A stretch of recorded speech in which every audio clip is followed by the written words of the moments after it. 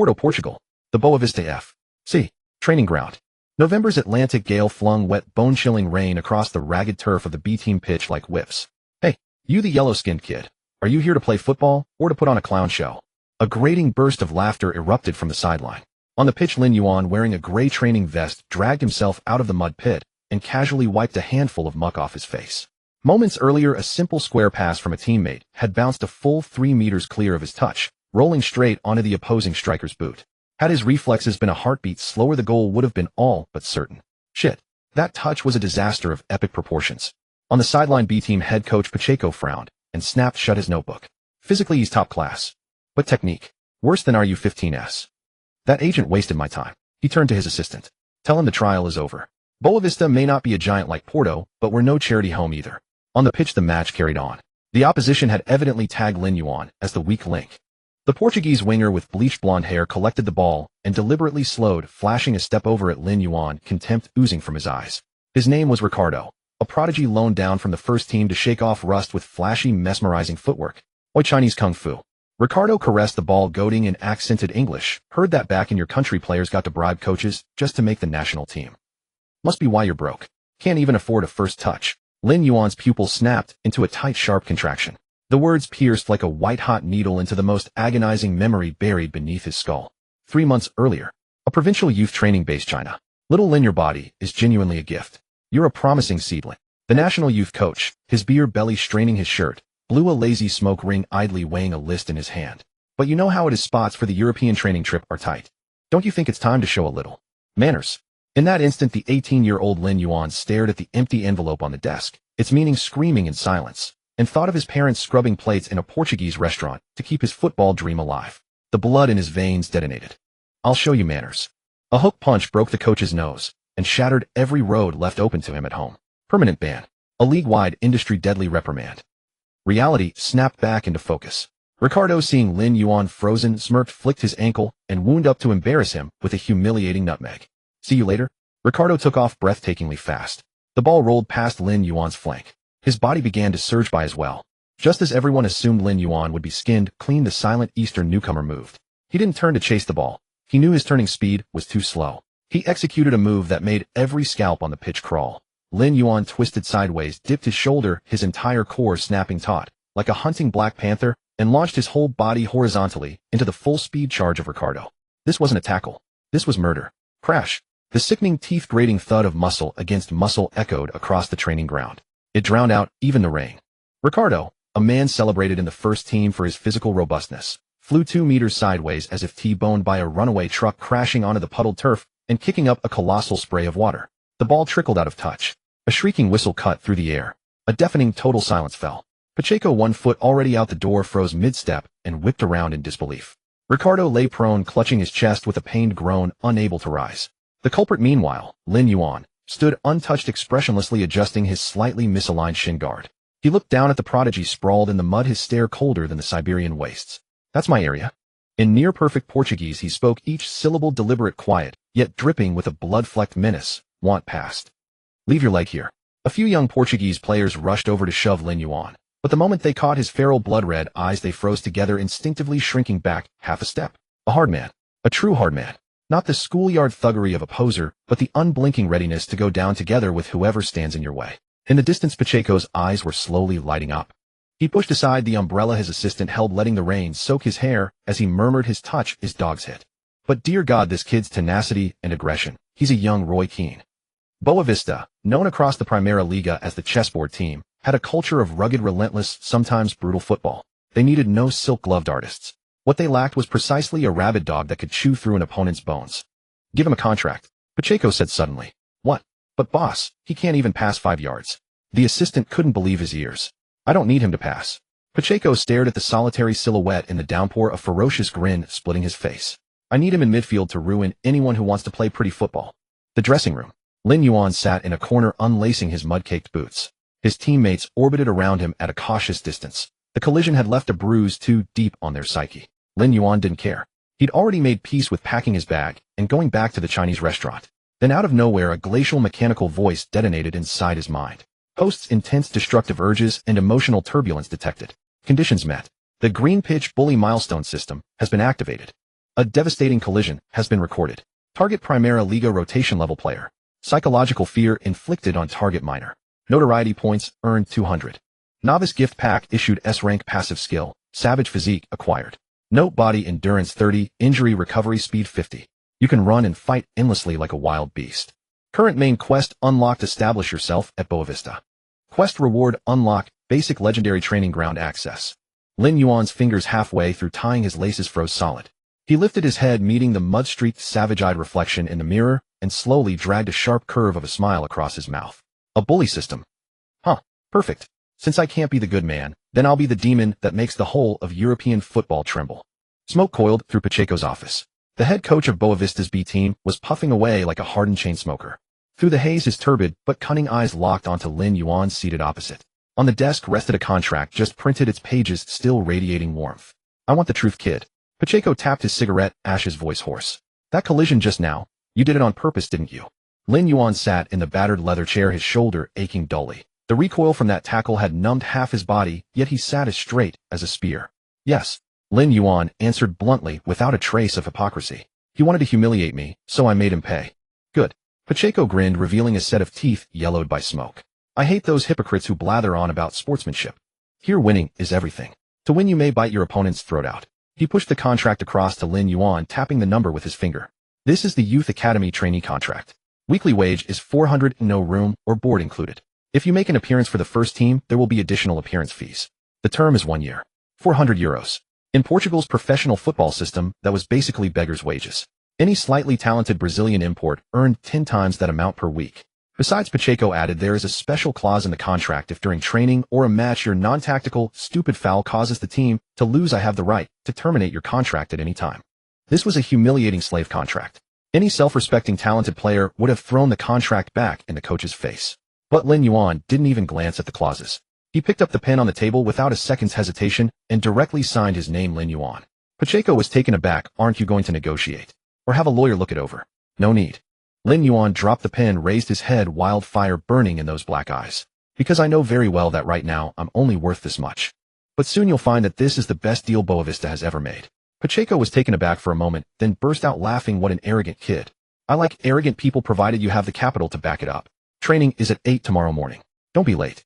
Now get the hell out and take a shower.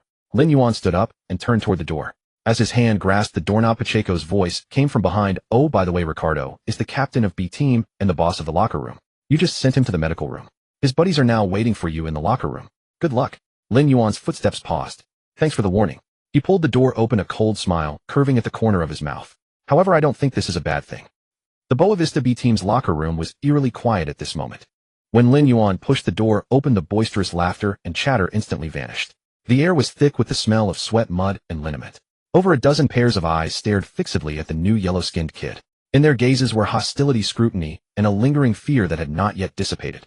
Lin Yuan ignored those stares. He walked straight toward the empty locker in the corner designated for the newcomer, which the assistant coach had just assigned to him. However, when he reached the locker, he found a huge padlock hanging on the door. And on the bench in front of the locker, a burly black man sat sprawled like a king. This guy's name was Bruno. At 192 meters tall and nearly 100 kilograms, he was the B team's starting center back and a close friend of the Ricardo, who had just been carried off. Bruno tossed the key in his hand, glaring fiercely at Lin Yuan. That locker is for teammates. As for the scumbag who sent a teammate to the hospital, you're not welcome here. Some of the surrounding players whistled, others crossed their arms to watch. This was the law of the jungle in professional football. A new lion could not establish its territory without killing a few hyenas. Lin Yuan stopped, standing before Bruno. The size difference between the two was stark. Bruno stood half a head taller, casting a shadow like an iron tower. Give me the key. Lin Yuan's voice was calm. And if I don't? Bruno stepped forward, his chest almost touching Lin Yuan's nose. Chinese kid, don't think you're invincible just because you slammed over that weakling Ricardo. In my eyes, you're nothing but a milk-sucking. Bang. A thunderous sound interrupted Bruno's trash talk. Lin Yuan didn't even use his hands. Without any warning, he raised his foot and viciously kicked the edge of the bench Bruno was sitting on. The solid wooden bench struck hard, instantly tipped over. Bruno, caught completely off guard, lost his balance and crashed to the ground with a clatter, his head thumping against the metal locker door with a loud bang. The whole room erupted in uproar. No one expected that this newcomer at such a disadvantage would dare to strike first. I think you've got one thing wrong. Lin Yuan bent down, picked up the fallen key from the ground. He didn't look at the dazed Bruno, but turned around and swept the entire locker room with a gaze that looked at them as if they were dead men. Those whose eyes met his felt a chill rising from the base of their spines. I'm not here to make friends. Lin Yuan inserted the key into the lock and said in the coldest tone of his life, I'm here to play football. Whoever stands in my way, I'll cripple them, whether on the pitch or off it. Got it. Silence. Absolute silence. Bruno picked himself up from the ground, his face beat, red fists clenching with cracking sounds. But when he met Lin Yuan's emotionless eyes, he hesitated. That was the gaze of someone who had killed. That was the gaze of a true desperado. Just as the conflict was about to ignite, a sharp whistle from the assistant coach sounded outside the door symbol. What are you all doing? The crisis in the locker room was temporarily defused, but everyone knew a mad dog had arrived at Boavista. Late at night, in a cheap single apartment, Lin Yuan, bare-chested, was vigorously rubbing the bruise on his shoulder with medicated oil. No team doctor, no massage therapist, he could only rely on himself. Hiss. The sharp pain made him suck in a breath. This was the price. But he felt no regret. System, he silently called out. A faint blue light screen instantly unfurled across his retina. Green pitch bully milestone system. Host Lin Yuan. Age 18. Overall assessment bench level at a relegation-threatened team in the Portuguese league. Severely unbalanced skills. Core attribute panel. Stamina 85. Everything else is useless except being impossible to run to death. Strength 82, enough to knock over most flashy tricks. Aggression 99. Urea lunatic. Passing 42. Amateur level, advised not to touch the ball. Dribbling 38. Your feet feel like lead. Defensive awareness 65. All instinct. Notoriety 200 points. Passing 42. Lin Yuan looked at the glaring red number and laughed self-deprecatingly. It really is crappy. Back in his home country, his coaches had only made him train his physique, completely ignoring technique. Now he was nothing but a brute with a body. Detected that the host possesses 200 points of notoriety. Would you like to consume all notoriety points to activate the primary legend training ground? Activate. Lin Yuan didn't hesitate. The space around him twisted instantly. The shabby apartment disappeared. In its place stood a muddy pitch under endless rain. A burly figure slowly emerged from the rain curtain. He was a man with a thick beard and fierce eyes like a ravenous wolf. He wore the red jersey of Manchester United with the captain's armband on his arm. Current instructor Roy Keane, Manchester United legendary captain, midfield enforcer. Training project, meat grinder tackle. Keane walked up to Lin Yuan without any nonsense, directly kicking a football to his feet. Kid, I heard you think you're tough. Keane's voice sounded like two pieces of iron grinding together. In my eyes, what you did today was like a sissy. A true villain doesn't scare opponents by colliding with them, but by making them dare not even receive the ball. From now on, if you can steal the ball from under my feet, even once, even by fouling, today's training will be considered over. Otherwise, die here. Lin Yuan looked at the legendary figure, exuding overwhelming pressure, and the blood in his body began to boil. This was the world he wanted. Come on. Lin Yuan roared, pouncing forward like a hungry wolf. Even in a dream, he would never give up. Portuguese U19 Youth League Round 12. Boavista B versus Vitória Guimarães B. The rain intensified the winter downpour in Porto, falling like icy needles, piercing densely into the mud-soaked turf. The red numbers on the scoreboard were stark 0-2. 65 minutes in the home side Boavista B were being utterly overwhelmed. What was supposed to be a tightly contested Miho derby had devolved into a one-man showcase for the visitors. On the pitch, João Sousa, wearing Guimarães number 10, was executing stepovers, toying with Boavista's lumbering defenders. He was the crown jewel of Guimarães' youth setup, hailed by the media as the new Rui Costa. A bunch of mannequins. Sousa sneered, flicking his ankle to execute a flashy nutmeg, drawing a roar of approval from the away end. On the sideline, Boavista B's manager Pacheco, his face ashen with fury, violently kicked a water bottle. Cowards. A bunch of cowards. That damn number 10 is treating you like his personal doormat. He spun around, his gaze sweeping over the substitutes' bench like a hawk. The substitutes, who had been chatting and laughing moments before, fell silent instantly. No one wanted to be the scapegoat sent into that fray, except for one figure in the corner, calmly adjusting his shin guards. Lin. Pacheco barked. Lin Yuan looked up, his eyes as calm and unreadable as a stagnant pool, utterly out of place amidst the surrounding panic. Get in there. I don't expect goals, and I don't expect you to orchestrate the play. Pacheco grabbed Lin Yuan, jabbing a finger at Sousa, who was blowing kisses in celebration. He growled through clenched teeth. Take him out. I mean, make him afraid to even touch the ball. Even if it costs you a red card, I want to see some fight from Boavista. Understand? Lin Yuan pulled off his training bib, revealing the taut number 16 jersey underneath. He said nothing, merely nodding. The fourth official raised the board. On 16, Lin Yuan. Off 6. As the dark-haired youth with the yellow skin trotted onto the field, the commentator struggled to find his name on the team sheet. Boavista are bringing on a trialist. At a time like this, it seems Coach Pacheco has thrown in the towel. On the field, Sousa noticed the new marker in front of him, and a mocking smirk curled on his lips. Hey, China boy. Sousa deliberately slowed his pace, stopping the ball under his sole, his eyes taunting Lin Yuan. Here for an autograph. Beg me, and maybe I'll consider signing your shirt after the match. Lin Yuan gave no response. He crouched slightly, lowering his center of gravity, his eyes locked onto the ball at Sousa's feet. After a week of being brutalized in Roy Keane's legendary training ground, this so-called genius's movements were riddled with glaring flaws in his eyes. Too slow, too soft, too wasteful.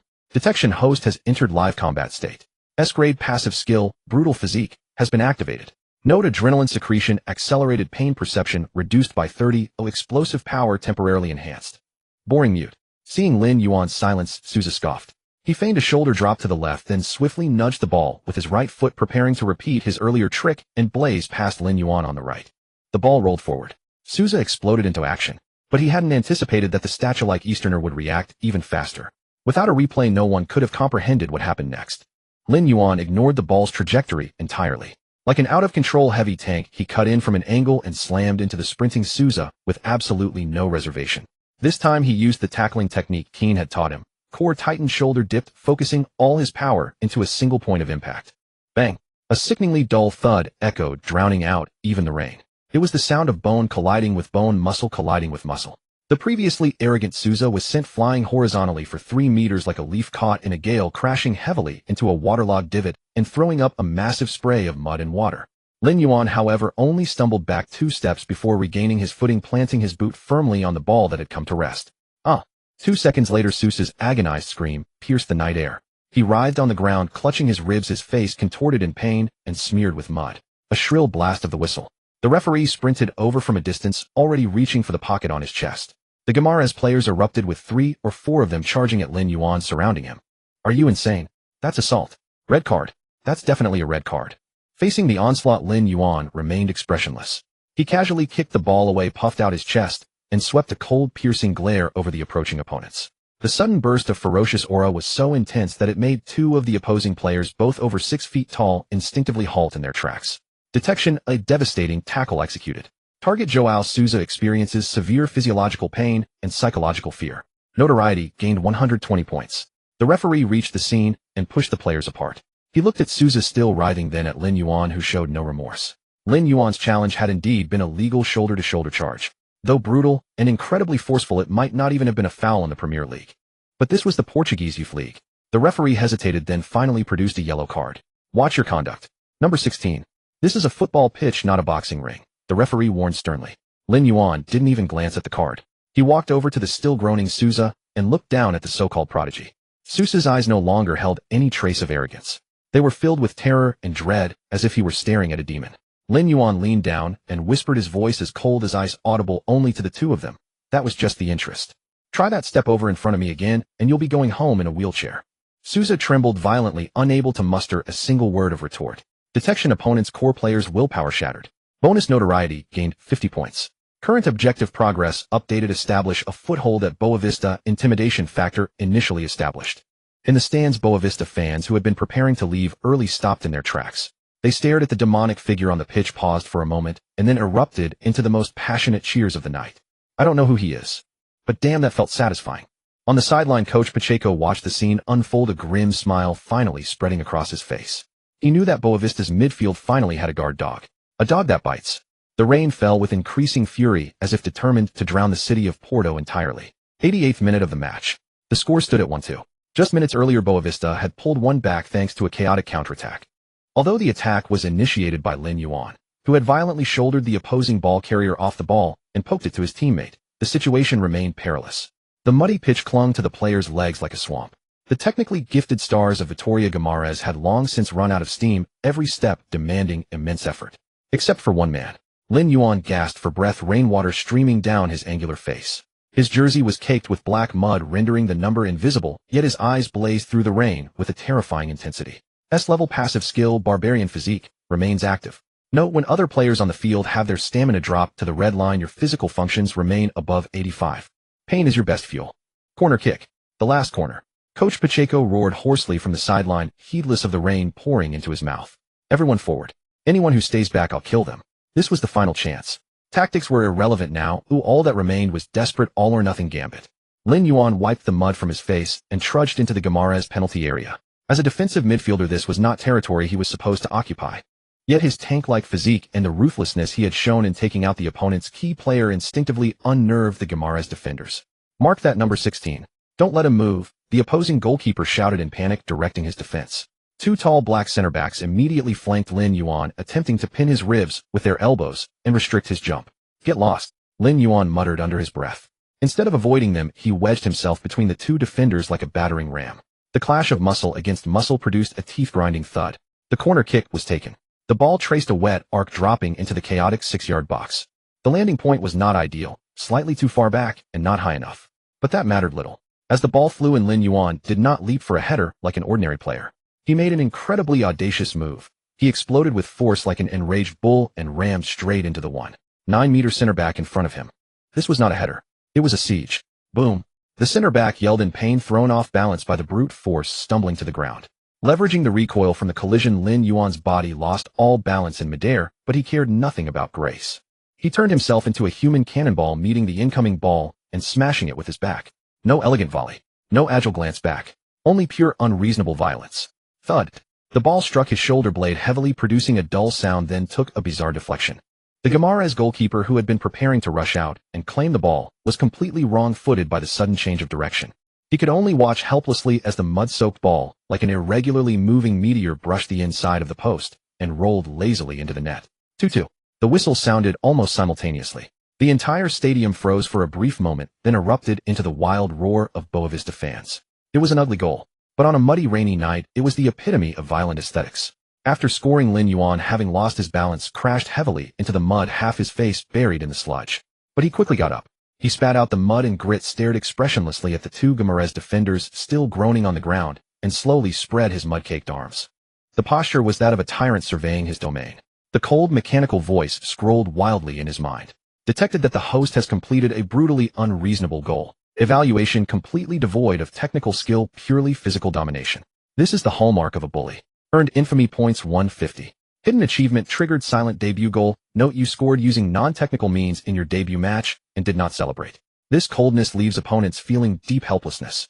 Current total infamy points 520. Hint infamy points have met the requirement to unlock the intermediate defensive training Gattuso template ticket. Lin, you madman. A figure rushed over. It was Captain Ricardo, the same man Lin Yuan had crashed into during a training match a week ago. Now the Portuguese winger excitedly grabbed Lin Yuan's neck and roared in his ear, "My God, that move of yours was like a battering ram. I love this terrible goal." Soon more teammates piled on. Bruno Martins. Those who had once mocked him as a flop and ostracized him now pressed onto him like a human pyramid, wildly slapping his back. The world of football was that pragmatic. If you were weak, even breathing was a mistake. If you were tough, the whole world would make way for you. Lin Yuan, crushed at the bottom, felt the weight and sweat of his teammates. He did not smile. Through the gaps in the pile, he looked at the cold raindrops in the night sky, and the voice in his heart grew clearer. This is only the beginning. The final whistle blew. The youth team match, watched by only a few thousand people, was over. But for Lin Yuan, the war that truly belonged to him had just begun. In the locker room, Coach Pacheco pushed open the door holding a stack of statistics. The room fell silent instantly. Pacheco scanned the room, finally settling his gaze on Lin Yuan, who was applying an ice pack to his knee in the corner. Number 16. Pacheco's voice was still hoarse, but the earlier contempt was gone. "You don't need to report to the B team tomorrow." Lin Yuan's hand paused. The teammates around him were also stunned. Was it because of the yellow card?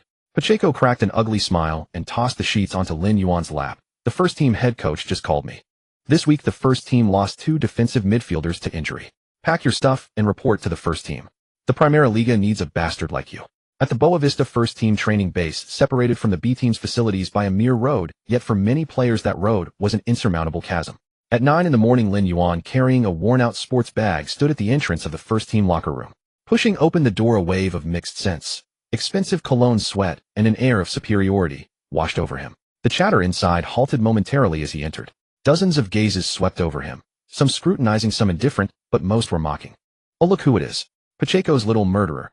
The speaker was a black player with a mohawk who was tying his shoelaces while winking at his teammate. "I heard he nearly broke someone's leg in the youth team." Terrifying. A few light chuckles echoed around the room. Unfazed, Lin Yuan walked straight to the only vacant locker in the corner. He recognized the black player, Camacho, Boavista's star attacking midfielder. Flashy with the ball, he was the team's dribbling maestro, and the type who held nothing but contempt for gritty workhorses. "Hey, Chinese guy." Camacho's voice rose when Lin Yuan ignored him. "This isn't some kindergarten like the B team. Be careful in training later. Don't go breaking your own legs. No one here will feel sorry for you." Lin Yuan pulled his jersey over his head, revealing a set of muscles as hard as rock. He turned his head, his gaze as calm as a stagnant pool. "Worry about your own legs." Camacho was taken aback for a moment, then his face darkened. Quite the tough mouth you've got there. 20 minutes later on the training pitch, the rhythm of the first team was a world apart from the B team, just as Lin Yuan had anticipated. Rondo. Move it rookie, get in the middle. The warm-up was the classic monkey in the middle drill. Lin Yuan was designated to be the one in the center. It was his weakest link. His physical attributes were S tier, but his ball control was currently D tier, even worse than some amateur players. Hey over here. Too slow. Too slow. Are you made of wood? The ball darted between the feet of Camacho winger Santos and others like an obedient sprite. Lin Yuan lumbered around in the center like a clumsy bear, his every lunge a fraction of a second too late. Camacho in particular delighted in toying with him. Even when a pass was available, he would wait until Lin Yuan was upon him, then casually flick the ball through his legs with a contemptuous nutmeg. Nutmeg? How many is that now? Camacho laughed exaggeratedly. Hey, is that all Chinese kung fu is good for? Getting the ball played through your legs. The surrounding teammates joined in the laughter. Head coach Petit stood on the sidelines, his expression unreadable behind sunglasses, making no move to stop the drill. Sweat dripped from Lin Yuan's chin. His breathing was heavy, his lungs feeling like they were on fire. Not from exhaustion, but from rage. The humiliation of being treated like a clown made the blood in his veins boil.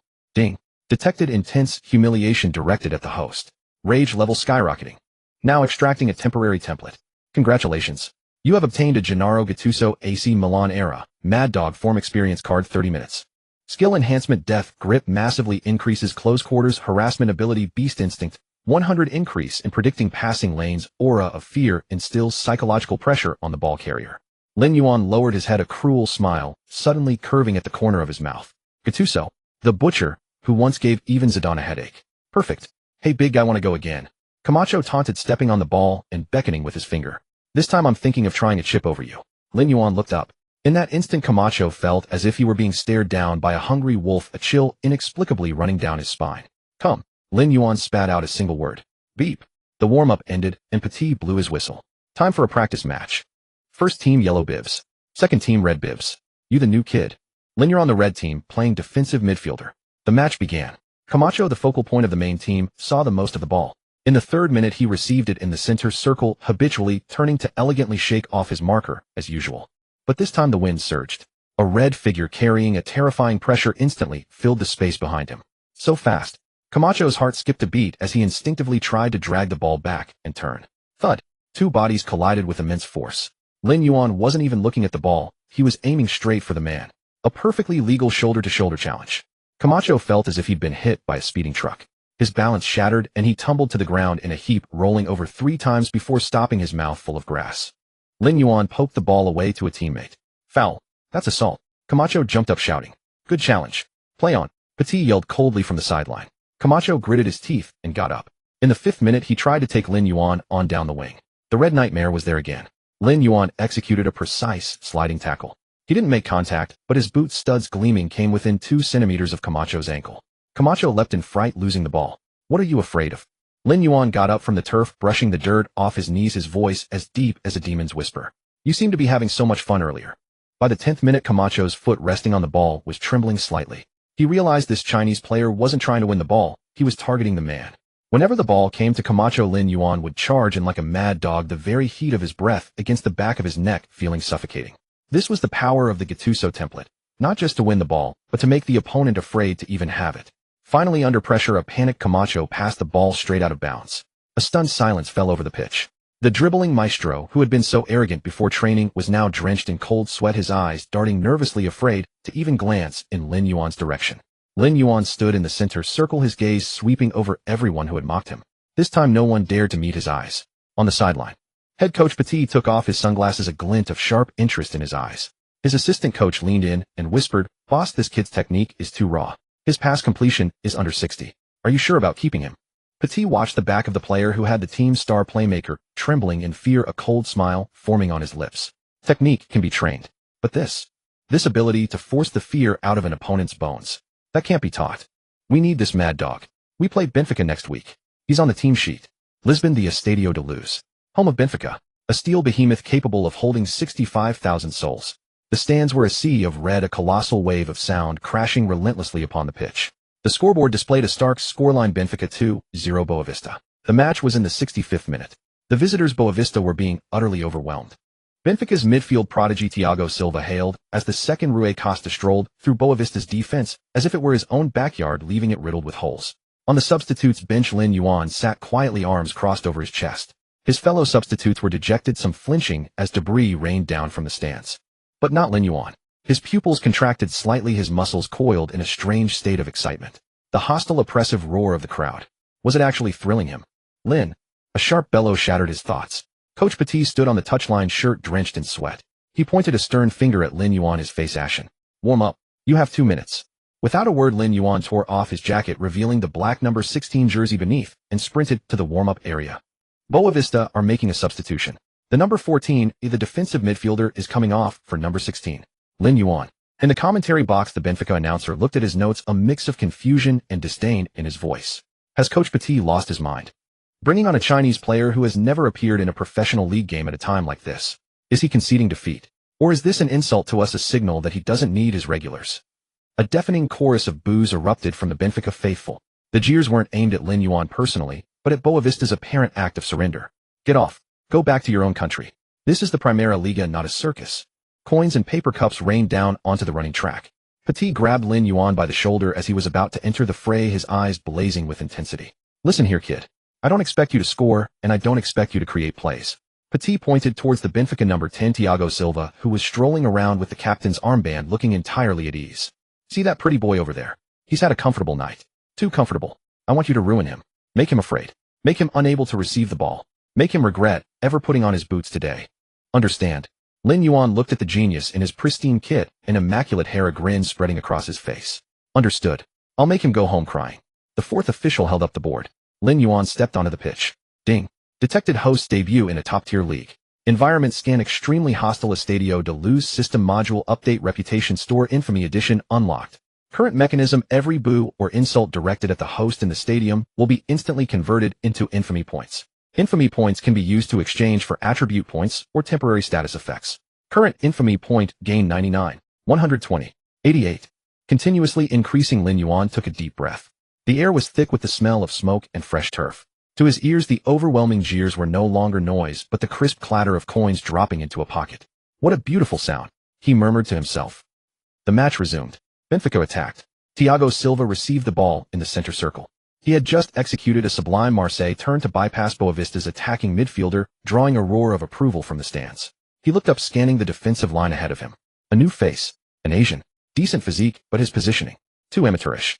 A flicker of contempt crossed Thiago's lips. He nudged the ball forward, ready to blow past this rookie with sheer pace and bask in the crowd's applause. He accelerated. Lightning fast. Just as he was about to glide past Lin Yuan's flank, he failed to see the cold glint in Lin Yuan's eyes. Lin Yuan didn't retreat, nor did he attempt to win the ball. Instead, using the explosive burst of speed granted by brutal physique, he launched himself sideways like a cannonball, cutting him off. If he couldn't get the ball, he would get the man. Crack! A sickening, bone-jarring thud echoed through the stadium's microphones, heard around the world. For a split second, the 60,000 in the Estadio de Luz seemed to be choked silent, the cheers dying in their throats. The elegant Benfica number 10 was sent flying like a leaf caught in a gale, tumbling horizontally for 2 meters before crashing onto the turf and skidding further along the grass. The number 16, however, stood his ground, solid as a crash barrier that had just stopped a speeding car. Tweet. The referee's frantic whistle sounded as he sprinted overhand, reaching for his pocket. Players from both teams swarmed the scene. Benfica's players, eyes blazing with fury, shoved Lin Yuan, seeking retribution for their captain. Are you insane? That's assault. You bastard. You could have ended his career.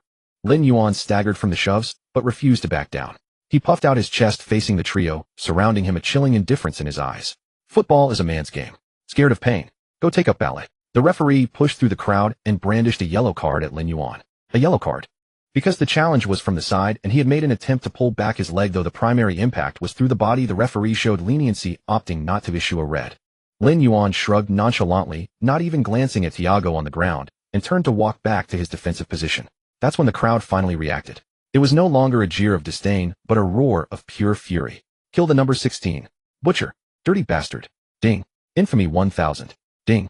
Infamy 2000. Listening to the numbers skyrocket, Lin Yuan licked his dry lips. He looked at Thiago, who had just scrambled to his feet, his face a mask of terror and a hole torn in his sock. Lin Yuan mouthed a silent message. If you get the ball again, the next one will hurt more. At that moment, Benfica's genius number 10 felt a chill run down his spine for the first time on a football pitch. That yellow card was like a signal, not reigning in Lin Yuan, but rather unleashing some kind of seal. At that moment, the system notification chimed in his ear like a pleasant symphony. Notoriety points flowing in. Current balance, 3,500 points. Would you like to exchange for a temporary status? Lin Yuan muttered inwardly, exchange for Death's Gaze basic to diminish the opponent player's courage, in exchange for stamina potion small. A cool surge of air instantly coursed through his body, washing away the muscle soreness from the recent full-speed sprints. Match minute 72. Benfica attempted to launch an attack down the right flank. The ball was with their substitute winger, a small quick player. He had planned to exploit Lin Yuan's yellow card by attempting a change of pace to break through. But as soon as he looked up, he met a pair of icy piercing eyes. In that instant, the small winger had a strange illusion. Standing before him was not a man, but a beast sharpening its fangs ready to tear his throat out at any moment. Hesitation. Fatal hesitation. In the brief moment his feet stumbled, Lin Yuan moved. No superfluous moves, just a brutal physical collision and precise positioning. Bang! The small winger felt like he had hit a steel plate and was shoved out of bounds, ball and all. Throw in. Boavista's ball. The linesman raised his flag. The jeers from the Stadium of Light rose another octave. Foul. He's pushing. Referee, are you blind? Lin Yuan leisurely adjusted his sleeve, turned and jogged back towards the midfield, leaving the furious home fans with a cold, indifferent back. Minute 80. This became the longest 10 minutes for the entire Benfica team. Their fluid passing game had vanished. Because every Benfica player before receiving the ball would instinctively glance to see where that madman in the number 16 shirt was. Midfield maestro Thiago Silva had disappeared completely. Whenever the ball rolled towards him, that red nightmare would appear right on time. Even if Lin Yuan was still 10 meters away, Thiago would opt for the safest sideways or backward pass, never daring to turn and face forward. Damn it. What is Thiago doing? Has he been scared witless by that Chinese guy? Bellowed the Benfica commentator in the broadcast booth, frustrated. This is our home turf. How can we let a foul-prone rookie dominate the midfield? Minute 88. The most astonishing scene of the match unfolded. Benfica had a golden counter-attack opportunity, a half-volley lofted towards the edge of the box. It was a 5,050 ball. Benfica's towering striker Nunes charged forward. Lin Yuan charged too. Both were sprinting at full tilt, neither showing any sign of slowing down. This was set to be a cataclysmic, earth-shattering collision. 3 meters to impact. 2 meters. 1 meter. The entire stadium held its breath, some even covered their eyes. In the final split second before the collision, Benfica's tough guy striker Nunes lost his nerve. Fearful of injury, he instinctively pulled back his foot and turned his body sideways. But Lin Yuan did not slow down. He leaped high, heading the ball away with immense power like a bomber plane, while his strong body, propelled by momentum, crashed directly into the retreating Nunes, sending him sprawling. Thud. The ball was cleared into the 10th row of the stands. Lin Yuan landed, his feet planted firmly on the turf like nails, unmoving. Meanwhile, the 20 million Benfica striker lay on the ground, clutching his ribs in agony. Silence. The Stadium of Light, filled with 6,500 people, fell into a deathly hush. Lin Yuan stood in the spotlight, surveying his surroundings. This time, even the jeers hesitated for a moment. This was the most primitive law of competitive sports. The weak fear the strong, and the strong fear the fearless. Beep, beep, beep. The final whistle finally blew. The score was locked at 2-0. Boavista had lost. But a strange scene occurred during the post-match handshakes.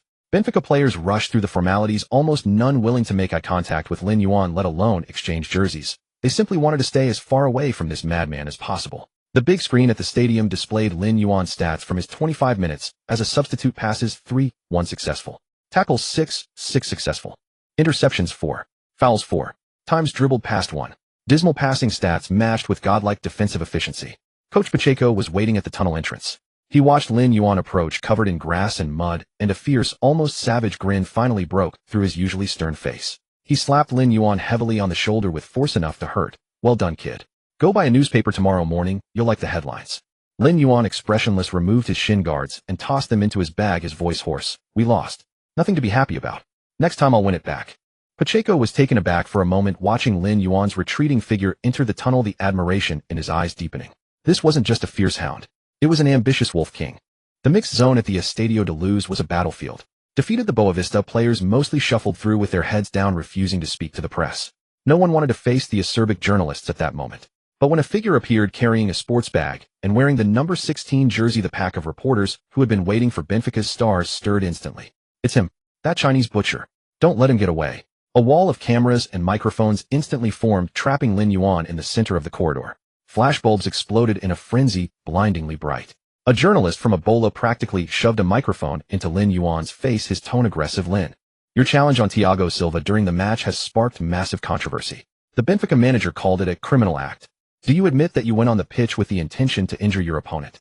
Another reporter chimed in, dripping with sarcasm. Is this the fabled Chinese kung fu? Do you think the football pitch is a boxing ring? Will you apologize to Thiago for your brutal behavior? All cameras were fixed on Lin Yuan's face, waiting for a flicker of panic or a flash of rage. However, they were disappointed. Lin Yuan stopped.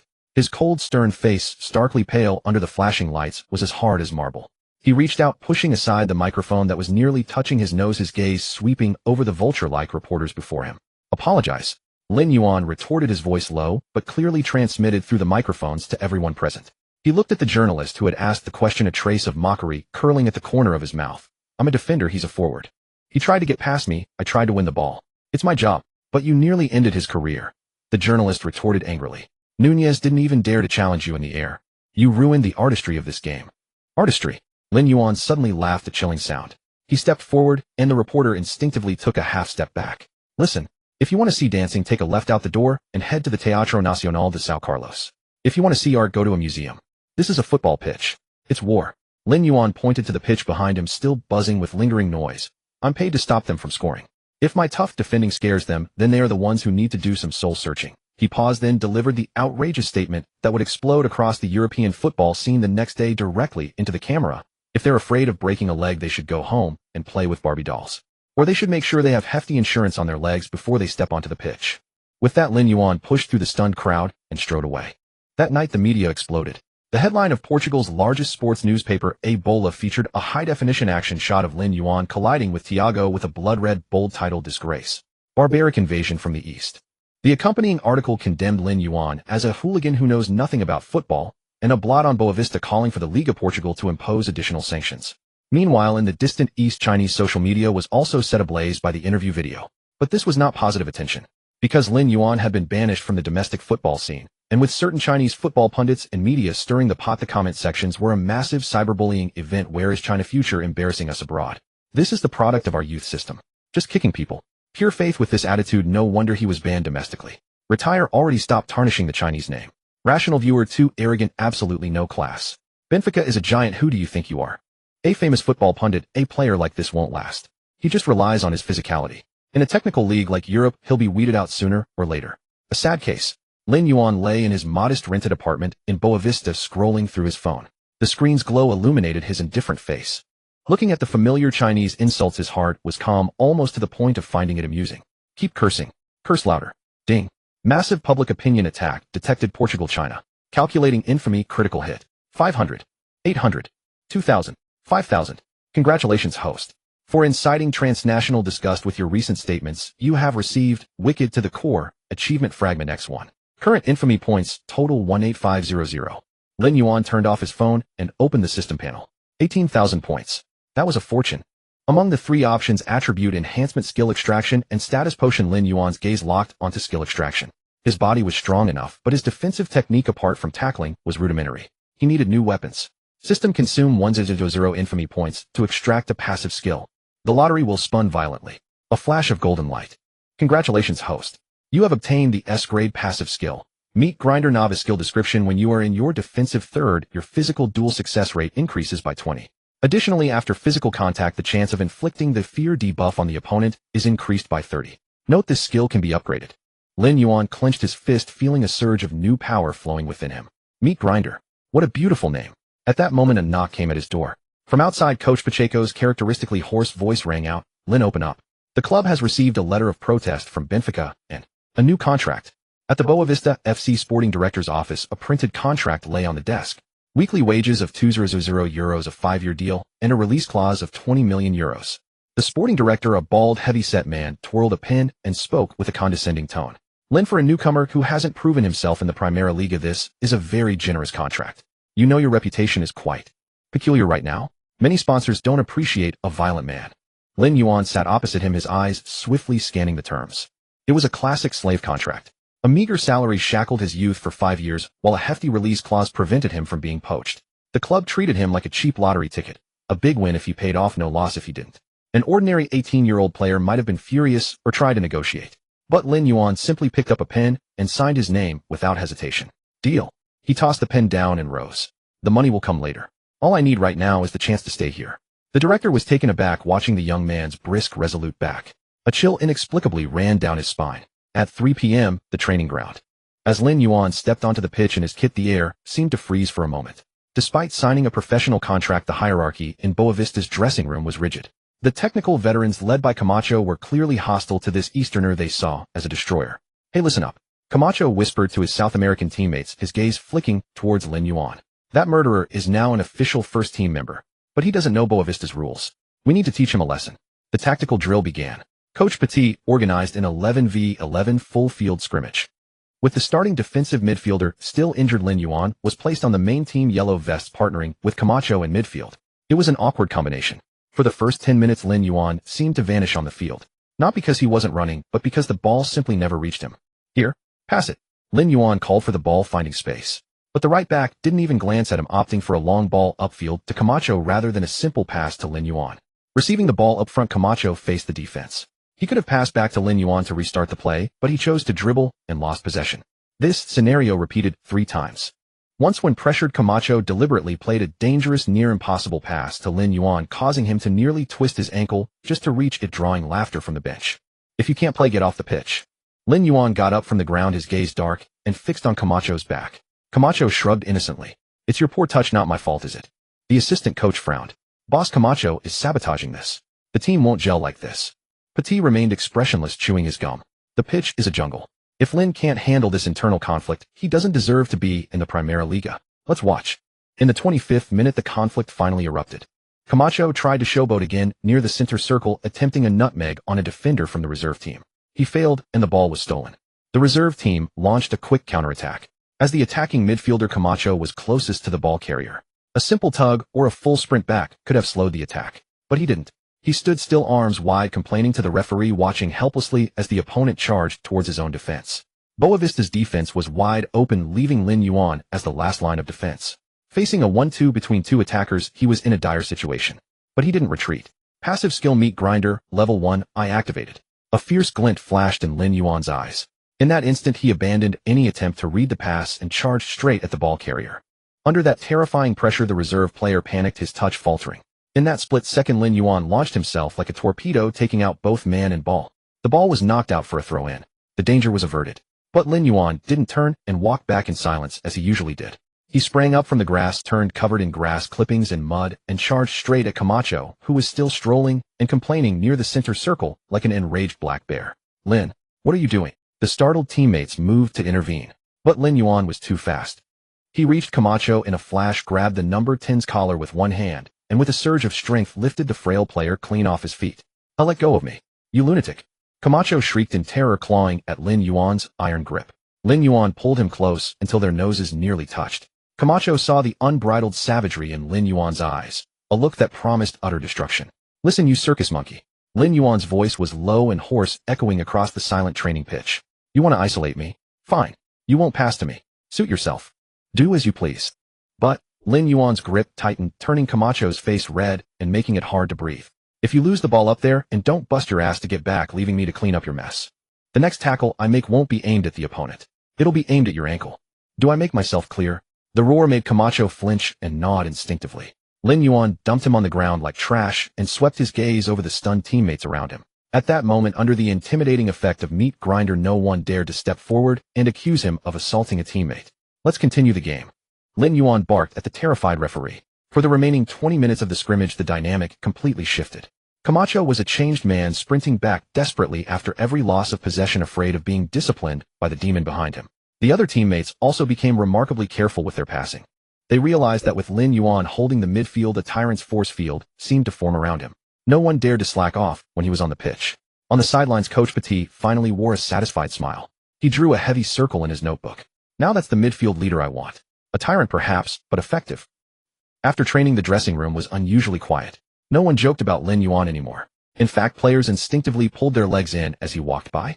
After showering and changing, Lin Yuan was about to leave when his phone rang. It was an unknown number. "Hello."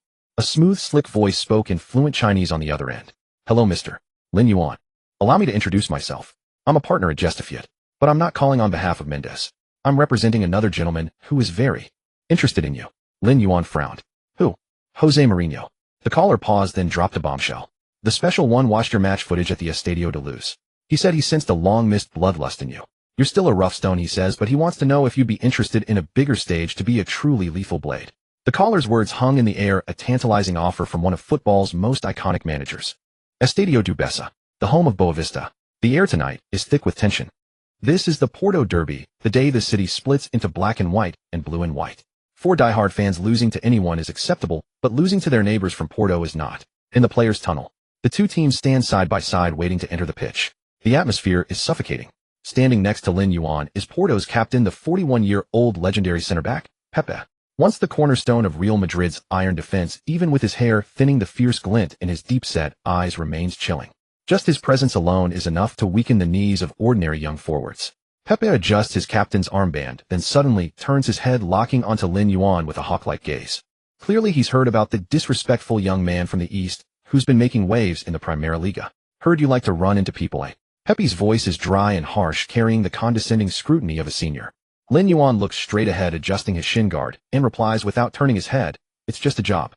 Pepe sneers, steps closer, and mutters in a voice only the two of them can hear, "Kid, I was breaking strikers' legs before you were even weaned. Watch yourself tonight. Don't cause trouble on my turf, or I'll show you what a real villain looks like." Lin Yuan finally turns his head. He looks at this veteran, half a head shorter, but radiating an intimidating aura without flinching. A grin reveals his stark white teeth. "Old man, your era is over. And this is Estadio do Bessa, my turf." Pepe is taken aback, his eyes blazing with fury. Before he can react, the referee's whistle blows. "Let's go." The match begins. Porto, a regular in the Champions League, is far superior to Boavista. Within the first 10 minutes, Porto is laying siege to Boavista's half. Lin Yuan is busy. He's like a sweeper running at full power, relentlessly clearing the area in front of the box. Passive skill meet grinder, beginner active. Tackle success rate 20. In the 15th minute, Porto's Brazilian winger cuts inside with the ball. Lin Yuan anticipates, perfectly slamming the door shut with a ferocious challenge, sending the winger flying into the advertising hoardings. Great tackle. The Boavista fans in the stands erupt in wild cheers. In the 28th minute, Porto's attacking midfielder attempts a through ball. Lin Yuan slides in, taking both ball and man. Although a foul is called, the look in his eyes as he gets up sends the midfielder backpedaling. But he knows the real test is yet to come. In the 35th minute, Porto wins a corner. Two towering center-backs charge into Boavista's penalty area. One of them is the bald-headed Pepe. "Stick to Pepe. Don't let him jump," the goalkeeper yells in panic. Lin Yuan walks over and positions himself right next to Pepe. The two begin a physical battle off the ball in the box. Shoving, sneaky elbows, stamping on feet. Underhanded tactics invisible to the referee are being deployed endlessly. Pepe, the wily veteran, uses a hidden elbow to jab Lin Yuan's ribs as the corner is taken, trying to create space. It's a dirty move, a typical rookie would recoil in pain. But Lin Yuan doesn't dodge. He takes the elbow squarely on his ribs, grunting in agony. But fueled by the adrenaline rush from the pain, he grabs Pepe's shirt in return, gripping it, as if to tear it apart, and firmly holds his ground. System notification: head-on collision. Infamy 200. Want to get past? You'll have to go through me. Lin Yuan growls. The ball arrives. Pepe, tightly marked by Lin Yuan, is unable to jump. Lin Yuan gets there first, heading the ball clear out of the box. After landing, they turn to face each other simultaneously, foreheads pressed against foreheads like two fighting bulls. "Is that all the strength you have, old-timer?" Lin Yuan taunts, breathing heavily. In the stands, Mourinho's scout, a middle-aged man in a trench coat, lowers his binoculars, a slight smile playing on his lips, and writes a line in his notebook: "Exceptional pain tolerance." Holds his own against Pepe. Character rating S. Second half, 70th minute. The score is 0-0. Porto is getting desperate. A long counter-attack ball drops into no man's land near the center circle. It's a genuine 5050 ball. Lin Yuan sprints from the back. Pepe charges up from the defensive line. In that moment, the two generations of villains see the same madness in each other's eyes. Whoever slows down is a coward. The crowd seems to sense what's coming. Either gasps are instantly drowned out by the sound of the impact. Boom. No hesitation, no slowing down. Two powerful bodies collide head-on at full speed. The force of the impact is like two motorcycles crashing. Lin Yuan feels as if a sledgehammer has hit his chest, his organs shaking. He's thrown backward, tumbling twice on the turf. But he doesn't stay down. Barbaric physique works at full drive. He pushes himself up with his hands, gritting his teeth, shaking his dizzy head, and gets back to his feet in just 2 seconds. On the other side, the 41-year-old Pepe lies on the ground, clutching his chest. Though not injured, he struggles, but fails to get up immediately. Time waits for no one. In a pure contest of physicality and recovery, the young beast has triumphed over the aging lion. Lin Yuan stands over the fallen Pepe, looking down at him. He doesn't offer a hand. He just gives a cold, brief glance before turning to focus on defense. The photographers on the sidelines capture the moment. With the Bessa crowd wildly waving flags in the background, the image shows the young tyrant standing tall, while the legendary warrior lies on the ground. In that instant, everyone understands one fact: the throne of villainy in the Primera Liga has changed hands. The final score is 0-0. Boavista, thanks to Lin Yuan's near-suicidal defending, managed to snatch a point from the mighty Porto at home. After the match, Pepe pauses as he passes Lin Yuan. He doesn't provoke him like he did at the start. Instead, he gives Lin Yuan a long, hard look and mutters in Portuguese, "The Premier League suits you better. Go cause havoc there, don't linger in Portugal." Lin Yuan wipes the sweat from his face and replies, "That's the plan." After the Porto match, Lin Yuan's name was thoroughly tarnished in Portugal and thoroughly famous. A Google search for Lin Yuan no longer surfaced that Chinese kid, but rather, the butcher of Bessa Stadium, the nightmare of every Primera Liga striker, a beast that should be caged. The Record even ran a front-page photo of Lin Yuan staring expressionlessly at Pepe with the inflammatory headline, "This is war, and he is a weapon of mass destruction." On this Iberian peninsula that prized technique and worshipped attack, Lin Yuan's mudslide style of play was nothing less than a declaration of war against the entire league. At the Boavista training ground, "Listen, kid." Head coach Pacheco slammed a stack of newspapers onto the locker in front of Lin Yuan, his face grim. "You're a celebrity now, but I guarantee the next match will be the hardest you've ever played." Lin Yuan, tying his laces, looked up with calm eyes because of SC Braga. The next opponent was Braga, the famed fourth powerhouse of the Primera Liga, known for their refined style and their production of nimble Brazilian wingers. "No, because of the referee." Pacheco pointed to the sky. "Someone at the Federation isn't happy. You nearly crippled Pepe last match. Porto is putting on heavy pressure. This match, if you so much as breathe too heavily, the referee will pull out a card on you." And Pacheco paused, drawing a red circle on the tactics board. "Those Brazilians from Braga, their specialty is acting. They'll burn past you with speed or pretend you got past them, then collapse screaming the moment you extend a leg as if struck by a sniper bullet. If you get a red card, the media will devour you alive." The locker room fell silent. All eyes turned to Lin Yuan. Everyone knew Lin Yuan's current style was built entirely on physical confrontation. If the referee was biased, if opponents played for fouls, this beast would have its fangs pulled. Lin Yuan stood up, rolled his neck, and a crisp crack echoed. "Acting." A rare sneering smirk curled at the corner of his mouth. "Then I'll show them what a real action movie looks like. And what a horror movie is." Sunday, Municipal Stadium. Deafening jeers rained down from the stands. Influenced by the media, Braga fans unleashed a torrent of abuse. "Go back to China. Savage." Every time Lin Yuan touched the ball. Just 10 minutes into the match, the beast trap was sprung. Braga's left winger, the Brazilian prodigy Ricardinho, wearing the number 10, was a diminutive player, only 168 centimeters tall, but with lightning-fast footwork. He buzzed around Lin Yuan like a pesky fly. "Hey, big guy, come get me." Ricardinho did step-overs, showing off his skills. "Heard you like to hit people. Come on, try touching me." Lin Yuan remained expressionless, coldly watching the ball at his opponent's feet. System notice: hostile provocation detected. Infamy 50. The trap was sprung in the 15th minute. Ricardinho received the ball at the edge of the box, feinted a burst of speed, but deliberately slowed, waiting for Lin Yuan's signature ferocious tackle. If Lin Yuan extended a leg, or even made a charging motion, Ricardinho would fly like a kite, with its string cut, rolling 18 times across the turf. The referee's hand inched towards his breast pocket, his eyes locked on Lin Yuan. The entire stadium held its breath, waiting for the savage to take the bait. Lin Yuan moved. He charged forward like an out-of-control tank, incredibly fast, terrifyingly fierce. Ricardinho's heart soared. He took the bait. What a fool. Just as they were about to collide, Ricardinho was already preparing for takeoff, leaning back, mouth open, ready to scream. But then, screech. A teeth-grinding sound of sudden stops filled the air. The anticipated collision never came. Lin Yuan's massive frame came to an abrupt, physics-defying halt, just 5 centimeters from Ricardinho. It was the ultimate display of core strength. Ricardinho's momentum was already committed. He tumbled backward involuntarily. But he realized in horror that Lin Yuan wasn't touching him at all. In fact, Lin Yuan had even put his hands behind his back, staring at him like he was an idiot. Thud. Ricardinho, caught off guard and off balance, tripped over his own feet and fell flat on his face in a graceless heap. The most embarrassing part, because he'd prepped for a scream, he instinctively let out a pitiful wail as he hit the ground. The stadium fell silent. Lin Yuan stood still, hands behind his back, looking down at Ricardinho, writhing in agony at his feet. He then looked up, utterly innocent, at the approaching referee. "So you saw that clearly?" Lin Yuan shrugged, his voice quiet but clear in the hushed arena. "The grass here must be slippery. Or maybe the wind is too strong." The referee's face turned green. Calling a foul on that obvious air tackle would end his own career tomorrow. "Get up." The referee snarled at Ricardinho on the ground, unhesitatingly pulling out a yellow card. "Diving. Yellow card. Ha ha ha." The previously tense Boavista bench erupted in laughter. The jeers from the stands turned into awkward murmuring. Lin Yuan watched Ricardinho scramble to his feet in bewilderment, then leaned in, whispering, so only the two of them could hear, "Your acting is too over the top. Is this the Brazilian talent? Ricardinho's face flushed crimson with humiliation and fury. However, Lin Yuan's tone shifted, the mockery vanishing, replaced by a suffocating chill. Since you're so eager to lie down, it would be rude of me not to oblige. 3 minutes later, Braga attacked, and again the ball went to Ricardinho. This time he hesitated, noticeably afraid to try anything fancy. In that moment of hesitation, a shadow eclipsed the sunlight. Now this is real. The low murmur sounded like a death sentence. Boom. This time there was no breaking. Lin Yuan turned his body and delivered a perfectly legal textbook shoulder charge, slamming hard into Ricardinho's shoulder. Against such a disparity in sheer power and mass, technique was meaningless. This time Ricardinho wasn't acting. He was genuinely sent flying. He was launched horizontally 2 meters through the air, crashing heavily into the advertising boards with a dull, sickening thud, then slid down like a wet rag, unable to get up. The stadium went deathly silent. Stretcher bearers rushed onto the pitch.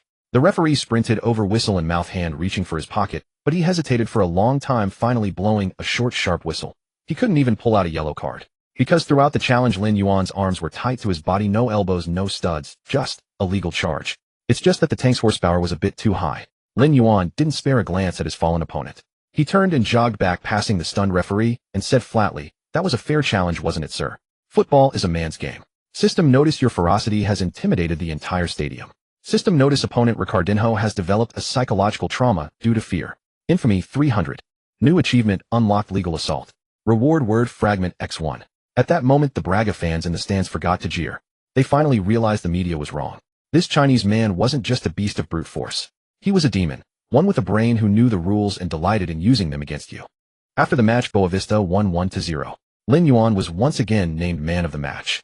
In the locker room, his teammates celebrated the hard-fought victory. After showering, Lin Yuan sat in a corner with a towel over his shoulders, pulling out his phone. A missed call from China lit up the screen. The number was labeled Chinese Football Association. Staring at the number, the tension Lin Yuan had just released in victory instantly returned. The trouble he feared and hated the most had finally come knocking. The celebratory roar from the Boavista dressing room was muffled behind the heavy iron door. The corridor lay empty, with only the faint hum of fluorescent lights breaking the silence. Lin Yuan leaned against the cold wall and pressed the answer button. "Hello." A middle-aged man's voice, dripping with bureaucratic condescension and indifference, came through the speaker, the clatter of mahjong tiles audible in the background. "Lin Yuan, right. I'm team leader Wang from the CFA's National Team Management Department." There was no greeting, not even a thought for the time difference, whether it was dawn or midnight on his end. The condescending arrogance was nearly tangible through the signal. Lin Yuan's fingers tightened slightly around his phone, but his voice remained calm. "Something wrong. Tis playing abroad for a couple of days has certainly boosted your attitude." Team leader Wang let out a cold snort, a hint of warning in his tone. "Alright, I'll make it quick. The National Games qualifiers are next month, along with the U-23 national team training camp. Get ready to report back within the week." Lin Yuan let out a laugh, but it was devoid of humor. The National Games, those so-called youth competitions cobbled together for provincial sports bureaus' political achievements. This was the critical sprint of the Liga Portugal season, with Boavista fighting for a European spot. And these people wanted him to fly halfway across the world to play in some meaningless low-quality match. "I have matches in the Portuguese league," Lin Yuan refused coldly. "Besides, this isn't within the FIFA international match window. The club has the right to refuse." There was a 2-second silence on the other end, as if they hadn't expected this former, discarded pawn, who they could mold at will, to dare invoke the rules. "Lin Yuan, get your priorities straight." Team leader Wang's tone turned icy. "The mahjong sound's gone. This is a political task. It's your chance to serve your country. What, you think just because you've made a name for yourself abroad you can defy organizational arrangements? Serve my country." Lin Yuan's voice dripped with sarcasm. 2 years ago, when you kicked me off the national youth team because I couldn't pay your so-called entry fee, where was this talk about serving my country then? The breathing on the other end of the line became noticeably heavier. Why bring up the past? A young man should look forward. Team leader Wang's patience was wearing thin, his true intentions surfacing. "This call is us giving you a way out. If you come back and play along, we might be able to work something out for a starting spot on the U-23 team. Of course, there will be some expenses for the paperwork. Around 200,000. That should be a small sum for you now, right? 200,000. To buy a spot on the U-23 team." And he was supposed to give up his starting position in Portugal to be a political prop for these parasites. A deep wave of nausea surged from his stomach. Lin Yuan looked at the night outside the window at the end of the corridor and felt an overwhelming sense of absurdity. He bled, fought, and risked breaking his legs on European pitches just to prove himself. But in their eyes, he was nothing more than a fat sheep for the slaughter, a chess piece to be moved at their whim. "Team leader Wang." Lin Yuan cut off the man's incessant chatter. Come to your senses. Good. I'll send you the account details. Get lost." 2 words. Clear, forceful, and utterly decisive. There was a stunned silence on the other end, as if the man couldn't believe his ears. What did you say? I said get lost. Lin Yuan's voice was low but as fierce as one of his sliding tackles. Take your national games and your 200,000 and get lost. Don't call me again. It's sickening. Lin Yuan, have you lost your mind? Do you know what this means? This is refusing a national call-up. I can have you blacklisted. Beep. Lin Yuan hung up. He blocked the number in one smooth motion. The world was silent again. Instead of anger, Lin Yuan felt an unprecedented sense of relief. It was like finally cutting away a piece of long-rotted flesh from his body. It hurt, but it was cathartic. He looked down at his phone screen. A voice recorder app was running. Recording time 3 minutes and 42 seconds. Save backup, upload to the cloud. In this age of viral content, he might be a brute, but he was no fool. How could you strike without a blade? However, Lin Yuan underestimated the shamelessness of those people. He didn't have to wait long. The retaliation came faster than he expected. Within less than 24 hours, all major sports forums and news portals across China were flooded with negative stories about Lin Yuan. Shock. Overseas prodigy Lin Yuan refuses U23 call-up, says he looks down on domestic matches. Getting cocky. Boavista midfielder berates team leader, shows no patriotism. Experts decry no matter how well he plays a bad character, makes him useless. An insider, team leader Wang even leaked. We sincerely invited him back to represent his country, but he brazenly demanded an exorbitant appearance fee and insulted the coaching staff. We must never allow such a black sheep back into the team. The public opinion exploded instantly. Netizens unaware of the truth were easily swayed. Lin Yuan's social media accounts were inundated with hundreds of thousands of abusive comments. Trash. Get out of Chinese football. Played abroad for 2 days and forgot your roots. Traitor. Don't ever come back. Demanding an appearance fee. Are you insane for money? In Portugal, in a cheap apartment by the sea in Porto, Lin Yuan sat in the pitch-dark room, the glow of his phone screen illuminating his sharp-featured face. He scrolled through the vicious comments, some even featuring a photoshopped black-and-white photo of him as a memorial portrait. These were the compatriots he once desperately wanted to prove himself to. This was the homeland he longed for day and night. Huh. A low laugh escaped Lin Yuan's lips, echoing eerily in the empty room. Nothing had ever made him feel more clear-headed. He had always been alone. If you push me into the abyss, then I will become a king within it. Just then the doorbell rang. Lin Yuan put away his phone and went to open the door. Standing outside was a girl in a Boavista team physio uniform holding a medical kit and a still warm portion of seafood rice. Anna. This Portuguese girl with brown curls and clear doe-like eyes was also the club's physiotherapy intern. She looked at Lin Yuan's grim expression and the unlit room, seemingly understanding the situation. She didn't ask about the online storm. She simply pointed at his knee. Coach Pacheco sent me. Anna's voice was soft with a gentle Portuguese accent. He said you took a heavy knock last game. Without treatment, you'll be useless for next week's cup final. She paused, then carefully offered the seafood rice. And, no matter what's happening out there, the fans at Bessa Stadium love you. So do I. After saying those last 3 words, a blush crept onto her cheeks, but her gaze didn't waver. Lin Yuan looked at this girl who wasn't conventionally stunning, but radiated a warmth like a fireplace on a winter's day. A crack appeared in his just ice-locked heart. He stepped aside, clearing the doorway. Come in. This was the first time Lin Yuan had allowed an outsider into his private space. It was also on this night that Lin Yuan made a decision. Since his homeland didn't want him, since that so-called home was merely a trap designed to drain him dry, then he would stay here on this foreign soil and carve out his own path with blood and iron. System notice detected a drastic shift in host mentality. Hidden quest chain activated the Lone Demon King. Quest objective: when the Taka to Portugal amidst the world's scorn. Reward: unlock S-class body modification privilege. Outside, the Atlantic wind howled and a storm was brewing. Lisbon, Portugal. The Jammer National Stadium. The sky seemed to have been torn open and torrential rain had been falling unabated for 2 full hours. The turf, long since saturated, was slick and muddy, each step sending up murky splashes. This was the final of the Taka to Portugal. It was also Lin Yuan's farewell performance for Boavista. In the stands, green and white stripes dominated 3/4 of the stadium, the die-hard fans of Sporting CP. As one of Portugal's traditional Big Three, they were determined to claim this title. In a corner, the small cluster of Boavista supporters in their black and white checkered jerseys looked particularly fragile against the wind and rain. More intriguingly, in the distant east, countless eyes were fixed on the live broadcast of this match. The Damaku comments were filled with malicious glee. Come watch the traitor make a fool of himself. Go Sporting. Destroy Lin Yuan. Waiting for the massacre, predicting a 0-5 start. Team leader Wan's phone call and the subsequent smear campaign had been remarkably effective. Now Lin Yuan had to contend not only with his opponents on the pitch, but also with the curses from his homeland. Beep. The referee's whistle signaled the start of the match. From the outset, the chasm between a giant and a minnow was starkly evident. Sporting's midfield maestro Pote displayed exquisite technique, delivering surgical low-driven passes even in the downpour.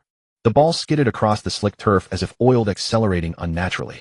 Boavista's players seemed utterly unaccustomed to this rhythm. Hampered by the rain-obscured vision, they looked frantic and disorganized. In the 19th minute, disaster struck. Pote slipped a pass through the heart of Boavista's defense. Their young center-back Antonio lost his footing in a puddle, his balance completely gone. Seeing the opposing striker about to bear down on goal, Antonio in desperation reached out and hauled him down. Beep! The whistle was shrill. The referee sprinted over without hesitation, pointing to the penalty spot, and then from his pocket produced a bright red card. A red card? A penalty? My God! Boavista has been dealt a devastating blow, cried the commentator. The match isn't even 20 minutes old, and they're down to 10 men and facing a penalty. This final is practically over. The Damaku was reaching a fever pitch. Ha! This is karma. So satisfying. Looks like I don't need to stay up. The collapse is imminent. 0-1. Sporting converted the penalty with ease, taking a comfortable lead. Boavista's players were crestfallen. Antonio sobbed, covering his face as he walked off. The captain tried to rally the troops, but his voice was drowned out by the thunderous rain and the roar of the opposing fans. Despair spread like a virus. Down a man facing a giant. How could they possibly compete? Lift your damn heads up. A roar that even eclipsed the thunder. The players turned in shock. There stood Lin Yuan at the edge of the penalty area, face drenched, short hair plastered to his scalp, revealing a pair of fiercely intimidating eyes. He didn't console his weeping teammates, nor did he complain to the referee. Instead, like a provoked lion king, he fixed his glare on the celebrating Sporting players. What, one goal down, and you're ready to die? Lin Yuan yanked his defensive midfield partner to his feet, pointing at the opposition. As long as I'm on this pitch, they won't score another one. Got it. The suffocating pressure jolted his on the verge of collapse teammates back to their senses. The match resumed. Sporting sought to strike while the iron was hot and deliver the knockout blow. They assumed Boavista's defense would be riddled with gaps now that they were a man short. However, they were mistaken, because that Chinese man had gone mad. In the 25th minute, Pote attempted his signature move, driving through the middle. But just past the center circle, it felt like he'd collided with a high-speed freight train. Thud! Lin Yuan launched into a massive sliding tackle through a puddle, taking Pote and the ball out in one go. Muddy water splashed 2 meters high. A perfectly legal, ferocious challenge. Lin Yuan rose, looking down at the Portuguese star sprawled in the mire. Welcome to the swamp. This is my turf. In the 32nd minute, Sporting swung in a cross from the wing. Lin Yuan anticipated the flight, leaped high, and controlled the ball with his chest, only to have the opposing striker stamp on his ankle as he landed. He didn't even flinch. In the same motion, he thumped a massive clearance that sent the ball into the top tier of the stands. In the 40th minute, the most brutal moment occurred. While contesting a corner, the opponent's towering center forward swung his elbow, catching Lin Yuan square on the brow bone. In that instant, Lin Yuan's vision went black. A warm liquid trickled down from the corner of his eye, instantly staining half his face crimson, then washing away into a pale pink in the rain dripping onto his white jersey. A stark, shocking sight. The referee stopped the play. Team Dr. Anna rushed onto the pitch with her medical kit. Seeing the gash on Lin Yuan's brow, her eyes reddened instantly. The wound is too deep. It needs stitches. Lin, you have to come off. Anna shouted anxiously. No. Lin Yuan sat on the turf, letting the rain wash over the wound, his voice cold. Tape it up. Wrap it tight. But, I said wrap it. Lin Yuan grabbed Anna's wrist, his eyes devoid of pain, filled only with a chilling determination. As long as my legs aren't broken, I'm not leaving this pitch. Don't make me say it a third time. Anna bit her lip, fighting back tears, and worked as fast as she could to stop the bleeding. She applied a pressure pad to the wound and wound-white bandage around Lin Yuan's head, layer after layer. A minute later, when that figurehead, heavily bandaged with blood seeping through, rose again, the loyal Boavista supporters in the stands erupted in thunderous applause. Even the Sporting fans fell silent for a moment. And back in the domestic live stream, the barrage of insults suddenly hit a brief, stunned void. The haters watching their screens felt a strange chill as they looked at the man whose face was covered in blood, yet whose eyes remained as fierce and predatory as a wolf's. Was this really the money-grubbing, weak-willed waste they'd been told about? The match continued.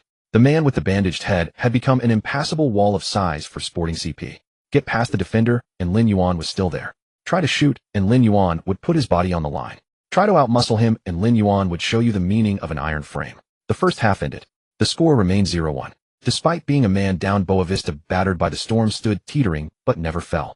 All because that mud and blood-caked pillar was holding the sky up with sheer will. As he walked towards the tunnel, Jose Mourinho stood in a stadium box, swirling a glass of red wine, his gaze locked onto Lin Yuan's retreating figure. Jose, what are you looking at? His assistant asked. Mourinho pointed at the bloodied silhouette, a fanatical smile curling at his lips. I'm looking at a born leader. He's bleeding, but his opponents are the ones trembling. That's my kind of player.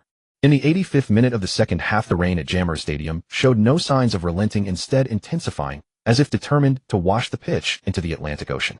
The score was now 1-1. Just 10 minutes earlier, Lin Yuan, during a corner kick, had bulldozed through two Sporting CP center backs like a battering ram, powering the ball into the net with his heavily bandaged head. In that moment, the wound on his head burst open and blood stained the pristine white bandages a deep crimson. Now Boavista faced their final judgment. It was the 4th minute of stoppage time, the final minute of the match. The exhausted Boavista players could barely lift their legs. Being a man down was a disadvantage magnified to its breaking point in these last moments. Sporting CP launched their all-out assault. They had no intention of playing extra time. They were going for the winner. Defend. Everyone back. Lin Yuan's hoarse roar echoed through the ring. His lungs felt like they were on fire, every breath tasting of rust. Thud. Sporting's midfield maestro Goncalves lofted a pass that sailed over Boavista's weary defensive line. Sporting striker Paulinho had beaten the offside trap. One-on-one with the keeper. Boavista's goalkeeper charged out in desperation, but Paulinho calmly squared the ball. The ball rolled towards the far post. It was an open goal. Another Sporting winger following up faced the yawning net, a triumphant smile already spreading across his face. All he needed was a simple tap-in, and the title would be theirs. It's over. Boavista fans in the stands closed their eyes in agony. Back in the domestic livestream, the haters' fingers hovered over their keyboards ready to send their pre-typed mockery, a glorious defeat. A joke, still a loser. Yet at the very instant the winger struck the ball, a figure caked in mud with a red-stained bandage around his head sprinted desperately from outside the penalty area. He was too far away. There was no time. At that distance, a slide tackle was out of reach, an outstretched leg was out of reach. Then throw your life into it. That was the only thought in Lin Yuan's mind.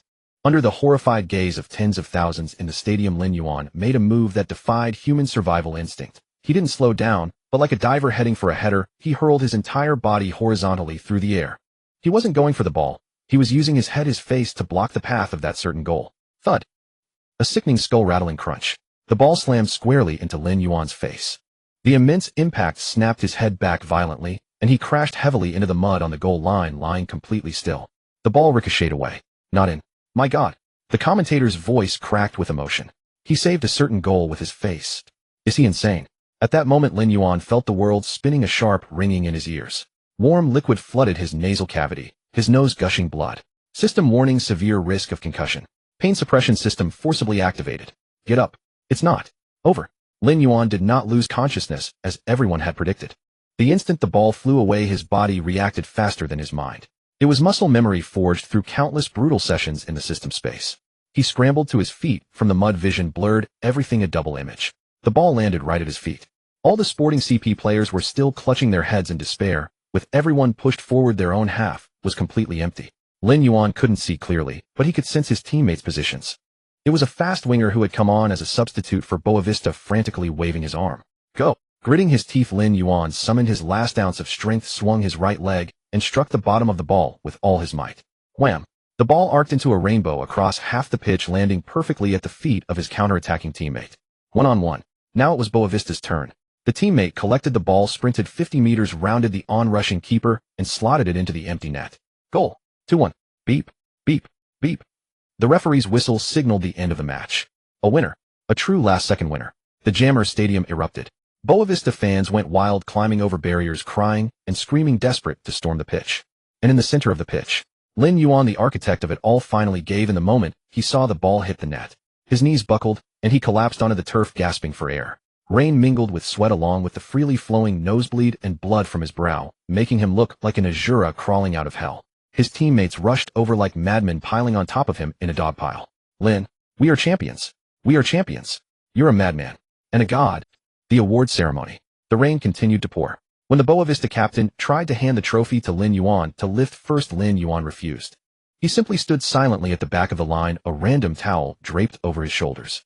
Though the blood on his face had been wiped away, the swollen brow and bruised eye socket were still a shocking sight. It wasn't until the final team photo. Someone shouted, "Let the Chinese guy stand in the middle." No one objected. Even the most arrogant veteran players voluntarily gave up the central spot. Lin Yuan stood under the spotlight, holding the silver Portuguese cup in his hands. Click. The moment was frozen in time. In the photo, golden confetti danced wildly amidst the torrential rain. Lin Yuan's expression was blank, his gaze cold and sharp, a blood-soaked bandage wrapped around his head, holding the trophy in his left hand like a trophy, the severed head of a vanquished foe. This photograph was later named the most violent football art of the 21st century by Lequipe. The caption was just 2 words: the Mad Dog. Across the ocean in China, a deathly silence fell over the live stream. The barrage of comments screaming "traitor" and "coward" vanished. In their place, a long stretch of emptiness followed by a few sporadic comments. Is he even human? I'm crying, guys. The FA said he demanded appearance fees. Would a man who throws his life away like that care about money? Public opinion after this brutal bloodbath had made a complete 180-degree turn. Team leader Wang watched the man on the screen, a god of war on the pitch, and his teacup shattered on the floor. He knew some things could no longer be suppressed. At that moment in the locker room, Lin Yuan used Anna's phone to post an update. No words. Only a photo, his leg covered in bruises and blood, and the trophy stained crimson. And a short audio attachment. It was the recording of team leader Wang. Since they had won, it was time for reckoning. The moment Lin Yuan pressed send in the dressing room of Boavista Stadium, his knee wrapped in ice packs, a nuclear bomb detonated across the Chinese internet. The 3-minute and 42-second recording, unedited and raw, laid bare the arrogant visage of the man known as team leader Wang. 200,000. Handling fees. Political tasks. Refusing to call up. Every word landed like a resounding slap on the faces of the keyboard warriors who had previously joined the chorus of condemnation against Lin Yuan, shattering the last shred of the Football Association's facade. Public opinion reversed with breathtaking speed. The People's Daily Sports section published an article overnight. Who is hindering the future of Chinese football? CCTV Sports, instead of criticizing Lin Yuan, unexpectedly aired a highlight reel of his face block in the Portuguese Cup final during the morning news with the caption, "Grit is the backbone of football." And some are trying to strip away that backbone. Team leader Wang was suspended and placed under investigation overnight. Those netizens who had once clamored for Lin Yuan to get out of China began queuing up to apologize on his social media accounts. "We're sorry, we were blind. Brother Lin, don't come back. Whatever you do, don't come back. Play well out there, don't let those people ruin you." But Lin Yuan didn't reply to a single comment. He logged out of his account and uninstalled the Chinese social media app. Belated affection is cheaper than grass. He didn't need apologies, he needed to crush those who tried to control him. He had done that now, and there was nothing left here worth staying for. 3 days later, in the office of the Boavista club president, the ancient fax machine had been humming nonstop since yesterday. Atletico Madrid bids €15 million. Simeone says he loves that kid. Juventus is asking for a price. Dortmund wants him to fill the void and toughness left by Bellingham's departure. The club president stared at the snowstorm of offers on his desk, his hands trembling. A year ago, Lin Yuan was a discarded reject from the B team. A year later, he was the most sought-after beast midfielder in Europe. Lin, the president said, looking at Lin Yuan, who sat on the sofa with a bandage on his head, his tone complex, "I would love to keep you, but I know Boavista is too small a temple for a god like you. Where do you want to go?" Lin Yuan didn't glance at the offers. He pulled an envelope from his pocket. It had been handed to him an hour earlier by a mysterious man in a black trench coat. Inside the envelope was no bid, only a first-class plane ticket to London and a handwritten note. The note contained a single line of scrawled, almost wild English. "Do you want to be a GD player, or do you want to be a king? Come to London." The signature was just one word: Jose. Lin Yuan slapped the ticket onto the table. "I'm going here." The president glanced at the destination and drew a sharp breath. The Premier League. That's the most physically demanding, most media-scrutinized place in the world. And the manager of that team. He's a madman. A faint smile played on Lin Yuan's lips. "Perfect. So am I." The moment of parting arrived quietly. There was no grand farewell ceremony as Lin Yuan had specifically requested. He packed his bags and walked out of his apartment. Anna was standing downstairs, her eyes red. In her hands, she held a carefully stitched shin guard embroidered with the words, "The Hound of Boavista." It was ugly but made with great care. "Will you come back to see us?" Anna asked. "Maybe." Lin Yuan took the shin guard, and in a rare gesture reached out to ruffle the girl's curly hair. "If I get injured in the Premier League, I won't trust any other doctor. I'll buy you a plane ticket." Anna broke into a smile through her tears. It was the closest thing to a tender promise this cold man could ever offer. London Heathrow Airport. The sky was a dreary gray with that peculiarly British, irritating drizzle. Lin Yuan pushed his luggage cart through the VIP exit. A black luxury car had been waiting for some time. The window rolled down slowly. It revealed a face familiar to football fans worldwide. Gray-flecked hair, deep-set eyes, and that defiant expression of a man at war with the world. Jose Mourinho, the current manager of Chelsea, or a certain Premier League giant in this universe known as the Special One. Mourinho looked Lin Yuan up and down, his gaze lingering on the unhealed scar on his brow, and nodded with satisfaction. "Get in." Mourinho's voice was hoarse and low. Lin Yuan got into the car and closed the door, shutting out the wind and rain. "The media calls you a butcher who only knows how to hurt people, a cancer on the pitch." Mourinho handed Lin Yuan a cup of water, not looking at him, but staring at the rain ahead. "I know," Lin Yuan replied calmly. "Good." Mourinho turned his head, his eyes blazing with the fire of ambition, a resonance between two madmen. "What I want is a cancer. Those hypocrites in the Premier League play too civilized. Guardiola's tiki-taka has turned football into a game for sissies. I want you to be my blade. I want you to turn Stamford Bridge into an execution ground for away teams. I want Holland to tremble at the sight of you, and De Bruyne to be afraid to pass the ball." Mourinho extended his hand, locking eyes with Lin Yuan. "Tell me, can you do it? Or do you just want to earn a fat paycheck and waste your time in London's nightclubs?" Lin Yuan looked at the hand, and without a moment's hesitation gripped it firmly. His answer was simple, yet it made Mourinho laugh out loud. As long as the money's right, I'll send God himself to the hospital. The car started and disappeared into London's misty rain. That day the sports section of the Times carried only a single line: a storm has landed on English shores. The London sky was as overcast as ever, with a fine drizzle casting a grey veil over the ancient city. Cobham Training Centre. This was the beating heart of Chelsea, a hallowed ground for countless aspiring young footballers. Yet today an eerie tension hung in the air. Inside the medical center, precision instruments hummed softly. Chelsea's chief medical officer Paco Boavista held a freshly printed medical report, his brow furrowed, as if he had witnessed something beyond belief. He removed his glasses, wiped them, put them back on, and scrutinized the data once more. What's the matter, Paco? A slightly hoarse, magnetic voice sounded from the doorway. Jose Mourinho, hands tucked into the pockets of his windbreaker, leaned against the doorframe. His signature silver hair gleamed sharply under the cold fluorescent lights, his eyes carrying a scrutinizing gaze. Jose, are you certain this kid is only 19? Paco handed over the report, his tone exaggerated. If the bone age test hadn't confirmed it, I'd swear you brought back a special forces veteran with a decade of service from Siberia. Mourinho took the report, his gaze sweeping over the rows of data. Bone density far beyond the norm, comparable to that of a professional combat athlete. Muscle fiber type, an exceptionally high proportion of red muscle fibers, indicating terrifying endurance and explosive recovery capabilities. Joint wear, his knees and ankles showed no signs of damage from his previous brutal style of play, displaying instead astonishing resilience. Look at his back and leg muscle groups. Paco pointed to the MRI images on the screen. With this kind of core strength, he doesn't need to adapt to the physicality of the Premier League. Quite the opposite. Those so-called hard men of the Premier League might just break themselves trying to tackle him. Of course. A self-satisfied smirk curled at the corner of Mourinho's mouth. I didn't buy a player, I bought an armored vehicle. I'm going to park this tank in front of Chelsea's box. Whoever wants to pass must pay the toll. At that moment, the door to the adjacent examination room swung open. Lin Yuan walked out bare-chested.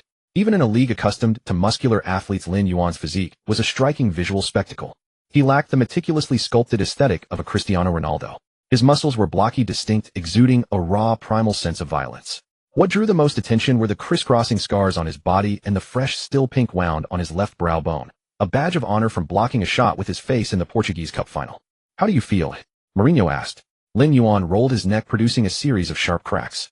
The heating in London is too strong. It's making me drowsy. Lin Yuan said, his face impassive. When can I play? Patience, my butcher. Mourinho patted his shoulder, having to look up slightly at his 189-meter disciple, yet his aura was no less commanding. First, let's get the contract signed. The press outside are already itching to tear you apart. Stamford Bridge press conference room. Camera flashes erupted in a frenzy, the shutter sounds merging into a continuous roar. Chelsea's official announcement of the 18 million signing of Boavista midfielder Lin Yuan sent shockwaves throughout the British Isles. Most of the English media scoffed at the news. 18 million. For a Chinese player with only 6 months of good form in the Primera Liga, known for fouls and brutal defending. It seemed like another reckless gamble by the Chelsea owner Todd Boehly.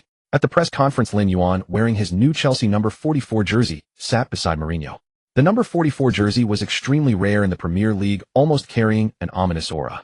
Mr. Lin. Sure enough, the first to attack was a notorious reporter from The Sun. A balding, middle-aged white reporter stood up, a hypocritical smile plastered on his face. Congratulations on joining Chelsea. However, in England, many believe this deal is merely a ploy to tap into the vast Chinese market. After all, your jersey sales might end up exceeding your tackle count. What is your response to the claim that this is a commercial signing? A low ripple of laughter spread through the room. It was a trap. If Lin Yuan got angry, he'd be labeled temperamental. If he showed humility, he'd confirm the impression of being weak. Mourinho's face darkened. He was about to grab the microphone and unleash a tirade when he saw a large hand press down on it. Lin Yuan leaned forward slightly, his deep abyss-like eyes fixed intensely on the reporter. The journalist's smile gradually stiffened, and the room's laughter died out in awkward silence. What's your name? Lin Yuan's voice, amplified by the microphone, was steady, cold, and utterly devoid of emotion. I'm Smith from The Sun. The reporter answered instinctively. Listen carefully, Smith. Lin Yuan leaned back in his chair, looking at him, as if he were a dead man, a cruel smile playing on his lips. I came to Chelsea to sell jerseys, nor to please anyone. I'm here to make every Premier League striker learn to check over their shoulder before they receive the ball. He raised 2 fingers, pointing at the number on his back. Remember this number. Soon you'll realize that instead of worrying about my jersey sales, you should be more concerned about whether Chelsea's medical budget can cover the compensation for the opponents. A dead silence fell over the room. Even Mourinho was stunned for a moment. Then the admiration in the special one's eyes was almost palpable. He took a sip from his water bottle to mask the smile tugging at his lips. This kid was even more arrogant than he was back in the day. But this was exactly what he wanted, a mad dog with a lethal bite. After the press conference, the mechanical voice that had been silent in Lin Yuan's mind finally spoke again. Ding. Detected host has landed in a top 5 European League Premier League. Map update complete. Newbie mission released. Premier League chapter establish authority in debut. Mission description: in the next match against Everton, make one opposing player feel fear. Reward: 2 free attribute points, 1 random passive skill draw. Walking through the player tunnel at Stamford Bridge, listening to the system's prompts, Lin Yuan's fingers lightly traced the relief sculpture of the Chelsea crest on the wall. Fear, he murmured to himself. That's exactly what I specialize in. The locker room at Cobham Training Center was as luxurious as the VIP lounge of a 5-star hotel. Ergonomic leather seats, a personal digital screen for every station, and the faint scent of premium fragrance in the air. All of it served as a constant reminder to Lin Yuan this was Chelsea, the pinnacle of the money-fueled football empire. Yet beneath this opulent veneer, an icy indifference was palpable. As Lin Yuan pushed through the door, a brief silence fell over the previously boisterous locker room. A few glances swept over him, then casually drifted away as if he were invisible. In the corner, Enzo Fernandez, the Argentine midfielder with a 120 million price tag, was chatting with teammates over mate tea. His gaze merely flickered over Lin Yuan, as if looking at a security guard who had wandered into a gala before he turned back and continued his laughter in Spanish. Raheem Sterling, with his feet propped on a bench, swayed to his music. He didn't even raise an eyelid as Lin Yuan passed by. For these golden boys earning hundreds of thousands of pounds a week, a workhorse from a second-tier Portuguese league club worth a mere 18 million wasn't worthy of their social circle. In their view, Lin Yuan was likely a cheap backup signing to help the club pass financial fair play regulations, or perhaps a pawn to secure a broadcast deal in the East. Hey, locker 44 over there. A flippant voice cut through the air. It was the winger Maduk. He was tying his boots and grinning at Mudrik beside him. Heard he's the guy who put someone in the hospital in the Portuguese league. Doesn't look so tough. Like a mild-mannered college kid. Suppressed laughter rippled through the room. Lin Yuan remained silent. He walked silently to his locker number 44 in the corner and took off his jacket. As he pulled off his shirt, the murmurs in the locker room died down another notch. The muscles on his back rippled like armor plating. On his bronze skin, several old scars stood out starkly, one long gash from a stud in a relegation battle in Portugal, and others that hinted at a past life in the underground fighting rings. His body was a map of violence. Maduk's smile faltered. He said nothing more. Lin Yuan pulled on his training kit, slipped into the unremarkable gray bib of the reserves, and walked out of the locker room without a word to anyone. He was here to play football, not to make friends. 10 minutes later on the training pitch. The drizzle had stopped, but the grass was still slick. Mourinho stood on the sideline, whistle in hand, his gaze dark and intense. Small-sided game. First team in blue, reserves in gray. Losers do 50 sets of suicides. The whistle blew and the match began.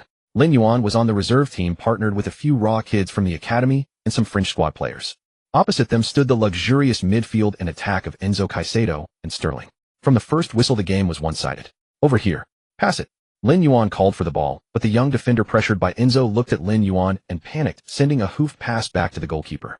The first team played with an air of relaxation, almost a sense of mockery. The ball zipped between Enzo and Caicedo's feet, as if they were playing a game of keep away. Lin Yuan attempted to press, but they bypassed him with slick short passing combinations. Too slow. Too slow. Sterling received the ball, faced up to Lin Yuan, and executed a flashy step over before exploding into a burst of acceleration. Lin Yuan's large frame seemed cumbersome, and Sterling blew past him. Is that all you've got? Sterling even had the audacity to glance back and taunt. Go back to Portugal, big man. A chorus of laughter erupted from the first team. The assistant coach looked at Mourinho with concern. Jose Lin seems to be struggling with the pace. The tempo in the Premier League is too fast. He's going to be a cone out there. Mourinho chewed his gum, his face expressionless. Let's wait and see. The match continued. In the 15th minute, the first team attacked again. This time the ball was at Maduk's feet. The young dribble-happy winger saw that clumsy number 44 in front of him again and felt a surge of desire to show off. He drove at Lin Yuan, feinting with his ankles, attempting a cheeky nutmeg to humiliate the new big man. I'll go through you like a hot knife through butter, Maduk thought as he poked the ball through Lin Yuan's legs. Just as Maduk moved to sprint past him and soak in the anticipated cheers, in that split second a flicker of crimson flashed in Lin Yuan's eyes. A system passive triggered territorial instinct.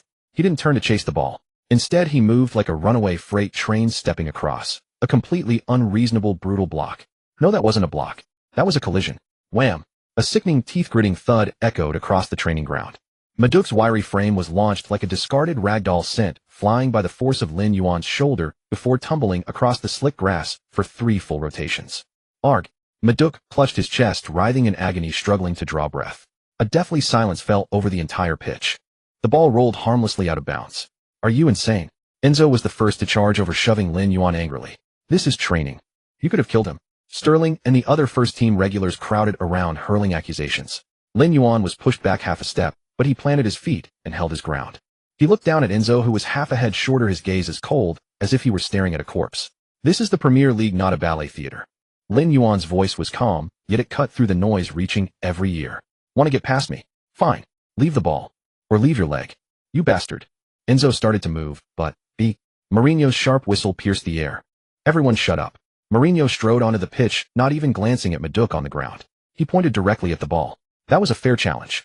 Who taught you to lie on the ground and cry after a tackle? This is a man's game. He turned his gaze sweeping over the cowering first-team players before finally landing on Lin Yuan. A faint, almost imperceptible smile tugged at his lips. Play on. Possession to the reserves. Mourinho's stance said it all. At Chelsea, aggression wasn't just tolerated, it was encouraged. The players who had surrounded Lin Yuan exchanged glances, then reluctantly dispersed. Maduk, helped to his feet by the physio, was grimacing. Though not seriously injured, the look he gave Lin Yuan now held a deep, lingering fear. The dynamic of the training match shifted from that point on. Whenever Lin Yuan was nearby, the first-team players who loved to hold the ball and dribble would instinctively release it earlier. No one wanted to experience that train wreck impact again. The young reserve players began to have the confidence to pass to Lin Yuan. They realized that with him behind them, they stood a little taller. After the session, Lin Yuan walked back to the locker room alone. As he passed Mourinho, the manager spoke in a low voice. Well done. But for the next match, that won't be enough.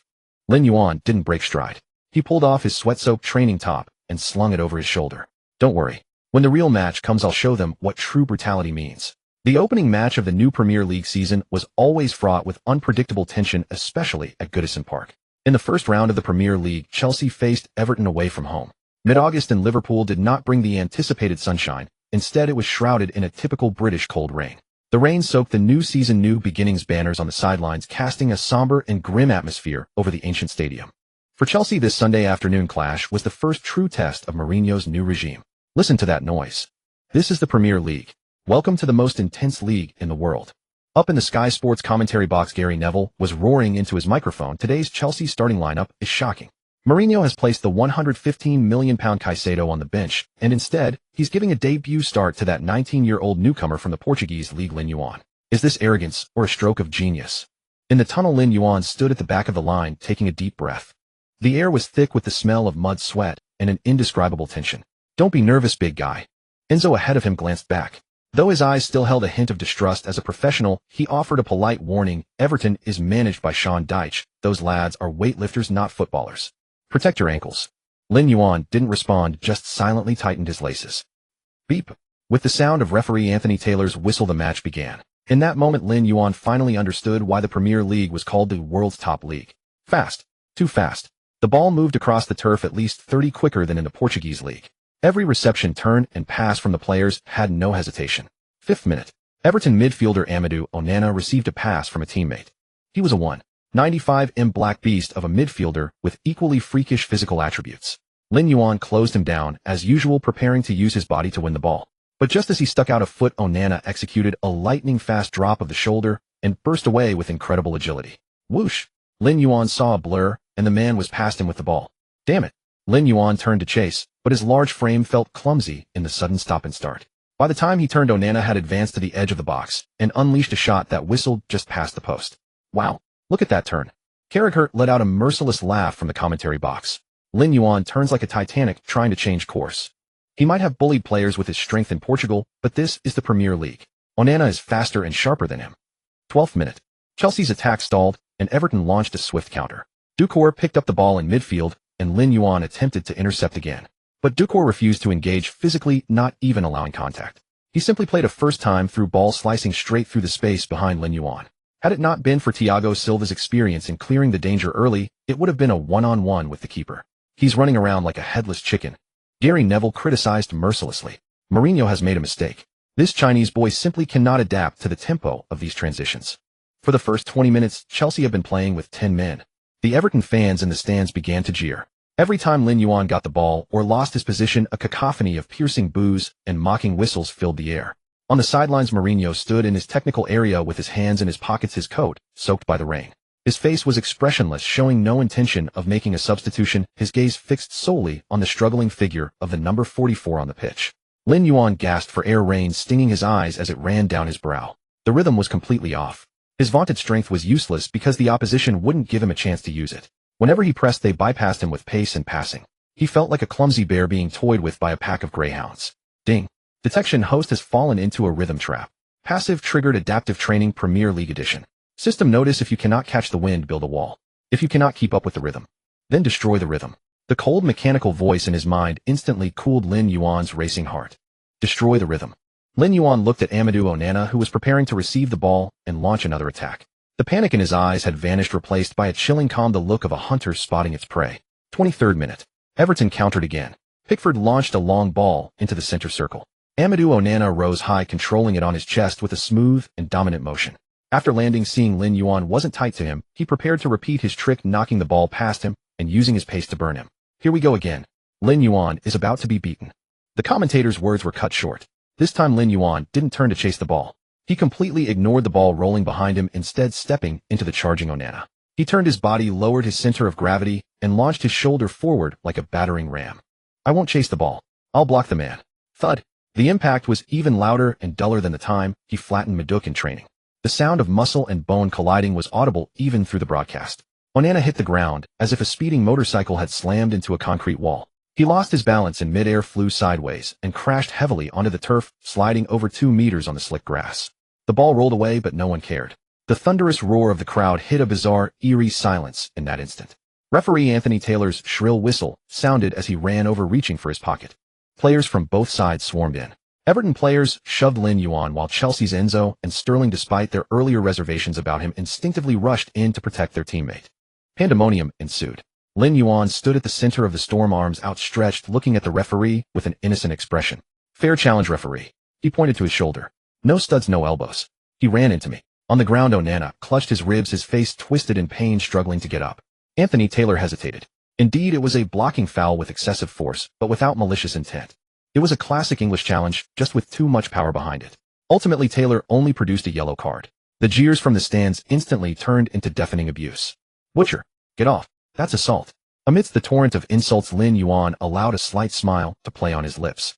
He looked at Onana, who had just gotten to his feet, his eyes now clearly showing a hint of wariness. He knew his gamble had paid off. The tide of the match turned from that point. When Onana next received the ball against Lin Yuan, he instinctively slowed down. He looked for a pass instead of trying to burst past him. It was that 0.5 seconds of hesitation. Lin Yuan closed and stuck out a foot and poked the ball away. Clean and crisp. Everton's fluid counter-attacking rhythm had been brutally shattered by that one terrifying collision. Mourinho finally smiled on the touchline. He turned and sat back on the bench, saying to his assistant, "See that? That's how you get through midfield. Either you pass the ball through or you carry the man through." Welcome to Lin Yuan's Premier League. Inside the post-match press conference room, the atmosphere was even more tense and fraught than it had been on the pitch. Despite Chelsea's hard-fought 1-0 away victory secured by a sterling counter-attack, all the journalists' questions were aimed at the new player wearing the number 44 jersey.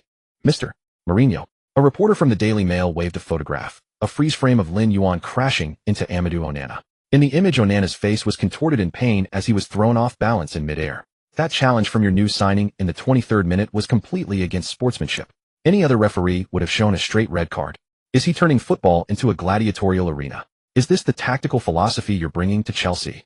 The camera flashes went off in a frenzy, illuminating Mourinho's disdainful face in stark white light. Mourinho took a slow, deliberate sip of water, adjusted the microphone, and looked at the reporter as if he were an imbecile. Against sportsmanship? Mourinho let out a cold laugh. I've watched the replay 10 times. Lin Yuan didn't show his studs, didn't raise his elbow. It was a shoulder-to-shoulder collision. It's just that my player is far stronger than his opponent, so it looks like a car crash. But he instilled fear in the opponent. The reporter persisted. That's exactly what I want to see. Mourinho leaned forward, his imposing aura instantly silencing the room. For the past few years, Chelsea has been too gentlemanly, too soft. Anyone could come to Stamford Bridge and have their way with us. But as of today, those days are over. He raised a finger. Lin Yuan is not a thug. He is the most crucial lock in my tactical system. If you're going to criticize that, then I suggest you go broadcast table tennis where there's no physical contact. Next question. 2 days later. August 15th, 2023. London Cobham training ground. Despite the victory, Lin Yuan hadn't rested. He was now sitting in the tactical analysis room, facing Mourinho. On the big screen, footage of his collision with Onana and several of his defensive positions during the match were playing on a loop. Do you know why I called you here? Mourinho held a pointer and tapped the screen. Because of my yellow card? Lin Yuan asked. No, Mourinho shook his head. That yellow card was worth it. It broke Everton's momentum. But what about after that? In the 65th minute, you made another reckless sliding tackle near the center circle for a meaningless ball. Mourinho pressed pause, freezing the frame on Lin Yuan's tackle. That tackle was flashy, and the fans will cheer. But if the referee has it in for you, you'd get a second yellow and be sent off. You'd be the hero, but the team would lose. Mourinho turned and stared into Lin Yuan's eyes. Lin, your defending right now is all instinct. You're like a beast with a sledgehammer, wanting to smash everything you see. But that's not enough in the Premier League. I'm going to teach you how to be a surgeon. Mourinho drew several zones on the tactical board, circling the area at the top of the center circle and the half-space corridors in red. Listen, this is your kill zone. Outside this area, you can use your eyes, trash talk, and sly nudges to unsettle your opponent. But the moment they receive the ball and step into this red zone, they are within your range. Fouling is an art form. Mourinho's voice was low and seductive, like the devil whispering. You have to learn to gauge the referee's tolerance. In the first 30 minutes, you can afford to be more aggressive to test the referee's limits. After you're on a yellow card, you need to learn hidden force. When you challenge, don't go straight through them. Target their standing leg to knock them off balance. When you tackle, get the ball first and use the momentum to bring the man down. That's a legitimate accident within the rules. More importantly, Mourinho tapped his head. Provoke them. Make Haaland angry, make De Bruyne frustrated. When a genius loses his composure, he's just another man. And you are the one who pulls the gods off their pedestals. As Lin Yuan listened, the light in his eyes grew more intense. In the Portuguese league, he relied on instinct and the raw physicality the system gave him.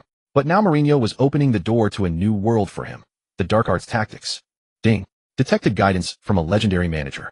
Congratulations, host. A new skill tree branch has been unlocked. Tactical foul. Skill acquired, the shadow of the special 1LV. 1. A skill description: perform destructive defending within the referee's blind spots or within the bounds of the rules. Inflict pain on the opponent, but increase the chance of the referee reaching for a card by 15. Lin Yuan stood up, looking at the gray-haired, yet still arrogant old man before him. This was why Chelsea chose Mourinho. In this world, only this madman would teach a player how to legally hurt people. I understand, boss. A faint smile curled at the corner of Lin Yuan's mouth, revealing a grin that would send chills down any opponent's spine. You mean I shouldn't just be a hammer, but also a scalpel hidden up my sleeve? Smart. Mourinho patted his arm with satisfaction. This Sunday we host Arsenal at home. Arteta has a squad full of technically gifted kids. Odegaard, Saka. They love to play it on the ground. They love beautiful football. Mourinho's expression turned grim. Go and show them that Stamford Bridge has no room for tears. The London sunset bathed Stamford Bridge in a fiery golden-red glow. It was Chelsea's first home match of the new season, and the atmosphere on the terraces was electric to the point of frenzy. 40,000 loyal Blues sang the club anthem. Blue is the color as a colossal typho unfurled. A giant blue lion jaws agape, its paw crushing a shattered cannon beneath it. The tension today was palpable, not merely because the opponents were crosstown rivals Arsenal, but because Arsenal's starting lineup bore a name that stung deeply: Kai Havertz. Having defected to the bitter rivals that summer, the former Champions League hero for Chelsea was met with a deafening crescendo of boos when the stadium announcer read his name. A chorus fierce enough to tear the roof off. In the tunnel, Arsenal captain Martin Odegaard rallied his teammates. Ignore the noise. Play our game. We are title contenders. They are a construction site in progress. Havertz in his red shirt wore a stiff expression, deliberately avoiding the eyes of his former teammates. Just then he felt a searing gaze upon him. He turned to meet a pair of pitch-black eyes. The new Chelsea signing, number 44, stood at the back of the line, a playful smirk etched on his lips as he watched him, like a wolf eyeing a lost lamb. Lin Yuan flexed his wrists, recalling Mourinho's specific pre-match instructions. Kai's mentality is fragile. The whole stadium is against him today. He'll be desperate to prove himself. Lin, give him a hand. Help him cool down thoroughly. Beep. The match began. Arsenal quickly seized control. Arteta's possession-based system was meticulously precise. Odegaard, Saka, and Martinelli interchanged fluidly up front, the ball slicing through Chelsea's defensive lines like a scalpel. Chelsea were pinned back in the opening 15 minutes. Arsenal's technical quality is sublime. BBC commentator Gary Lineker praised. Look at that back heel from Odegaard. Chelsea's midfield looks like clumsy bears chasing shadows. Lin Yuan is strong, but what use is that if he can't get near the ball? The 18th minute. Havertz received the ball near the center circle. He attempted a turn to shake off his marker and showcase his skill. But the instant he pivoted, a colossal force slammed into his back. It wasn't a wild, bone-jarring charge. It was like a vice locking onto his lower back. Lin Yuan had latched on. Havertz tried to muscle back, but found the man behind him immovable. Instead, a hidden shove sent a sharp, dull pain radiating from his ribs. Welcome home, Kai. Lin Yuan's voice slithered into his ear, laced with mockery. The pitch feels a bit hard today. Remember to protect your face when you fall. Get off me. Havertz snapped, swinging his elbow to fend him off. The moment Havertz raised his elbow, Lin Yuan, as if anticipating it, recoiled his body. Simultaneously, he subtly scraped his boot against Havertz's standing ankle. It was a minuscule movement, just enough to upset his balance. Thud. Havertz tumbled gracelessly, losing possession. The referee was nearby, but with Lin Yuan's hands behind his back, it looked like Havertz had simply tripped. No whistle was blown. Weakling Lin Yuan muttered coldly as he stepped over him. The next 20 minutes showcased exactly what Mourinho's defensive doctrine entailed. He no longer charged around the pitch like the previous match. Instead, he became a phantom haunting Arsenal's central midfield core. When Odegaard received the ball, Lin Yuan would arrive half a beat late, accidentally crashing into him just after the pass was released. These half-beat late collisions made every Odegaard pass a physically punishing experience, yet they were rarely card-worthy. For Havertz, Lin Yuan reserved a campaign of psychological torment. In the 35th minute with the ball dead, Lin Yuan deliberately shouldered Havertz as he passed, then immediately raised his hand to the referee, feigning innocence. In the 40th minute during a corner, Lin Yuan leaned into Havertz's ear before leaping. "Can you hear the fans calling you a traitor?" Havertz's face reddened, his breathing grew ragged. He was rattled. The climax arrived in the 44th minute. Arsenal attacked and Havertz received the ball on the edge of the box ready to shoot. System skill triggered the shadow of the special 1LV. 1 effect provocation success rate increased, target's rationality decreased. Lin Yuan surged from the side, but he wasn't aiming for the ball. As Havertz drew back his leg, Lin Yuan bellowed, "Hey!" The sudden roar startled Havertz, freezing his motion. In that instant, Lin Yuan executed a perfectly timed sliding tackle, sweeping the ball out for a corner. However, as he slid past his studs, accidentally caught Havertz's planted leg. It wasn't a heavy foul, but it was the final straw. Havertz's simmering fury bottled for the entire half exploded. He scrambled to his feet, charged at the still rising Lin Yuan, shoved him hard and roared, "Are you out of your thing mind?" The shove itself wasn't particularly forceful, but it was precisely what Lin Yuan had been waiting for. This 189 wall of muscle upon being pushed reacted, as if struck by a truck. He flew backwards, tumbling dramatically across the turf, clutching his face, as if his nose had been broken. The stadium erupted. "He's been hit." Chelsea players swarmed Enzo, leading the charge, shoving Havertz. A storm of boos and debris rained down from the Stamford Bridge stands. Referee Michael Oliver, his face ashen, sprinted over. He had witnessed Havertz's retaliatory shove in clear view. Such violent conduct when the ball is dead is met with zero tolerance in the Premier League. Without hesitation, the referee reached into his pocket and produced a bright red card. Red card. Havertz was sent off. Arsenal players surrounded the official in protest, Odegaard hopping with frustration. Meanwhile, the agonized Lin Yuan, peeking through his fingers to confirm the red card, was helped to his feet by teammates appearing to struggle. He rubbed his completely uninjured face, cast a cold, cruel smirk at the despairing Havertz as he trudged off, and without a word gently patted the Chelsea lion on his crest. The camera zoomed in on the moment. In the commentary booth, Gary Neville gasped, "My God, look at that smile. That's no victim, that's a perfectly set trap. Lin Yuan isn't just physically tough, his mind is tougher than his bones." Havertz is naive, completely outplayed by this 19-year-old. On the touchline, Mourinho stood with hands in pockets, his face an impassive mask, the only tell being the slightly quicker rhythm of his gum-chewing. "Well done, Butcher." Down to 10 men, Arsenal collapsed. Chelsea cruised to a 2-0 victory over their rivals. As the final whistle blew, Lin Yuan stood on the center circle listening to 40,000 voices chant his name, "Lin, Lin, our mad Butcher." He knew from this day forward he had conquered this ground. Ding. Novice Mission Premier League chapter complete. Mission rating perfect. Rewards issued: 2 free attribute points x 1 skill draw opportunity. London's early mornings always carry a hint of damp chill. In the parking lot of Cobham Training Center, a black Land Rover Defender rumbled into its designated spot with a low guttural growl. This rugged, angular off-roader, much like its owner, exuded an unapologetic aggressiveness. Lin Yuan stepped out of the car, carrying his training kit. The aftermath of yesterday's derby against Arsenal was still lingering. Even after a night's rest, a glance at his phone revealed the English media's relentless coverage, threatening to drown him. The Times headline dripped with sarcasm: "The new tyrant of Stamford Bridge, he murdered artistic football legally." The Sun, ever more sensational, ran a photo of Havertz being sent off, his face flushed with rage, while Lin Yuan stood nearby with a cold smirk, adjusting his sleeve. The headline screamed, "The devil's smile, Chelsea's no." 44 gave Havertz a nightmare. Lin Yuan paid these comments no mind. After changing in the locker room and completing a core warm-up, his personal phone stored in the locker suddenly vibrated. He picked it up. The screen displayed an international call, the area code 86. Lin Yuan's eyebrow arched slightly. In the past, if it were that team leader Wang, he would have already been sending furious text messages. But this number was unfamiliar, and it rang with persistent insistence. He stepped out to the corridor outside the locker room and answered. "Who's this?" Lin Yuan's voice was cold, tinged with the slight breathlessness of recent exertion. There was a second of silence on the other end, followed by a steady, genial laugh from a middle-aged man carrying a hint of bureaucratic authority. "Is this Lin Yuan?" Hello. I'm Li Jiangguo from the Football Association. You might not know my name. I've just been transferred to head the External Liaison Office." Li Jiangguo. Lin Yuan searched his memory, drawing a blank. But he could discern the condescending amiability in the man's tone. Something I can do for you. Lin Yuan was curt. Well, I watched your match yesterday, Chelsea against Arsenal. Played quite well.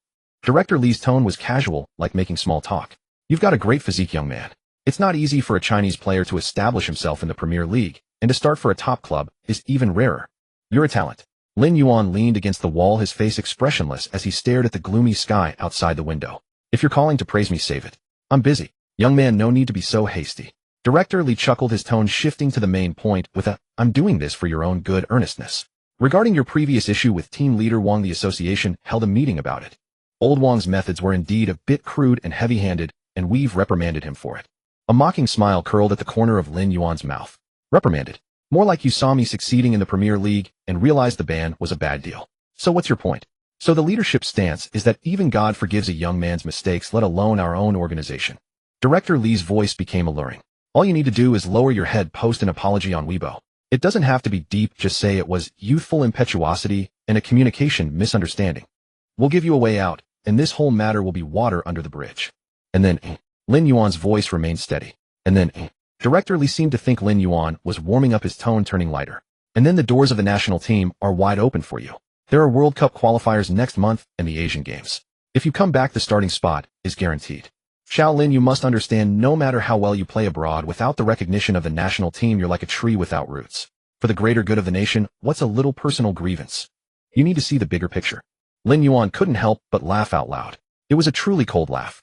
If this call had come months ago when he was struggling in the mud of a Portuguese reserve team, perhaps he would have seen it as charity. But now, this sanctimonious facade of for your own good and giving you a way out disgusted him more viscerally than leader Wang's outright coercion. They weren't here to apologize. They saw a ripe fruit and wanted to pluck it, expecting the one who planted the tree to kneel and offer it to them. Director Li, is it? Lin Yuan cut off the man's rambling. Ah yes, go on. I think you've got one thing wrong. Lin Yuan looked down the corridor. Mourinho was approaching with his coaching staff. He nodded at the boss, then spoke coldly into the phone. I don't forgive. The voice on the other end was clearly stunned. What? I said I don't forgive you, and I don't need your way out. Lin Yuan's voice was low, but each word struck like a nail. The ban before or this forgiveness now are all jokes to me. That circle is too dirty. I'm afraid of soiling my shoes. Xiao Lin, do you have any idea what you're saying? Director Li's composure finally cracked, his voice revealing a mix of fury and wounded pride. You're refusing the call of your nation. You're cutting yourself off from Chinese football. Think carefully without the FA's backing you abroad. How I fare abroad is my own business. Lin Yuan cut him off. As for Chinese football, I've been out of it since the day you kicked me out. Don't call me again. Whether it's threats or charity, it all makes me sick. Beep. Lin Yuan hung up cleanly and promptly blocked the number, the motion as fluid as swatting away an annoying fly. He took a deep breath. The cold, damp London air filled his lungs, bringing an unprecedented clarity. It was a clean break. The last lingering tie had been severed by his own hand. There was no loss, only the relief of a burden lifted. Lin. Enzo Fernandez approached, holding a water bottle, looking at him with curiosity. Who was that? You look grim. Nothing. Lin Yuan tossed his phone back into the locker and turned around, the coldness in his eyes replaced by a predator's focus. Just some con artist trying to sell me expired goods. Huh. Con artists can get your personal number. Enough chit-chat. You better watch out in today's training match. Lin Yuan cracked his neck, the joints popping. I didn't get my fill yesterday. Today I'm going in for tackles. Enzo immediately jumped back a step in exaggerated alarm. Bloody hell. Jose, control your mad dog. Mourinho stood on the sideline watching Lin Yuan's back as he walked onto the training pitch, a faint smile playing on his lips. He could sense that the invisible shackles on Lin Yuan today had vanished. This beast had finally completely broken free of its cage. Training ended in the afternoon. After finishing his massage in the physio room, Lin Yuan took out his phone and saw a new, unread message. It wasn't from home. The sender was displayed as Jorge Mendes. The message was short, yet weighed 1,000 pounds compared to the earlier call. Lin, I'm in London. There are matters regarding the future that I believe we need to discuss. Also, someone has asked me to pass a message to you. Lin Yuan stared at the screen, his fingers tapping lightly on its edge. What was coming had finally arrived. This time it wasn't a condescending way out, but a red carpet leading to the throne. In a private room of a Michelin 3-star restaurant in Mayfair, London, the air was laced with the subtle aroma of cigar smoke and aged red wine. Lin Yuan sat on the velvet sofa, leaving the exquisite dishes on the table untouched. Two men sat across from him. The one on the left, clad in an impeccably tailored bespoke suit with his hair slicked back, had eyes as sharp as an eagle stalking its prey. He was one of the most powerful agents in world football, Jorge Mendes. The man on the right, slightly older with a refined air, exuded the commanding presence of a head coach. He was Roberto Martinez, the current manager of the Portuguese national team. If the Sun had gotten a photo of this, tomorrow's headline would be explosive. Lin, I won't beat around the bush. Mendes swirled the red wine in his glass, breaking the silence. I already know about you turning down that directorly from the Chinese FA yesterday. In this circle there are no secrets. Lin Yuan wasn't surprised. For a shark of Mendes' caliber, lacking such intelligence would be far stranger. So are you here to have a laugh at my expense? Lin Yuan asked calmly. No, I'm here to offer you a crown. Mendes set down his glass and leaned forward, his hawk-like eyes locked on Lin Yuan. Chinese football is a desert. Worse, a swamp that rots even the best seeds. Refusing them was the smartest decision of your career. But you face a problem now. Without a national team, you'll never touch the Ballon d'Or. Lin Yuan leaned back, tapping his fingers rhythmically on the armrest. If you're here to convince me to play in Portugal, forget it. I'm happy at Chelsea. It's not about playing in the Portuguese league, Lin. Martinez finally spoke, his English carrying a slight accent, but ringing with sincerity. It's about representing Portugal. Lin Yuan's movements paused momentarily. Martinez pulled a document from his briefcase and slid it across the table. I know this sounds insane. Typically, naturalization requires 5 years of residency. But under Portuguese law, for exceptional talents with significant potential contribution to the nation, the president has the authority to issue a special decree. Martinez pointed to the national emblem on the document. This application is already in process. If you sign, you could have your passport within a week, just in time for the September international break. Lin Yuan glanced at the document, but didn't reach for it immediately. Why me? He looked at Martinez. Portugal is stacked with midfield talent. Bruno Fernandes, Bernardo Silva, Palhinha, Vitinha. You're not short on options. We are. Desperately short. Martinez's smile faded, replaced by a serious expression. Portugal has the best technical midfielders in the world. We have the finest violinists, the most creative painters. But when we face physical powerhouses like France or England, our spine isn't strong enough. He sketched a tactical gesture on the table. We need a hammer. A hammer that can shatter the opponent's rhythm, allowing Bruno and Bernardo to dance freely up front. I've watched every match you've played for Chelsea. That suffocating pressure, that killing intent that makes opponents tremble before the first whistle. That's the missing piece Portugal desperately needs. Lin Yuan remained silent. The arguments were compelling, but not yet enough to make him nod. Mendes keenly sensed Lin Yuan's hesitation. He knew that for a proud and solitary villain like Lin Yuan, tactical roles were just the baseline. What could truly move him required a stronger elixir. Lin, before I came today, someone asked me to pass along a message. Mendes pulled an envelope from his pocket and slid it across the table. It wasn't sealed, containing only a simple note with bold, forceful handwriting. Who? Lin Yuan raised an eyebrow. Cristiano. Mendes uttered the name softly. Lin Yuan's pupils contracted slightly. On this planet, footballers might not like Messi or Ronaldo, but no one could ignore the weight of those two names. Especially for this generation of players, they were two towering idols. Lin Yuan opened the note. There was no lengthy message, only a single sentence written in Portuguese followed by an English translation. Eu preciso de uma parede que não caia atrás de mim. I need a wall that won't fall behind me. Lin Yuan stared at those words for a long time. He could read the meaning behind them. A distress call from a king who had achieved everything yet still fought against time itself. Ronaldo, though still hungry for victory, had to admit that with age he no longer had the stamina to sprint up and down the pitch like in his youth. He needed someone to do the dirty work behind him, to shield him from malicious tackles, to let him charge forward without a single worry. This was an invitation, and even more a trust. He said. Mendes observed Lin Yuan's expression and added slowly, as long as you give him the peace of mind to turn and play, you'll always be his best brother.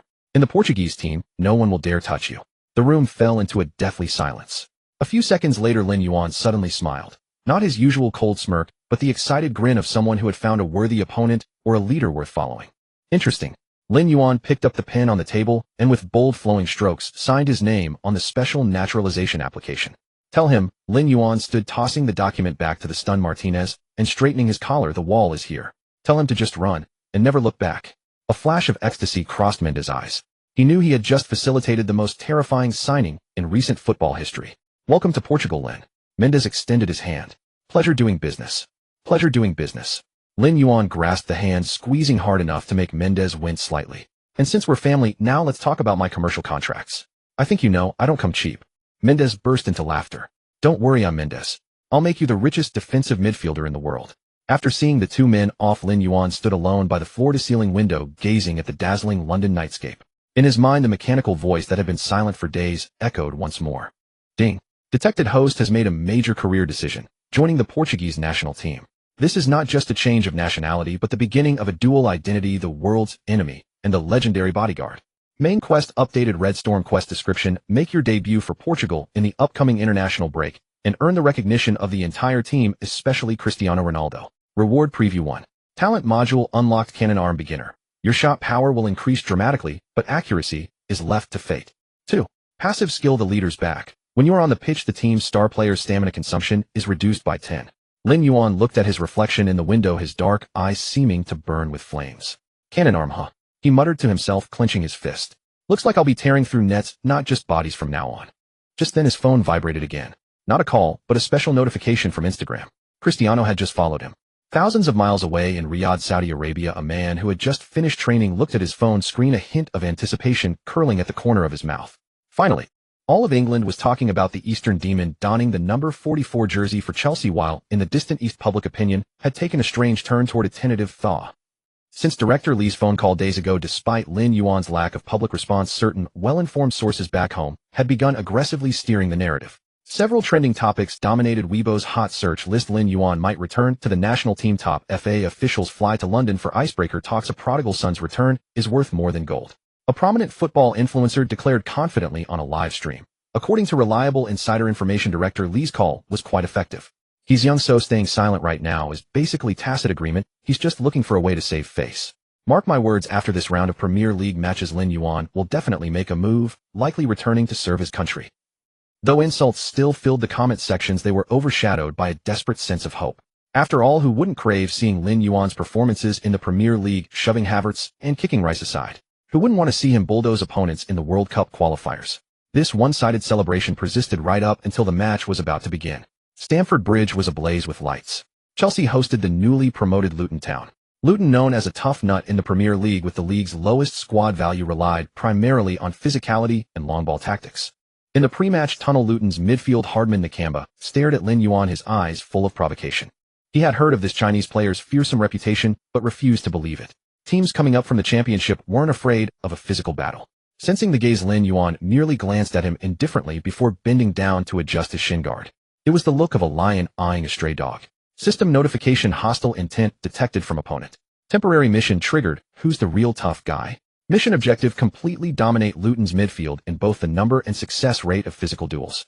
Show these championship newcomers what Premier League intensity truly means. Reward 1 free attribute point. Interesting, Lin Yuan muttered, a slight smirk forming on his lips. The referee's whistle blew and the match began.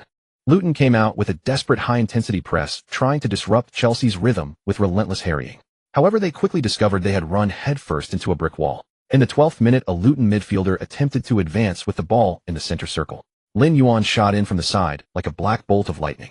No fancy moves, just a direct shoulder-to-shoulder collision. Thud. A dull, heavy impact picked up by the pitchside microphones reverberated around the world.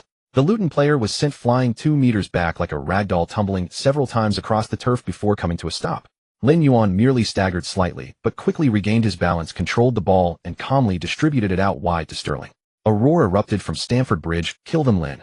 In the 35th minute, Nakamba attempted retribution, slyly raising his elbow during an aerial duel. Lin Yuan's eyes in midair were as cold as ice. Instead of avoiding it, he activated brute physique S-rank, meeting the elbow squarely with his chest, while simultaneously engaging his core. Like a hydraulic press, he slammed into Nakamba, sending him crashing off balance. Lin Yuan landed firmly on his feet, while Nakamba sprawled ungracefully onto the ground. The referee let play continue. It was a fair challenge. Looking down at his fallen opponent, Lin Yuan coldly uttered a single word: soft. This pure display of physical dominance had Mourinho on the touchline rubbing his hands with excitement. This was the Chelsea he wanted. This was the Blues' DNA. By the 78th minute, the score was 2-0, with goals from Sterling and Jackson. The game was effectively over, but Lin Yuan showed no signs of letting up. The free attribute points he had accumulated in the previous 20 chapters, using 2 points here, had all been allocated to explosive power before the match. Now he intercepted the ball in midfield. The space ahead opened up. Typically, a defensive midfielder would opt for a safe backward or sideways pass in this situation. But Lin Yuan's gaze fell upon the Chinese student fans in the stands, waving the 5-star red flag with hopeful anticipation, and a complex emotion swelled within him. It was a farewell. Since he was leaving, he might as well leave them with one final unforgettable image. He didn't pass the ball. Lin Yuan suddenly surged forward, charging towards Luton's penalty area like an out-of-control heavy tank. A defender stepped up to block him, but Lin Yuan knocked the ball past him and powered through. Another defender tried to tug his shirt, only to be violently shaken off. Reaching the top of the arc, Lin Yuan didn't slow down, winding up his right leg, pointing his toe, and channeling every ounce of his strength into this single strike. Get in there. The ball exploded off his boot, a cannonball shot on a flat arrow straight trajectory, hurtling towards the top right corner of the goal. The Luton goalkeeper didn't even have time to dive, instinctively flinching. Swish. The net rippled violently. 3-0. Lin Yuan had scored his first Premier League goal since joining Chelsea. A solo run, an unstoppable, brutally powerful strike. After scoring, Lin Yuan didn't roar as he usually did, nor did he slide on his knees. He simply stood still, expressionless, staring towards the Chinese fans in the distant stands. Then he slowly raised his right hand and gave a somewhat awkward wave. In the commentary booth, Zhang Jun was ecstatic, his words tumbling out, "My God, Lin Yuan. A thunderous strike. A pure display of power. He's like a god of war. If he returns to the national team, the midfield's backbone won't just be strong. It'll be made of titanium." The live comments exploded. "Holy crap. That goal was insane. Director Lee deserves a medal. Get this god back here now." He waved. Was he acknowledging the fans back home? He's showing goodwill. It's settled. This is definitely happening. Everyone was immersed in the fantasy of Lin Yuan's imminent return, interpreting that cold, detached wave as a signal of the prodigal son's homecoming. Even the close-up cameras captured satisfied smiles on the faces of several suspected Chinese Football Association officials in the stands. Only Lin Yuan himself knew the truth. That wasn't a greeting. It was a farewell. After the match in the mixed zone, Lin Yuan emerged from the dressing room, showered, dressed in a black tracksuit, and carrying his kit bag. The moment he appeared, 7 or 8 Chinese reporters holding microphones with CCTV logos and smartphones swarmed him. "Lin Yuan, congratulations on the goal. That long-range shot was magnificent. Does that wave mean you've reached a reconciliation with the Football Association? Fans back home are waiting for you. The international break starts next week. Will you report to Beijing?" The reporters' eyes gleamed with excitement, as if they had already secured their exclusive headlines. Lin Yuan stopped. Several British journalists from Sky Sports BBC nearby also pricked up their ears. Looking at the beaming CCTV reporter, a playful, almost mocking curve appeared at the corner of his mouth. Instead of answering directly, he spoke in fluent English. "Regarding my future, regarding the color of the jersey I'll wear in my next match." The area instantly fell silent. Lin Yuan scanned the cameras and said calmly, "In 3 days, on August 31st, the final press conference before the transfer window closes, I will give everyone an answer." With that, he pulled his cap lower, brushed past the reporters, and strode out of the stadium. Behind him, the Chinese reporters looked at each other, then erupted into even more fervent discussion. "He's definitely coming back. What else could it be? A press conference for the official announcement. That's going all out. I have a feeling this will be the most important day in Chinese football history." Watching their excited retreating backs, a journalist from the Times nearby murmured to his colleague, "Poor bastards. They have no idea how sharp this beast's teeth really are." The storm had already reached its peak, brewing just beneath the surface. August 31st, 2023, 10:00 a.m. London, the press conference hall of Cobham Training Center. Today, the atmosphere at Cobham was unusually charged. The media center had never been so crowded. The air was a blend of coffee aroma and the anxious sweat of journalists. Cameras were set up everywhere, and even the aisles were packed with faces from the east. As the digital clock on the wall ticked past 10, the clamor instantly subsided. A restless heat radiated from the packed back rows. Chinese journalists huddled in groups, buzzing with excitement at the prospect of witnessing history. "My draft is ready." Headline: Prodigal Son returns Lin Yuan to don national jersey for World Cup qualifiers. A friend at the FA hinted that Director Lee was in good spirits, so the deal is likely done. "We're set. With Lin Yuan, we have a real chance against Thailand and South Korea." Their confidence was palpable, as if Lin Yuan was already secured. At 10 sharp, the side door opened. Mourinho entered first, wearing his signature inscrutable smirk. Following him was the man of the hour, Lin Yuan. Dressed in Chelsea's dark blue training kit, he wore a baseball cap, pulled low, obscuring his expression. He carried an opaque black bag and placed it discreetly under the table. The room erupted in a frenzy of camera flashes and a cacophony of shutter clicks. Mourinho adjusted the microphone. "I won't dwell on the upcoming match against Nottingham Forest. I know you're not here to listen to an old man ramble about tactics." He turned to Lin Yuan, his smirk deepening. "Lin, the stage is yours." Lin Yuan nodded, removed his cap, and revealed a sharply defined face devoid of any smile. Before the press officer could call on anyone, a senior journalist with a CCTV badge sprang up from the front row, skipping formalities. "Lin Yuan, I'm a journalist from China. There's been massive public support for your return to the national team. Now that the misunderstanding is cleared, have you booked a flight back to Beijing tonight? What message do you have for the fans back home ahead of the World Cup qualifiers?" As the question hung in the air, every Chinese reporter leaned and recorders held high, anticipating a positive answer. Lin Yuan's gaze was calm, his eyes as still as stagnant water. "Misunderstanding cleared." His deep voice echoed through the hall. "Who told you it was cleared?" The journalist faltered, but Director Lee said. "What he says isn't what I say." Lin Yuan cut him off. The atmosphere froze for a second. Though the British press couldn't understand Chinese, the tension was unmistakable through their earpieces. Lin Yuan leaned forward, hands clasped on the table, his eyes sweeping across the lenses of the Chinese media. "Since you're all here, let me be clear. In the past, I was banned without reason, extorted and slandered. I owe no one anything, and I need no forgiveness or face saving. As for the future, Lin Yuan reached under the table, retrieved the black bag, and pulled out a neatly folded jersey. All eyes converged on the jersey. Red. A deep crimson red. The home colors of the Chinese national team. A spark of ecstatic hope ignited in the eyes of the Chinese journalists. The journalist who had asked the question trembled with excitement. See, it is red. Everyone starts shooting. But the next second, as Lin Yuan calmly unfolded the jersey for the cameras, a shocking detail emerged. On the left chest, where the five-starred flag should have been, was a different emblem. It was the golden armillary sphere and shield, the crest of the Portuguese Football Federation (FPF). And on the back, two clear names printed: Lin Yuan and the number 16, a number symbolizing a key squad player ready to rise. A collective deafening silence fell over the room. It was as if a sound of something shattering had just occurred, the sound of brains short-circuiting. The smiles of the Chinese journalists froze, their expressions comically resembling a flock of ducks suddenly choked. I am proud to announce, Lin Yuan's voice was clear and forceful, each word landing like a hammer, that I have officially acquired Portuguese nationality and have accepted the call-up from Mr. Roberto Martinez. This international break, I will wear this jersey and represent the Portuguese national team. The room exploded into pandemonium. The British journalists were ecstatic, realizing this was a monumental scoop. Lin, is this really? Are you doing this for Ronaldo? A Chelsea midfielder joining Portugal's golden generation. Meanwhile, the Chinese journalists looked ashen, as if they had just witnessed the apocalypse. Lin Yuan. The senior journalist's voice shook, bordering on hysterical. Are you insane? This is betrayal. How could you not choose China? The FA has already forgiven you. Lin Yuan cast a cold, contemptuous look in his direction. Forgiven? I think you've got it wrong. He stood up, grabbing the Portuguese jersey with one hand and draping it over his shoulder like a battle cloak. In football, you speak with your feet, not your mouth, and certainly not through the charity of others. I chose Portugal because they respect strength and the game itself. As for you all, he paused, leaving behind a statement destined to be etched into Chinese football history. Since you threw me away like garbage, don't expect me to crawl back like a dog. I won't board this sinking ship. I'm tearing up this old ticket. With that, he turned and strode off the podium without a backward glance. Mourinho stood shrugged at the stunned journalist and delivered the final blow in English. By the way, the kid does look sharp in deep red. But not your kind of red. That's the red of a European champion. 10 minutes later, across the ocean, the Chinese internet had completely collapsed. The hashtags Lin Yuan Portuguese citizenship, Lin Yuan tears up old ticket, and FA slapped in the face dominated. Weibo servers crashed, Hupu scores plummeted to negative numbers, and Donquidi's servers exploded. Countless Chinese fans who had stayed up all night expecting good news stared at the photo of Lin Yuan holding the Portuguese jersey, their emotions spiraling from shock and anger to despair, and finally, to a torrent of abuse directed at the FA. The comment sections were a raging inferno. FA, come out and atone. You've turned our only star into an opponent. Look at what you've done. I won't board this sinking ship. You can feel the despair in that. It's over. We'll have to watch Lin Yuan set up goals for Ronaldo and then destroy us in the World Cup.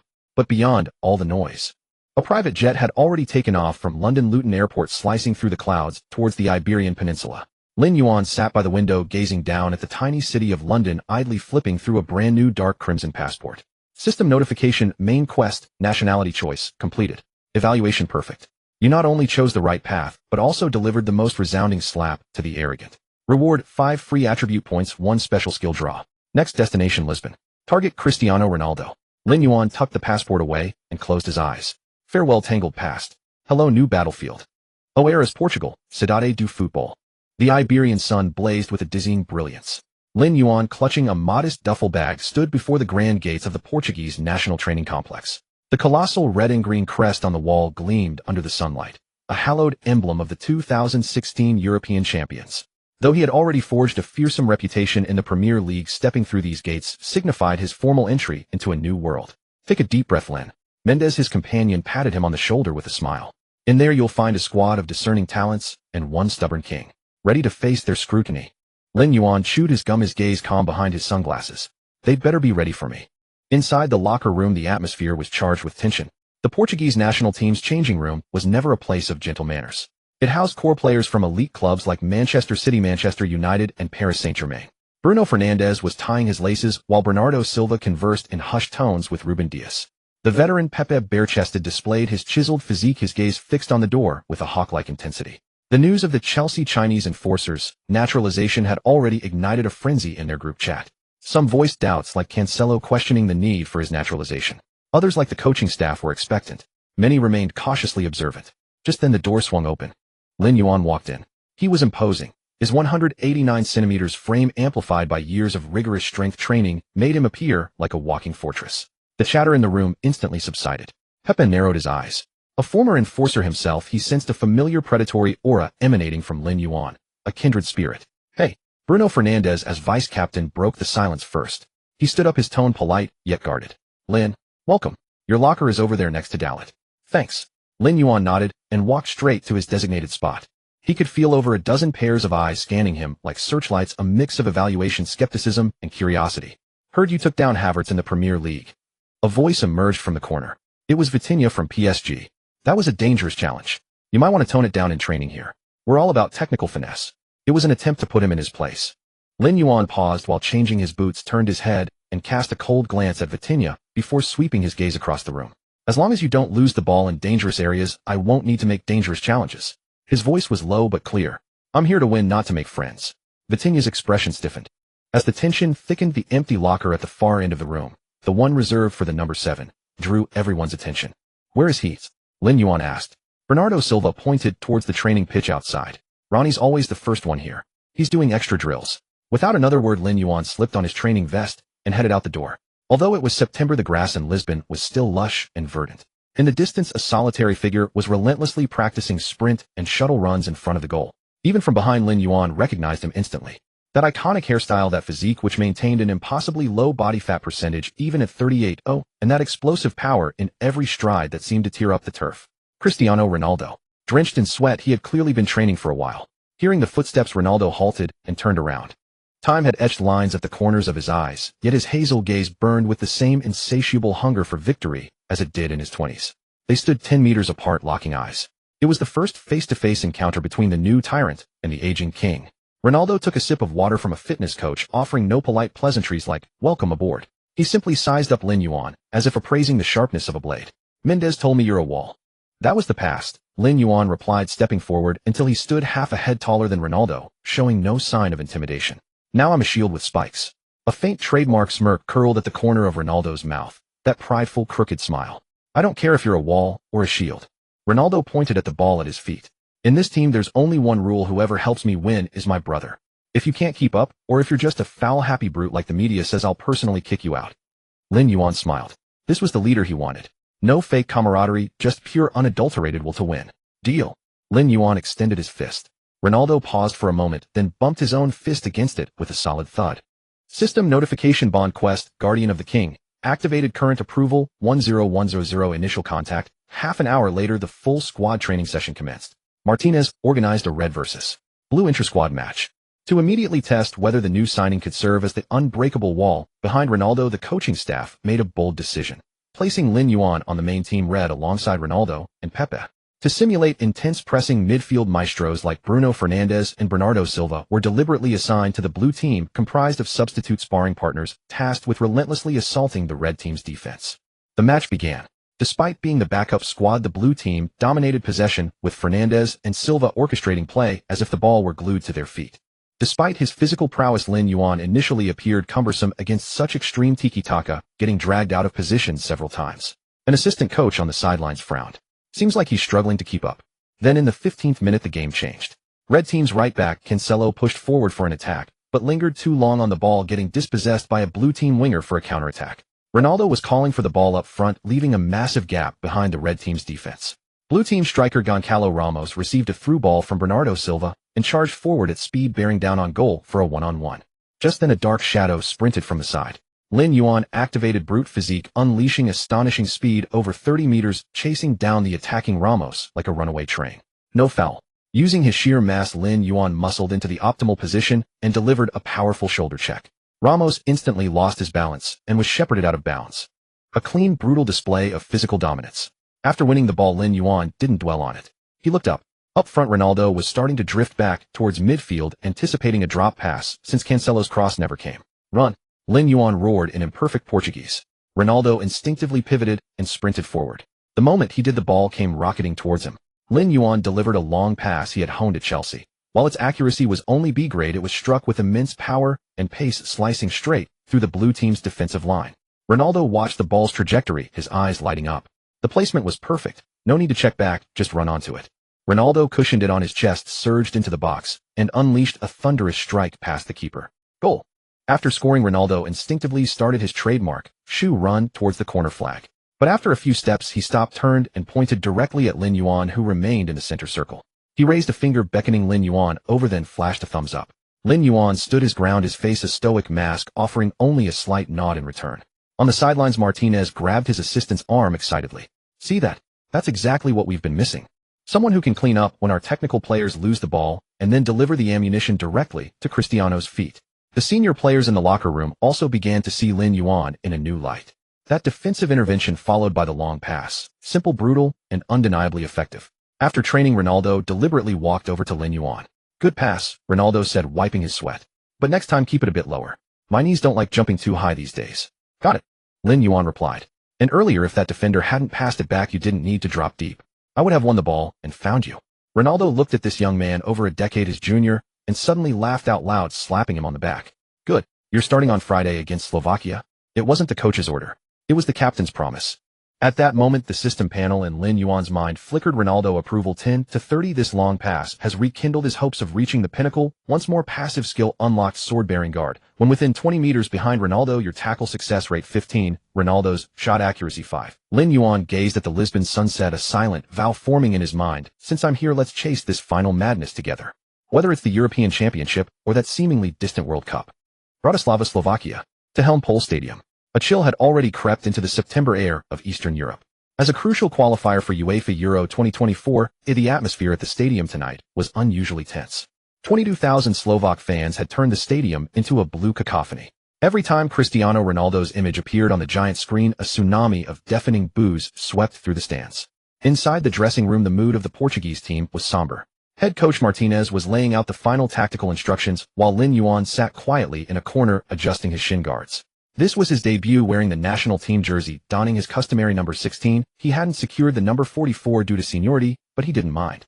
Lin. A deep voice sounded from above. Lin Yuan looked up to see Ronaldo already wearing the captain's armband. The 38-year-old's eyes were still as sharp as an eagle's, yet the fine lines at their corners betrayed the passage of time. Slovakia's midfield is tough. Skriniar is a defender, but he pushes up aggressively. And Kuka, that old fox, plays dirty. Ronaldo extended his fist, stopping in front of Lin Yuan. Tonight, I need someone to clear the trouble at my back. Lin Yuan stood up, his frame even broader than Ronaldo's, casting a long shadow in the light. He grinned, revealing a set of gleaming white teeth, and bumped Ronaldo's fist. Captain, you just focus on the goal. As for those who try to get their feet near you. Lin Yuan turned his gaze toward the tunnel leading to the pitch, a trace of bloodthirsty red flashing in his eyes. I'll make them regret lacing up their boots. Beep. The referee's whistle signaled the start of the match. Slovakia had clearly studied this Portugal team. Aware that Ronaldo's physicality had waned with age, they devised a highly targeted strangulation tactic. 12th minute. Bernardo Silva lost the ball in the final third, and Slovakia launched a swift counterattack. The ball was worked to their center-back Skriniar. The burly Paris Saint-Germain defender didn't rush his pass. Instead, he calmly carried the ball forward. As Ronaldo moved to press him, Skriniar didn't shy away.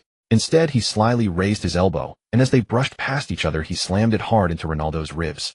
Thud. A dull sound. Ronaldo collapsed in pain, clutching his side, his face contorted. Boo. The Slovak fans erupted in gleeful jeers, some even chanting actor. The referee was nearby, but only gave Skriniar a verbal warning. Skriniar threw his hands up in mock innocence, but as he turned away, a contemptuous sneer tugged at his lips, as if to say, that's what happens to old men. However, his smug smile vanished as a chilling sensation crept down his spine. He instinctively glanced sideways and met a pair of cold, utterly emotionless black eyes. Lin Yuan stood 10 meters away, staring at him with an impassive face. No angry shouts, no agitated shoving. Lin Yuan simply looked at him like a corpse, then slowly raised a finger pointing first to his own eyes, then at Skriniar's knee. It was a silent verdict. System notice detected malicious infringement on bond target Ronaldo. Passive skill, sword bearer, activated. All attributes 10, aggression 30. The match resumed. In the 19th minute, an opportunity arose. Slovakia attempted to build up play through midfield. Skriniar received the ball again, looking to pass to Lobotka. The instant the ball left his foot, a white figure shot in laterally, like an out-of-control heavy tank tearing through the air with a whooshing sound. Lin Yuan ignored the ball. His target was singular, Skriniar, who was still off balance on his planted foot after making the pass. Who was that? He's too fast, the commentator exclaimed. Skriniar's pupils contracted in horror. He wanted to dodge, but this was an S-class physical full sprint, a fusion of Gattuso and Roy Keane. Boom. The two collided violently on the Helmpol turf. There was no fancy footwork, just pure kinetic energy meeting bone. Skriniar felt as if he'd been hit head-on by a dump truck traveling at 120 miles per hour. His entire body was launched sideways, spinning uncontrollably in the air before crashing heavily into the advertising hoardings beyond the touchline. Crack. The LED boards flickered with sparks before going dark. The entire stadium of over 20,000 fans fell into a deathly silence. Tweet. The flustered referee blew his whistle, sprinting over while reaching for a card. Slovak players charged towards Lin Yuan like madmen looking to confront the Eastern brute. Yet Lin Yuan stood his ground, not even deigning to glance at the writhing Skriniar on the turf. As two burly Slovak players rushed him, he took a sudden step forward, puffed out his chest, and let out a guttural roar that silenced the crowd back off. The palpable killing intent was so intense that the two 185-centimeter giants instinctively slammed on the brakes, a flicker of fear in their eyes. That's not the look of a footballer, that's the look of a killer. Ronaldo rushed over, shoving aside Slovak players, shielding Lin Yuan like a protective father, and yelled at the referee. It was a fair challenge. He played the ball first. He was protecting himself, though Ronaldo argued the look he gave Lin Yuan was filled with elation and gratitude. The referee's hand trembled as he ultimately produced a yellow card. It could have easily been a red card offense, but considering the contact was made as the ball was being released, there was no studs-up challenge, just a pure physical collision. And with Ronaldo's pressure, the referee backed down. Notoriety 500. Notoriety 500. Crowd boo level S. Reputation shop infamy edition profits doubled. Lin Yuan accepted the yellow card as if it were a medal.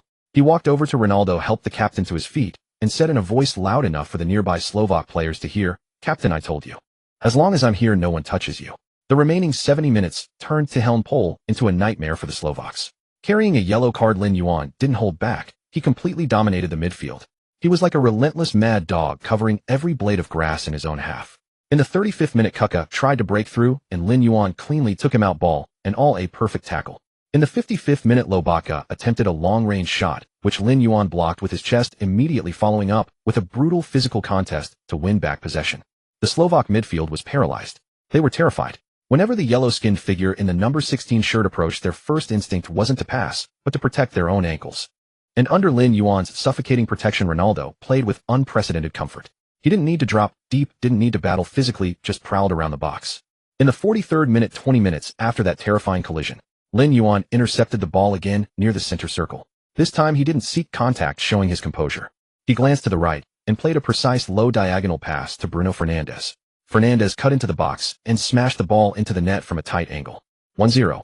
Instead of celebrating alone, Fernandes pointed towards Lin Yuan in the center circle. In the stands, the Slovak fans' boos had turned into sighs of despair. They realized that Portugal was no longer just elegant and technical. They now had a barbed iron hammer in their arsenal. The final whistle blew. Portugal took all 3 points with a 1-0 away win. In the post-match mixed zone, Slovak captain Skriniar, substituted at halftime due to injury, angrily told reporters that number 16 is a criminal. He doesn't belong on a football pitch, he should be in the UFC. When reporters turned to Ronaldo asking for his assessment of his new teammate, a sweat-drenched Ronaldo, a relaxed smile on his face that hadn't been seen in a while, draped an arm around the stoic Lin Yuan passing by and said into the camera, "A criminal." No. Ronaldo pointed to the name on Lin Yuan's back. "He is my sword and Portugal's most unyielding shield. If you think he's rough, it's because you're too soft." That night, Lin Yuan gained 500,000 followers on Instagram. A photo of him coldly looking down at Skriniar after the collision was reposted by Chelsea's official account, captioned, "Our boy out for a stroll in Bratislava. The Tyrant." However, on Chinese forums, the tide of opinion began to shift. Is this really the Lin Yuan who was kicked out by the FAA? This physicality. Did we miss something? This was only the beginning. Portugal, the Estadio Algarve. Though not in Lisbon, the eyes of the entire nation were drawn to this very spot tonight. The brutal battle in Slovakia 3 days prior had echoed the name Oriental Mad Dog across Europe. The media speculated whether Coach Martinez would rotate the squad, resting the defensive stalwart wearing number 44 national team number 16, especially against a weaker side like Luxembourg. Yet when the starting lineup was announced, Lin Yuan was there starting once more. Joining him in midfield were Bruno Fernandes and Bernardo Silva. It was a bold attacking statement. In the tunnel before the match, the Luxembourg players couldn't help but gulp, eyeing the stern-faced Asian youth standing behind Cristiano Ronaldo, a head taller than the Portuguese captain. The video of Skriniar being sent flying had circulated wildly among the players. "Listen, Lin," Ronaldo said, patting his shoulder before stepping onto the pitch. "Luxembourg will park the bus. Today I don't need you to bite like a mad dog. I need you to put the ball into the box, or, if you get the chance, take it yourself." Lin Yuan raised an eyebrow. "Take it myself." Ronaldo grinned. "I saw your training clips at Chelsea. I know how hard you can strike a ball. Don't hold back." The whistle blew. The match began. True to Ronaldo's prediction, Luxembourg set up a deep defensive block. Portugal laid siege to their half, but the dense defense was suffocating. Lin Yuan hovered near the center circle tasked with picking up second balls and snuffing out counterattacks. In the first 20 minutes, he saw little of the ball, mostly distributing simple passes wide to Silva or Leao. The commentator in the stands began to critique him. It seems Lin Yuan is indeed a purely destructive midfielder. In moments requiring intricate attacking play his use. The commentator's words were cut short. The game changed in an instant. The 24th minute. A Luxembourg defender's clearance didn't go far. The ball soared high, dropping into a vast empty space 35 meters from goal. No one was there except for the tall figure in the red number 16 shirt. Lin Yuan took 2 steps towards the falling ball. In his vision, the system interface flashed with a piercing red light. Shooting chance detected. Skill triggered. Cannon fodder novice. Effect shot power 50. A ball velocity correction 20. Intimidation max. No one pressured him. The distance was too great. Luxembourg's goalkeeper, positioned slightly off his line, didn't perceive it as a threat. Lin Yuan took a deep breath. The muscles in his thigh tightened like coiled steel cables. Without controlling the ball, he swung his right leg, meeting it half a meter off the ground with a ferocious volley. The impact was a thunderous crack, audible even in the top tiers of the stadium. It didn't sound like a kick, it sounded like a bomb had been detonated on the pitch. The ball vanished from sight instantly. It was too fast. Camera lenses struggled to track its trajectory, capturing only a white blur like a cruise missile, with no spin, rocketing straight for the top right corner of the goal. Luxembourg's goalkeeper Morris saw a flash, instinctively raised his hand, but only heard a deafening sound behind him. Clang whoosh. The ball smashed against the underside of the crossbar and ricocheted into the net. The net bulged violently from the sheer force, threatening to tear. 1-0. The stadium was dead silent for a second, then erupted into a frenzy, even wilder than 3 days prior. My God, what was that? The commentator leapt from his seat, knocking over his coffee. Speed? Director, I need the speed. The big screen displayed the data: 128 km/h. Lin Yuan didn't run in celebration. He stood still, slowly spreading his arms wide, performing his signature reign over the world pose. A figure sprinted over and jumped onto his back. It was Ronaldo. I knew it. I knew you had that in you. Ronaldo laughed like a child, ruffling Lin Yuan's hair. That goal shattered Luxembourg's morale completely. The rest of the match became a showcase of Portuguese dominance. In the 35th minute, Lin Yuan intercepted the ball in midfield. Luxembourg's defense was traumatized and 2 players instinctively moved to block his shooting lane. But this time Lin Yuan didn't shoot. System notice: wide vision triggered. Midfield orchestrator trial version. He feigned a shot, fooling the defense, then delivered a brilliantly disguised lofted pass. The ball sailed over the entire Luxembourg backline, landing perfectly at the feet of a timing-perfect onside Cristiano Ronaldo. Ronaldo didn't even need to adjust his stride, slotting it home with ease. 2-0. After scoring, Ronaldo pointed at Lin Yuan, performing his iconic shoe celebration before the two embraced tightly in the corner. The moment was captured by photographers and graced the front pages of sports media worldwide minutes later. Headlined: the rise of a new dynamic duo. In the second half, Portugal's attack was relentless. Inácio Ramos and Jota all found the net. The final score was a staggering 9-0. Lin Yuan's full match stats: 1 goal, 1 assist, 100 duel success rate, 12 kilometers covered. Back in China, the internet Weibo Hupu Donquidi was ablaze. The naysayers who had mocked him as a talentless hack, or benchwarmer in Portugal, were suddenly silent. The top 3 trending topics were instantly dominated by Lin Yuan 1. Lin Yuan 128 km/h cannon explosive 2. Portugal 9-0 slaughter 3. Ronaldo praises Lin Yuan. A massive shift in sentiment was underway in the comment sections, with a wave of regret spreading.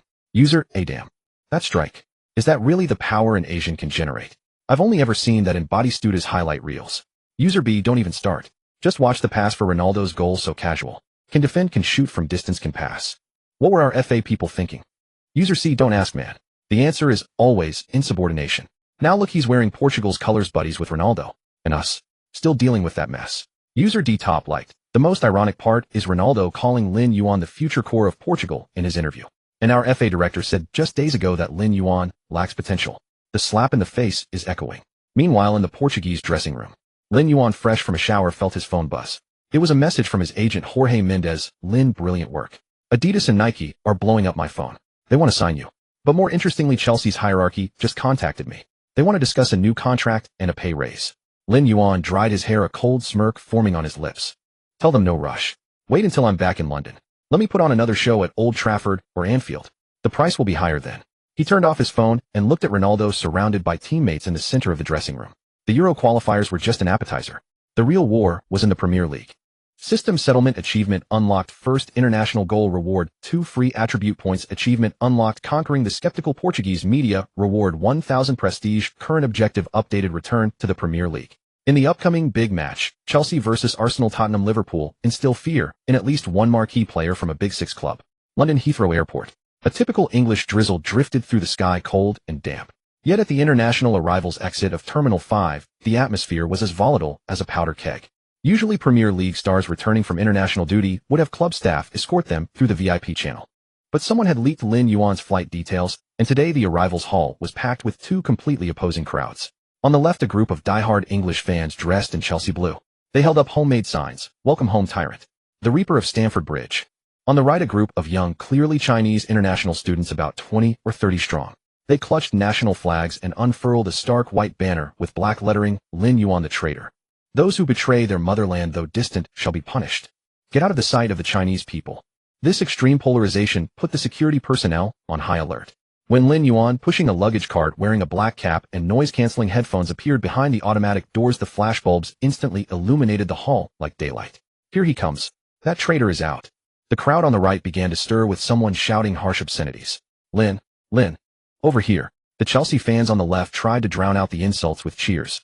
Lin Yuan stopped. He took off his headphones and hung them around his neck. Instead of lowering his head and hurrying away as security had advised, he slowly looked up, his cold, dark eyes sweeping over the agitated compatriots on the right. Someone threw a water bottle at him. Smack! Without even turning his head, Lin Yuan raised his hand and swatted the bottle away like a fly.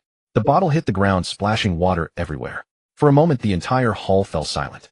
A reporter from a domestic portal site stationed in the UK, also known as a mouthpiece for the Football Association, seized the opportunity and rushed forward, shoving a recorder almost into Lin Yuan's face, aggressively demanding, "Lin Yuan, facing the protests of your compatriots, do you have nothing to say? When you scored wearing the Portuguese jersey, did you ever think about the feelings of hundreds of millions of fans back home? Don't you feel ashamed?" Lin Yuan looked at this greasy-faced reporter, whose eyes betrayed a cunning shrewdness, and a mocking smile curled at the corner of his mouth. He leaned down close to the microphone and spoke in a low, clear Chinese, "Ashamed. I made Cristiano Ronaldo shine my shoes through sheer skill, and made the Europeans shut up through sheer skill. And all you can do is stand here and throw bottles at a 19-year-old. Lin Yuan straightened up, his gaze cutting through the protesters like a blade. "You want an apology? Fine. Have the national team qualify for a World Cup, or make directly cough up the money he embezzled. Can't do that? Then shut up." Whoosh. The scene erupted into chaos. The reporter was stunned. He never expected Lin Yuan to be so bold, directly calling out directorly in a public setting. It was like flipping the table entirely. Just as the reporter was about to press further, an impossibly large hand suddenly reached out and shoved the microphone away. "Stay away from my player, you hyenas." A slightly hoarse, commanding voice in English rang out. The crowd parted automatically. Dressed in a gray Armani trench coat with silver hair, but a vigorous spirit, Jose Mourinho walked over, flanked by 4 burly bodyguards. Mourinho coldly glanced at the Chinese reporter, then swept his gaze over those holding the "traitor" banners and let out a dismissive snort through his nose. "Traitor." Mourinho pointed at Lin Yuan, facing the cameras. "He's a warrior. If your country doesn't need geniuses, that's your loss, not his fault. Right now Chelsea needs him, and Portugal needs him. As for you, go home and do your homework."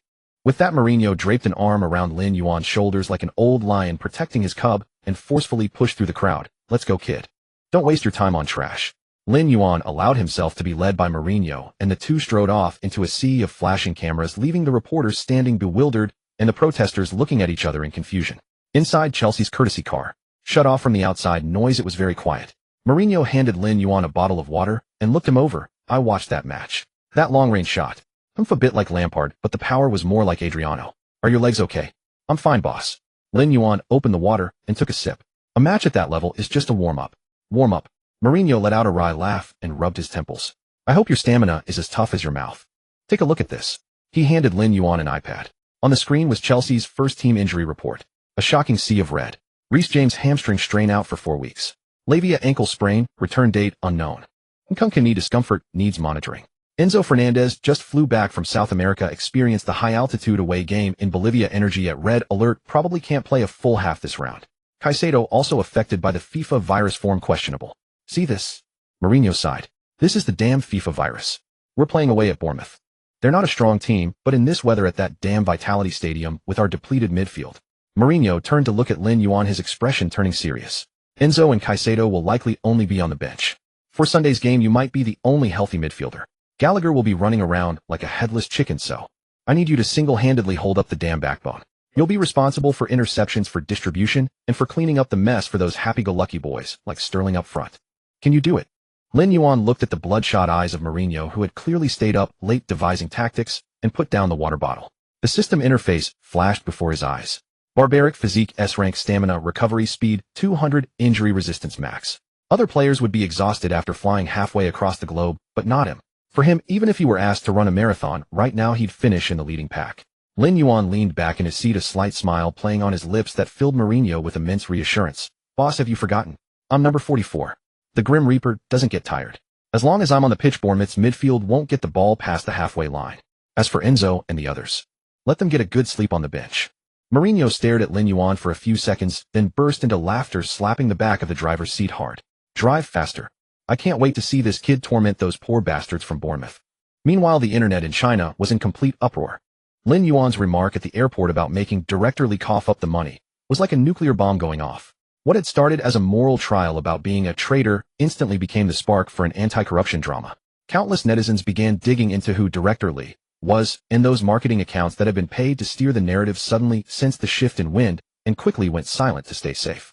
Lin Yuan was not only hard on the pitch, he was as hard as granite, leaving the Football Association with a mouthful of blood. Bournemouth, Southern England. Vitality Stadium. The autumn rain in England always arrives without warning and lingers without end. Tonight the downpour was ferocious, the rain under the floodlights like dense silver needles madly piercing the turf. For technical possession-based teams, this weather is a nightmare. Waterlogged grass slows passes, and the slick surface makes turning treacherous. For Chelsea, suffering from jet lag and the dreaded FIFA virus after a long-haul flight, this wasn't just a nightmare, it was hell. The scoreboard read Bournemouth 1-0 Chelsea. Match time, 82nd minute. On the Chelsea bench, Mourinho wasn't even holding an umbrella. He let the cold rain soak his expensive coat, his usually proud face etched with grim displeasure. The scene on the pitch was dreadful. With Enzo and Caicedo exhausted on the bench, the starting midfield partnership today was Gallagher and Ugochukwu. The former was diligent but ran around like a headless chicken, while the latter was clearly too raw, overwhelmed by Bournemouth's physicality. In the 30th minute, Bournemouth striker Solanke capitalized on a counter-attack, muscling his way through to score. For the following 50 minutes, Chelsea played like a team of sleepwalking ghosts. Sterling lost the ball every time he had it. Mudryk slipped 3 times on the wing, and even the rock at the back, Thiago Silva, showed signs of fatigue, gasping for air. Except for one man. Lin Yuan, no. 44. He was the only Chelsea player on the pitch who still seemed alive. Damn it. Run. Stop panting like a coward.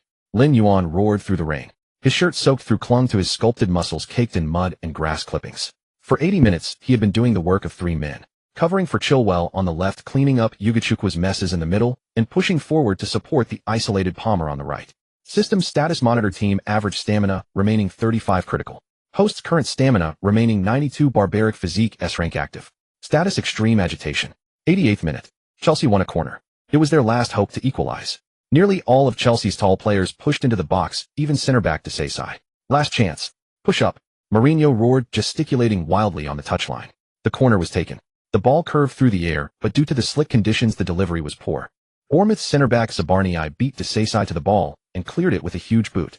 Terrible. The ball didn't go out for a throw-in but dropped towards the center circle. Lying in wait, there was Bournemouth's winger Kluivert. Chelsea's defense was completely exposed. It was a guaranteed open goal. It's over. The traveling Chelsea fans in the stands clutched their heads in despair. Mourinho shut his eyes in agony. Kluivert controlled the ball and turned. Before him lay a vast expanse of open field. A 50-meter sprint would seal the game. Just when everyone thought Chelsea was doomed, a dark shadow tore through the torrential rain. Thud, thud, thud. The heavy footsteps even drowned out the sound of the rain. It was Lin Yuan. He had been positioned at the edge of the box to guard against the counter, making him the closest to Kluivert, but still a full 15 meters behind. He'll never catch him. The gap is too big. Sky Sports commentator Neville shouted. And this is the 89th minute. No one has the energy for a sprint like this. Kluivert was also running at full tilt, feeling like he was flying. But he soon sensed something was wrong. The pressure from behind was intensifying, like a Tyrannosaurus Rex closing in on an antelope. 10 meters. 5 meters. 3 meters. Just as he was about to enter the Chelsea penalty area, Kluivert glanced back in terror and saw a face contorted with rage, smeared with mud like a demon from a nightmare. Stay here. With a thunderous roar, Lin Yuan executed a jaw-dropping move on the slick turf. Instead of slowing down, he launched himself into a torpedo-like slide, using the sheer momentum to perfectly hook the ball away from the side and behind. Thud. Man and ball. It was a textbook violent last-ditch tackle. Kluivert was sent flying out of bounds, tumbling twice in the puddles. Using the momentum of his slide, Lin Yuan pushed himself up with one hand, his core exploding with power, and sprang back to his feet instantly. The ball was still at his feet. Oh my God. He's won it back. And he's still going. The commentator's voice turned shrill. The game isn't over. Lin Yuan is still running. By now Bournemouth's players were still up the field, some perhaps watching the spectacle thinking the game was won. Chelsea's attackers were still in the opponent's box. A bizarre vacuum had formed on the pitch. Lin Yuan sprinted forward with the ball. Only two retreating Bournemouth defenders stood in his way. Skill triggered bull rush, current strategy, overwhelm with brute force. Lin Yuan didn't bother with feints. Facing the on-rushing defender Senesi, he simply knocked the ball a full 10 meters ahead and used his sheer pace and power to bulldoze past him. Senesi tried to grab him, but his fingers bounced off Lin Yuan's shirt on contact. It wasn't a human body, it was a block of moving steel. Past the halfway line, into the edge of the box. The other defender was backing off cautiously. Meanwhile on the far side, Nicholas Jackson, also a substitute with fresh legs, finally sensed the opportunity and made a desperate run. Lin Yuan's eyes were bloodshot, but his vision, usually not top tier, was lit up by the system's assist cursor at this critical moment. He saw Jackson's position. Facing the on-rushing goalkeeper Neto, Lin Yuan shaped to shoot, fooling Neto into diving. The next second, he gently pushed the ball with the inside of his foot. A square pass. Facing an empty net, if Jackson missed this, he should have retired on the spot. Thud. Jackson calmly slotted it home. 1-1. A last-minute equalizer. No. As Jackson prepared to run off celebrating, Lin Yuan grabbed his collar, lifted him like a chicken, pointed to the center circle, and roared, "Celebrate later. There are still 2 minutes left. Get the ball. We're going to win this." The shout jolted every Chelsea player awake. The fighting spirit born of desperation was finally ignited. 94th minute of stoppage time. The final attack. Gallagher, infected by Lin Yuan's mad dog mentality, pressed ferociously up front, forcing a panicked error from a Bournemouth defender. Sterling picked up the ball. Bournemouth's defense was in shambles after the previous scare. Sterling drove forward and cut the ball back. At the edge of the box. It was that mud-caked no. 44 again. Lin Yuan didn't trap it. Meeting the ball's flight, he swung his right leg with all his remaining strength. Not a powerful blast, but a low-driven shot. The ball sliced through the crowded box like a scalpel and nestled into the bottom corner. 2-1. Beep, beep, beep. The referee blew the final whistle. After scoring, Lin Yuan didn't celebrate. He just stood there, hands on his knees, gasping for air, letting the rain wash the mud from his face. The next second, he was buried under a pile of his ecstatic teammates. Even Mourinho, abandoning all pretense of dignity, charged onto the pitch and joined the dog pile. In the dressing room after the match, everyone was collapsed in exhaustion except Lin Yuan, who sat by his locker. Aside from being dirty, his breathing had already steadied. Mourinho walked and surveyed his players lying around like dead dogs and finally fixed his gaze on Lin Yuan. He pointed at him and addressed the room. Today's MVP is only one. Not the scorer, not the assister, but this madman who could sprint back 60 meters at full speed in the 90th minute. From today, if anyone complains about being tired in training, I'll make you watch the tape of this game. Enzo Fernandez sat in the corner, watching Lin Yuan calmly, sipping water, a flicker of awe in his eyes. Even as a World Cup winning midfielder, he was stunned by what he had witnessed. That was pure willpower. That was the iron-hearted soul of Chelsea, lost for so long. That night the Bournemouth rain washed away Chelsea's weakness and brought forth a true leader. London. Stamford Bridge. A dramatic stoppage time winner in the rain at Bournemouth the previous round had catapulted Lin Yuan's status in the eyes of Chelsea fans. A new giant banner even adorned the shed end. It depicted Lin Yuan clad in armor, trampling on the shattered crest of an opponent with the words, "The wall," emblazoned beneath. But today's opponent was no Bournemouth. Aston Villa. Under Emery's tutelage, this team was in its prime. They boasted the Premier League's most effective offside trap and a formidable, technically gifted midfield triumvirate in McGinn, Douglas Luiz, and Boubacar Kamara. In the dressing room before the match, Mourinho was uncharacteristically grave, foregoing his usual fiery pep talk. The tactics board was covered in complex diagrams. Lin Mourinho turned, tapping the board with his marker. Emery's teams exploit space better than anyone. If you charge out like a mad dog today, they'll rip the space you leave behind to shreds. Douglas Luiz is adept at recycling possession, and McGinn uses that backside of his to shield the ball. Don't take the bait. Mourinho locked eyes with Lin Yuan. Today I need you to be the silent assassin. Fewer fouls, more anticipation. Can you do that? Lin Yuan nodded. At that moment, the familiar system notification blared in his mind. System mission issued, trial of the midfield maestro. Background: a true enforcer doesn't just inflict physical pain, they crush opponents' spirits through tactical dominance. Mission requirements: 1. Commit fewer than 2 fouls. 2. Maintain a pass completion rate above 88. 3. Execute at least 1 surgical key pass. 4. Win the match. Failure penalty: 500 infamy points deducted. Success reward: unlock passive skill Perlo's ILV. 1. Initiate B2B midfielder evolution path. The referee's whistle pierced the air. The match began. Villa were clearly well prepared, immediately attempting to tear Chelsea's midfield apart with intricate short passing combinations. The 10th minute. McGinn received the ball with his back to goal. Instinctively, Lin Yuan moved to apply physical pressure. But as he initiated his charge, McGinn used that trademark backside of his to shield the ball, executed a swift turn, and used Lin Yuan's own momentum against him gliding past. A brilliant piece of skill, the commentator praised. Lin Yuan was too rash. McGinn has just given him a lesson. Caught out of position, Lin Yuan had to give chase. However, mindful of the system's fewer fouls rule, he forcefully suppressed the urge to lunge into a reckless tackle from behind. The attack eventually petered out with a wayward shot from Watkins. Lin Yuan stood still, taking a deep breath.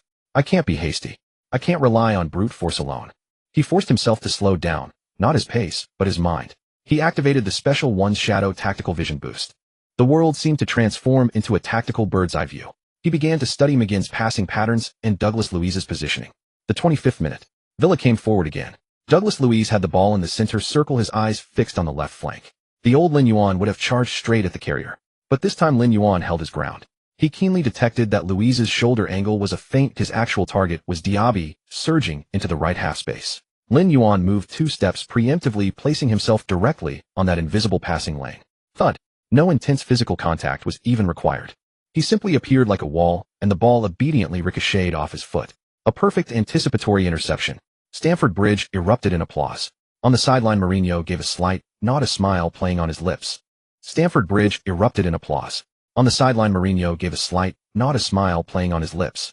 Instead of playing it safe to the defenders as he once might have, Lin Yuan glanced at the system panel showing pass completion 100 and decided to attempt something audacious. Villa's high defensive line was pushed up. Lin Yuan lifted his head, and in that instant, it was as if a red dashed line appeared on the turf, slicing through the heart of Villa's backline. It was the channel Sterling was preparing to attack. Midfield Maestro trial version, 1-0 remaining activated. Lin Yuan wound up his leg as if for a massive clearance, but with a deft flick of his ankle, he delivered a devastatingly penetrative lofted pass over the top. The ball, carrying heavy backspin, sailed precisely over Kansa's head and dropped into the space 3 meters ahead of Sterling. And due to the backspin, the ball slowed significantly upon landing, allowing Sterling to take it in his stride without breaking his run. Oh my God, what a pass! The crowd gasped. Sterling was through on goal. Facing Martinez, the happy boy wasn't happy-go-lucky this time. He kept his composure and slotted it coolly into the far corner. 1-0. Chelsea take the lead. The scorer Sterling pointed wildly at Lin Yuan and sprinted over to engulf him in a bear hug. Mate, that pass was unbelievable. It's like Fabregas never left. Lin Yuan patted Sterling on the back, but his face remained calm. This feeling of controlling the game with his mind seemed to offer a more profound sense of command than simply bowling players over. For the remainder of the match, Lin Yuan was transformed. No longer the bull charging around aimlessly, he had become the tyrant metronome of the midfield. In the 60th minute, McGinn attempted to repeat his earlier trick again, receiving the ball with his back to Lin Yuan. This time Lin Yuan didn't dive in. Instead, he sealed off the only route for McGinn to turn, using his powerful chest to pin him down, making him completely immobile. Frustrated, McGinn resorted to shoving. The referee's whistle blew, penalizing McGinn for the offensive foul. Lin Yuan looked coldly at the fuming McGinn, shrugged, and walked away without a word. This silent mockery completely shattered McGinn's composure. The 75th minute arrived. Despite being a man down, Lin Yuan's sheer coverage in midfield filled the void. Though it was Chelsea's Gusto who had been sent off, Lin Yuan's work rate compensated for the numerical disadvantage. Indeed, the narrative took a turn. Gusto saw red for a reckless tackle in the 70th minute, leaving Chelsea with 10 men. But this was precisely the situation Lin Yuan thrived in, the counterattack. For the final 20 minutes, Lin Yuan became an impenetrable gate. He forewent possession stats. Whenever Villa dared to pass into the final 30 meters, they were met with his thunderous interventions. In the 88th minute, Zaniolo attempted to force his way through. Lin Yuan timed his run to perfection, executing a crisp, clean slide tackle that won the ball, and with the momentum brought Zaniolo down. Clean as a whistle. The referee waved play on. Infamy points 200 defense that instills despair. The match ended 1-0. Post-match statistics: Lin Yuan no. 44, pass completion 91, key passes 2 assists 1 interceptions 6 fouls 1 mission requirements flawlessly met. In the mixed zone, Villa manager Emery in his post-match interview wore a complex expression. We studied Lin for a long time. We thought he was a beast, so we brought a rifle. But today, he performed like a surgeon. Chelsea have the makings of a world-class B2B midfielder, and that is a terrifying prospect. When asked by reporters why his style had changed so drastically, Lin Yuan wiped the sweat from his brow and gave the camera that signature inscrutable smile. Because the boss told me that sometimes you can kill without spilling blood. System settlement mission trial of the midfield maestro. I complete reward skill Perlo's ILV. 1. Acquired skill effect 15 medium range pass accuracy, can visualize potential through ball lanes. Evolution progress B2B all-round midfielder 15. Just as Lin Yuan was preparing to leave the stadium, his phone buzzed. An unfamiliar UK number. Hello Lin. This is David Beckham. Any interest in joining me for a drink at my private party this weekend? I'd like to talk to you. about endorsements, and perhaps some other interesting ventures. Lin Yuan held the phone, arching an eyebrow. It seemed his reputation across the British Isles had finally ascended from menace to celebrity status. In Mayfair, West London, the air was thick with the scent of expensive perfume and the cloying sweetness of money. This was one of the most exclusive private clubs in all of England, and tonight it had been booked out by David Beckham. There was no special occasion, merely the English legend's desire to gather the old and new powerhouses of the Premier League for a drink.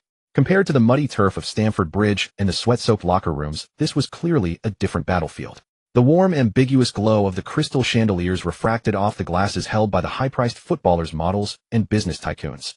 As Lin Yuan, clad in a black tailored suit, stepped into the grand hall, a subtle momentary pause rippled through the boisterous social gathering.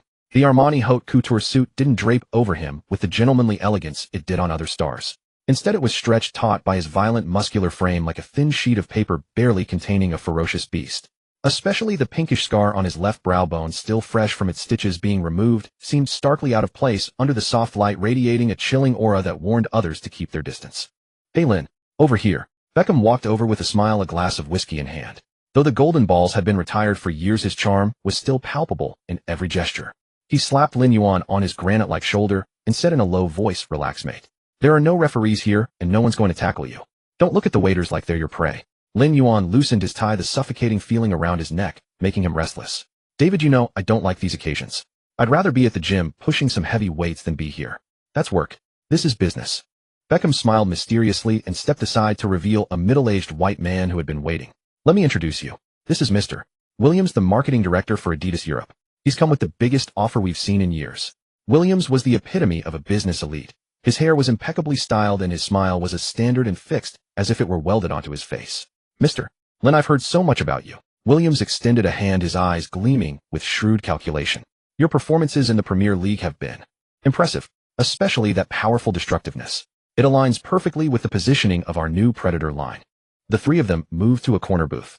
Williams wasted no time on pleasantries. He pulled a thick contract from his briefcase and slid it across to Lin Yuan. 5 years, £6 million a year. That's the highest sponsorship fee in the Premier League aside from Holland and Bellingham. Williams's tone was laced with a condescending confidence. "All you have to do is sign on the dotted line, and you'll be Adidas's top endorser." Lin Yuan took the contract, but didn't look at the tempting figure. Instead, he flipped directly to the page with the additional clauses.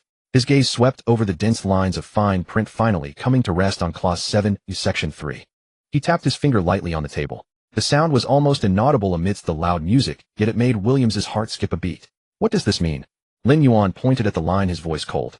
Williams leaned over to look, then adopted a matter-of-fact expression. "Ah, that's the standard brand image maintenance clause. You see, Mr. Lin, while your playing style is quite robust as a global brand, we advocate for sportsmanship. So we need you to commit to minimizing those highly controversial fouls that easily cause serious injury to opponents in future matches. We need a more clean hero image." "Cleaner." Lin Yuan repeated the word, a playful smirk curling at the corner of his mouth. He closed the contract, but didn't return it to Williams. The next second, to Williams's astonishment, Lin Yuan casually grabbed an unopened bottle of Dom Perignon from the table, inverted it, and plunged it directly into the silver ice bucket filled with ice and water. Then he took the contract worth £30 million, and as if discarding a piece of trash, shoved it into the same bucket. The paper was instantly soaked through the expensive ink, beginning to bleed and blur, turning the tempting numbers into an indistinguishable mess. Have you lost your mind?" Williams jumped up in shock, his composed facade shattering in an instant. "That's £30 million. You're insulting Adidas." The commotion drew surprised looks from the surrounding crowd. Lin Yuan leaned back on the sofa, picked up a wet napkin to wipe his hands, his gaze as cold as if he were looking at a pile of garbage. "Listen here, Williams. I'm a footballer, not an actor in a soap opera. Chelsea pays me to break the opponent's attack, not to help old ladies across the street." Lin Yuan stood up, his tall figure looming over the trembling executive. "Want to put a collar on a dog? You've got the wrong man. Go buy a poodle. That one will wag its tail for you. I'm not for sale." With that, Lin Yuan turned and walked away, leaving Williams staring at the ruined contract and the bucket, his face ashen. Just as Lin Yuan was about to escape this suffocating world of vanity, a magnetic, gruff voice called out to him. "Hey, you the contract-throwing kid." Lin Yuan stopped and turned around. A man with a thick beard, wearing a leather jacket, looking like he'd just crawled out of a mud pit, was raising his glass at him. The man was utterly out of place among the suited gentlemen. "I'm from Land Rover's global brand department." The man pointed at Lin Yuan, then at himself. "I like your spirit. How about it? Fancy endorsing the defender?" Lin Yuan raised an eyebrow. "Conditions?"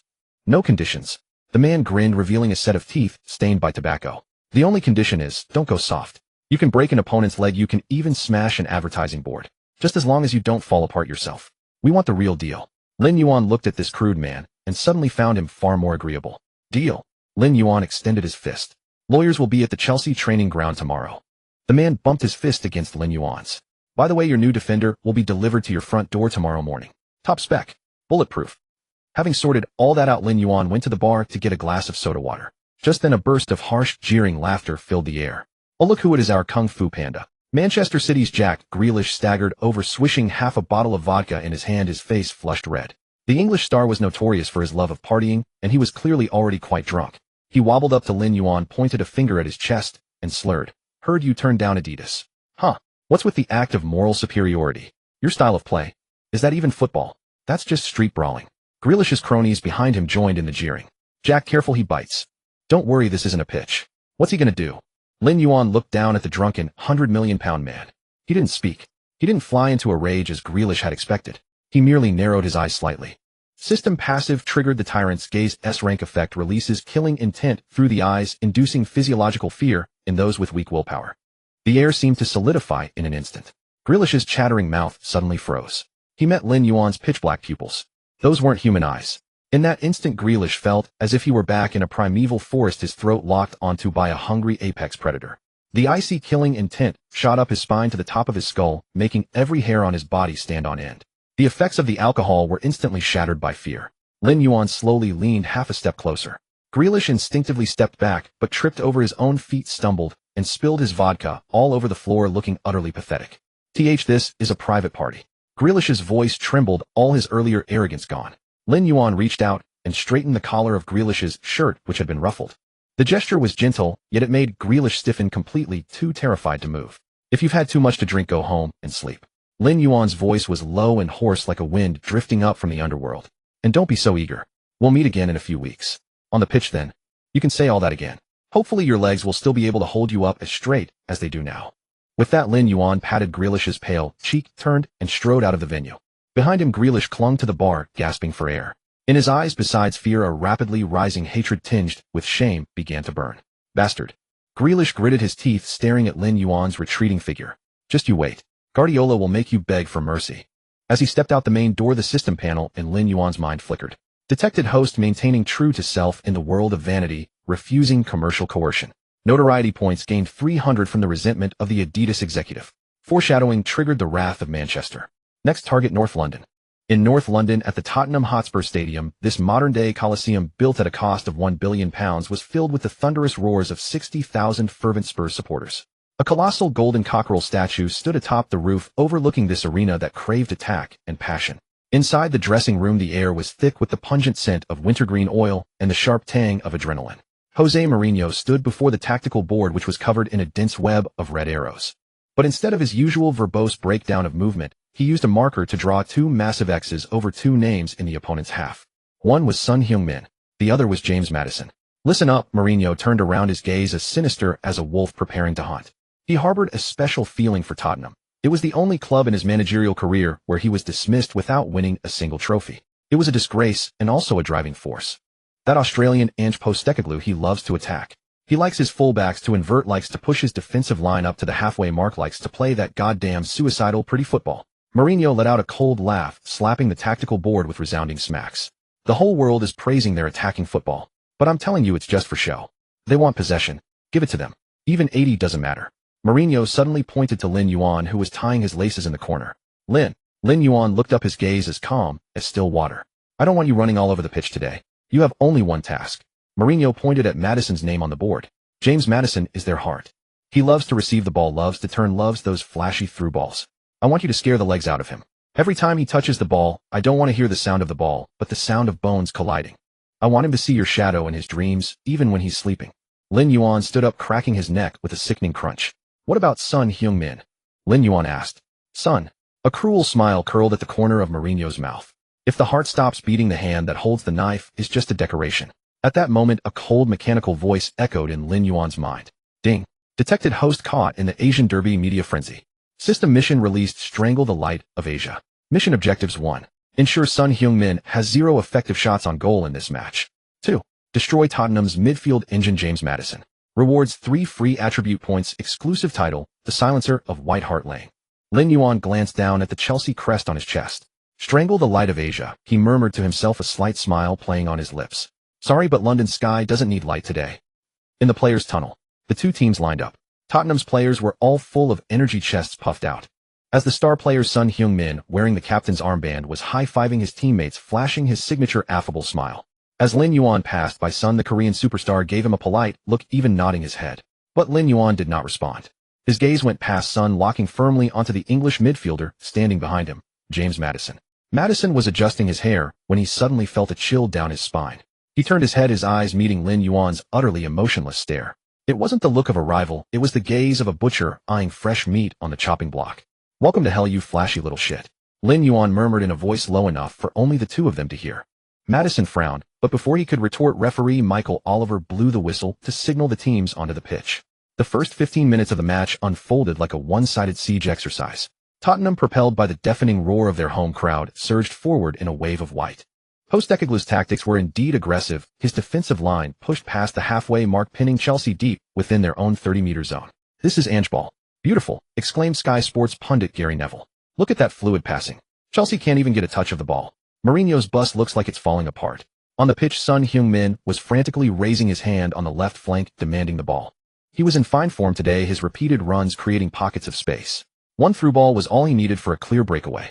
All eyes were on Tottenham's midfield maestro James Maddison. In the 18th minute, the opportunity arrived. Tottenham centre-back Romero intercepted the ball and played it straight to Maddison at the center circle. Son had already sprung into action, making a high-speed run into the channel between Chelsea's defenders. It was a perfect connection waiting to happen. James, here, Son shouted. Maddison received the ball, executed a graceful turn, and prepared to unleash that killer through ball. His peripheral vision had already locked onto Son's run. This pass, if delivered, would be a certain goal. However, in the 0.5 seconds it took Maddison to touch the ball and turn, he felt the ground tremble. Without warning, a deep blue shadow accompanied by a howling gust of wind slammed into his field of vision with no signs of breaking. Lin Yuan paid no attention to the ball. Exploiting the edge of the shadow of the special one tactical foul judgment window, he timed his movement to the exact moment of Maddison's pass crashing into him sideways like an out-of-control freight train. Bang! A deafening impact echoed through the stadium. Maddison, who had been poised gracefully to pass, was sent flying horizontally like a kite caught in a gale, landing heavily on the turf 2 meters away, tumbling over twice from the momentum. The ball was left behind. More importantly, the man was airborne. Beep! The referee's whistle sounded. A foul. But Lin Yuan didn't care. He stood there expressionless, staring down at Maddison, who was clutching his back in pain, not even offering a hand to help him up.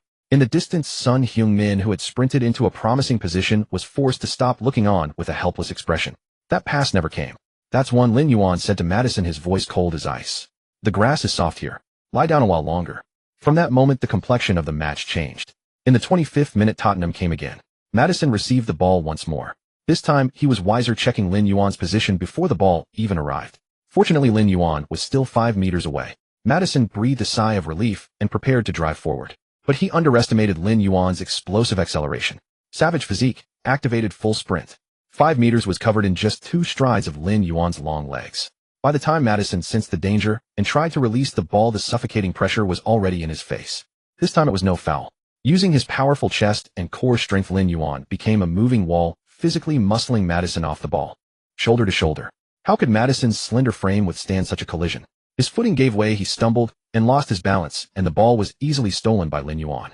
Too soft, Lin Yuan muttered casually after the tackle before launching a long pass to Sterling up front. The 35th minute arrived. Tottenham's attacking rhythm began to stutter. Every time the ball went to Maddison, the home fans in the stands would instinctively wince. For the Chelsea defensive midfielder wearing number 44 was like Maddison's shadow. No, he was Maddison's nightmare.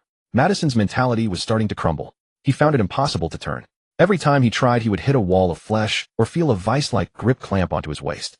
Even when he managed to get a pass away, it was a panicked, desperate clearance with no accuracy whatsoever. Out on the far flank, Son Heung-min had become the loneliest man on the pitch. The Premier League Golden Boot winner had made over a dozen sprints in the final third without even catching a glimpse of the ball. He was a sharp dagger sealed in its scabbard. Give me the ball. Son finally snapped, throwing his hands up in frustration towards the midfield. Maddison was sweating profusely, his gaze vacant. He looked at Lin Yuan not far away, a single thought dominating his mind: pass it to someone else. I don't want to get hit again. In the 42nd minute, Maddison received the ball at the center circle. This time, before Lin Yuan even charged, he was so frightened that he immediately passed it back to his defender. That back pass not only killed the attack, but also shattered Tottenham's morale. Hiss. A smattering of boos even began to emanate from the stands. On the touchline, Mourinho, hands in his pockets, chewing gum, turned to his assistant and said, "See that?" His heart stopped. Lin Yuan stood at the center circle, glancing at the isolated Son Heung-min in the distance, then at the utterly demoralized Maddison. The system interface flickered. Maddison, fear value 85, organizational ability, lost. Son Heung-min touches, 4 lowest on pitch. Lin Yuan wiped the sweat from his brow, his gaze still cold. The so-called light of Asia. If it doesn't shine, it's just an ordinary bulb. The halftime whistle blew.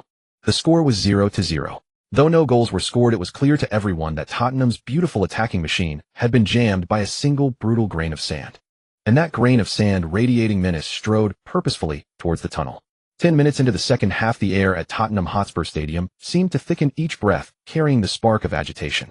The score remained 0-0, yet the match was already beginning to slip out of control. After Postecoglou's furious halftime address, Tottenham abandoned their intricate ground play in the second half, bearing the fangs of North London's hard men. Crush him. Don't let him stand. This was the unified roar from 60,000 fervent Spurs supporters in the stands. They cared not for tactics. They only wanted to see that arrogant Chelsea number 44 carried off on a stretcher. The test arrived in the 58th minute. Tottenham's Argentine center-back Christian Romero, a defender renowned for his ferocity and even recklessness, deliberately drifted towards the center circle during a dead ball situation. Instead of returning to his defensive position, he took advantage of the referee's distraction and slammed hard into Lin Yuan's shoulder. Romero chewed his gum, his eyes full of provocation, and spat out in heavily accented English, "Stay away from Maddison, you yellow monkey. Otherwise my next tackle won't be for the ball, but for your knee." Lin Yuan adjusted his sock and slowly straightened up. He stood half a head taller than Romero, a height advantage that created an imposing presence up close. "Argentinian." Lin Yuan replied, his face impassive. "Heard you were brave at the World Cup, but in my eyes you're just a slightly tougher cut of beef. Fuck you." The murderous glint in Romero's eyes intensified. A minute later the opportunity arrived. It was an aerial duel near the center circle. The ball soared high, its landing spot exactly between the two of them. It was a true 5050 ball. It held little tactical significance, but it was all about pride. Whoever backed down was the coward. Romero took 3 steps of his run-up, charging like a cannonball packed with gunpowder, showing absolutely no intention of pulling out. At the moment of his leap, he slyly raised his elbow and jutted out his knee. A killer move favored by South American defenders. If it connected cleanly, it would break at least 2 of his opponent's ribs. The entire stadium held its breath, anticipating the sight of the Chinese player collapsing with a scream. However, Lin Yuan did not flinch. System passive triggered, barbaric physique immovable as stone. Pain nullification 30. Muscle hardening max. Instead of raising his elbow to meet Romero's charge, Lin Yuan made a clever sideways dip of his shoulder in midair. He channeled all his strength into the single point of his right shoulder, colliding with the oncoming Romero like a heavy tank at full speed, hitting a small sedan. It was a pure physical display of violent aesthetics. Boom. A sickeningly solid thud echoed, drowning out even the roar of the crowd. The anticipated mutual destruction did not materialize. Romero, famed for his brutality, was sent flying like a bird striking a high-speed train, completely losing his balance in the air, launched backward by Lin Yuan's terrifying core strength. He flailed his arms, helplessly flew 3 meters horizontally, and crashed heavily onto the turf, sliding further from the momentum and kicking up a spray of grass. Lin Yuan, however, merely wobbled slightly in the air. He landed with his feet planted like roots, not taking a single step back. He controlled the ball on his chest and brought it down cleanly to his feet. The stadium fell silent. The visual impact was overwhelming. Tottenham's strongest shield had been tossed aside like a toy in a physical contest. Romero lay on the ground, half his body numbed, the air driven from his lungs. He gasped, mouth open, but unable to make a sound, panting heavily like a fish out of water. Lin Yuan glanced down at the twitching Romero and spat out coldly. "So this is the hardness of a World Cup champion.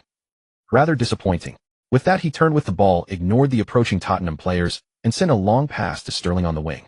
This collision became the turning point of the match. Tottenham's morale visibly crumbled.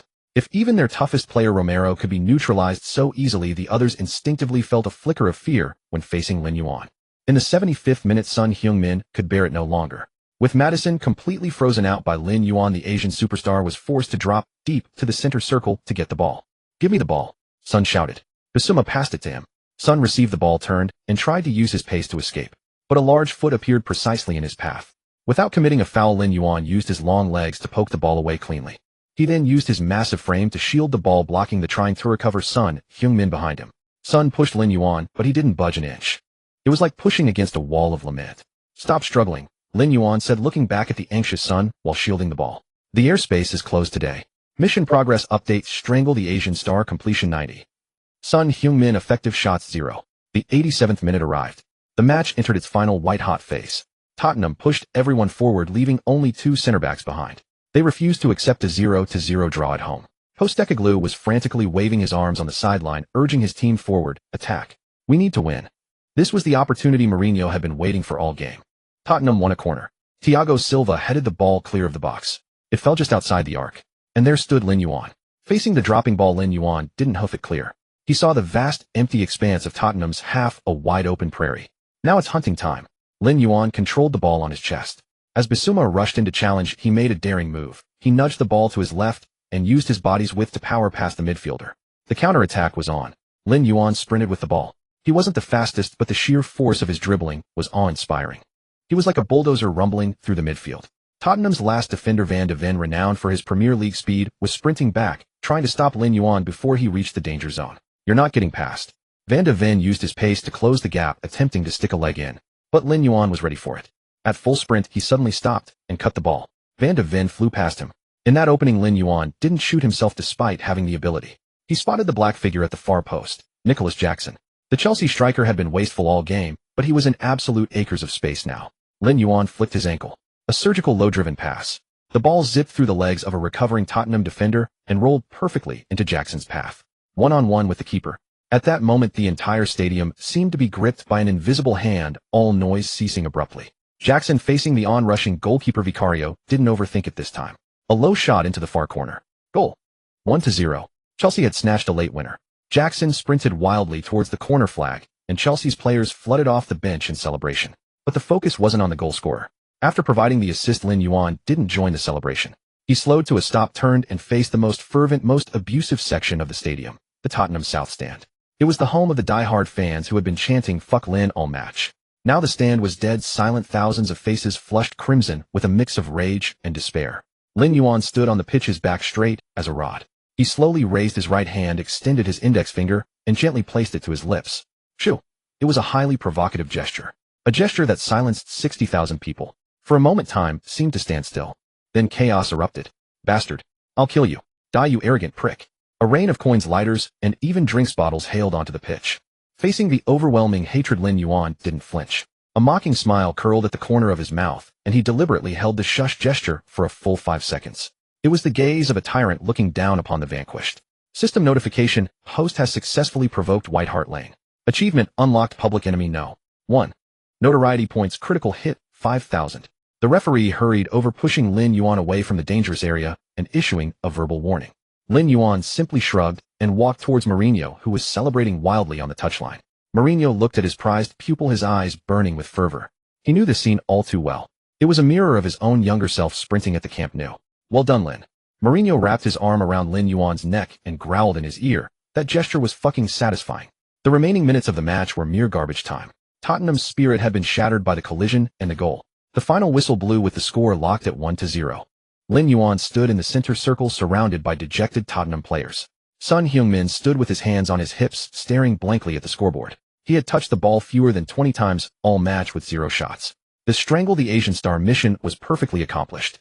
Lin Yuan pulled off his shirt, revealing a terrifyingly sculpted torso, slung it over his shoulder, and strode towards the tunnel, ignoring the continued abuse from the stands behind him. At the tunnel entrance, Tottenham defender Romero was limping along. Upon seeing Lin Yuan approach, his eyes darted nervously, and he instinctively shrank back against the wall. Lin Yuan stopped, turned his head, and looked at him. Oh, I forgot to tell you. He pointed back at the now quiet stadium. This is how you use the mute button. Understand? With that, he disappeared into the dark tunnel, leaving Romero alone, his face a mixture of pale and livid, his fists clenched in frustration, but unable to throw a punch. Tonight, North London was painted blue, and within that blue, the most striking shade was the unreasonable black shadow from the east. In the depths of London's autumn, the chill had already crept through the city's bones along the Thames. Inside the treatment room at Chelsea's Cobham training ground, Lin Yuan lay face down on the massage table, his upper body bare. The physiotherapist's oiled hands worked vigorously on the rigid muscle groups of his back. The after effects of the brutal physical battle against Tottenham in the previous match were plain to see. A large bruise, purple and livid, marked his left shoulder, a memento from a mid-air collision with Romero. His calf bore several bloody gashes from studs now scabbed over, but still vicious to behold. Bloody hell, Lin, the physio winced as he kneaded. Your muscles are as hard as granite. If that Argentinian Romero ever runs into you again, I reckon he'd be the one ending up with a fracture. Lin Yuan closed his eyes, saying nothing. He was listening to his agent Mendez reading the day's briefing. The Guardian named you in the Premier League Team of the Week with the headline, "The Man Who Stifled White Hart Lane." The Daily Mail, though still stubborn, also admitted you're currently Chelsea's most indispensable defensive shield. Mendez paused, his tone turning strange, laced with a hint of derision. But Lin, I think you should have a look at the news from your homeland. There's quite a farce unfolding over there. Lin Yuan opened his eyes and took the iPad Mendez offered. The screen didn't show the familiar sports news interface, but the front page headline of a major domestic portal site. The headline wasn't in black, but in festive red, bold and enlarged, a true genius. Eredivisie youngster Zhang Zifeng delivers exquisite assist. In single match, footballing vision utterly obliterates certain Premier League brutes. Lin Yuan raised an eyebrow. Zhang Zifeng. The name rang a bell. A member of the national youth team squad a year his junior. A well-behaved, obedient kid with decent technique, but his physique was as frail as a sheet of paper. Currently playing for a mid to lower table team in the Eredivisie, he had spent most of the season warming the bench. He scrolled the screen. The press release below was even more nauseating. In this era of impatience, we need players like Zhang Zifeng. Humble, skilled, and possessing great vision. His lateral pass in the 85th minute in the Eredivisie showcased immense football intelligence. In contrast, certain pseudo-stars in the Premier League who rely on their physique using fouls and insulting gestures to grab attention are an absolute disgrace to Chinese football. The article didn't name names, but every word was a jab aimed squarely at Lin Yuan's back. So this is their counterattack. Lin Yuan tossed the iPad back onto the table, a cold smirk playing on his lips. This is myth-making. Mendez, a seasoned veteran, saw through the scheme instantly. You refuse Director Li's offer and slap them hard in the face. The more popular you become, the more panicked they get. To save face and divert attention, they need to create a new idol to pit against you. A puppet who is obedient, controllable, and feeds their vanity. Mendez shook his head. Pity that kid Zhang. Being propped up to such a height, the fall will be brutal. Meanwhile, in Beijing at the Football Association office, Director Li Jiangwo's office was thick with smoke. A layer of ash had settled on the leaves of his prized Clivia plant. Director Li leaned back in his leather executive chair, cradling a purple clay teapot. He nodded with satisfaction at the skyrocketing comment count on his computer screen. Director, this, relieving the siege by attacking Wei strategy, is brilliant. Coach Wang, though suspended pending investigation, still Li's confidant, in private flatteringly offered a cigarette. The bots are already deployed. The public opinion trend now is all about praising Zhang Zifeng. Everyone's saying he's the hope of technical football, while that Lin Yuan is just a thug who only knows how to fight. Director Li took a sip of tea and grunted. That young man doesn't know his place. He thinks that just because he's made it abroad, he can disregard the organization. In this country, public opinion is the killing blade. That Lin Yuan, isn't he arrogant? Didn't he call us a sinking ship? A sinister glint flashed in Director Li's eyes. Well, I'll build a new ship. I want everyone to believe that without him the world spins just fine, even better. As long as we prop up Zhang Zifeng, everyone will forget that traitor. But Coach Wang hesitated. The Eredivisie's level isn't quite the Premier League's, and Zhang's assist was in garbage time. Who cares? Director Li slammed the table. What do the masses know? They only watch highlights. They only read headlines. You go tell the editing team to make that pass of Zhang's look spectacular, add some rousing music, and distribute it across all platforms. Yes, yes, sir. Over the next 24 hours of the Chinese internet descended into a surreal carnival. On one hand, Lin Yuan's concrete achievements in the Premier League, shutting down Sun Heung-min and dominating the North London Derby, were deliberately downplayed by mainstream domestic media. Some reports even snidely criticized his shush gesture as classless. On the other hand, Zhang Zifeng's single ordinary assist in an inconsequential Eredivisie match was being hyped as a stroke of genius comparable to Kevin De Bruyne. The hashtag Zhang Zifeng Pride of Eredivisie was bought into the top 3 trending topics. In the comment sections, countless bot accounts began steering the narrative. This is the football we want. Clean. Pure. That pass was so inspired, 1,000 times better than that brute who just crashes into people. Support Zhang Zifeng for the national team core. As for that banana who took Portuguese citizenship, he can get lost. Of course, rational fans tried to argue back, but their voices were quickly drowned out by the flood of press releases and bot abuse. This was the arrogance of power. They called a horse a deer, trying to package sand as pearls, all to conceal the fact that they had thrown a true diamond down the drain. Later, in London's Soho district, inside a hot pot restaurant named Shu Jiuxiang. It was one of the few places in London to get authentic beef tripe hot pot. In a private room, steam rose as the spicy red broth churned. Lin Yuan, dressed in a black hoodie, held long chopsticks, skillfully swishing a slice of tripe in the bubbling soup with the 7-up 8-down technique.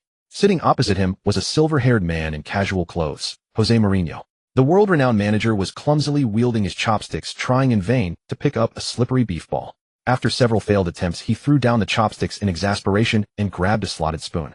Bloody Eastern sorcery. Mourinho grumbled, popping the beef ball into his mouth and immediately blowing out hot air. Lin, are you sure this is edible? With all these chilies, my arse is going to be complaining tomorrow. It's for disinfection, boss. Lin Yuan placed the blanched tripe into Mourinho's bowl. Eat something spicy, ward off the cold. And maybe some bad luck too. Mourinho chewed the tripe, took a large gulp of ice-cold beer, and let out a satisfied sigh. I heard from Mendes. Mourinho set down his glass, his gaze sharpening. Those bureaucrats from your country are starting to get under your skin. Lin Yuan shrugged, continuing to cook duck intestines. Just a bunch of clowns.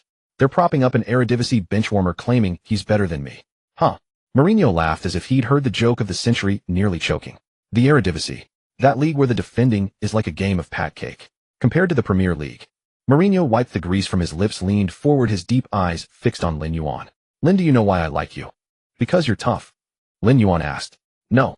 Because you're like me. Not just tough, but you hold a grudge. Mourinho pointed to his chest.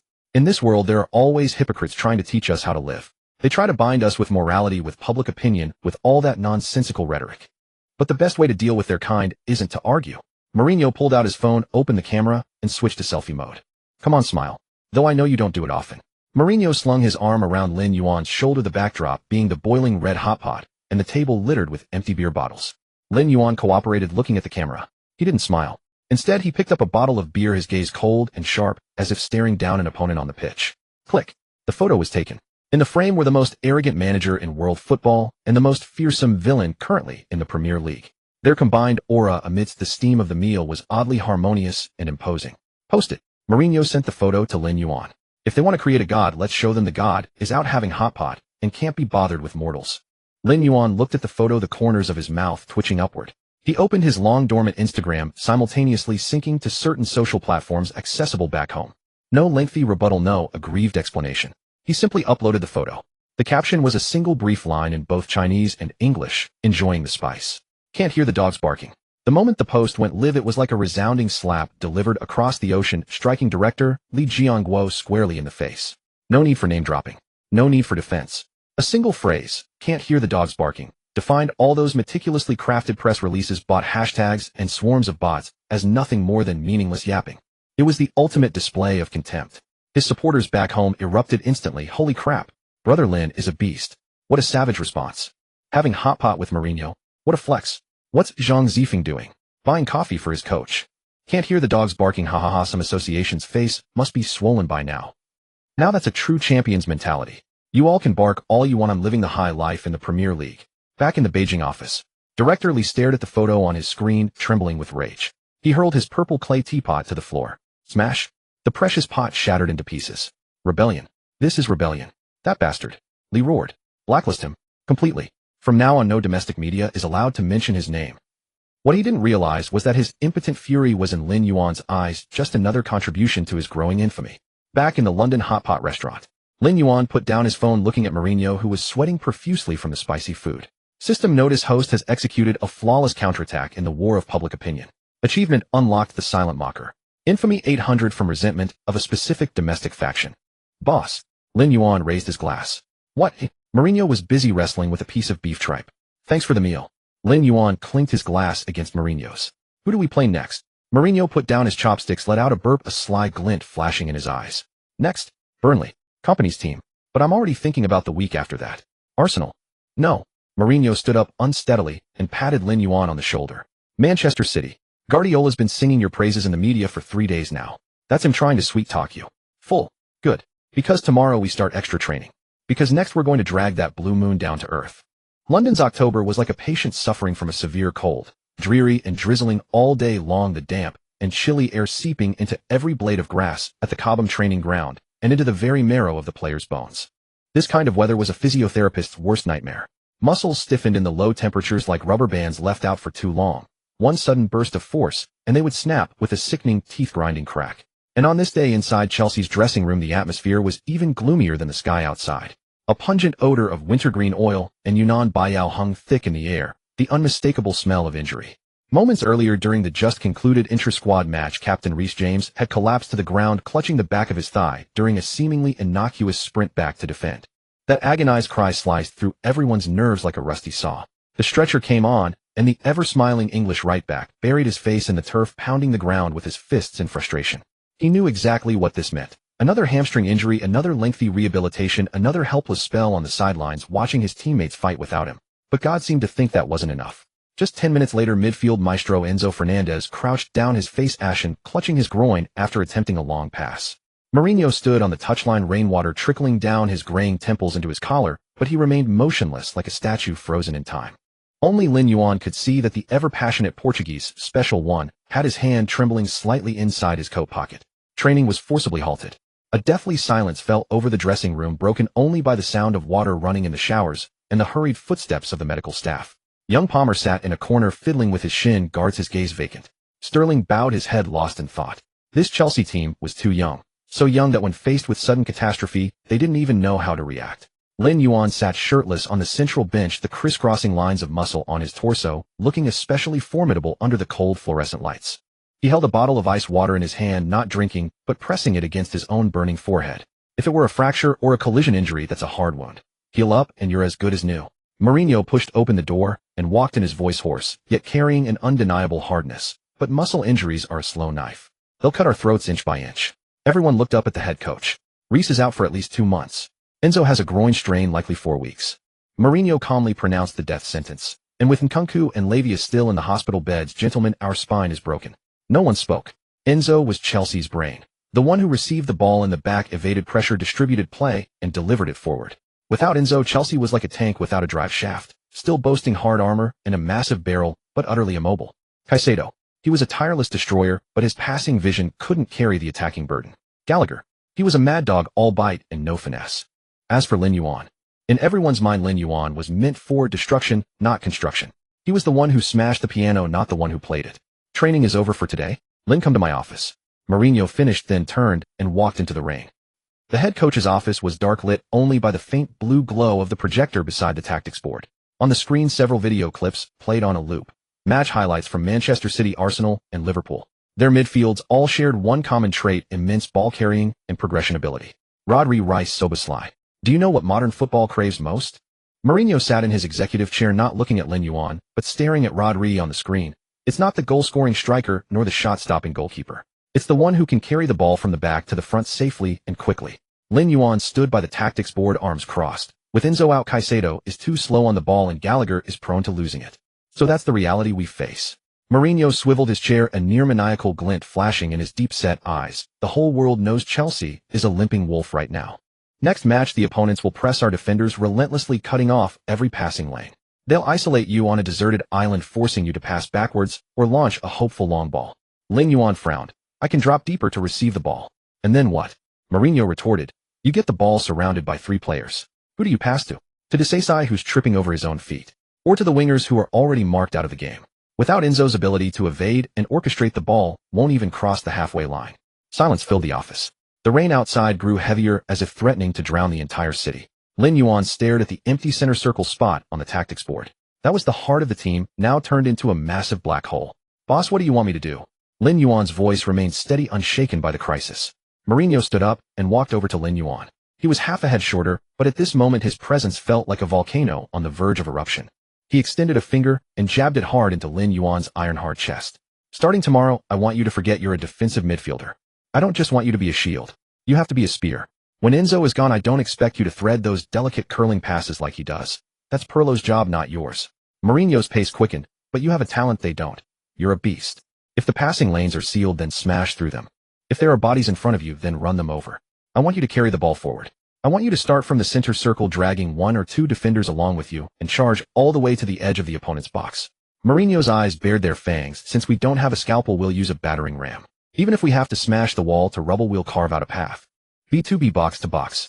It's the most physically demanding and stamina-draining role for a midfielder in modern football.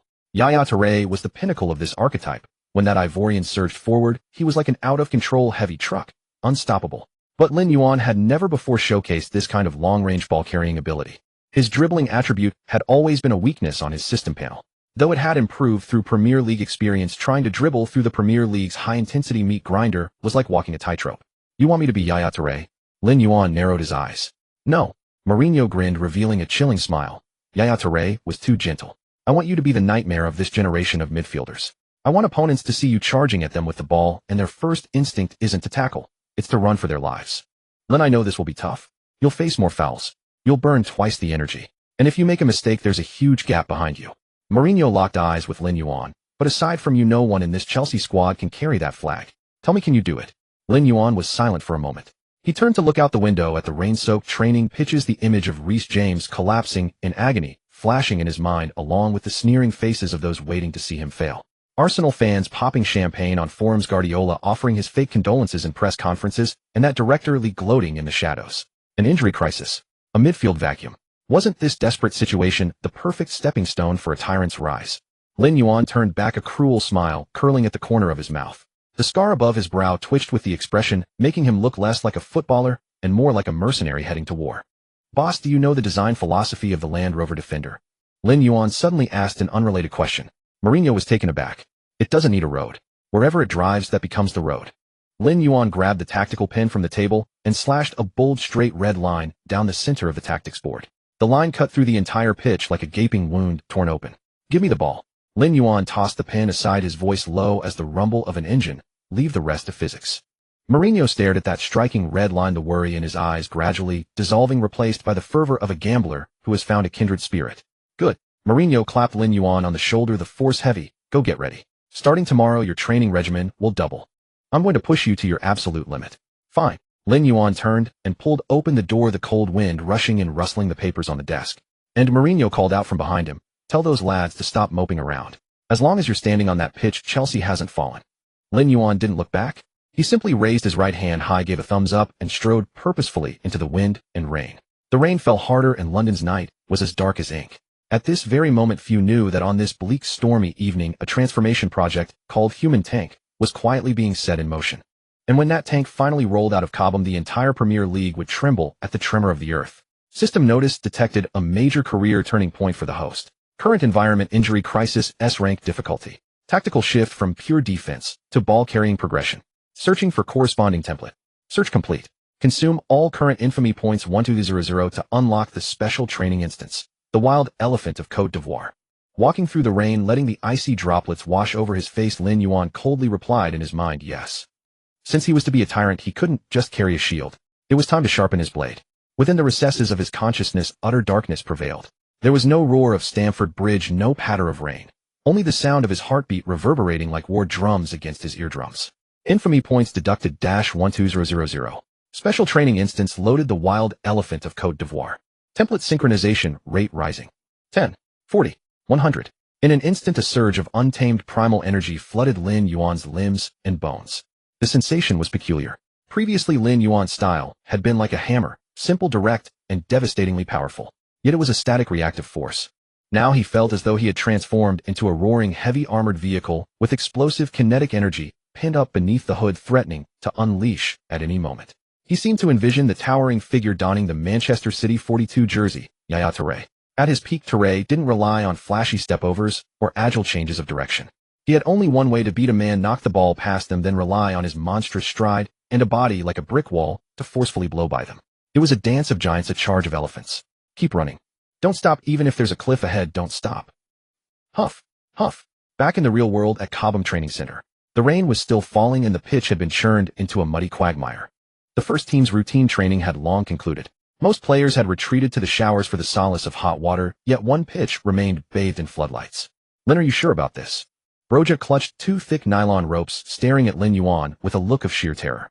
Lin Yuan stood bare-chested, a professional weight belt strapped around his waist. Attached to the back of the belt were not a resistance parachute or iron plates, but two genuine old tires. And Lin Yuan felt it still wasn't enough. Get on. Lin Yuan pointed at the two mud-caked tires, his voice hoarse from exertion. Broja and Mudrik, you two. One on each tire. What a... Mudrik's eyes widened in disbelief. This is wet grass, the friction is massive. Plus the tires and our combined weight, that's at least 180 kilos. Stop the chatter and get on. Lin Yuan wiped the rain from his face, his eyes burning with an unyielding obsession. Do you want to beat Manchester City or not?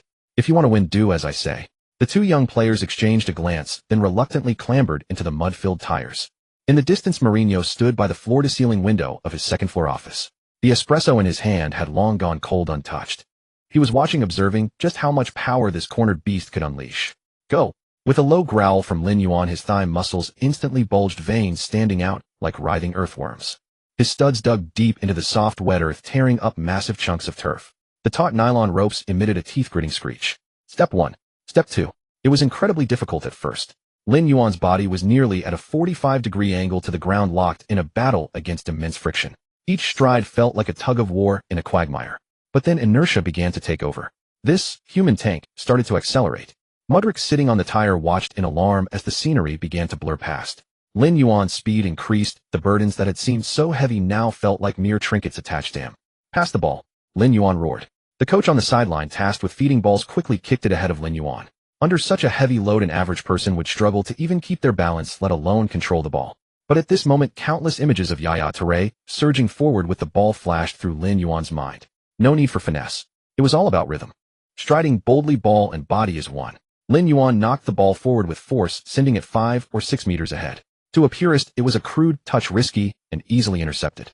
Yet the moment the ball left his foot, Lin Yuan surged again.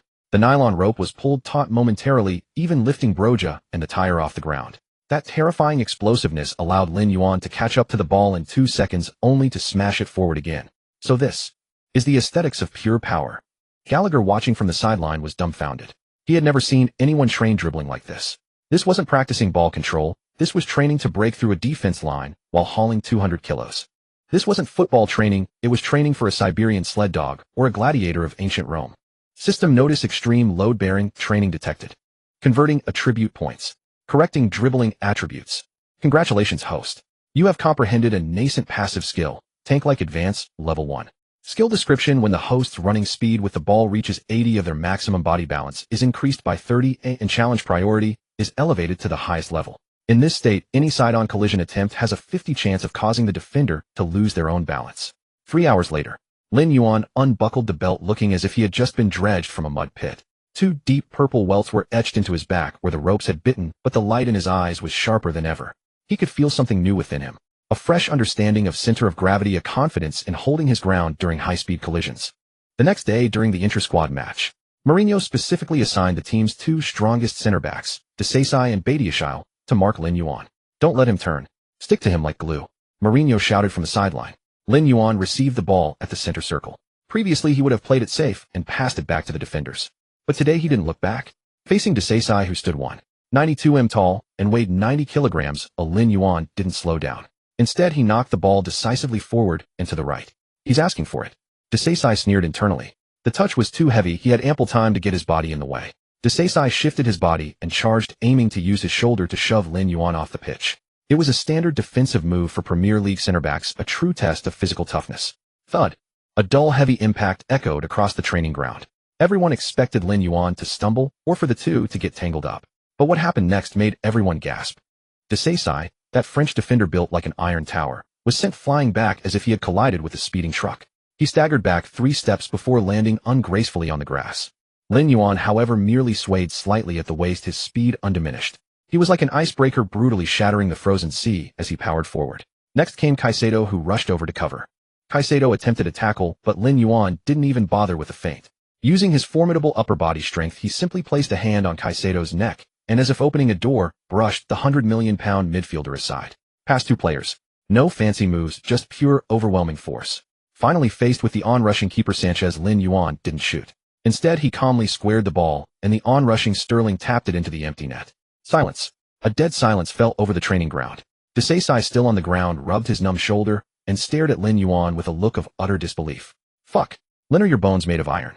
Lin Yuan stood at the edge of the box, taking a deep breath.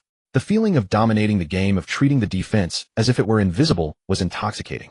So this was the Yaya Touré experience. No wonder he used to bulldoze his way through the Premier League. This feeling of knocking opponents flying and then scoring is 100 times more satisfying than a simple tackle. Mourinho, standing on the touchline, finally allowed a satisfied smile to cross his face, even if it held a hint of cunning. "See that?" Mourinho turned to his coaching staff. "Who says we can't progress the ball without Enzo? We don't need to pass the ball through. We'll just transport him through."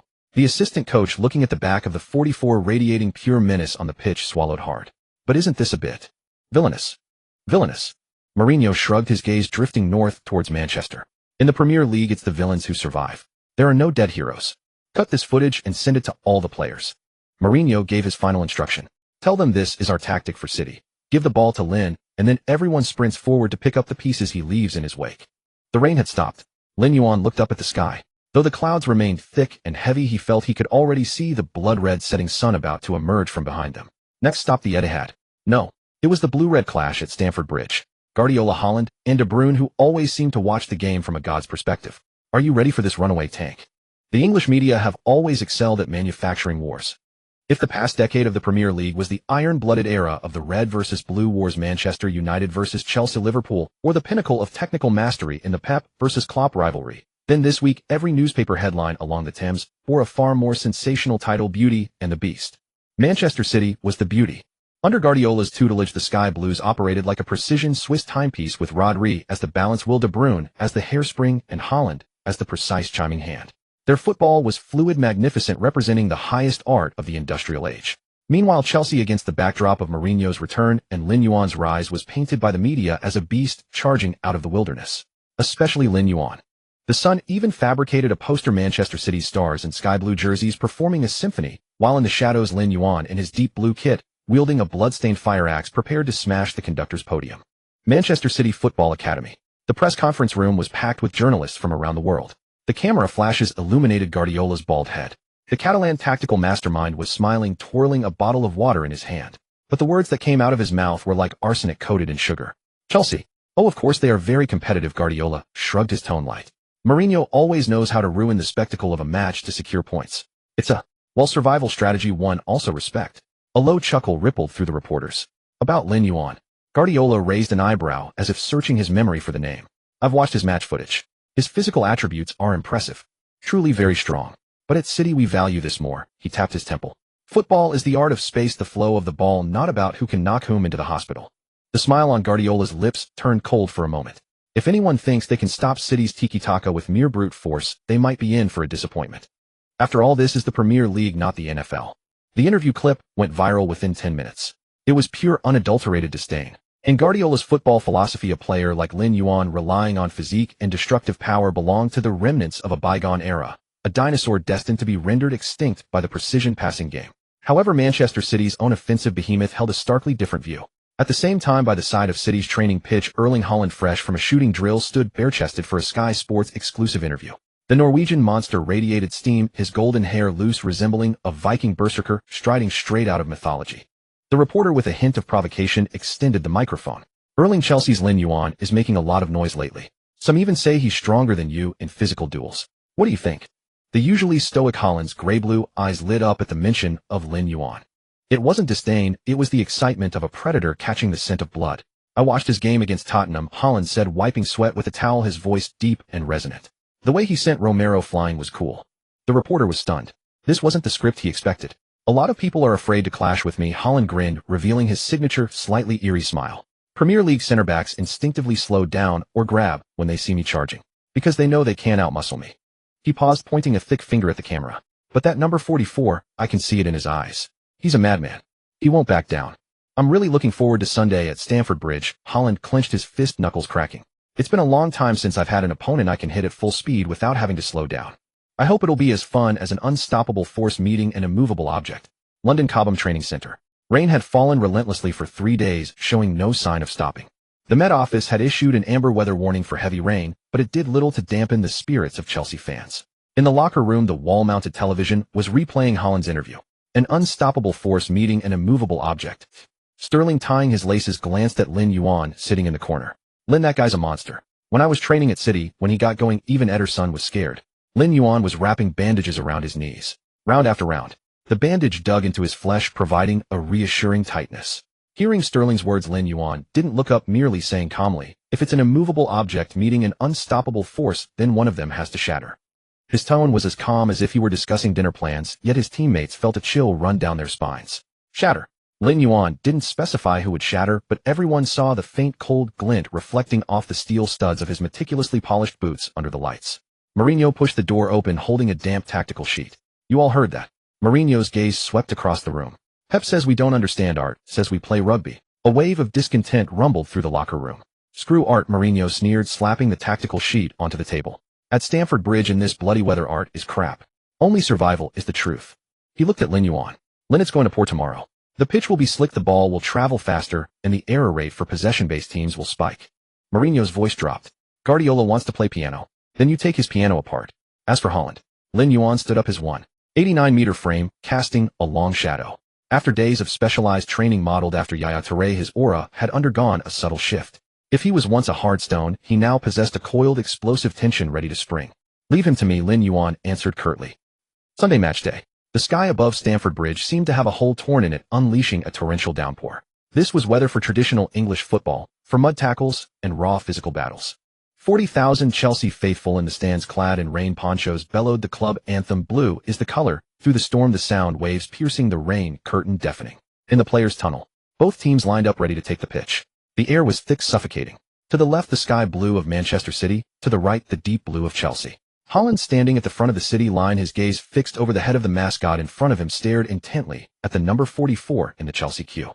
Lin Yuan sensed the stare and turned his head. Their eyes met for the first time in the cramped tunnel. No trash talk, no provocative gestures. Holland licked his lips, his madness unconcealed. Lin Yuan's face was impassive, but the hands resting at his sides slowly clenched into fists, the veins on his forearms pulsing visibly under the lights. Captain Gallagher, standing in for the injured James, standing in front of Lin Yuan, couldn't suppress a shudder. He felt as though he wasn't standing in front of a teammate, but behind a nuclear warhead with the pin already pulled. "This is Stamford Bridge."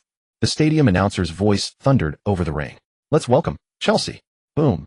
At the sound of referee Oliver's whistle, the players charged into the downpour. The rain stung their faces, and every step on the turf churned up mud. This was not a football match. From the moment both teams stepped onto the pitch, it was a brutal close-quarters battle in a muddy trench. And those two heavy machines destined to collide had already started revving their engines. The rain at Stamford Bridge fell like a curtain of beads from the heavens, cleaving the pitch into countless fractured shards of light and shadow. Just 5 minutes into the match, Guardiola's brow was already knitted into a deep frown. His prized possession-based system was encountering severe trouble on the waterlogged turf.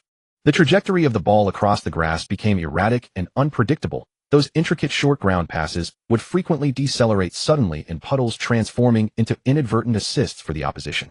"Bloody weather," Guardiola muttered, pulling the zipper of his windbreaker tighter. Across the way, Mourinho stood with his hands in his pockets, letting the rain soak his expensive cashmere coat. His team didn't require finesse, they required hardness. Every physical contest was accompanied by the dull thud of colliding muscle and the spray of mud. In the 9th minute, Manchester City attempted to control the tempo by passing the ball around at the back. Rodri paused slightly upon receiving the ball, and Lin Yuan, like a shark emerging from the deep, closed in on him instantly. That suffocating pressure forced Rodri into a hurried pass back to Ederson.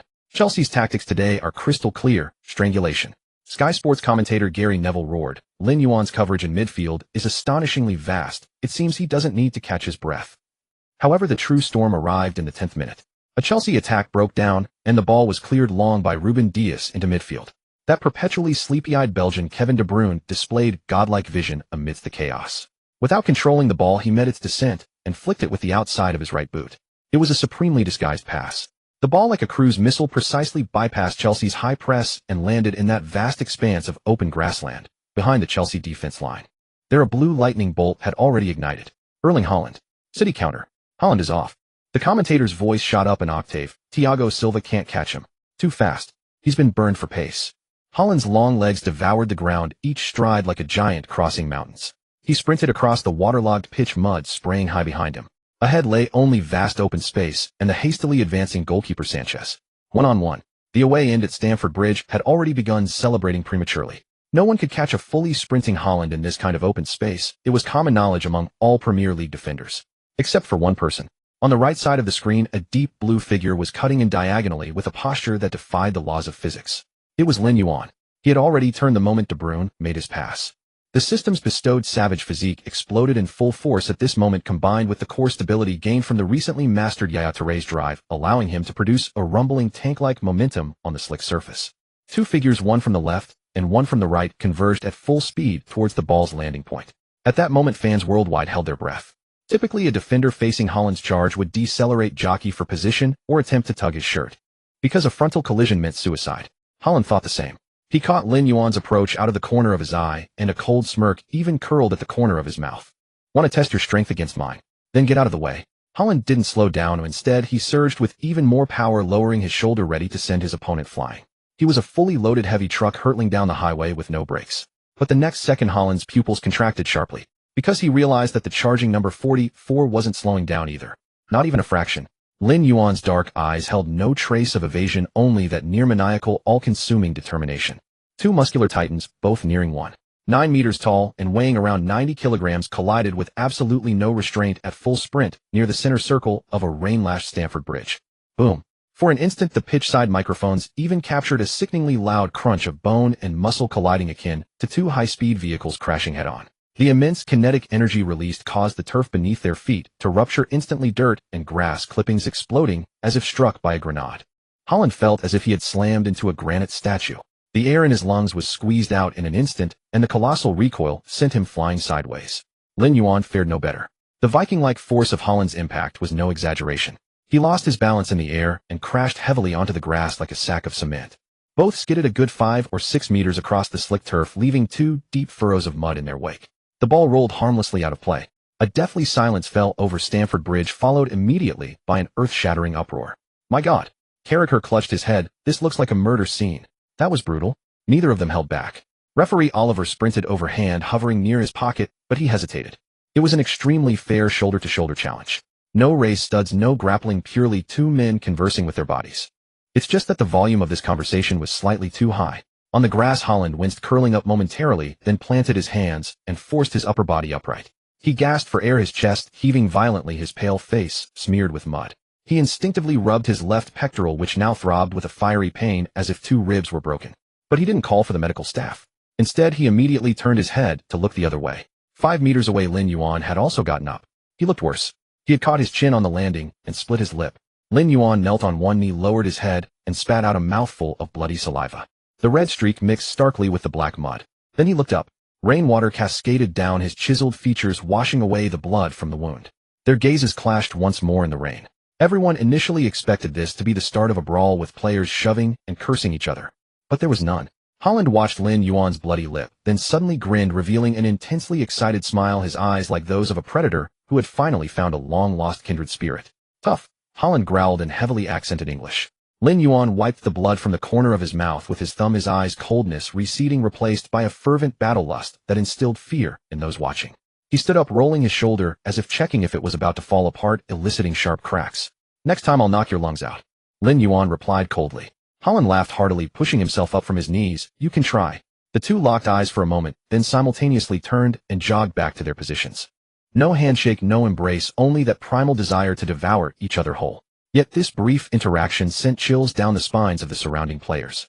De Bruyne watched the scene, his expression complex. He knew the nature of this match had changed. This was no longer a standard Premier League fixture. This was a gladiatorial contest. On the touchline, Mourinho clenched his fists, trembling with excitement. This was the Chelsea he wanted. This was his Blue Lions. See that? Mourinho turned and roared at the substitutes bench. That's what I call F contact. Anyone who plays soft like AB out there can go and join the reserves.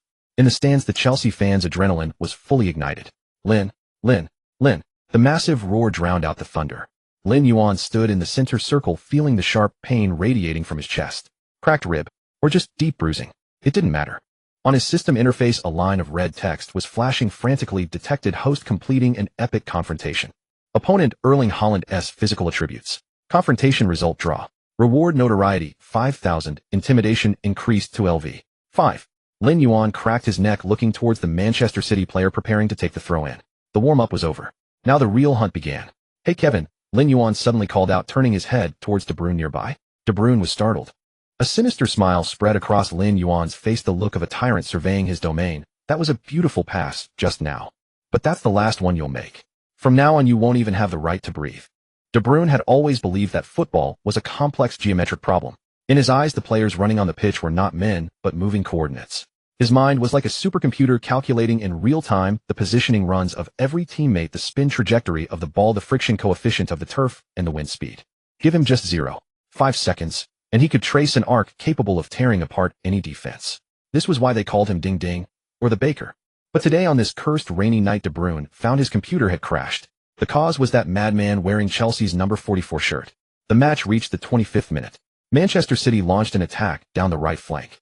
Walker pushed the ball to Bernardo Silva, who dribbled along the wing like a nimble rabbit, attempting to stretch Chelsea's defense. As usual, De Bruyne had silently drifted into the vacant zone at the top left edge of the penalty area. This was his kill zone. If the ball arrived, he could either shoot from distance or play a piercing through ball. Here, De Bruyne raised his hand. Silva understood, playing a cutback pass. The ball rolled across the slick turf towards De Bruyne. However, just as the ball was about to reach De Bruyne's feet, even before his instep could touch it, a suffocating wave of body heat pressed in from behind. There was no sound of footsteps. The rain masked everything, and his steps were as light as a specter's. Thud. It wasn't the sound of kicking a ball, it was the sound of bodies colliding. At the exact moment De Bruyne went to receive the ball, Lin Yuan used an extremely subtle movement, turning his body and thrusting his hip, slamming hard into De Bruyne's lower back. It was a challenge on the borderline of a foul. If the force had been slightly greater, or if there had been any push with the hands, referee Oliver would have blown his whistle. But Lin Yuan's execution was flawless. Passive skill triggered the shadow of the special 1LV3. Effect when in the referee's blind spot or during moments of physical contact. Utilize legal shoulder charge rules to disrupt the opponent's balance. Chance of being penalized is reduced by 40. De Bruyne felt a sharp pain in his waist. His supporting leg buckled instantly, and he staggered sideways. The ball clipped his heel, bouncing a few meters away, and was cleared by Chelsea defender Colwell. Hey, that's a foul. De Bruyne angrily threw his hands out towards the referee, his face, usually flushed from exertion, now turning a deep shade of purple. He wasn't going for the ball at all. That's a charge. Michael Oliver was just 5 meters away, but he shook his head, signaling play to continue. This is the Premier League, Kevin. Oliver said coldly, and it's raining. De Bruyne gritted his teeth and turned to look at Lin Yuan behind him. Lin Yuan was leisurely adjusting his rain-soaked cuffs, not even glancing at De Bruyne, as if the collision had been with a trash can on the street. I told you, Lin Yuan said as he passed De Bruyne, his voice low, as if reciting a eulogy, you don't even have the right to breathe. The next 20 minutes became the darkest nightmare of the Belgian midfield maestro's career. Lin Yuan completely abandoned the contest for the ball. When Rodri had the ball, Lin Yuan didn't press. When Silva dribbled forward, Lin Yuan didn't chase. Even when Haaland made another sprint, Lin Yuan only tracked him with his peripheral vision. His eyes were fixed solely on that one man. In the 32nd minute, Manchester City had a throw-in. De Bruyne tried to drop deep towards the center circle, seeking space through distance. The moment he turned, the deep blue shadow was on him. Lin Yuan was like a wet plaster that couldn't be shaken off, clinging tightly to De Bruyne's back. His chest pressed against De Bruyne's spine. With every breath, De Bruyne could feel the terrifying heat emanating from the body behind him. This tight marking caused De Bruyne extreme discomfort. It wasn't just a physical pressure, but a psychological violation. Get off. De Bruyne tried to elbow Lin Yuan away while making his run. Too slow. Lin Yuan anticipated the move, blocking the path with his body. His thigh muscles tense, standing firm like an iron pillar obstructing De Bruyne's route. De Bruyne was forced to stop abruptly and change direction, but Lin Yuan adjusted his footwork even faster. Enhanced by adaptive footwork and Yaya Touré's power drive, Lin Yuan's agility was now vastly superior to before. The ball came over, but De Bruyne couldn't receive it cleanly. Under Lin Yuan's disruption, he was forced into a hurried one-touch pass. It was overhit. The ball sailed directly out of bounds for a goal kick. Fuck. De Bruyne, known for his composure, finally lost his temper. He viciously kicked a chunk of turf in frustration. A chorus of mocking laughter erupted from the Stamford Bridge stands. Look at that. Manchester City's brain has short-circuited. Get him, Lin. Show him who's the master of Stamford Bridge. On the sideline, Guardiola could no longer sit still. He rushed to the fourth official, gesturing excitedly at the pitch. What is this? Is this man-marking? This is stalking. This isn't football tactics. This is pure harassment. He's ruining the game. Mourinho was nearby and overheard Guardiola's rant. A smug, cold smile curled at the corner of the special one's lips. Hands in his coat pockets, he leaned back slightly and shrugged at Guardiola. Don't cry, Pep, Mourinho muttered to himself. Welcome to hell. In Mourinho's football philosophy, destroying the opponent's core was the highest form of tactics. If you can't solve the problem, then solve the person causing the problem. In the 41st minute, Manchester City even showed a rare sign of internal discord. With De Bruyne completely neutralized by Lin Yuan's trading tactics, City's midfield circulation had become severely congested. Haaland had made 3 runs into space up front, but the ball never came. Kevin, the ball. Get the damn ball out here. Haaland complained, throwing his arms up in frustration. De Bruyne, face slick with a mix of sweat and rain hair plastered to his forehead, spun around and shouted back, then come get it yourself. Can't you see this mad dog is hanging all over me? Mad dog. It was an ugly term, but when Lin Yuan heard it, he didn't get angry. Instead, he smiled. It was the pleasure of a tyrant hearing his prey wailing in a trap. During a stoppage in play, Lin Yuan walked over to De Bruyne, stopping close enough for their noses to almost touch. His eyes held no trace of emotion, black as 2 bottomless whirlpools. If I'm a mad dog, Lin Yuan licked his split lip, the taste of blood sharpening his senses, then you're the bone in my mouth. And don't expect me to spit you out. De Bruyne stared into those eyes, his heart skipping a beat. He had faced many fierce defenders. Keane, Vieira, or even Casemiro nowadays. They were all tough, all aggressive. But Lin Yuan was different. This Chelsea number 44 had an inhuman aura that sent chills down one's spine. He was frighteningly calm while doing all this destructive work like a robot executing a program. Precise, ruthless, and tireless. From the start of the match, Lin Yuan had engaged in at least 20 physical duels with De Bruyne. Each one was perfectly timed to stay just on the right side of a foul, each one leaving De Bruyne's muscles a little sore. This wasn't just a drain on physical energy, it was an erosion of willpower. Even the world's best midfield maestro, after being hounded for 40 minutes by such a numb, reckless monster, would find his mentality on the verge of collapse. Manchester City won a corner kick. Everyone crowded into the penalty area. In the chaos, Lin Yuan found De Bruyne again. You again. De Bruyne felt a surge of despair. We're not done yet, Lin Yuan whispered in his ear. Haaland said he was going to knock my lungs out.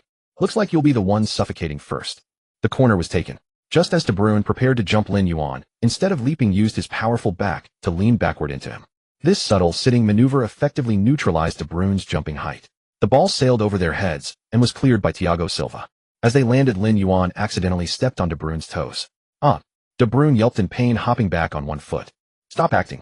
I didn't use force, Lin Yuan said coldly. If I had, your toes would be shattered. Referee Oliver ran over and gave Lin Yuan a verbal warning, but still didn't produce a card. In the ensuing chaos, no one had clearly seen what had happened. The halftime whistle finally blew.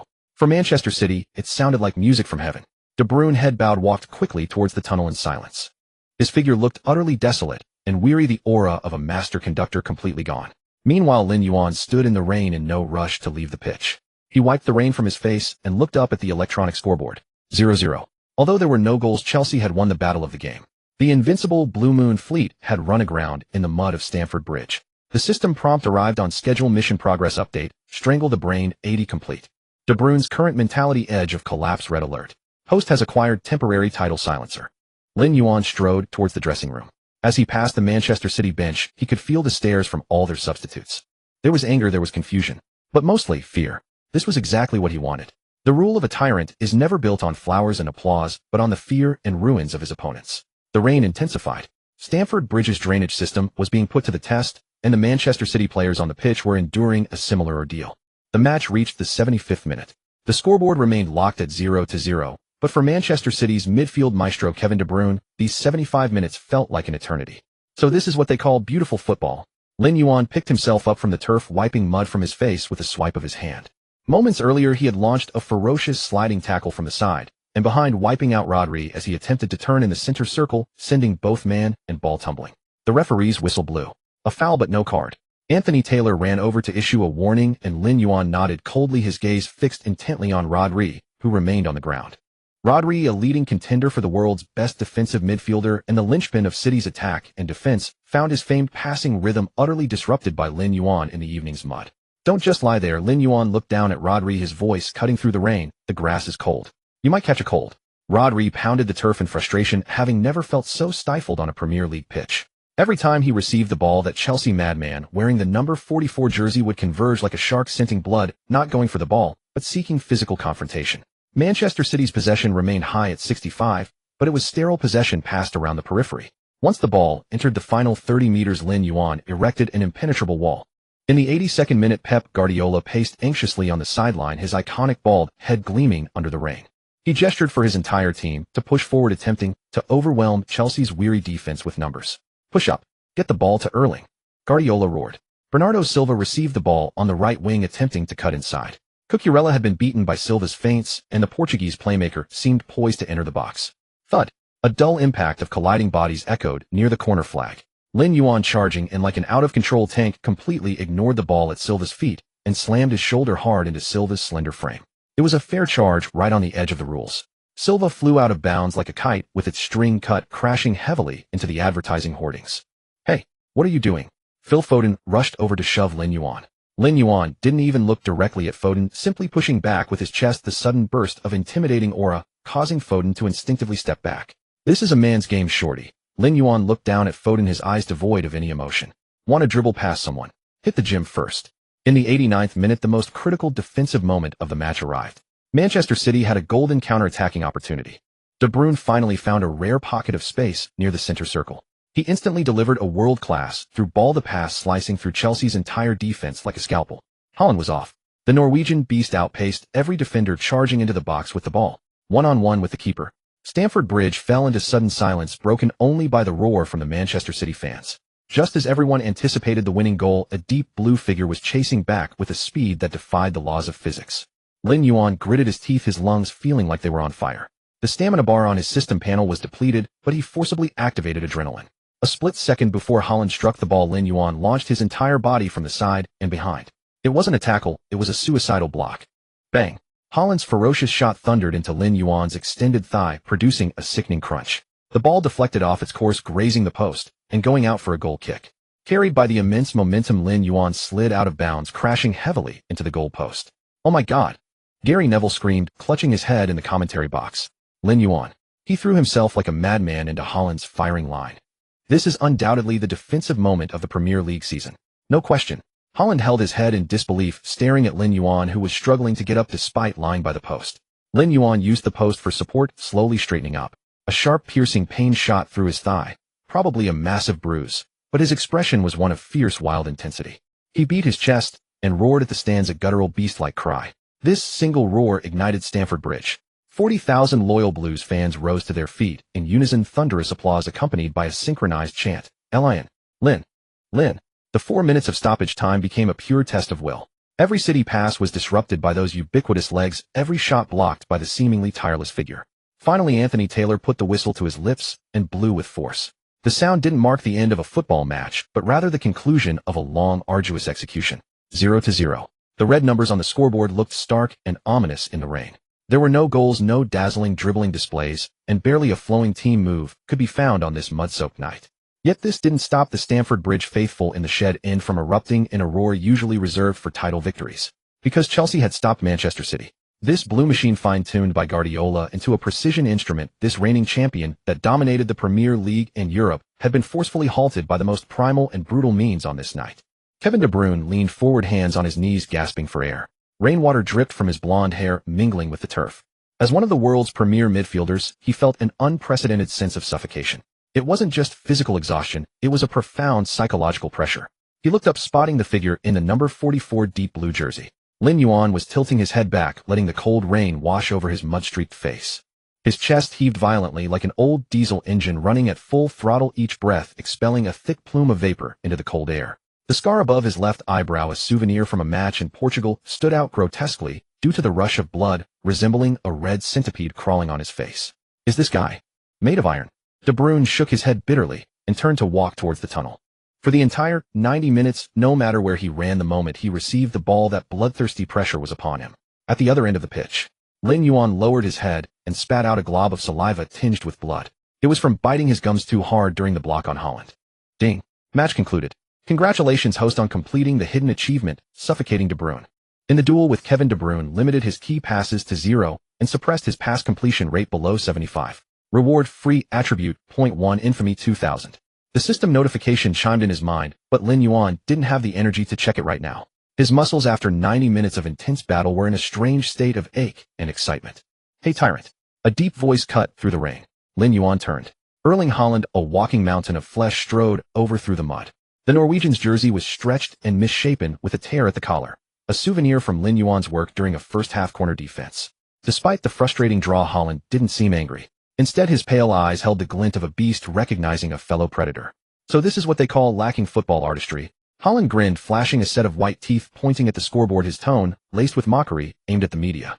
There are many forms of art. Lin Yuan looked at the monster who had nearly broken his ribs during the match, a fierce, aggressive smile curling at the corner of his mouth. Grinding your opponent's bones to dust is also an art. Huh. Haaland let out a short laugh. Without a word, he crossed his arms, grabbed the hem of his jersey, and pulled it over his head in one swift motion. His physique, sculpted like a Greek statue, was exposed to the air, his skin covered in red marks and bruises. A large swollen welt on his chest was particularly noticeable, a memento from the thunderous collision with Lin Yuan in the center circle in the 39th minute. He held out his Manchester City number 9 jersey, soaked with mud and sweat, to Lin Yuan. Swamp? Haaland asked. Though I think your bones are a bit harder than mine, next time at the Etihad, I'll knock you flying. I'll be there. Lin Yuan also quickly stripped off his number 44 jersey. As their two bodies, embodiments of violent athleticism, stood face to face in the pouring rain, the surrounding photographers, like sharks sensing blood, unleashed a frenzy of shutter clicks. It was a visually striking scene. One the Premier League's sharpest spear, the other its rising hardest shield. Both bore the marks of battle, their skin caked with mud. In an era of diving and complaining, this moment felt like a throwback to the steel-hearted Premier League of 2 decades past. Lin Yuan took Haaland's jersey and slung it over his shoulder. It smelled of sweat, dirt, and grass clippings. Not pleasant, but reeking of raw testosterone. Remember to ice that chest, Lin Yuan said flatly as he turned to leave. Otherwise you won't be able to get out of bed tomorrow. Worry about yourself. Haaland rubbed his chest, grinning through gritted teeth. The mixed zone at Stamford Bridge. Journalists had crowded the area. The buzz around this 0-0 draw far exceeded that of Arsenal's big win elsewhere. Lin, over here. As Lin Yuan appeared bare-chested and draped only in a towel, the flashbulbs instantly turned the dim corridor into a blaze of light. He held the just-awarded Man of the Match trophy, a champagne bottle-shaped prize that looked almost comically small in his hands like a toy. A female reporter from Sky Sports thrust a microphone forward, her gaze briefly flickering to a scratch on Lin Yuan's chest. Lin, congratulations on being named Man of the Match. But after the game, Guardiola complained in his press conference that Chelsea's style is like playing rugby, and that your challenges on Rodri and Silva were murdering football. What's your response? The noise in the corridor halved instantly as everyone leaned in waiting for the new villain's retort. Lin Yuan stopped, and for a moment the temperature around him seemed to drop. His dark eyes scanned the cameras devoid of emotion. Murdering football. Lin Yuan let out a cold, contemptuous snort. Tell Mr. Guardiola if he doesn't want his players to get hurt, he can suggest the FA allow them to play in ballet skirts. This is the Premier League, not a greenhouse. If they're scared of pain, they can go home and drink milk. With that, he ignored the reporter's explosive reaction, pushed through the crowd, and headed towards the dressing room. The dressing room door swung open. A potent mix of liniment, sweat, and dampness hit him. His teammates were slumped in their chairs. Even the usually jovial Nicholas Jackson was too exhausted to speak. This match had been more draining than 2 regular games. Heads up. A hoarse roar broke the silence. Jose Mourinho stood before the tactics board, his suit trousers splattered with mud, his expensive Armani coat soaked through. Yet he looked more animated than ever. The special one scanned the room, his gaze finally settling on Lin Yuan as he entered. This is Chelsea. This is the thing Chelsea I want. Mourinho slammed his hand on the tactics board, rattling the magnetic pieces. Did you see the faces of those city pretty boys as they walked off? Oh, they were scared. Those geniuses used to dominating possession and passing the ball into the net were so terrified tonight they wet their pants. Tired but hearty laughter echoed in the room. Mourinho walked over to Lin Yuan, reached out, and gave his solid shoulder a firm pat. Well done, Lin. Mourinho's voice lowered, his eyes holding a fatherly pride. Especially that block. You saved the team's life. Just doing my job, boss. Lin Yuan tossed the champagne trophy to the kit man. Anyone who wants this can have it. No one has the energy to drink. Reece James, seated in a corner on crutches, had stayed with the team despite being unable to play. The club captain watched Lin Yuan, his expression complex. There was pride but also a hint of subtle concern. He could feel the team's identity shifting. It was transforming from a technically gifted young squad into a band of thugs draped in blue, and the scarred, bare-chested figure of number 44 in the center of the room was their leader. That night, Lin Yuan's Instagram featured a new post. No caption, just a single black and white photo, 2 mud-caked figures exchanging jerseys in the downpour at Stamford Bridge. 44 Lin Yuan and 9 Haaland. Meanwhile, on distant domestic forums, the debate over whether Lin Yuan is too violent was once again dominating discussions, but this time for the first time the voices of support outnumbered the critics. After all, it was unprecedented for a Chinese player to have Haaland willingly exchange jerseys. However, amidst the clamor of the night, no one noticed Raheem Sterling in the corner of the Chelsea dressing room, staring at his phone with a dismissive look, seemingly unimpressed by the meat grinder draw. What's there to celebrate about a 0-0? Sterling muttered, his thumbs scrolling, booking a table at a famous London nightclub. This ticking time bomb within the camp was silently counting down. The morning at Cobham Training Centre was blanketed in a thick layer of frost. London's damp November air, sharp as needles, easily pierced the insulating layers of training gear, penetrating straight to the bone. 2 days had passed since the brutal battle against Manchester City, but the bruises and aches from Stamford Bridge still lingered on every player. The atmosphere on the training ground was somewhat strange. They had managed to hold the mighty Manchester City to a draw, which should have boosted morale, yet the training session exuded an air of lethargy. Perhaps it was the adrenaline overload from that match, or the instinctive dread of the impending Christmas fixture congestion. Sterling, track back. Damn it, are you taking a stroll? Mourinho's roar shattered the morning's tranquility. In a just-concluded 5v5 small-sided game, Sterling lost the ball up front. Instead of pressing immediately, he stood still, shrugged, complained about the slippery pitch, and let the opposing Maduk dribble unopposed towards the goal. Lin Yuan had to sprint 30 meters from his defensive midfield position to cover executing a fierce sliding tackle to put the ball out of play. Sterling merely jogged back, chewing gum, and winked at Lin Yuan. Hey, big man, relax. It's just a recovery session on Tuesday morning, no need to treat it like a Champions League final. Lin Yuan got up from the grass, patting the dirt off his thighs. He said nothing, merely fixing his unfathomably dark eyes on Sterling for a solid 3 seconds. The gaze held no anger, only a chilling coldness reserved for the deceased. Sterling felt a shiver run down his spine, instinctively averting his gaze, muttering "psycho" under his breath before jogging away. Training concluded. The locker room. This was a sanctuary for players, and also a breeding ground for cliques. With Reece James on crutches heading to the medical room for treatment and Vice-Captain Chilwell sidelined long-term, due to injury, Chelsea's locker room found itself in a vacuum of leadership. The air was thick with a mix of expensive cologne and sweat. Heard about it? There's a private party at the Mayfair Club this Friday night, only top-tier VIPs get in.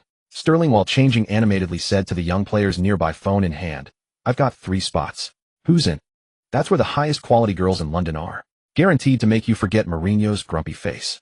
A few newly promoted youngsters seemed tempted, their eyes darting between Sterling and the door. Raheem, the boss, said, "This is a prep week before the brutal schedule. No alcohol, no clubs." Gallagher attempted to interject. "Oh, come on, Connor." Sterling waved his hand dismissively, holding up his £5,000 Gucci trousers. "We just drew with City. We need to relax. Besides, it's just for a drink. Nothing else. Happy football, understand? Happiness is what matters most." A few sparse, half-hearted chuckles echoed in the room. This contagious complacency was spreading among these young millionaires. Just then the violent slam of a locker door cut all laughter short. Bang! The locker room fell into instant silence. All eyes turned to the corner. Lin Yuan, bare-chested, his granite-like muscles glistening with sweat from his extra training. He walked expressionlessly towards Sterling. The size difference was stark. Lin Yuan at 1.89 meters towered over the 1.7 meters Sterling, casting a shadow that completely engulfed him. "What do you think you're doing?" Sterling frowned, taking a half-step back, the fear of being dominated by Lin Yuan on the pitch resurfacing. "This is the locker room. There are cameras. Say what you said earlier." Again. Lin Yuan's voice was low, yet carried an undeniable authority. "What? About the party? Dude, don't be so serious. You can come too, I'll save you a spot." Bang! Before Sterling could finish his sentence, he was lifted by an immense force and slammed hard against the storage lockers behind him. The metal locker door groaned in protest. Lin Yuan's large hand gripped Sterling's collar tightly, lifting the England international's feet almost completely off the ground. Sterling's phone hit the floor with a smack, its screen shattering into pieces. "Hey, Lin, calm down." Enzo and Caicedo, startled, rushed forward to intervene. Nobody moved. Lin Yuan turned his head and barked. It was the aura of a beast that had truly seen blood and fought in the mud. Enzo and Caicedo froze in their tracks. Lin Yuan turned back, his face inches from Sterling's, their noses almost touching. Sterling could smell the intense, suffocating mix of sweat and murderous intent radiating from Lin Yuan. "You call this relaxing?" Lin Yuan pointed to the empty treatment bed nearby. "Reece James is in the physio room, right now, screaming like a stuck pig, just to return a day earlier. Enzo's ankle is swollen like a bun, and he's still running. And you, earning the highest weekly wage, are strolling on the training pitch and plotting club outings in the locker room." Sterling's face flushed crimson, whether from strangulation or shame, as he struggled. "Let go, you madman. I'm telling the coach." "Go ahead." Lin Yuan released his grip, and Sterling slumped to the ground like a wet rag, gasping for air, clutching his neck in terror. Lin Yuan looked down at him, his gaze sharp as a blade. "Want happiness? Go to Miami or retire and join the circus. This is Stamford Bridge. This is a battlefield. Here it's win or die." He turned, surveying his silenced teammates. No one dared meet his eyes. Those who had been tempted by Sterling's invitation now stared intently at the floor. "From today on, if anyone strolls on the training pitch, I'll break their legs in the practice matches. No matter who they are, no matter their weekly wage." Lin Yuan picked up his towel and walked straight to the showers. The locker room only seemed to breathe again once the sound of running water filled the air. Outside the locker room, Mourinho stood with his tactics board. He had heard every word of the commotion inside. His assistant coach looked flustered. "Jose, shouldn't we intervene? Lin is too. This will destroy team unity." Destroy unity. A faint trademark sly smile curled at the corner of Mourinho's mouth. He turned to leave, his voice carrying a long-lost lightness. "No, Ricardo. On the contrary, this is the beginning of unity. Chelsea has been soft for too long. We need a tyrant, a bastard these spoiled kids are afraid of. Since Reece is out, let Lin be the whip. But Sterling is a veteran." "Veteran?" Mourinho snorted coldly. "On this stage there are no veterans. Only warriors and deserters. If Raheem can't handle it, he can leave in the January window." The next day, a surprising sight unfolded on Chelsea's training ground. Sterling, renowned for his happy football and lackadaisical training attitude, chased back 40 yards like a mad dog during a drill, rescuing the ball near the byline. His expression remained sour, and he didn't exchange a word with Lin Yuan, but he ran. Not just him, the entire team's attitude was transformed. No one dared be late. No one dared pull out of tackles. Because the figure in the number 44 training vest moved like a foreman, constantly surveying his territory, his cold eyes fixed on everyone. Ding. Congratulations, host, on establishing authority in the locker room. Passive skill acquired, the Tyrant's gaze C rank. Skill effect: when the host gazes at a teammate, their training focus increases by 10, and their likelihood of slacking off decreases by 50. Note this skill's effect is doubled on teammates with weaker mental fortitude. Lin Yuan stood on the sidelines drinking water, glanced at the system panel, and closed it expressionlessly. This was only the first step. If Chelsea were a pack of wolf cubs yet to grow their fangs, then he would be the whip-wielding tamer forcing them to learn how to bite, even if it meant tearing their hides. Because the true test was only just beginning. On the electronic screen beside the training ground, the upcoming fixture list scrolled December 6th versus Manchester United, A December 10th versus Everton, A December 16th versus Sheffield United, H December 19th versus Newcastle League Cup. 6 matches in just 20 days. The Premier League's infamous Christmas Express fixture pileup was about to arrive in full force. For a Chelsea squad already stretched thin on depth, this was not just a test of endurance, but a gamble on survival. Ready? Mourinho had appeared silently behind Lin Yuan, gazing at the gloomy sky in the distance. In the next month, we're going to lose a lot of people. To injury or to mental breakdown. Lin Yuan tightened the cap on his water bottle, the plastic emitting sharp crackling sounds under his immense grip. The ones who die will be the opposition. He turned and jogged back onto the pitch. Another round of drills. Anyone who didn't run their distance, add 10 laps. Mourinho watched the retreating figure and pulled his coat tighter. This winter perhaps would be more fiercely passionate than ever before. December in the British Isles was as damp and bone-chilling as a colossal morgue. The icy wind laced with sleet found its way into every pedestrian's collar with relentless persistence. For professional footballers, this signified more than just foul weather. It heralded the dreaded term that strikes fear into every Premier League manager's heart, the Christmas Express. 6 grueling matches in a mere 20 days. A high-stakes battle every 3 days on average. This is the Premier League's cruelest tradition, a meat grinder that separates champions from the mediocre and a graveyard for the ligaments and menisci of countless talented players. In the physiotherapy room at Cobham Training Center, the air was thick with the pungent scent of wintergreen oil, medicinal balm, and a faint trace of mustiness. Oh, easy. Damn it, that's my adductor. Cucurella let out a blood-curdling shriek, face down on the treatment table. The physiotherapist, expressionless, drove his elbow deep into the base of Cucurella's thigh, forcibly breaking apart the knotted muscle fibers. On the adjacent tables, Enzo was wrapping an ice pack around his swollen ankle, while Caicedo sat slumped, staring blankly at the ceiling, his soul seemingly drained by the mud of the last match. A suffocating aura of exhaustion pervaded the entire room. Only a treadmill in the corner continued to hum monotonously. Lin Yuan, his vest drenched with sweat, was jogging at a steady 15 km/h to flush out lactic acid. His breathing was deep and even, each footfall heavy and powerful, like an indefatigable perpetual motion machine. Monster. Enzo exhaled a plume of cold air, shrinking into himself. The guy played a full 90 minutes last night. Is he not tired today? Unbeknownst to them, Lin Yuan was staring at a flashing red warning box in his vision. Warning: host body fatigue level has reached 85. Continuing high-intensity matches will significantly increase the risk of injury. Currently available free attribute points 5 from the Manchester City match and recent accumulation. Currently available infamy points 18000. Lin Yuan didn't hesitate for a moment. System: allocate all 5 free attribute points to stamina. Consume 1500 infamy points to exchange for the passive skill Iron Lungs S rank. Ding. Attribute allocation complete. Stamina 88 to 93 S. Skill exchange successful. Iron Lungs S rank. Skill description: hosts cardiopulmonary function breaks through human limits. Lactic acid accumulation speed reduced by 60, a stamina recovery rate increased by 200. After the 80th minute of a match, the host gains the second wind effect, temporarily boosting all attributes by 5. A surge of searing warmth instantly pumped from his heart, flowing through his blood vessels to every limb and extremity. The sore aching muscles in his thighs felt injected with lubricant. The heavy leaden sensation vanished, replaced by an urge to tear something apart. Lin Yuan switched off the treadmill and hopped off. He grabbed a towel, wiped the sweat from his face, and walked to the center of the changing room. Looking at his teammates sprawled around, he said nothing but clapped his hands together sharply. Clap. Clap. The crisp sound echoed in the lifeless room. Stop lying around like a bunch of neutered turkeys. Lin Yuan's voice was cold and hard. Brighton in 3 days, then Manchester United 3 days after that. If you can't run, go ask Mourinho for leave right now. I don't want to see any weaklings on the pitch. No one argued.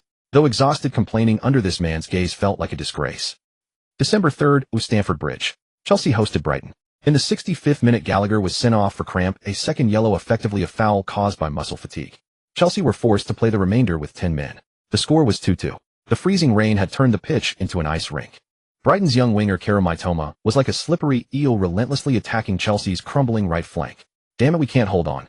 Desai gasped, his lungs burning like fire. Just as Mitoma attempted to cut inside again, a dark blue blur shot across horizontally. Thud. No fancy tackles, just pure physicality. Lin Yuan, like a speeding truck, simply bulldozed Mitoma off the pitch. The Japanese winger spun midair before hitting the ground, staring at Lin Yuan in shock. The 88th minute. Both teams were at their physical limits.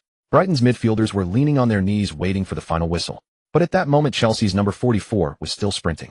He intercepted the ball at the center circle, ignoring his teammates' gestures to slow down. He drove forward alone like an enraged rhinoceros thundering across half the pitch. A Brighton defender tried to pull his shirt, but was dragged along for 5 meters before letting go and tumbling into the mud. "Stop him!" Brighton's goalkeeper screamed in panic. Lin Yuan charged to the edge of the box and swung his right leg. Boom. The ball, like a cannonball shot from a barrel, carried Lin Yuan's boundless stamina and fury, burying itself in the top corner. 3-2. The winner. Lin Yuan didn't celebrate wildly. He stood still, chest heaving, exhaling a long, thick plume of white breath into the swirling snow. The breath looked unusually dense under the floodlights, like a steam locomotive releasing pressure. 3 days later, Goodison Park. Away to Everton. It was a street fight. Everton were fighting for their lives against relegation. Their challenges were brutally aggressive. Enzo was kicked off injured in the first half. Palmer suffered severe cramps in both legs by the 70th minute. Only Lin Yuan remained. In the 94th minute, he was still sprinting across the pitch. He made a sliding tackle on the left flank, and 2 seconds later, he was challenging for a header on the right. Everton's powerful midfielder Ducour tried to outmuscle Lin Yuan in the 80th minute, but was winded by a shoulder barge collapsing to his knees and dry heaving. Chelsea eventually ground out a hard-fought 1-0 victory. After the match, Sky Sports pundit Jamie Carragher stared at the stats sheet as if he'd seen a ghost. "This isn't scientific. Absolutely not scientific." Carragher pointed at the heat map on the screen. Lin Yuan's total distance covered today was 13.8 kilometers, and his sprint speed in the 93rd minute was faster than his sprint at the start of the game. Look at the other players, whether from Chelsea or Everton, they were all walking in the last 10 minutes. Only Lin was sprinting. Neville added, "That's not a human stamina bar. It reminds me of one word, a cyborg." December 9th. Only 2 days of rest. The entire Chelsea squad arrived in Manchester. But this time their destination wasn't the Etihad, but the theatre of dreams filled with glory and curses, Old Trafford. On the team bus, rain streaked down the windows. The silence inside was deafening. Most players wore headphones, trying to rest or sleeping soundly. The relentless away fixtures and physical battles had pushed this young squad to the brink of collapse. Mourinho sat at the front, brow furrowed, reviewing the medical report. Sterling has a groin issue, likely out. Jackson has tight thigh muscles, recommended for the bench. Cucurella has a fever. He had almost no cards left to play. Mourinho sighed and glanced back. In the middle of the bus, Lin Yuan wasn't sleeping. He held a tablet, intently watching replays of Manchester United's recent matches. The screen's glow illuminated his chiseled features. There was no fatigue in his eyes, only the focused gaze of a hunter spotting its prey. "Lin." Mourinho walked over and lowered his voice. "For tomorrow's game, I'm considering playing you for only half. We need to conserve energy for." "No need." Lin Yuan didn't look up, his fingers swiping across the screen, pausing on a frame of Manchester United's captain Bruno Fernandes, throwing his arms up in complaint. "But I'm worried about your muscles." "Boss." Lin Yuan looked up, his eyes burning with a disconcerting flame, the restless energy from iron lungs. "I'm not tired." "Really?" He pointed at Bruno on the screen. "Besides, I can't wait to get to Old Trafford and hear their boos. I heard they love to abuse Chelsea." Mourinho was taken aback, then chuckled. It was a gratified yet ruthless laugh. "Yes, they'll call you a dirty Chelsea dog." "Perfect." Lin Yuan shut the tablet, a cold, sharp smile curling at the corner of his mouth. "I'll make them swallow those words along with their teeth." The atmosphere at Old Trafford the following evening was suffocating. Manchester United were also in turmoil. Ten Hag's job was on the line, and the Red Devils desperately needed a victory. The exhausted Chelsea side looked like the perfect sacrificial lamb. In the dressing room, Lin Yuan was applying warming oil to his legs. The pungent smell made Mudryk wince. "Listen up." Mourinho pushed the door open, his voice raspy. "I know you're tired. I know your legs feel like lead. I know it's unfair. Those bastards at the FA have scheduled our games like a murder plot. But," Mourinho gestured emphatically towards the wall, "out there are 75,000 Manchester United fans waiting to laugh at us. They think we're a bunch of softies, a team of overpaid mercenaries. It's a lie to say I'm not tired." Lin Yuan suddenly stood up. The moment he stood, everyone's attention was on him. Lin Yuan walked to the center of the dressing room, adjusting the captain's armband. With Reece James and vice-captain Chilwell absent, and Gallagher suspended, the armband was on Lin Yuan's arm for the first time, surveying the room. The yellow captain's armband stood out starkly against the deep blue jersey. "I'm tired too." Lin Yuan's voice was calm, but it struck each heart like a hammer. "My knees ache, my ankles have gone numb. But as long as I'm on that pitch, I won't let a single one of those guys in red get past me. Tonight, give me the ball." Lin Yuan clenched his fist, a promise from a tyrant. "If you can't run past me the ball, I'll run. I'll crash. I'll kill. We are Chelsea. We don't accept pity." Roar. The lifeless dressing room was ignited by these few words. In the tunnel, the two teams lined up. Manchester United's captain Bruno stood at the front, shooting a glance at Lin Yuan, a hint of disdain and provocation in his eyes. He turned and muttered something to McTominay behind him, and they both shared a low chuckle. Lin Yuan stared straight ahead, expressionless. The moment he stepped onto the Old Trafford turf, a tidal wave of boos crashed down upon him. Boo! Get back to London. Scum. Fuck off Chelsea. The roar of 75,000 could weaken the knees of the faint-hearted. But Lin Yuan simply stood at the center circle, deeply inhaling the hostile air. Ding. Detected extremely hostile environment, Old Trafford, the theater of dreams. Infamy point gain efficiency increased by 50. Mission issued, nightmare at the theater of dreams. Objective win at Old Trafford, and cause at least one Manchester United player to have a mental breakdown. Lin Yuan cracked his neck, a sharp crack echoing. Due to the effects of iron lungs, his body was at a peak state of heightened arousal. He didn't need to warm up, his blood was already boiling. The referee's whistle blew. From the very first minute, Lin Yuan showed what it meant to be a cyborg. As United kicked off, Bruno had just received the ball to organize an attack when he saw a flash of darkness. A massive shadow loomed over him instantly. Thud. No probing, Lin Yuan went straight for the body, pressing onto him like a steamroller.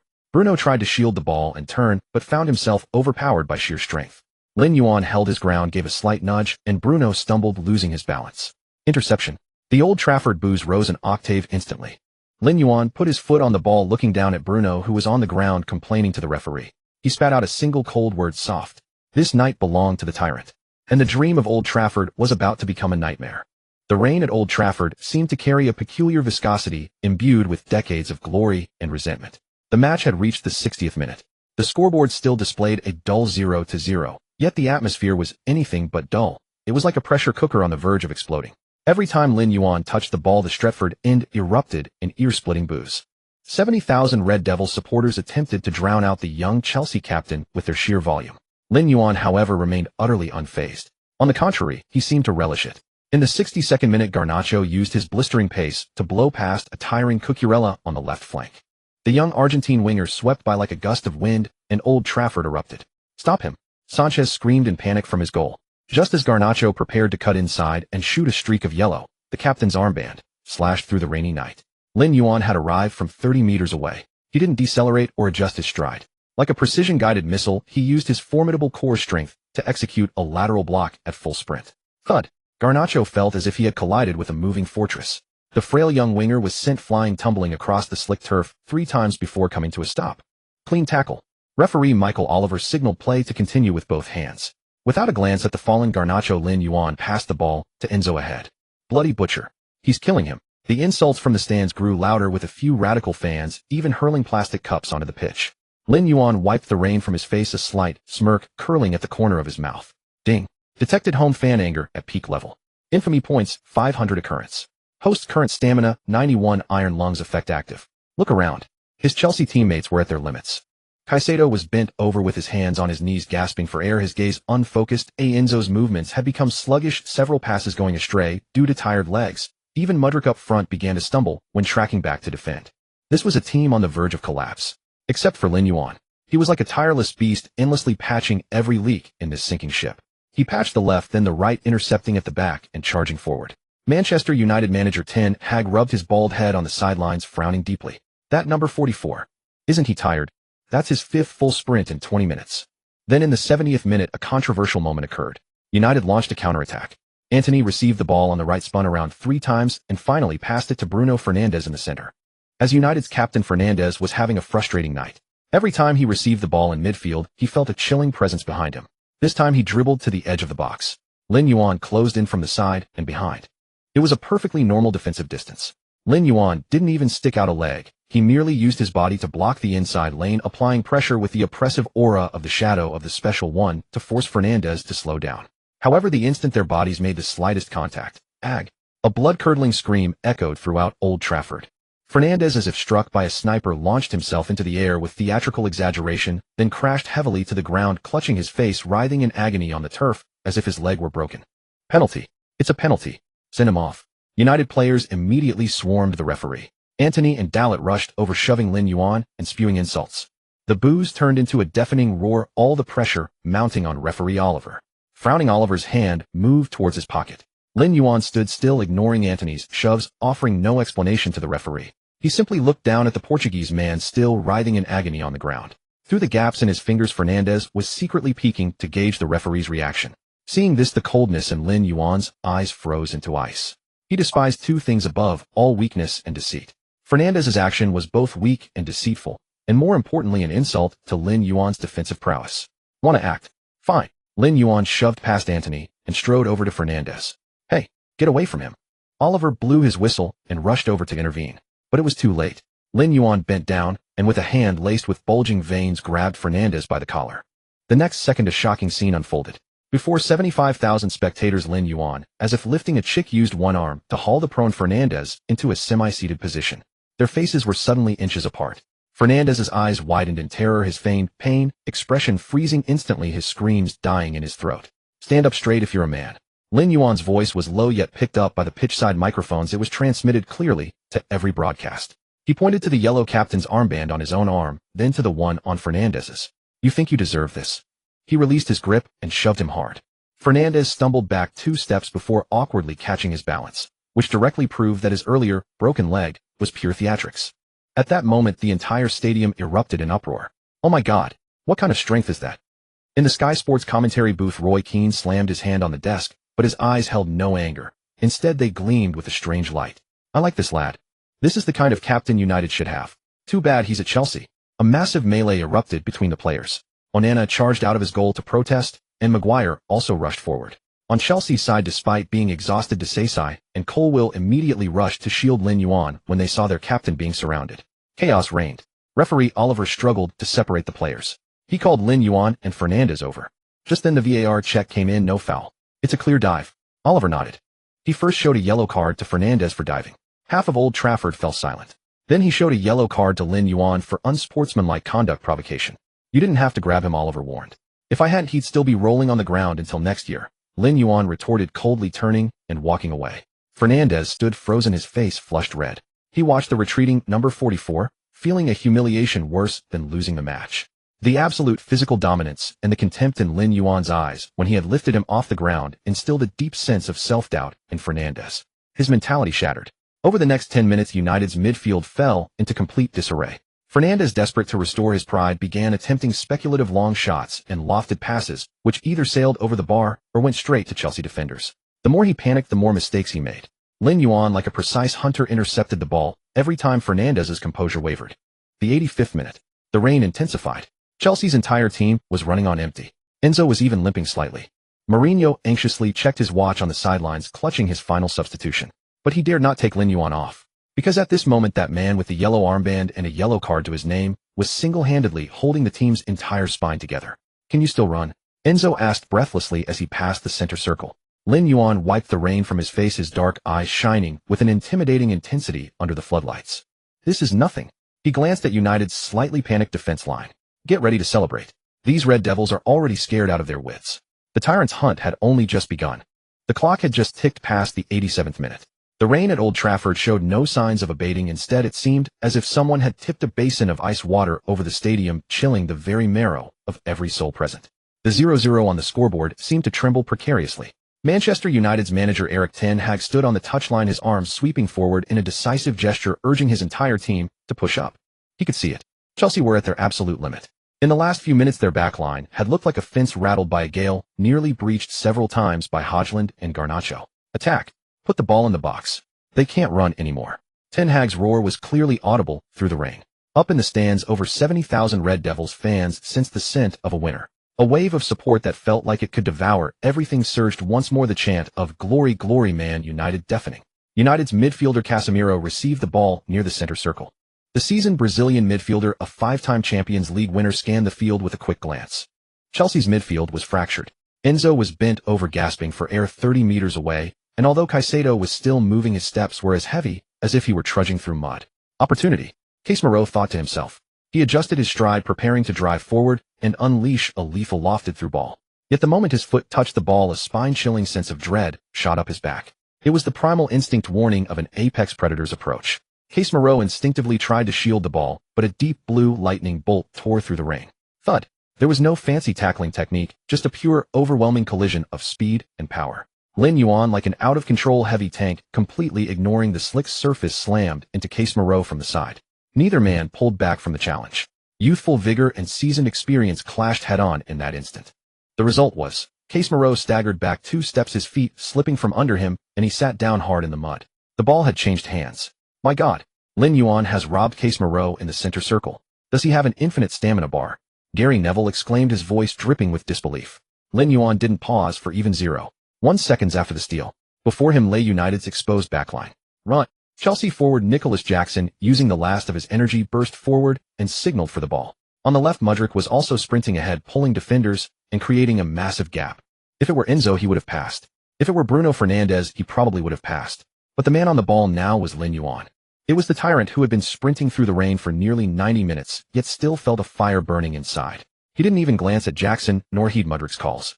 System noticed stamina at 8, adrenaline surge active. Skill triggered sword-bearing guard despite Ronaldo, not on the pitch, forward drive activated. Lin Yuan surged forward with the ball at his feet.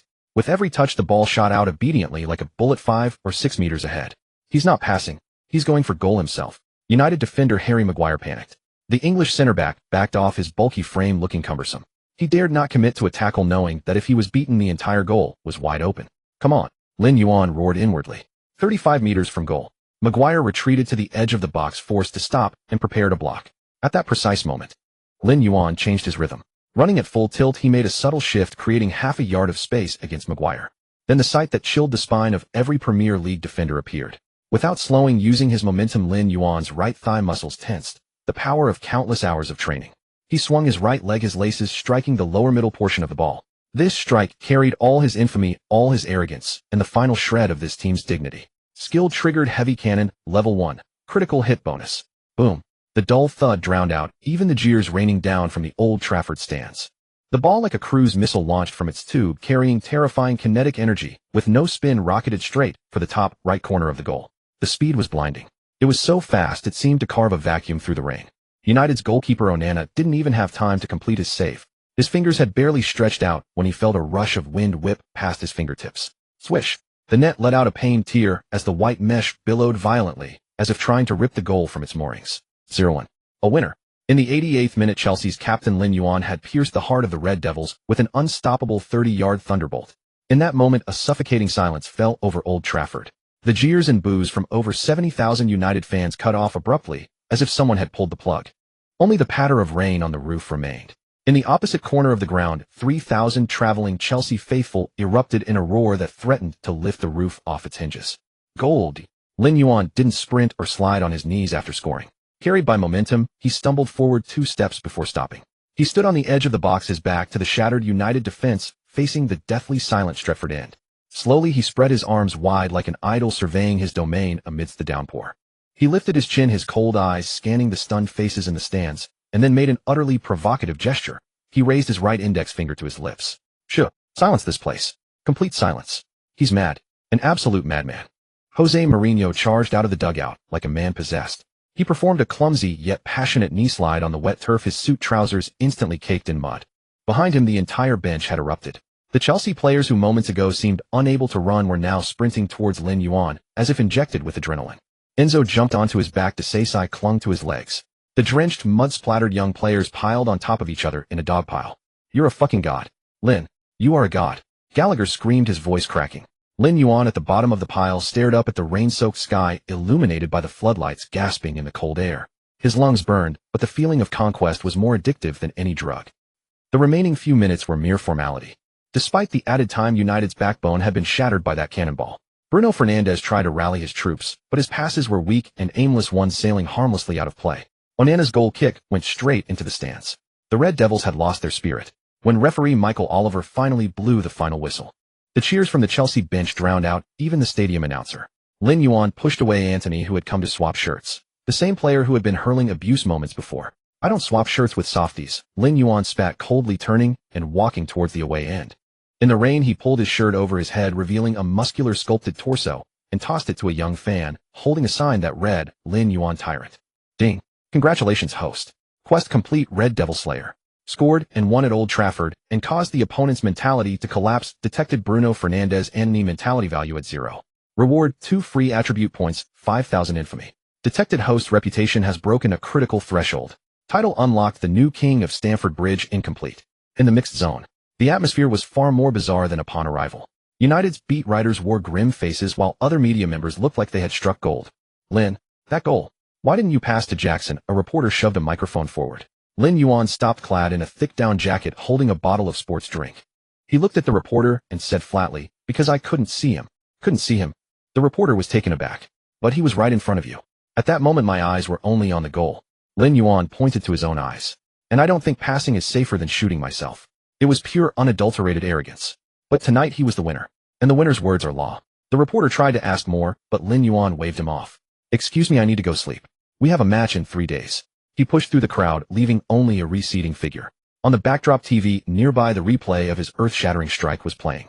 The commentator's voice echoed. Look at this replay. Onana didn't even react. That's brute force aesthetics. That's Lin Yuan.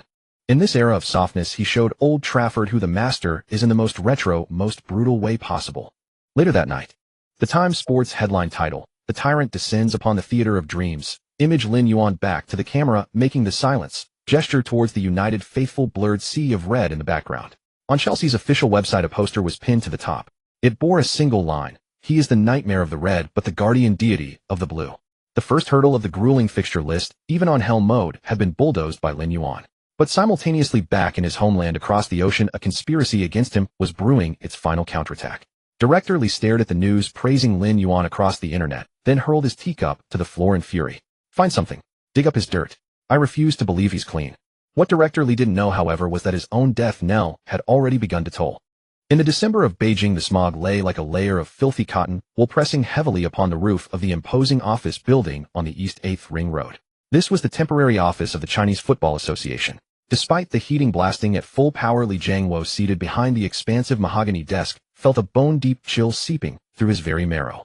The ashtray was piled high with the butts of Nanjing cigarettes resembling a small charred burial mound. The room was thick with the nauseating stench of tar and the sour odor of a hangover. Li Jiangwo clutched his phone, the screen's glow illuminating his bloodshot eyes and greasy forehead. On the screen was a photo sent back from England. In the pouring rain of Old Trafford, the figure in the Chelsea number 44 jersey was making an arrogant, shut up gesture towards the stands. In the comments section below the photo, where he expected a unanimous torrent of abuse for being unpatriotic and arrogant, he instead saw a disconcerting crack forming. Arrogant as he is, he can really play. Even Manchester United was humbled by him. What right do we have to criticize? Am I the only one who thinks the CFA's reason for banning him was bullshit? Bang.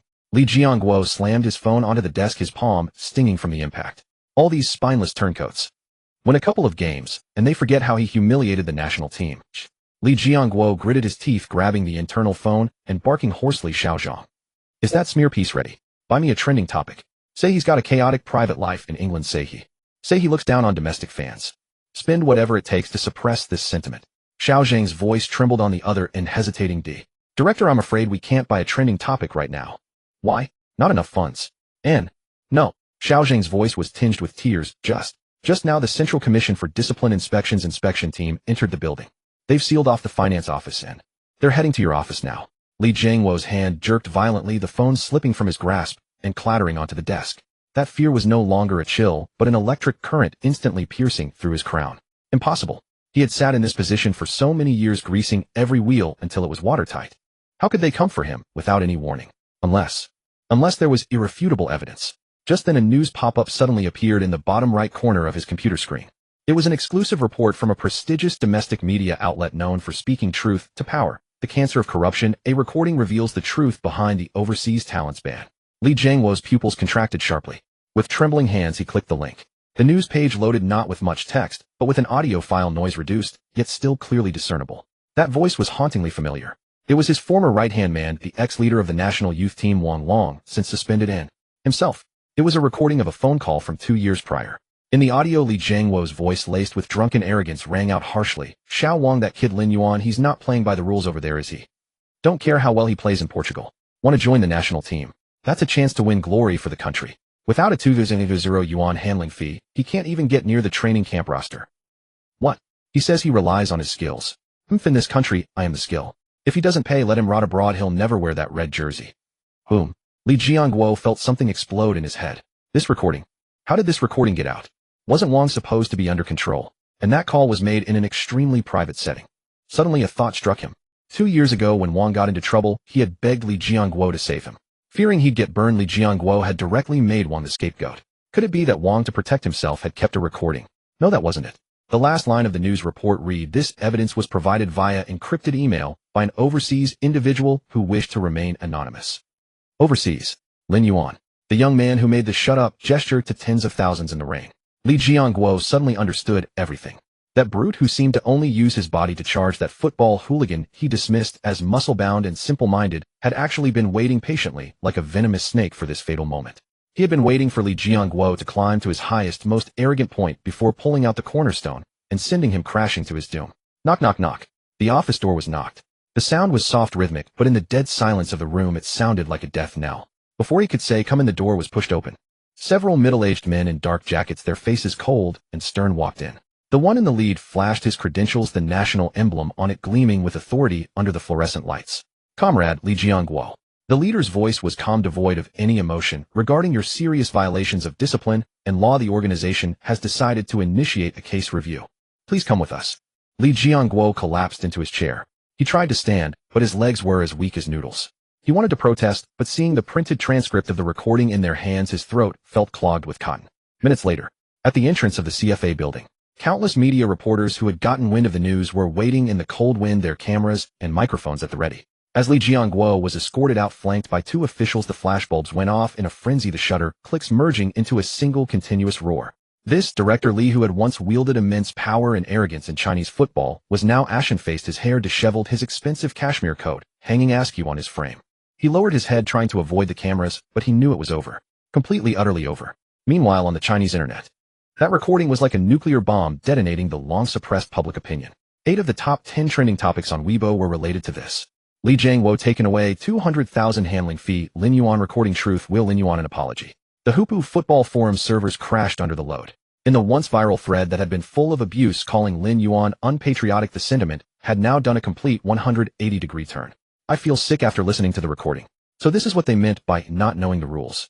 The guy earns his place in Europe on merit and gets banned for not paying 200K. I want to slap myself twice. I actually believed these officials' lies and cursed Lin Yuan for so long. No wonder, Lin Yuan said in an interview, can't hear the dogs barking, he saw through these people long ago. That shut up gesture at Old Trafford in hindsight wasn't just for the Man United fans. It was for these maggots back home. Brother Lin, we're sorry. You're a real tough guy. This dirty place doesn't deserve you back. The reversal of public opinion was frenzied. People are accustomed to creating gods and also to destroying them.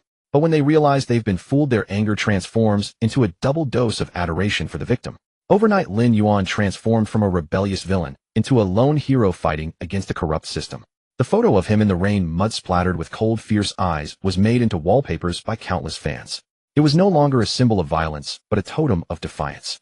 Meanwhile, in Cobham, London, the rain outside had finally stopped, revealing a rare glimmer of sunlight. Lin Yuan sat on the sofa in his living room, holding a freshly made protein shake. On the tablet in front of him, a domestic news broadcast was playing. The screen happened to cut to the moment Li Jiangguo was being put into the police car. Anna sat beside him, carefully tending to a scrape on his knee. She couldn't understand the Chinese news, but she could feel the grim atmosphere. Is he a bad man? Anna looked up, blinking her big brown eyes. Lin Yuan took a sip of his protein shake, his gaze calm as he watched the pathetic figure on the screen. He didn't laugh, nor did he show excessive excitement. The feeling was like scraping a piece of chewing gum off the bottom of his shoe. A bit disgusting, but after cleaning it off, you just continue walking. Not really a bad man, Lin Yuan said indifferently, his voice terrifyingly calm. Just a fly in the way. Now the fly is swatted. Ding. Detected host completing hidden storyline prelude to revenge. Core villain Li Jiangguo has been eliminated. Host's notoriety value in the country has been converted to awe value. Due to the reversal of public opinion, host receives special prestige reward, lone hero. Reward notoriety 2,000 points. System noticed the true challenge always lies on the pitch. Host, prepare yourself. Next stop, Anfield. Lin Yuan turned off the tablet. The last image frozen on the screen was the look of despair in Li Jiangguo's eyes as he turned back. 200,000. Lin Yuan let out a contemptuous snort. He was now earning £1,500 a week. That so-called toll fee was a joke compared to his current value. But that joke had once nearly destroyed his career. Does it hurt? Anna, seeing Lin Yuan's cold expression, thought she had hurt him. It doesn't hurt. Lin Yuan reached out and ruffled Anna's hair, his gaze softening slightly. Just thinking about the next match. He stood up, walked to the floor-to-ceiling window, and looked north. That was the direction of Liverpool. If Li Jiangguo was just a clown in the corridors of power, then Jurgen Klopp and his Red Liverpool were the true worthy adversaries. That place called Anfield had a more terrifying wall of sound than Old Trafford and that famous "This is Anfield" sign. The fly is swatted, Lin Yuan murmured to himself, watching the setting sun outside the window. Next, it's time to slay the dragon. 3 days later, the entire Chelsea squad boarded the coach heading for Merseyside. Compared to the grim silence on the way to Manchester, the atmosphere in the cabin this time was noticeably more relaxed. The news from home had reached the ears of his teammates. Though they didn't understand the complexities of Chinese football politics, Enzo and Caicedo both knew their captain had resolved a major problem. "Hey Lin." Enzo leaned over, handing his phone to Lin Yuan. "Look at this. Your social media followers in China increased by 5 million yesterday. It's insane." Lin Yuan didn't even glance at it. Just vanity. He closed his eyes, his mind starting to simulate the match scenario at Anfield. The system's warning was red. Warning opponents' overall strength rating for next match S. Warning Jurgen Klopp's heavy metal tactics counter the host's single pivot midfield system. Suggestion: prepare for a tough battle. Lin Yuan's fingers tapped lightly on his knee. Having just won acclaim back home, he was about to face the most humbling lesson of his professional career on foreign soil. Because in the world of football there are no eternal winners. And at Anfield, miracles and disasters are often separated by a thin line. The coach entered the highway, leaving the hustle and bustle of London behind, heading towards that sea of red. Beneath the Tyrant's throne there are not always corpses, sometimes there is also his own blood. The players' tunnel at Anfield is narrower than that of any other stadium in the Premier League. Standing beneath the hallowed "This is Anfield" sign, the oppressive low ceiling and the confining walls on either side could trigger even the mildest case of claustrophobia. Yet at this moment, it wasn't the architecture that was suffocating, but the sounds seeping through the walls. Walk on with hope in your heart. It wasn't just a song, it was a sonic weapon unleashed by 54,000 faithful Reds. Lin Yuan stood at the front of the queue. Behind him, Enzo's face was pale, and he swallowed nervously. A grueling run of away games, and that blood and thunder clash with Manchester United had drained every last drop of energy from this Chelsea side. Now at their most exhausted, they had to face the fastest, most suffocating team on the planet. Standing beside Lin Yuan was Liverpool's captain Virgil van Dijk. The Dutch giant was a fraction taller than Lin Yuan. Adjusting his red captain's armband, he cast a sidelong glance at Lin Yuan, a faint condescending smirk playing on his lips. "Heard you scared Bruno at Old Trafford." Van Dijk's voice was low and resonant. "But at Anfield, brute force alone won't cut it, kid." Lin Yuan didn't look at him. He stared straight ahead at the sign touched by countless legends. "Whether it's brute force or not, your ribs will tell you soon enough," Lin Yuan retorted coldly. But his clenched fist at his side was stiff. A dull ache throbbed in his thigh, the lingering aftereffect of his overexerted lungs. The referee gave the signal. The red and blue lines marched out of the tunnel. As Lin Yuan's feet touched the Anfield turf, the wall of red sound hit him like a tangible tsunami. If Old Trafford was a damp curse, then Anfield was a blazing furnace. For the first 10 minutes, Chelsea barely touched the ball. Jurgen Klopp prowled the touchline like a frantic rock conductor, waving his arms and barking orders. His tactic was crystal clear: give Chelsea no time to breathe. Heavy metal football revealed its most terrifying form. Every time a Chelsea defender got the ball, Liverpool's front three, Sullen, Nunez and Diaz, would swarm them like rabid dogs. Behind them, Mac Allister and Szoboszlai formed the second line of the noose. In the 12th minute, Lin Yuan received a panic pass from disgrace in midfield. The moment the ball reached his feet, he felt something was wrong. Previously, opponents would give him space, wary of his ability to power past them. But this time, Szoboszlai and Wataru Endo charged straight at him, not shying away from physical contact, determined to sandwich him. Lin Yuan leaned into Szoboszlai, trying to shield the ball. At full fitness, he could have sent the Hungarian flying 2 meters. But today his shoulders felt heavy, his power output only 70% of his usual. Szoboszlai just staggered, then stuck to him like glue, poking the ball away. "Damn it," Lin Yuan cursed under his breath, turning to chase back. But Liverpool's counterattack was lightning fast. 3 passes, and the ball was at Salah's feet on the right wing. The Egyptian king faced Cucurella, who had been inconsistent all season. A simple drop of the shoulder was all it took to create the shooting angle. A curling shot towards the far post. The ball traced a perfect arc, evaded Sanchez's fingertips, and nestled into the net. 1-0. The roar from Anfield was deafening, making Lin Yuan's ears ring. Klopp unleashed his trademark triple fist pumps on the sideline. Lin Yuan, hands on his hips, watched Salah's kneeling celebration, his chest heaving violently. "Is this your defense?" Lin Yuan roared at his backline, but his voice was instantly swallowed by the cacophony from the stands. His teammates' eyes were filled with confusion and fatigue. Enzo couldn't even meet his gaze. He should have covered for him, but he simply had no legs left to run. Chelsea tried to respond after conceding, but they found themselves ensnared in a meticulously laid trap. Klopp had clearly studied Lin Yuan thoroughly. He knew Chelsea relied on Lin Yuan for all their progression and ball recovery. So Liverpool's strategy was to isolate Lin Yuan from his teammates. Whenever Lin Yuan got the ball, 3 red shirts would immediately form a cage around him. They didn't rush the tackle. Instead, they cut off all his passing lanes, forcing him to go it alone and burn his energy. 35th minute. Lin Yuan received the ball in the center circle. Red jerseys surrounded him. He looked up. Mudryk and Jackson were both static, offering no support. A system warning flashed at the edge of his vision, warning stamina at 60. Focus disrupted. A profound sense of helplessness washed over him. It was like having the strength of 1,000 pounds, but punching nothing but air. "If no one's coming for the ball, I'll do it myself." Lin Yuan gritted his teeth, a fierce glint flashing in his eyes. The arrogance of the tyrant took over. He ignored the safe option of passing back to the keeper, forcibly turned, and attempted to bulldoze his way through McAllister. It was a fatal error. McAllister, though not as physically imposing, was incredibly intelligent. He read Lin Yuan's move, didn't contest the strength, but sidestepped and stuck out a leg.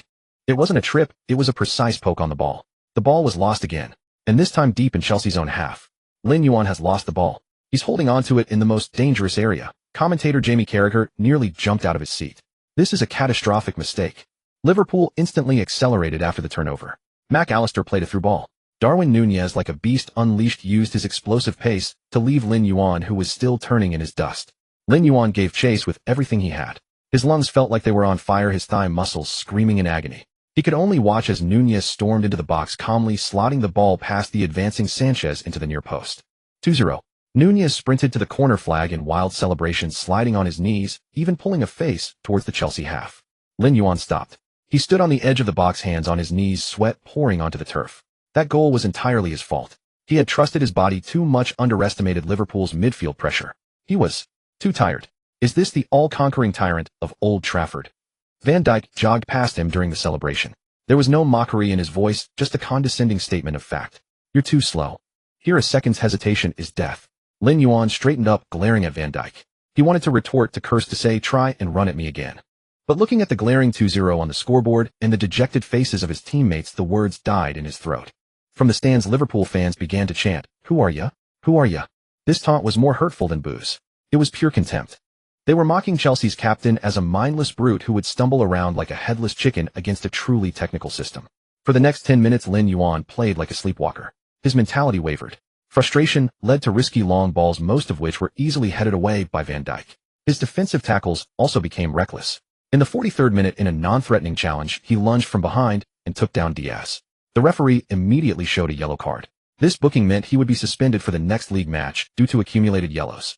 Lin Yuan sat on the grass, staring at the yellow card, his mind buzzing. He looked up, searching for Mourinho on the touchline. The special one wasn't raging or throwing water bottles.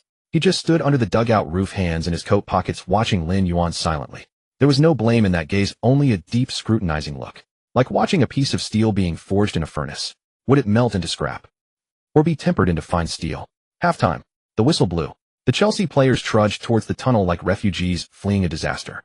No one spoke. The atmosphere in the dressing room would be colder than hell. Lin Yuan was the last to enter the tunnel. As he passed the "This is Anfield" sign, he paused. This time he didn't look up, because he knew right now he didn't deserve to. The shadows of the tunnel swallowed his tall figure, leaving only the soaked number 44 jersey clinging to his back, heavy like a yoke. The lesson at Anfield had been painfully learned. The away team's locker room at halftime was as silent as a tomb just ransacked by grave robbers. Only the sound of hurried breaths, the tearing of bandages, and the clatter of ice packs in the physio's hands. Lin Yuan sat in a corner, his head bowed. Sweat dripped from the ends of his hair onto the floor, gathering into a small dark puddle. His chest felt as if it were stuffed with a waterlogged cotton ball, heavy and suffocating. The images of the 2 goals conceded in the first half played repeatedly in his mind like a slideshow. Especially Núñez's grimace after scoring, and Van Dijk's words, "Hesitation is death." Bang! A deafening sound like a grenade exploding in the center of the locker room. A plastic water bottle filled with sports drinks smashed violently against the tactical whiteboard, blue liquid exploding, splashing the front row of Enzo and Caicedo. No one dared to dodge, no one even dared to blink. Mourinho stood before the tactical board, his face ashen, the veins on his neck bulging like earthworms. "Is this your response?" The special one's roar echoed in the cramped space, piercing eardrums. "Is this the team led by the man who called himself the tyrant at Old Trafford?" Mourinho whirled around, his eagle-like eyes locking onto Lin Yuan in the corner. Lin Yuan raised his head, a flicker of evasion appearing in his eyes for the first time. "Look at me. Don't bow your head like a coward." Mourinho strode over to Lin Yuan, the soles of his shoes squelching on the sticky drink stains. He pointed at Lin Yuan's nose, spittle spraying onto his face. "What are you afraid of? Afraid of Van Dijk? Afraid of Klopp's pressing? Or afraid to admit that you actually don't know how to play football, that you only charge around like a wild boar?" "I'm not afraid." Lin Yuan gritted his teeth, his voice hoarse. "Then prove it to me." Mourinho grabbed Lin Yuan by the collar and yanked him up from his seat. "In the first half you were like a headless fly dawdling on the ball in midfield. What were you doing? Do you want to be a hero? Do you want to dribble past 5 men and score? Listen, Lin." Mourinho's voice suddenly dropped, icy cold. "This is Anfield. Here heroes die the fastest. In the second half I forbid you from dribbling more than 3 meters. When the ball, pass it. If you can't pass, find a way to leave them on the ground. Even if you have to take their legs off within the rules, don't let them pass through midfield comfortably. I want the bastard who suffocated De Bruyne back, not some fool trying to show off his footwork. Do you understand? I understand. Lin Yuan clenched his fists, his nails digging deep into his flesh. The arrogant tyrant had been scolded awake. At this moment, he didn't need face, he just needed to win back even a shred of dignity. The second half began. The rain had stopped, but the wind at Anfield remained boisterous. Chelsea changed formation. Mourinho substituted the invisible Jackson, bringing on defensive midfielder Gallagher, switching to a more conservative 5-4-1. Lin Yuan no longer attempted any long passes or advances. He turned himself into a pure boulder, anchoring himself firmly in front of the defensive line. In the 55th minute, McAllister tried the same trick again, using quick one-touch passing to break through the center. But this time, as soon as the ball left his foot, he felt a tremendous force crashing into him. Lin Yuan had anticipated his intention and like a runaway truck knocked him back 2 meters. Although the ball was past the recipient, Szoboszlai was immediately tied up by Gallagher. Good tackle. Mourinho clapped from the sidelines. In the 60th minute, Chelsea had a rare counterattack opportunity. Lin Yuan intercepted Sully's ball in the backcourt without any hesitation, without even looking up, and launched a long clearance forward. It was a clearance with zero technical finesse. But the newly substituted Nkunku, relying on his speed, chased down the ball, and facing the charging Alisson, calmly chipped it in. 1-2. Chelsea pulled one back. After the goal, Chelsea players celebrated wildly, as if they saw hope of equalizing. Only Lin Yuan did not celebrate. He bent over, hands on his knees, gasping for air. Warning: stamina, remaining 20. Iron lung effect is fading. That interception had exhausted his last bit of explosive power. Liverpool was angered by the goal. Klopp waved his hand and brought on Hoda and Gakpo. The Reds' attacks came wave after wave. In the 75th minute, the most tragic scene occurred. Chelsea pushed everyone forward to equalize, but the corner kick was headed out by Van Dijk. Liverpool counterattacked. Luis Diaz picked up the ball on the left wing with open space ahead. Chelsea's defenders were all in the opponent's box, leaving only Cucurella and Lin Yuan trailing behind. 2-on-2. Diaz was too fast, blowing past Cucurella. 1-on-1. If this went in, the match was over. Lin Yuan sprinted down the middle. His lungs felt filled with sand, every breath tasting of blood. His legs were like lead, but he could not stop. He was the captain, even if only for a second. Diaz had already entered the edge of the box, ready to shoot. In that instant, Lin Yuan made a decision. He couldn't catch up. Even with the system's boost in his exhausted state, he couldn't make a clean tackle through speed. There was only one option. A flash of determination crossed Lin Yuan's eyes. He did not slow down, but hurled himself from the side and behind. It was a standard man-targeting slide tackle. Thud. Lin Yuan's studs dug into the turf, tearing up a chunk of soil, and then his body with immense momentum swept down Diaz, who was about to shoot like a reaper. Diaz flew out screaming. The ball rolled out for a goal kick. Beep. The referee's whistle pierced the Anfield night sky sharply. The entire stadium erupted in huge boos and curses. Liverpool players angrily surrounded Lin Yuan, with Van Dijk even trying to shove him. Lin Yuan lay on the grass, staring at the pitch-black sky. He did not argue, did not get up, did not even look at the angry opponents. He was too tired. This tackle had used up all his strength. The referee ran over, reaching into his pocket. First a yellow card, then a red card. 2 yellows, 1 red. Sent off. Lin Yuan is sent off. He used this kind of method in the final moments to stop Liverpool's sure goal. The commentator's voice was filled with complex emotions. It's a tactical foul, but it's also an act of desperate struggle. Lin Yuan slowly got up from the ground. He pushed aside the Liverpool players surrounding him, not looking at the referee or the scoreboard. He took off the yellow captain's armband on his arm, a glory he had worn for less than 2 matches. He walked over to the terrified Gallagher and pressed the armband firmly into the young man's hand. Hold the line. Lin Yuan's voice was terrifyingly low. Don't let them score again. With that, he headed towards the player tunnel without looking back. Waiting for him were the overwhelming jeers of 50,000 Liverpool fans. Cheerio, cheerio, cheerio, goodbye, go away. Lin Yuan bowed his head and walked into the dark tunnel. Just as his figure disappeared into the darkness, deafening cheers erupted from behind. It was the sound of a goal. Not that Chelsea had held on. That free kick. Szoboszlai stood at the spot and curled a perfect bending shot over the wall into the top corner. 1-3. The match was killed. Lin Yuan stopped, leaning against the cold wall of the tunnel. Listening to the "You'll Never Walk Alone" anthem that almost lifted the roof, he slowly slid down the wall. He covered his face with his hands. Through his fingers, the arrogant tyrant, who always held his head high, revealed for the first time a trembling of pain in the darkness. Lost. Lost completely. Not only the score, but also his dignity. Ding. Detected that the host has experienced a major setback, the Anfield massacre.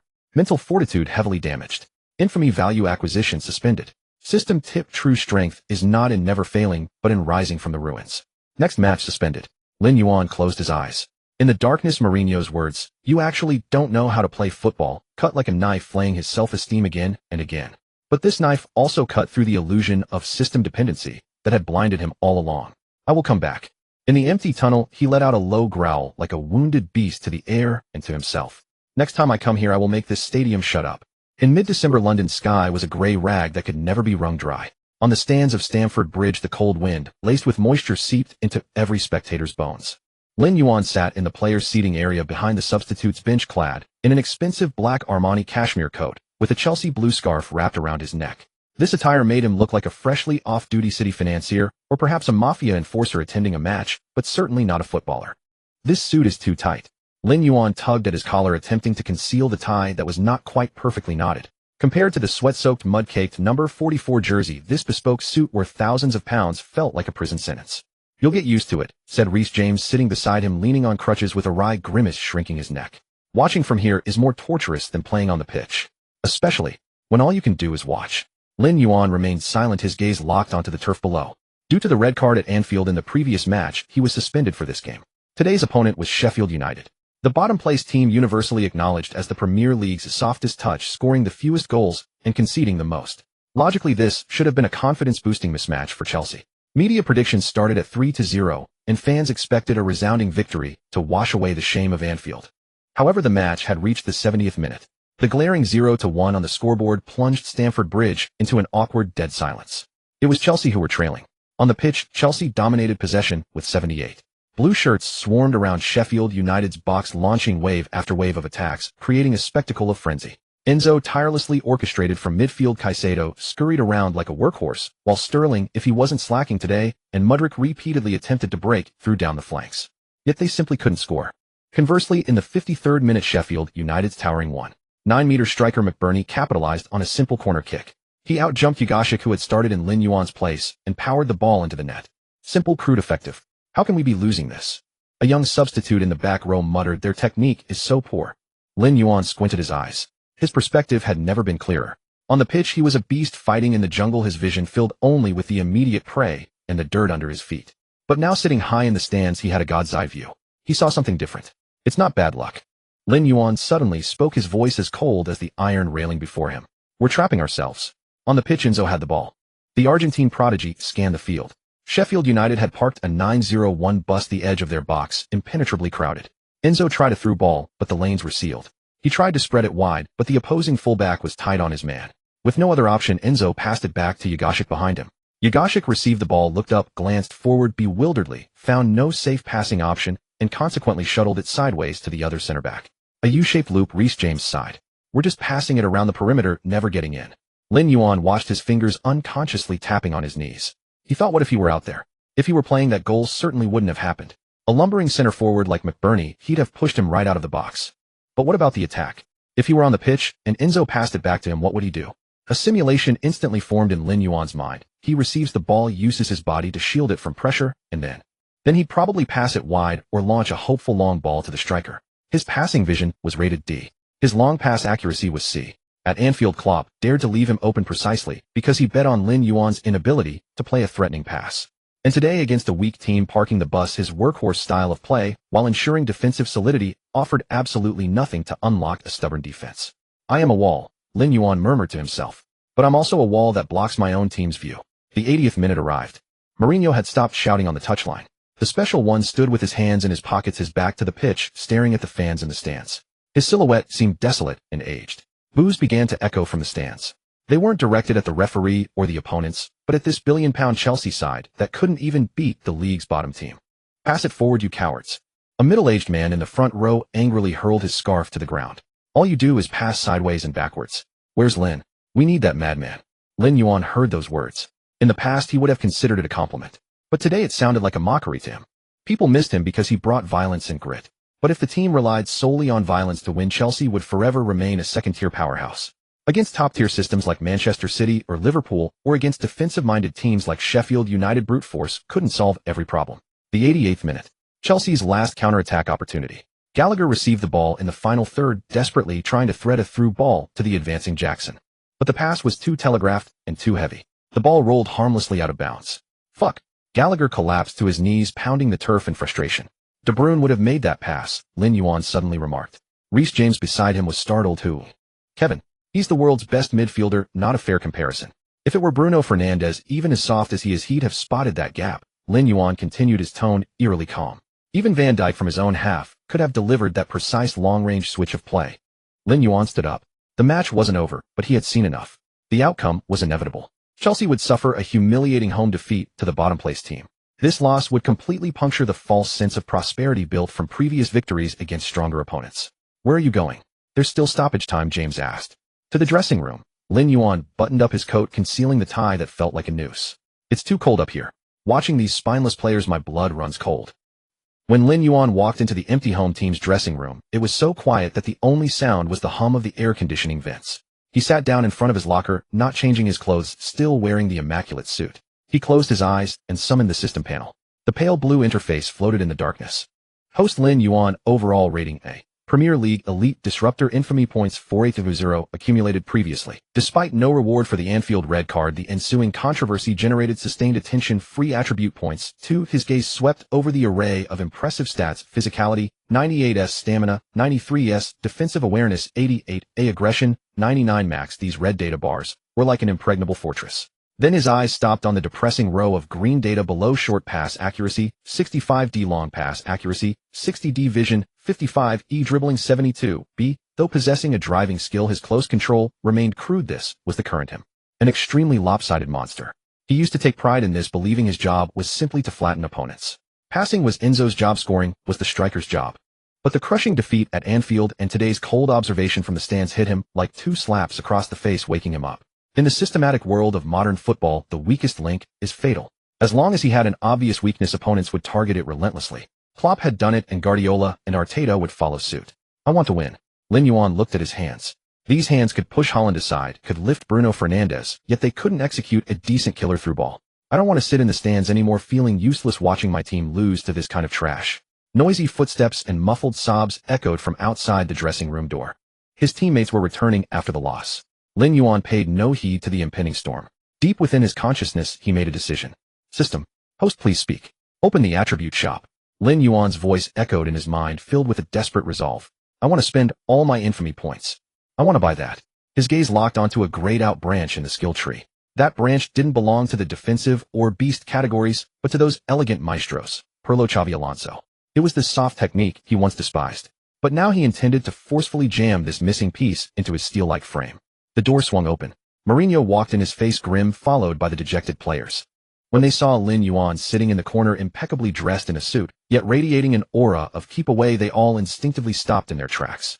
Lin Yuan opened his eyes. There was no anger in them, only a chilling calmness. "Why the long faces?" Lin Yuan stood up, straightening his cuffs.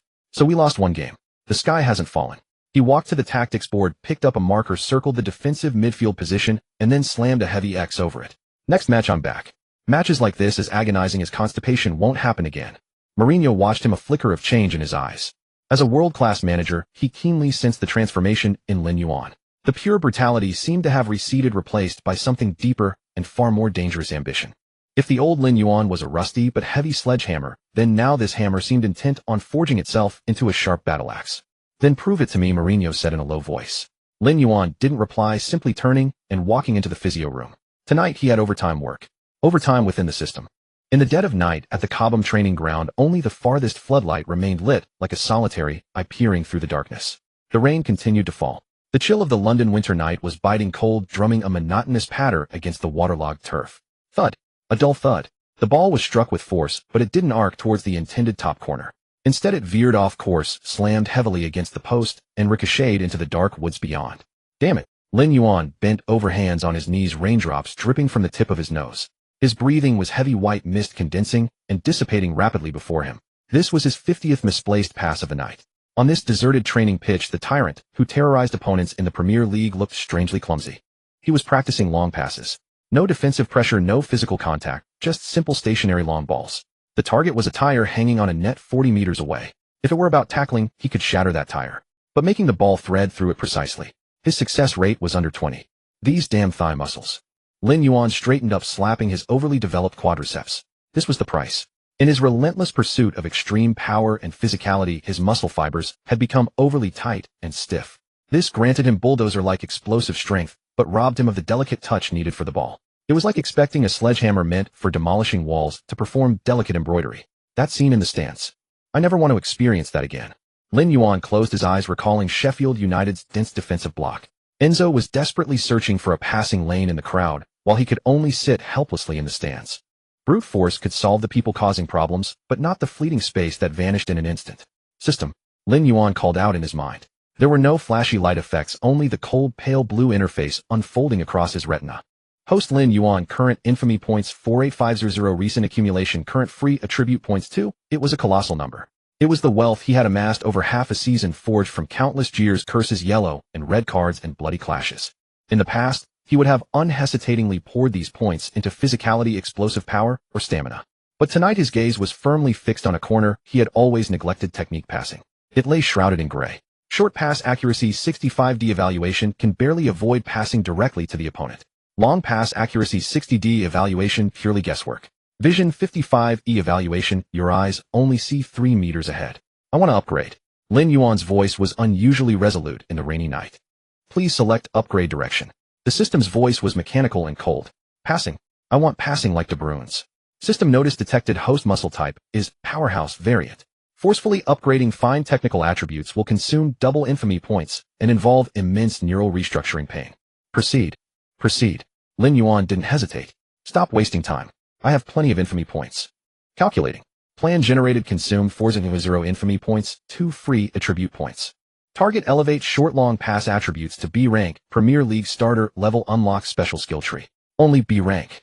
Lin Yuan frowned. 40,000 points for just Premier League starter level. System explanation. Host starting point is too low. The jump from D to B is a qualitative leap. B rank means you are no longer just an offensive finisher, but a competent passing outlet. Combined with your physical advantages, this is enough to change the game. Deal. Lin Yuan took a deep breath, standing in the rain, and spread his arms wide. Bring it on. Deducting 400 infamy points. Commencing enhancement. The next second, there was no comforting surge of warmth. Instead, an excruciating pain, as if his brain were being torn apart, violently shot through Lin Yuan's nervous system. Lin Yuan grunted, his body collapsing uncontrollably onto his knees in the mud. He clawed desperately at the turf, his fingernails nearly digging into the soil. Pain. Unbearable pain. If he hadn't known it was a system upgrade, he'd have thought someone was drilling into his temples. This agony wasn't from his muscles, but from his cerebral cortex. A torrent of data streams regarding football trajectories, spatial geometry, and power control was forcibly injected into his mind. Countless images flashed before his eyes: Pirlo's effortless long passes at San Siro, Xavi's intricate short passing at Camp Nou, De Bruyne's bewitching curve at the Etihad. Not just images, but the feel of them. Which part of the foot contacts the ball to generate backspin? How should the instep be angled to make the ball skim the ground? At what precise moment should the pass be released to thread it between two defenders? This ball feel, which would normally take a gifted player a decade to cultivate, was being seared into Lin Yuan's muscle memory through a violent force-feeding process. Rain mixed with cold sweat streamed down his cheeks into his mouth, tasting of salt and bitterness. No one knew how long passed. Perhaps 5 minutes, perhaps an eternity. Finally, the excruciating pain receded like a tide. Lin Yuan remained on his knees, gasping for air, his entire body trembling slightly. His head felt like it had just survived a nuclear explosion, foggy, yet exceptionally clear. He slowly opened his eyes. The world seemed different. He looked towards the goal with the tire. Before, he saw only an inanimate object 40 meters away. But now in his field of vision, a faint white dotted line appeared. The line extended from his feet, calculating wind speed and rain resistance, ultimately passing through the center of the tire. Ding. Enhancement complete. Attribute update: short pass accuracy 65 to 78, B long pass accuracy 60 to 76, B vision 55 to 80, A bonus applied due to host innate high defensive anticipation converted to offensive vision. Congratulations. Host has unlocked active skill surgical through ball novice. Skill description: when positioned in the central arc area, there is a chance to detect fatal gaps in the opponent's defensive line. When using this skill to pass, the ball receives a pierce attribute modifier, making it harder to intercept. Current success rate 40. Lin Yuan rose from the mud. He wiped his face and walked over to a pile of scattered balls. He didn't take a run up. Trusting the new feeling generated in his mind, he planted his left foot and casually pushed the ball with the inside of his right. Thump. The sound changed. It was no longer a dull thud, but a crisp, clean strike, perfectly struck. The ball skimmed across the turf with heavy topspin, like a white snake flying low, covering the 40 meters of slick grass, to slip precisely through the center of the tire. No contact. A perfect strike. Lin Yuan stood still, watching the ball roll, a slow smile curving his lips. It was no longer just the savage grin of a beast. There was a hint of a hunter's cunning in it now. So, this is what passing feels like. Lin Yuan looked down at his right foot. These feet, once capable only of destruction, had finally learned to create. Even if it was just a novice level, even if it was only B rank. But for a monster with S-rank physicality and S-rank defense, it was like equipping a main battle tank with a fire control radar. The next morning, the entire Chelsea squad was having breakfast in the canteen. The atmosphere was still gloomy, consecutive defeats, and the upcoming suspension Lin Yuan's had killed everyone's appetite. Lin Yuan walked in with his tray. He looked the same as usual, perhaps a bit paler, a lingering effect of last night's mental exhaustion. Morning. He sat down opposite Enzo and began wolfing down boiled chicken breast. Enzo looked at him with concern. Lin, did you not sleep well? You look terrible. You're suspended for the next match so you can get some rest. I'm not tired. Lin Yuan swallowed a piece of tasteless chicken. Besides, I've had enough rest. Morning training session. Mourinho organized a traditional rondo drill. It's a game that severely tests close control and reaction speed. Usually Lin Yuan was placed in the middle as the chicken ball chaser because he was great at tackling, but his passing was too poor, leading to turnovers. But today on a whim, Mourinho placed him in the outer circle with the ball-possessing group. Lin, don't kick the ball away. Sterling joked from across the circle. This takes skill. Lin Yuan ignored him. The drill started. The ball moved quickly within the tight circle. Enzo, Gallagher, Sterling. The passes were fast. In the middle, tasked with pressing, were the recently returned Lavia and a young trialist defender. The ball came to Lin Yuan's feet. Lavia immediately closed him down. He knew Lin Yuan was poor with the ball at his feet. If he pressured him tightly, Lin Yuan would surely pass back or make a mistake. Everyone expected Lin Yuan to shield the ball with his body, as he always did, then safely pass it back to Desai next to him. However, at the very moment Lavia lunged for the ball, Lin Yuan's expression suddenly changed. In his vision, amidst the chaotic cluster of players, several clear, white lines appeared. They were fissures in space. He didn't turn to shield the ball. Instead, he faced Lavia's challenge, and with the outside of his right foot played an incredibly subtle flick. It was a profoundly incongruous move, like an elephant attempting tap dance. Smack. The ball wasn't passed back, nor was it passed sideways. Like a sharp knife, it skimmed the turf and sliced directly between Lavia's legs. And it wasn't just a nutmeg. After passing Lavia, the ball, carrying a bizarre curve, swerved around another defender, moving to cover, and rolled perfectly to Sterling's feet on the opposite side of the circle. Sterling was stunned. The ball arrived, but he forgot to receive it, letting it bounce off his foot. The entire training ground fell silent for 2 seconds. What the? Enzo's eyes widened as he stared at Lin Yuan, as if seeing a ghost.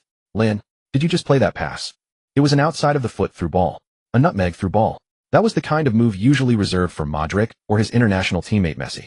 Lin Yuan stood there shrugging nonchalantly. My foot slipped, he said flatly. Sterling retrieved the ball, looking at Lin Yuan with suspicion. Your foot slips into an outside of the foot curve. Have you been secretly taking lessons behind our backs? On the far sideline, Mourinho had been looking down at his tactics board, only lifting his head at the exclamations. His assistant coach excitedly tugged his sleeve. Jose, did you see that? That pass from Lin. My God, what vision. Mourinho squinted, watching the tall figure on the pitch. As a renowned manager who had molded countless top midfielders, he certainly recognized the quality of that pass. That wasn't luck, it was precise control of space and timing. It seems the beast locked in its cage has learned how to use its claws to pick the lock. A meaningful smile touched Mourinho's lips. He picked up the tactical piece representing Lin Yuan from the board and rubbed it thoughtfully in his hand. Originally, he had only used Lin Yuan as a Makelele type, a pure defensive midfielder. But now, perhaps he could expect an upgraded Patrick Vieira, or even crazier, a Yaya Touré with maximum defensive capabilities. For the next League Cup match, Mourinho suddenly said to his assistant, he's back in. And tell the forwards to stop standing around. Our artillery piece has been upgraded. Back on the training ground, Lin Yuan received the ball again. This time he didn't attempt anything flashy, simply passing it securely to a teammate. The weight and spin of the pass were perfect, making it incredibly easy to receive. This was B-rank passing. Not flashy but effective. And for someone possessing the surgical through ball skill, when that moment arrived, his rusted hammer could instantly transform into a deadly dagger. Unbeknownst to Lin Yuan, this seemingly insignificant training session would become the true watershed moment of his professional career. The Tyrant, who only knew destruction, was dead. A complete midfield commander was beginning to show his promise on this rain-soaked turf. In January, London's sky was a suffocating shade of leaden gray. Icy rain, like countless fine needles, densely pierced the turf of Stamford Bridge, stirring up a faint, ethereal mist. It was the third round of the FA Cup, with Chelsea hosting championship side Preston North End. For most fans, this was a routine mismatch. But for Lin Yuan, who had just served a 3-match suspension, this was his day of liberation. In the players' tunnel, the air was thick with the scent of damp earth and the sharp, minty aroma of liniment. Alan Brown, Preston's gritty midfielder, covertly sized up the number 44 beside him. Even after years in the physically demanding championship, Brown had to admit that standing this close to Lin Yuan triggered a primal shudder, like facing a wild carnivore. The Easterner simply stared at the light at the tunnel's end. The rain-dampened scar on his neck gleamed a pale cyan white, resembling a dormant centipede. Listen up, lads, Preston's captain urged from behind in a low voice. Don't be afraid of him. The moment he gets the ball, we close him down. All of England knows he's just a battering ram. He's a technically crude workhorse. Force him into a mistake. Lin Yuan's ears twitched. He heard them. A cruel smile curved at the corner of his mouth. Without turning back, he reached down and adjusted his slightly tight shin guard. For the first 10 minutes, the script unfolded as Preston had predicted. Lin Yuan, like a rusty tank, churned relentlessly in midfield. In the 8th minute, he sent the opposing striker flying over the sideline with a shoulder barge near the center circle. The dull thud was audible even to the fans in the stands. A familiar roar erupted from Stamford Bridge. This was the Lin Yuan they wanted, the unreasonable tyrant. Defend. Force him to pass. In the 12th minute, the opportunity came. Enzo's back pass was slightly overhit, forcing Lin Yuan to receive the ball with his back to the goal. Instantly, two Preston midfielders lunged at him like mad dogs, attempting to dispossess him before he could turn. Following his old habits, the pre-red card suspension, Lin Yuan, his only options would have been to shield the ball or hoof it clear. Even Mourinho on the sidelines instinctively leaned forward from the dugout, but Lin Yuan didn't clear it. In that instant, his system-rebuilt neural network constructed a clear, three-dimensional map in his mind. The interference of the rain, the breathing of his opponents, the friction of the turf behind him. All this information converged into a single golden line. It was a line he had never seen before, or one he saw, but dared not attempt. Facing the double team, Lin Yuan didn't rely on brute force. His left foot anchored his body, and his right ankle suddenly twisted with a deceptive flick. There was no heavy collision, no flying mud. The ball, like an obedient spirit, carried heavy backspin and skimmed low through the narrow gap between the two Preston players. At that moment, the Preston midfielders, who had expected to see him fail, felt a chill run down their spines. The ball had sliced through the midfield melee, rolling perfectly to the feet of Raheem Sterling, who was surging forward. A fraction more power, and it would have run out of play. A fraction less, and it would have been intercepted. It was a true surgical through ball. A deathly hush fell over Stamford Bridge for a second. Sterling even hesitated for a moment, surprised to find himself clean through on goal. He needed no adjustment. It was as comfortable as if the ball had been placed at his feet during a training drill.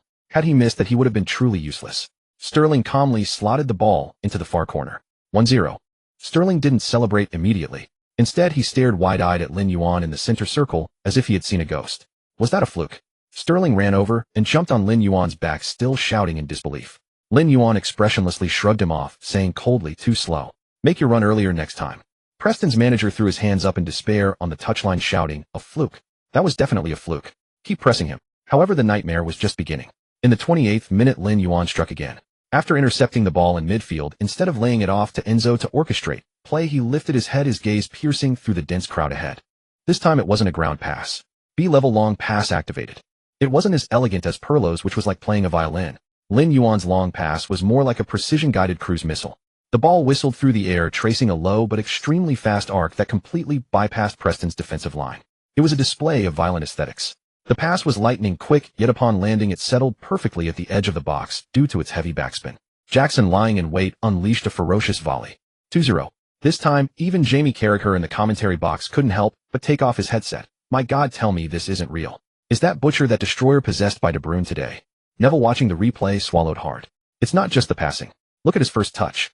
He used to need 2 meters to control the ball. Now, it sticks to his foot like glue. What happened to him in these 3 weeks? Or did Chelsea install a new chip in him? On the sidelines, Mourinho stood with his hands in his pockets, getting soaked in the rain. The water trickled down his face, tracing the lines of his smile, which he couldn't hide. He knew this wasn't a chip. This was ambition. A soldier who doesn't dream of being a general isn't a good soldier. A defensive midfielder who doesn't aspire to be a playmaker will never become the world's best. In the 60th minute of the second half, the demolition reached its peak. Chelsea were already 4-0 up, and Preston's players were mentally broken. Not only were they being physically overpowered by Lin Yuan, the jarring impact of every collision felt like hitting granite, but now they were being humiliated intellectually as well. Lin Yuan received the ball in the center circle. This time the Preston players instinctively took a step back, trying to block his passing lanes. Who was he looking for? Who was he targeting? Preston's defenders looked around in panic. Seeing their retreating line, Lin Yuan's lips curled up again. Since you're retreating, I'll advance. Yaya Toure-style drive activated. Lin Yuan suddenly burst forward with the ball. His massive frame, like a heavy truck at full throttle, rumbled through the midfield. The retreating defense had given him a vast expanse of space to accelerate into. A defender stepped up to challenge, but a dip of the shoulders sent him off balance. A second tried to tug his shirt, but Lin Yuan swatted him away as if he were a bothersome fly. He drove from the center circle all the way to the edge of the penalty area. Before him lay open space. "Shoot!" roared 40,000 Blues fans in unison. Lin Yuan drew back his right leg, adopting his signature thunderbolt stance. A Preston centre-back threw himself desperately in front of the ball to block the shot. But at the moment of contact, Lin Yuan's ankle turned impossibly soft. It wasn't a shot, it was a delicate, effortless chip. The ball, like a leaf caught in the wind, floated gracefully over the sliding defender's head and also over the despairing goalkeeper who had rushed out. At the far post, an unmarked Cole Palmer had all the time in the world to adjust his feet before nodding the ball into the empty net. 5-0. Palmer didn't run to the corner flag to celebrate. Instead, he sprinted straight to Lin Yuan and performed a shoeshine celebration. He went down on one knee, placed Lin Yuan's right boot on his thigh, and pretended to polish the boot that had just delivered a godlike assist. Stamford Bridge erupted. If the earlier long pass and through ball could be dismissed as luck, this display of dribbling, driving, and chipping was a blatant showcase of talent. It was the composure of a top-tier playmaker. And in the replay on the big screen, the spectators saw something even more terrifying in the moment Lin Yuan feigned the shot. His eyes had already been fixed on the far post. The Preston defender who had flung himself into the air was like a puppet on his strings. Zhang Fei doing embroidery. No, this is Zidane driving a tank. In the domestic broadcast booth, the commentator was beside himself. Who dares to say Lin Yuan is just a crude fouler now? This is a dimensional reduction strike. He's treating a championship team like training cones. In the 82nd minute, as the match was drawing to a close, Lin Yuan completed his hat-trick, an assist hat-trick. He received the ball with his back to goal at the edge of the box, holding off two defenders as if he were a stone wall, enduring their pulls and shoves. Then, with a highly concealed backheel, he flicked the ball to Enzo, who was charging in from the half space. Enzo slotted it home. 6-0. As the final whistle blew, Preston's players practically fled the pitch. The psychological scars from this match would take a long time to heal. The man in the number 44 shirt hadn't broken their legs or drawn blood today. Instead, he had used a far crueler method. He had stripped them of their understanding of football and utterly demolished their dignity. In the mixed zone, reporters swarmed around Lin Yuan like sharks scenting blood. Lin, your 3 assists today were incredible. What caused this transformation? Was it special training during your suspension? The Daily Mail reporter shoved a voice recorder almost under Lin Yuan's chin. Lin Yuan had just showered, water still dripping from his hair. Draped in a dark blue training jacket, he exuded a cold, aloof aura. He looked down at the reporter, his tone as flat as if he were discussing the weather. There's no transformation. His voice cut through the din of the corridor with unusual clarity. I didn't pass before because I didn't need to. I could just power through and solve the problem. He paused, his intimidating gaze sweeping across the cameras. Finally, the corner of his mouth twitched into a not-so-friendly smile. But recently some people said I don't understand football artistry. So I thought I'd give a small demonstration. Hopefully Liverpool scouts are watching the replay of this match. With that, he ignored the reporter's follow-up questions and walked straight to the team bus. That evening, the English football world exploded. On Twitter, a video titled Lin Yuan Highlights was shared like wildfire. It had no music, only the raw audio, the dull thud of every touch and the whoosh of the ball tearing through the defense. Famous pundit Gary Lineker tweeted, "The most terrifying thing has happened. That beast from the East, who already has a body capable of smashing through walls, has now learned how to find the cracks in them. If I were a Premier League defender, I'd probably start having sleepless nights." On Chelsea's official Instagram, the top-like comment came from a diehard fan. "I used to watch Lin and worry he'd kill the opposition. Today I watched him and worried he'd toy with them. Either way, I love him to death." Even Pep Guardiola, far away in Manchester when asked about Chelsea's big win, put aside his usual cryptic remarks and said seriously, "Lin's distribution has become very threatening. This changes a lot of things." Chelsea's midfield solidity was already world-class. If you add creativity to that, well, we need to reassess this opponent. Online back home, the trolls who had gone quiet after the Lee Jiangguo incident tried to find something to criticize. But they scoured the match stats: 89 pass accuracy, 3 assists, 5 key passes, 7 duels, 10 fouls. The numbers were so perfect they looked fake. Finally, a few scattered trolls could only manage a sour remark in the live chat. "It's just a weak championship team. What's there to brag about? Try that next week against Liverpool." Lin Yuan, of course, couldn't see these comments. But he knew very well that the red-clad figure, the opponent who had gotten him sent off at Anfield, was waiting for him at the end of the Wembley tunnel. This was just a warm-up. The real war was only just beginning. For Chelsea, the League Cup is often regarded as a chicken rib, a trophy of little value.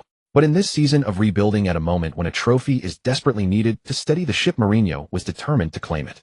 Their semi-final opponent was Middlesbrough. A mid-table side from the Championship, they had stunned Aston Villa in the previous round and were hailed as the season's dark horse.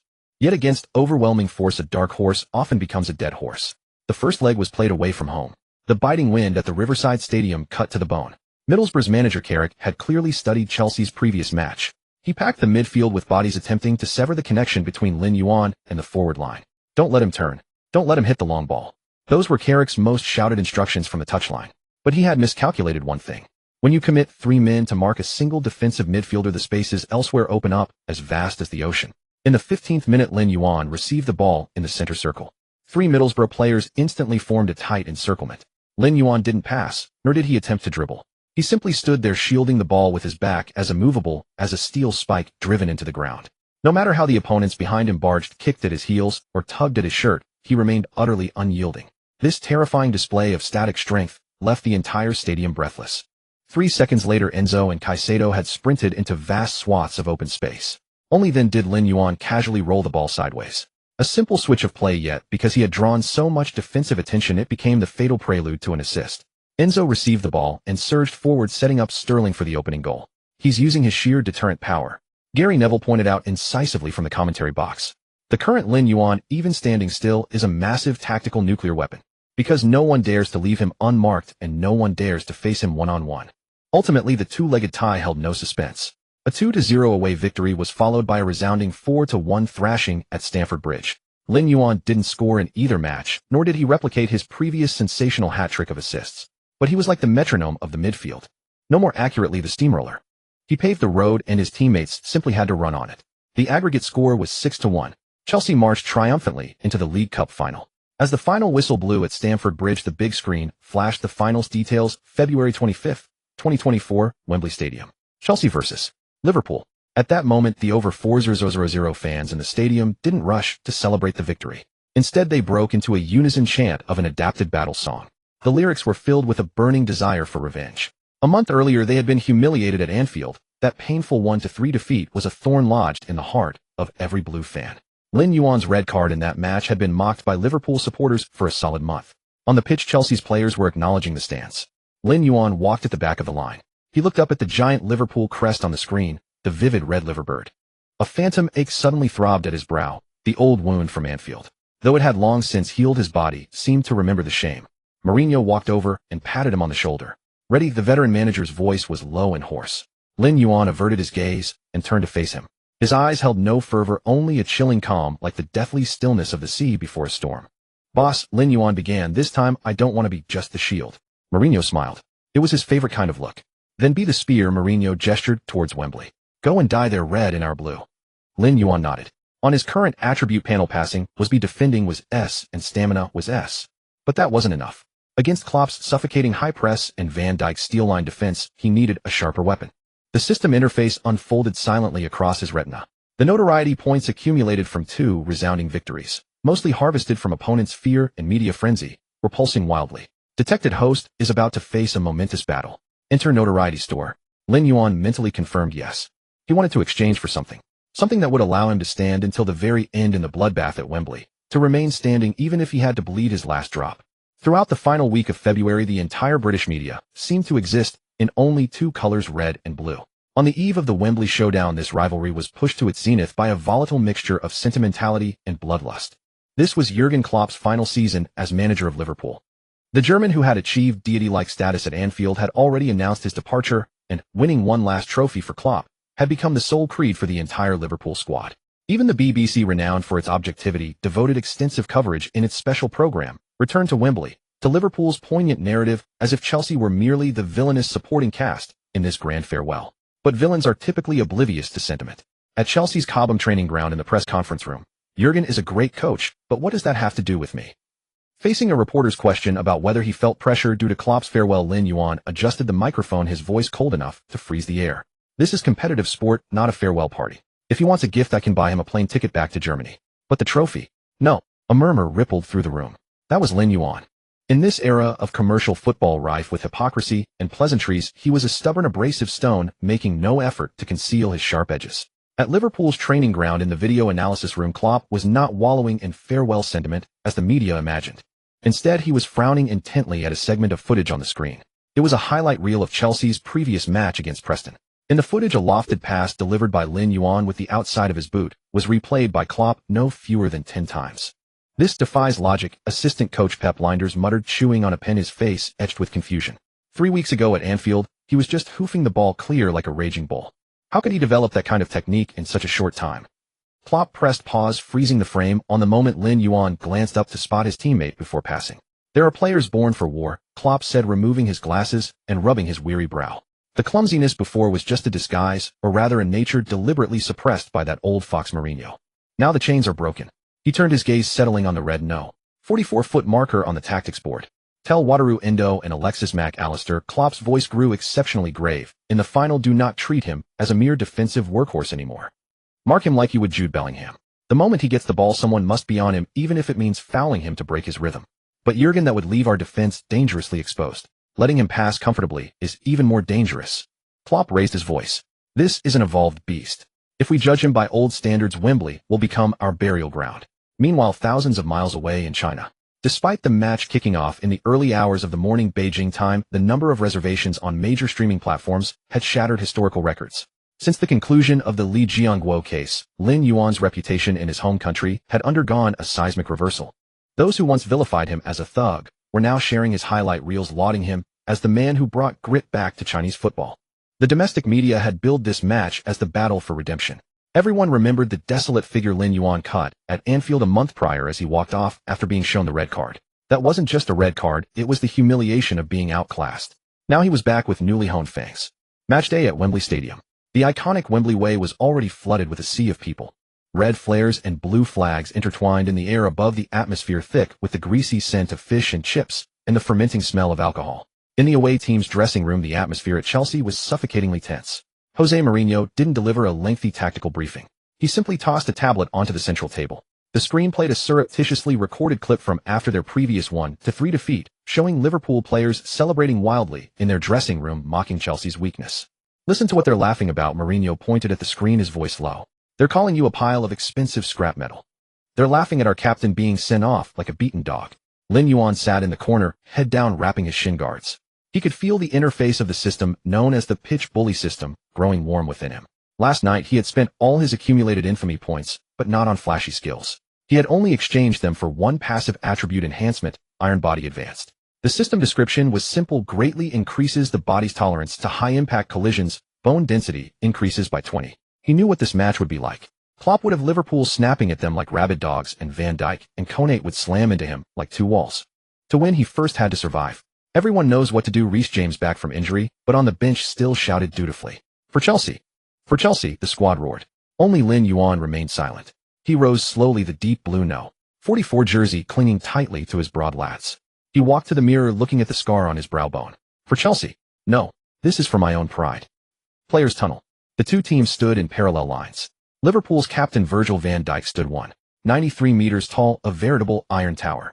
He turned his head, his gaze bypassing several Chelsea players to land directly on Lin Yuan. Their eyes clashed in the confined space. No pleasantries, no perfunctory handshake. Van Dijk's eyes held the arrogance and scrutiny of the world's best defender, while Lin Yuan's gaze contained only a chilling, unnerving stillness. Heard you learn to pass the ball. Van Dijk's deep voice broke the silence. Hope your leg bones are as hard as your passing. It was a blatant provocation. The surrounding players looked over. The atmosphere instantly became charged. Lin Yuan, expressionless, adjusted his sleeve without even lifting his head and replied flatly, "You too. Don't blame the slippery pitch when I knock you apart." The refereeing team intervened, cutting short the impending spat. A deafening roar erupted from the tunnel's exit, like a tsunami crashing against rocks. Lin Yuan took a deep breath. This was the taste of Wembley, the taste of a final, and the prelude to the scent of blood. He strode forward, stepping into the Colosseum, destined to be etched into history. The turf at Wembley was softer than Stamford Bridge, each step sinking with a disquieting give. At 3 in the afternoon, the sun was severed by London's iconic heavy cloud cover. Beneath the colossal Wembley arch, only stark white floodlights bathed the pitch in a clinical operating table brightness. This was indeed an operation, yet not one of healing, but of amputation and bloodletting. With a single blast from referee Coote's whistle, the crimson and azure tides collided violently at the center circle. There was no probing, no transition period. The match entered the red zone from the very first second. Klopp's heavy metal football was on full display. In the 3rd minute, Liverpool midfielder Mac Allister, like a cannonball shot from its barrel, took out Caicedo, ball and all, with a sliding tackle. The referee played on signaling advantage. Luis Diaz sprinted forward with the ball. "Stop him!" Mourinho roared from the touchline. Lin Yuan shifted laterally, his massive frame leaving a trail of afterimages even in the high-speed cameras. Just as Diaz was about to cut into the box, Lin Yuan launched a not-quite-clean shoulder charge, sending the Colombian winger flying. Diaz rolled 3 times on the turf, clutching his ribs in pain. The whistle blew. A foul. But the referee only issued a verbal warning. Lin Yuan didn't even glance at the fallen Diaz. He coldly stared down the approaching Nunez, who had come to protest, and delivered a heavy shoulder into the Uruguayan, muttering, "That hurt." This is just the beginning. This was the standard for a final. Coote clearly didn't want the game to become disjointed, which to some extent tacitly permitted this physical warfare. For the first 20 minutes, Chelsea were in dire straits. Klopp had clearly done his homework. Every time Lin Yuan received the ball, Liverpool's Wataru Endo and Dominic Szoboszlai would converge on him like a pair of pliers. They'd rather concede a foul than give Lin Yuan a moment to turn and survey the field. The surgical through ball that had dazzled everyone in the previous match had no room to operate under such suffocating high pressure.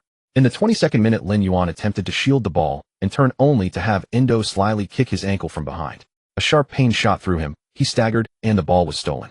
Liverpool immediately launched a counterattack. Sulla received the ball on the right, cut inside, and shot. The ball whistled past the post. A collective gasp of relief swept through the Chelsea fans. Damn it! Lin Yuan spat out a wad of blood-flecked saliva from biting his lip in the earlier clash. He rubbed his ankle, his gaze turning even more ferocious. You want to shut down my passing? Fine. Then I won't pass.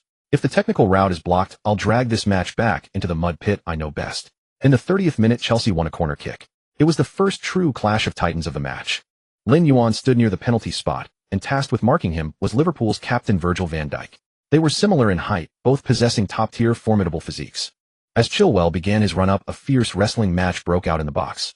Van Dijk clamped Lin Yuan's neck with his arm, trying to suppress his jump. Lin Yuan grabbed hold of Van Dijk's shirt in return, as if intending to tear the red fabric apart. You're not getting past me, Van Dijk growled in his ear. Get off, Lin Yuan retorted. The ball curved into the box. In that instant, both men leaped simultaneously.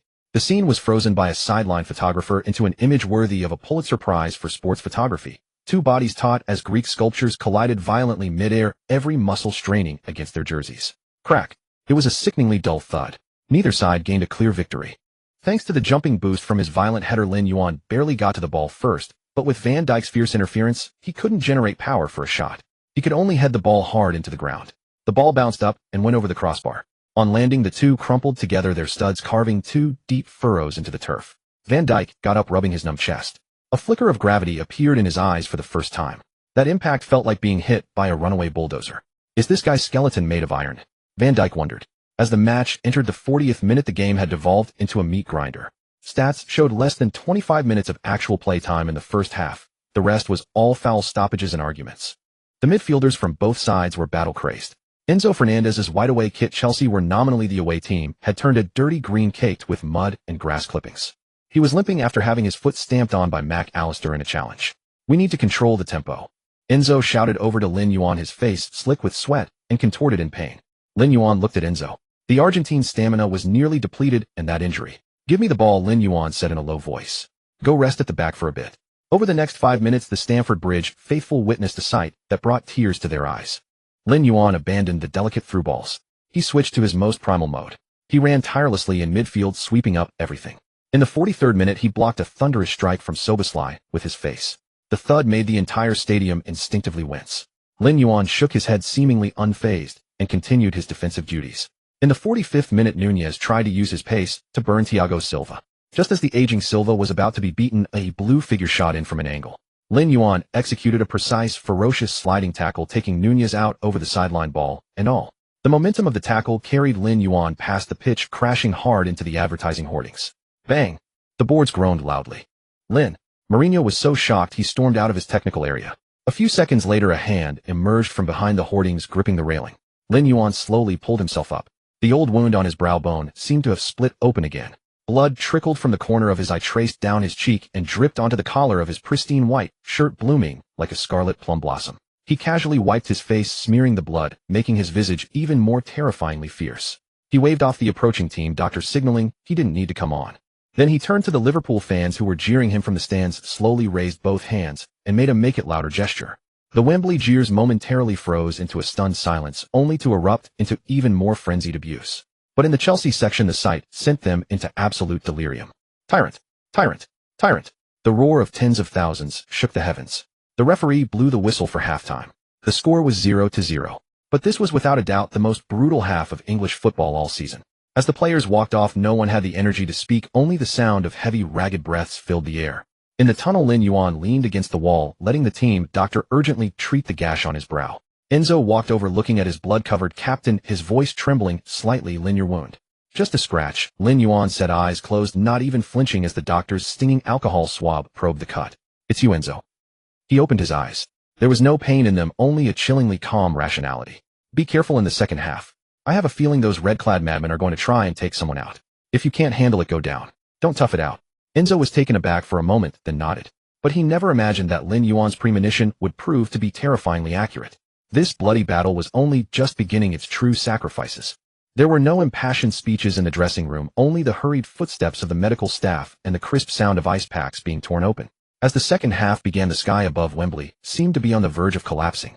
The rain intensified, abruptly, droplets so dense they resembled a barrage from the heavens hammering the roof with a deafening roar. This weather was a graveyard for technical play and a paradise for a war of attrition.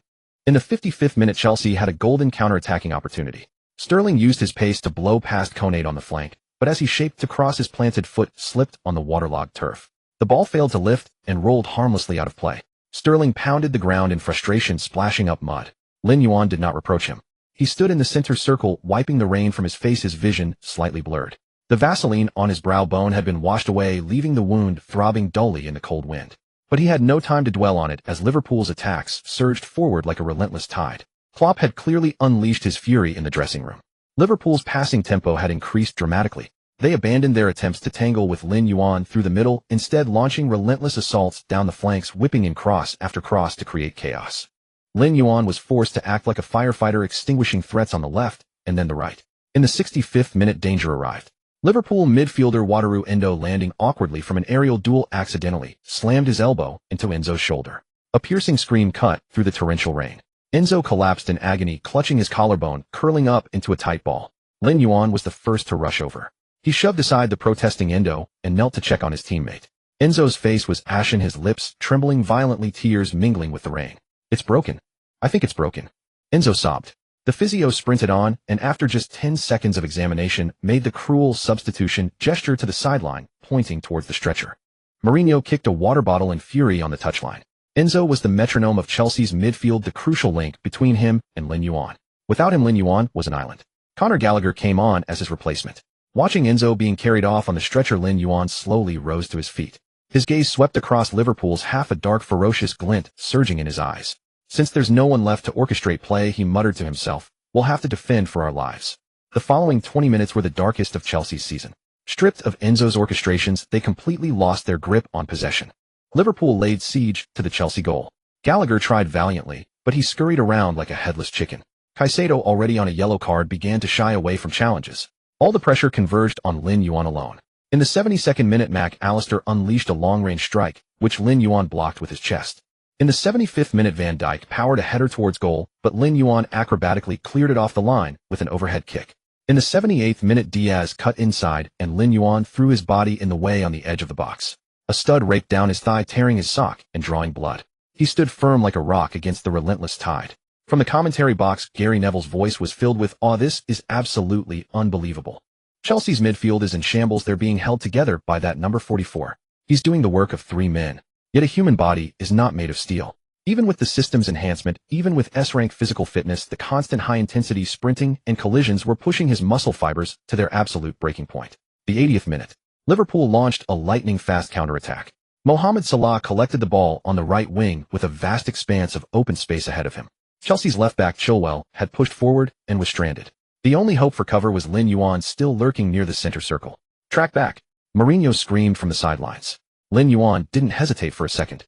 Clenching his jaw, he summoned every last ounce of energy left in his body. His legs pounded the turf like pile drivers, sending mud and water flying. Closer, closer still. Just as he was about to reach Salah and commit to a tackle, snap. A distinct tearing sound, not from the outside, but from the back of his right thigh. The noise was subtle, but to Lin Yuan it was like a thunderclap inside his skull. Instantly, a searing, burning pain shot through his nervous system, as if a red-hot dagger had been plunged deep into his muscle. His body stiffened violently, his fluid-running form disintegrating in an instant. But he didn't stop. Momentum carried him forward, and using the last vestiges of his speed, he hurled himself into a challenge despite his deformed posture. A sliding tackle. But this was no longer a textbook tackle, it was a desperate, despairing lunge. Fortunately, the tip of his boot just barely grazed the ball. The ball skewed away, Salah missed his kick and tumbled over Lin Yuan. The referee's whistle blew. Foul. Yellow card. Because he wasn't the last defender, there was no red. Salah scrambled to his feet, eager to take a quick free kick, but noticed the giant who had just tackled him wasn't getting up. Lin Yuan lay prostrate on the cold, wet grass, his face buried in his arms, his entire body racked with violent spasms. It was a muscle tear. Not a minor strain, but a full-blown tear that would have sent any ordinary person into immediate shock. Alert! Alert! A red system window flashed frantically before his eyes. Detection host's right hamstring has suffered a grade 2 tear. Current status mobility -80, severe pain. System recommendation, leave the field immediately for treatment. Continuing to play will risk the injury escalating to a grade 3 tear, complete rupture, and incur a permanent deduction of 5 points from physical attributes. Lin Yuan gasped for air, each breath feeling like fire in his lungs while the pain in his hamstring made his vision swim. The physio rushed on again. A tear. The experienced medic's face paled as he touched the rock-hard muscle. No, you have to come off. This muscle is stiff as a board. If you keep running, it'll snap completely. On the touchline, Mourinho had already turned to the bench ready to call on Chalobah. Lin Yuan lifted his head, his face a mask of mud and cold sweat. He glanced at the big screen. 82 minutes. 0-0. 8 minutes left. Possibly even 30 more minutes of extra time. If he went off now, bringing on the inexperienced Chalobah against a bloodthirsty Liverpool, this defense would crumble within 5 minutes. This trophy was Mourinho's first step back to the pinnacle. And it was Lin Yuan's first step from villain to king. No. Lin Yuan's voice was hoarse yet resolute. The physio froze. What did you say? Lin, this is a muscle tear. You'll ruin your career. Lin Yuan grabbed the physio's wrist with startling strength. His eyes burned with a near-maniacal obsession. Give me an injection. Or something else. Painkillers, anything. It's not about the pain. Your muscle can't take it. I said I'm not coming off. Lin Yuan roared. He pushed the physio away and tried to stand. The moment he put weight on his right leg, the agony nearly sent him to his knees. System. Lin Yuan called out in his mind. Since you can block pain, turn it up to the maximum. As for the attribute deduction, I don't give a damn. Will you spend 500 notoriety points to activate total pain blockade mode? Warning: in this mode, physical damage is irreversible and pain will rebound with double intensity after the match. Activate. The next second, a surge of icy current swept through his entire body. Miraculously, the searing agony vanished. In its place was a strange, numbing sensation. Lin Yuan felt as if his right leg was no longer flesh and bone, but a senseless wooden stump. It was stiff to control, but he could stand. He straightened up, pushing away the teammates who had rushed to support him. On the sideline, Mourinho's hand holding the substitution board froze midair. He looked at Lin Yuan. Lin Yuan shook his head at Mourinho, then pounded his chest twice with his fist. The message was clear: I'm not dead yet. Mourinho's eyes reddened. He slowly lowered the substitution board. Madman, he muttered, his voice thick with emotion. An absolute madman. Lin Yuan turned and limped back towards his penalty area. Van Dijk watched his opponent rise again, his expression complex. As a professional, he could see how severe that tear was. A normal person would be in an ambulance by now. For a League Cup, is it worth it? Van Dijk murmured as he passed Lin Yuan. Lin Yuan turned his head, revealing a ferocious grin from a face caked in blood, mud, and rain. You wouldn't understand. This is war. The next 10 minutes plus stoppage time were a brutal experiment in human willpower. Lin Yuan could no longer run. But he still stood his ground at the edge of the box, the most critical position. He used his experience to read every pass, using his dead leg to block shots. In the 89th minute, Gakpo had a point-blank shot. Lin Yuan didn't flinch, taking the ball square in the ribs. Thud. Under normal circumstances, that would have been agonizing. But he felt nothing, his body merely swaying from the impact. The referee finally blew the whistle for the end of regulation time. 0-0. The match was headed to 30 minutes of extra time. Chelsea's players collapsed onto the turf exhausted. Only Lin Yuan remained standing. He didn't dare sit down, knowing that once he did, that leg might never support him again. The rain continued to fall. Lin Yuan stood amidst the downpour like a battered statue of a war god. His physical attributes were draining away with each passing second, but the fire in his eyes burned brighter than ever. The halftime break during extra time was a mere 60 seconds. Both sets of players, resembling zombies clawing their way out of a bog, collapsed onto the grass, without a shred of dignity, gulping down water. Only Lin Yuan remained standing. It wasn't that he didn't want to sit, he was acutely aware that the tendon at the back of his thigh was now like an old rubber band stretched to its absolute limit. If he bent his knee beyond a certain angle or relaxed for even a second, that rubber band would snap completely or seize up so rigidly it could never straighten again. Mourinho approached his tactical board, soaked by the rain, the scribbles on it blurred beyond recognition. The veteran manager looked at Lin Yuan's right leg, trembling slightly through the tear in his sock, his lips parted as if to speak, but he swallowed back every tactical instruction. 15 minutes left. Mourinho said nothing more. Drag them into a penalty shootout, and we win. Drag them. A corner of Lin Yuan's terrifyingly pale mouth twitched. The pain suppression system was running at full capacity. He felt no agony, only the heavy leaden weight of his right leg. No, Lin Yuan's voice was soft like air forced from his chest. No penalties. It ends here. The second half of extra time began. This was the ultimate test of human willpower. The Wembley turf had been churned into a muddy quagmire. Every stride demanded twice the usual expenditure of energy. Liverpool clearly had no desire for penalties. They identified Lin Yuan as a cripple and began relentlessly funneling the ball towards his defensive zone. In the 110th minute, Elliott attempted to slalom past Lin Yuan. On any other day, Lin Yuan would have pivoted and brushed him aside with ease. But now Lin Yuan's turn was agonizingly slow, like an old woman's. Elliott was through. Danger. In that instant, Lin Yuan executed a hideously ugly maneuver. He hurled himself sideways like a falling log, slamming his shoulder hard into Elliott's leg. They tumbled to the ground in a heap. The whistle blew. A foul. Lin Yuan rose slowly, pushing himself up with his arms. He stared at the furious Liverpool youngster, then spat out a mouthful of mud and grasped his face, a mask of indifference. You're not getting past here. The 115th minute. Liverpool pushed everyone forward. Even Van Dijk had charged into the box, acting as a target man. Chaos reigned in Chelsea's penalty area. Petrovic had just clawed away a close-range header from Nunez, but the Chelsea defense was teetering on the brink. Disasai and Colwill were gasping for air, their eyes glazed over. It was plain for all to see Chelsea couldn't hold on. If the game wasn't ended soon, a goal was inevitable at Liverpool's end. The 118th minute. The most critical moment of the entire match arrived. Liverpool won a corner. A sea of red shirts filled the Chelsea penalty box. Mark up. Stick to them like glue. Lin Yuan roared from the edge of the box, his voice hoarse as sandpaper. Robertson swung in the corner. Van Dijk rose highest, nodding the ball across. It dropped to the edge of the area. The zone Lin Yuan should have controlled, but his injured leg made him a step too slow. Liverpool midfielder Mac Allister won the second ball. He killed it with his chest, preparing for a volley. If he got this shot away, it was certain death. System warning: muscle tolerance has reached critical limit. In that moment, Lin Yuan ignored the piercing alarm blaring in his mind. He watched the descending ball, his pupils contracting sharply. He didn't retreat to block the shot. Instead, he made a choice no one in the stadium expected. He was gambling. Gambling that Mac Allister would take a touch.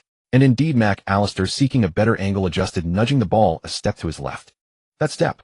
Lin Yuan's useless leg slammed into the ground. A force exerted in complete defiance of physiology. Crack. A sound only he could hear. The unmistakable snap of muscle fibers tearing completely apart. But he channeled that final surge of energy, lunging forward like a mortally wounded tiger. A split second before Mac Allister's strike, a mud-caked boot stabbed the ball first. A tackle. The ball was poked away, rolling towards the center circle. Mac Allister's follow-through slammed into Lin Yuan's shin, but Lin Yuan stood unwavering, as if his leg were a pillar of iron. Counterattack. At that moment, a bizarre sight unfolded on the pitch. Chelsea's only player up front was substitute Palmer. Liverpool's back line was deserted, with only the solitary Gomez holding the fort. The ball rolled to Lin Yuan's feet, but he couldn't run. That explosive tackle had drained every last function from his right leg. He could barely lift his leg now. Liverpool players were sprinting back like madmen. In 3 seconds, he would be engulfed. Lin Yuan stood in the mire, his body swaying. But he lifted his head. In his vision, the young man, named Cole Palmer, the kid who had practiced passing and running drills with him all season, was surging forward with abandon. But between him and Palmer lay 40 whole meters of treacherous waterlogged turf. How to pass? Without a run-up, he couldn't generate any power. With a run-up, this leg would be finished for good. Burn infamy points to repair a moment of explosive power. No. A fierce glint flashed in Lin Yuan's eyes. No repair needed. Just once. One time was enough. He clenched his jaw, grinding his molars, and poured every ounce of his weight, all his willpower, even staking his entire future career, onto his left leg for support. Then he swung that broken right leg. Ankle locked. Skill surgical, through ball B rank. On-the-spot breakthrough, S rank. This was no ordinary through ball. This was a pass wagering his very life. Bang! The ball erupted with a dull, explosive thud. It didn't loft into the air. Instead, like a venomous snake skimming the ground, carrying a vicious outward spin, it sliced through the waterlogged turf, cutting through the frozen air of Wembley. It curved past the backtracking Wataru Endo, threaded through the desperate toe of Gomez's attempted interception. It was a perfect, straight, glorious death channel. The ball led Palmer perfectly. The moment Palmer received it, he didn't even need to break stride. He was through on goal. Facing the advancing Kelleher, the young English talent displayed composure far beyond his years. He slotted it calmly. The ball nestled into the back of the net. 1-0. The 119th minute, a winner. Gualul. The roof of Wembley nearly blew off with the roar from the Chelsea fans. Palmer went berserk, ripping off his shirt and sprinting to the corner flag for a wild slide. Every Chelsea player lost their minds, screaming and crying as they mobbed Palmer. Mourinho sprinted 50 meters down the touchline, collapsing to his knees on the grass, howling at the sky like a child. Only one person didn't move. Lin Yuan stood where he had made the pass, frozen in the follow-through position. His right foot still hung in the air as if paralyzed. The world around him seemed to slow down. The roar of the crowd sounded muffled, as if heard through a membrane of water. Pain suppression time ended. Side effect rebound initiated. Boom. A wave of agony 10 times more intense than before crashed through his neural defenses like a cataclysm. The world blackened before Lin Yuan's eyes. He tried to pull his leg back, only to find it completely unresponsive. And then at this moment of stadium-wide euphoria when everyone was lost in ecstasy, Chelsea's hero, the man they called the Tyrant, fell backward like a collapsing tower, rigid with no attempt to break his fall. Slap. He hit the muddy ground hard, splashing up a spray of filthy water. The first to notice something wrong was Enzo from the bench. He had been about to charge onto the pitch to celebrate, but saw the unnaturally stiff way Lin Yuan had fallen. Lin. Enzo's scream pierced through even the din of celebration. Palmer turned around, his smile frozen on his face. All his teammates stopped in their tracks. They saw the once invincible Iron Man now curled up in the mud, both hands clawing desperately at his thigh, a low growl escaping his throat like a beast in its death throes. It was the sound of agony so absolute that even a scream was impossible. The medical team scrambled onto the pitch. The referee blew the final whistle, ending the match. Chelsea had won, but no one celebrated. Every camera focused on the figures surrounded by people in the center circle. The stretcher arrived. Mourinho pushed through the crowd. He saw Lin Yuan's face pale as paper, his lips bitten to shreds. Did we win? Lin Yuan opened his eyes a sliver, looking at Mourinho. Mourinho grasped Lin Yuan's mud-caked hand, tears streaming uncontrollably down his face, dripping onto Lin Yuan's skin. We won. We won. You're a champion, Lin. You're a champion. Lin Yuan struggled to pull the corner of his mouth into a smile, but it looked more like a grimace than anything else. That's good then. With those words, his head lolled to the side, and he was completely unconscious. The rain continued to fall, washing over the Wembley turf and over the trophy that had just been etched with Chelsea's name. Under the gaze of tens of thousands of Chelsea fans, their hero was lifted onto the stretcher. There was no cheering. The entire stadium rose to its feet in applause. The ovation was relentless, accompanying the stretcher until it disappeared into the tunnel's darkness. That night, Wembley witnessed the birth of a champion. It also witnessed how a tyrant in pursuit of victory sacrificed himself upon the altar of the football gods. The air in the Wembley locker room was as thick and stagnant as a pool of dead water. Lin Yuan was roused from his slumber by the pungent, nauseating stench of ammonia.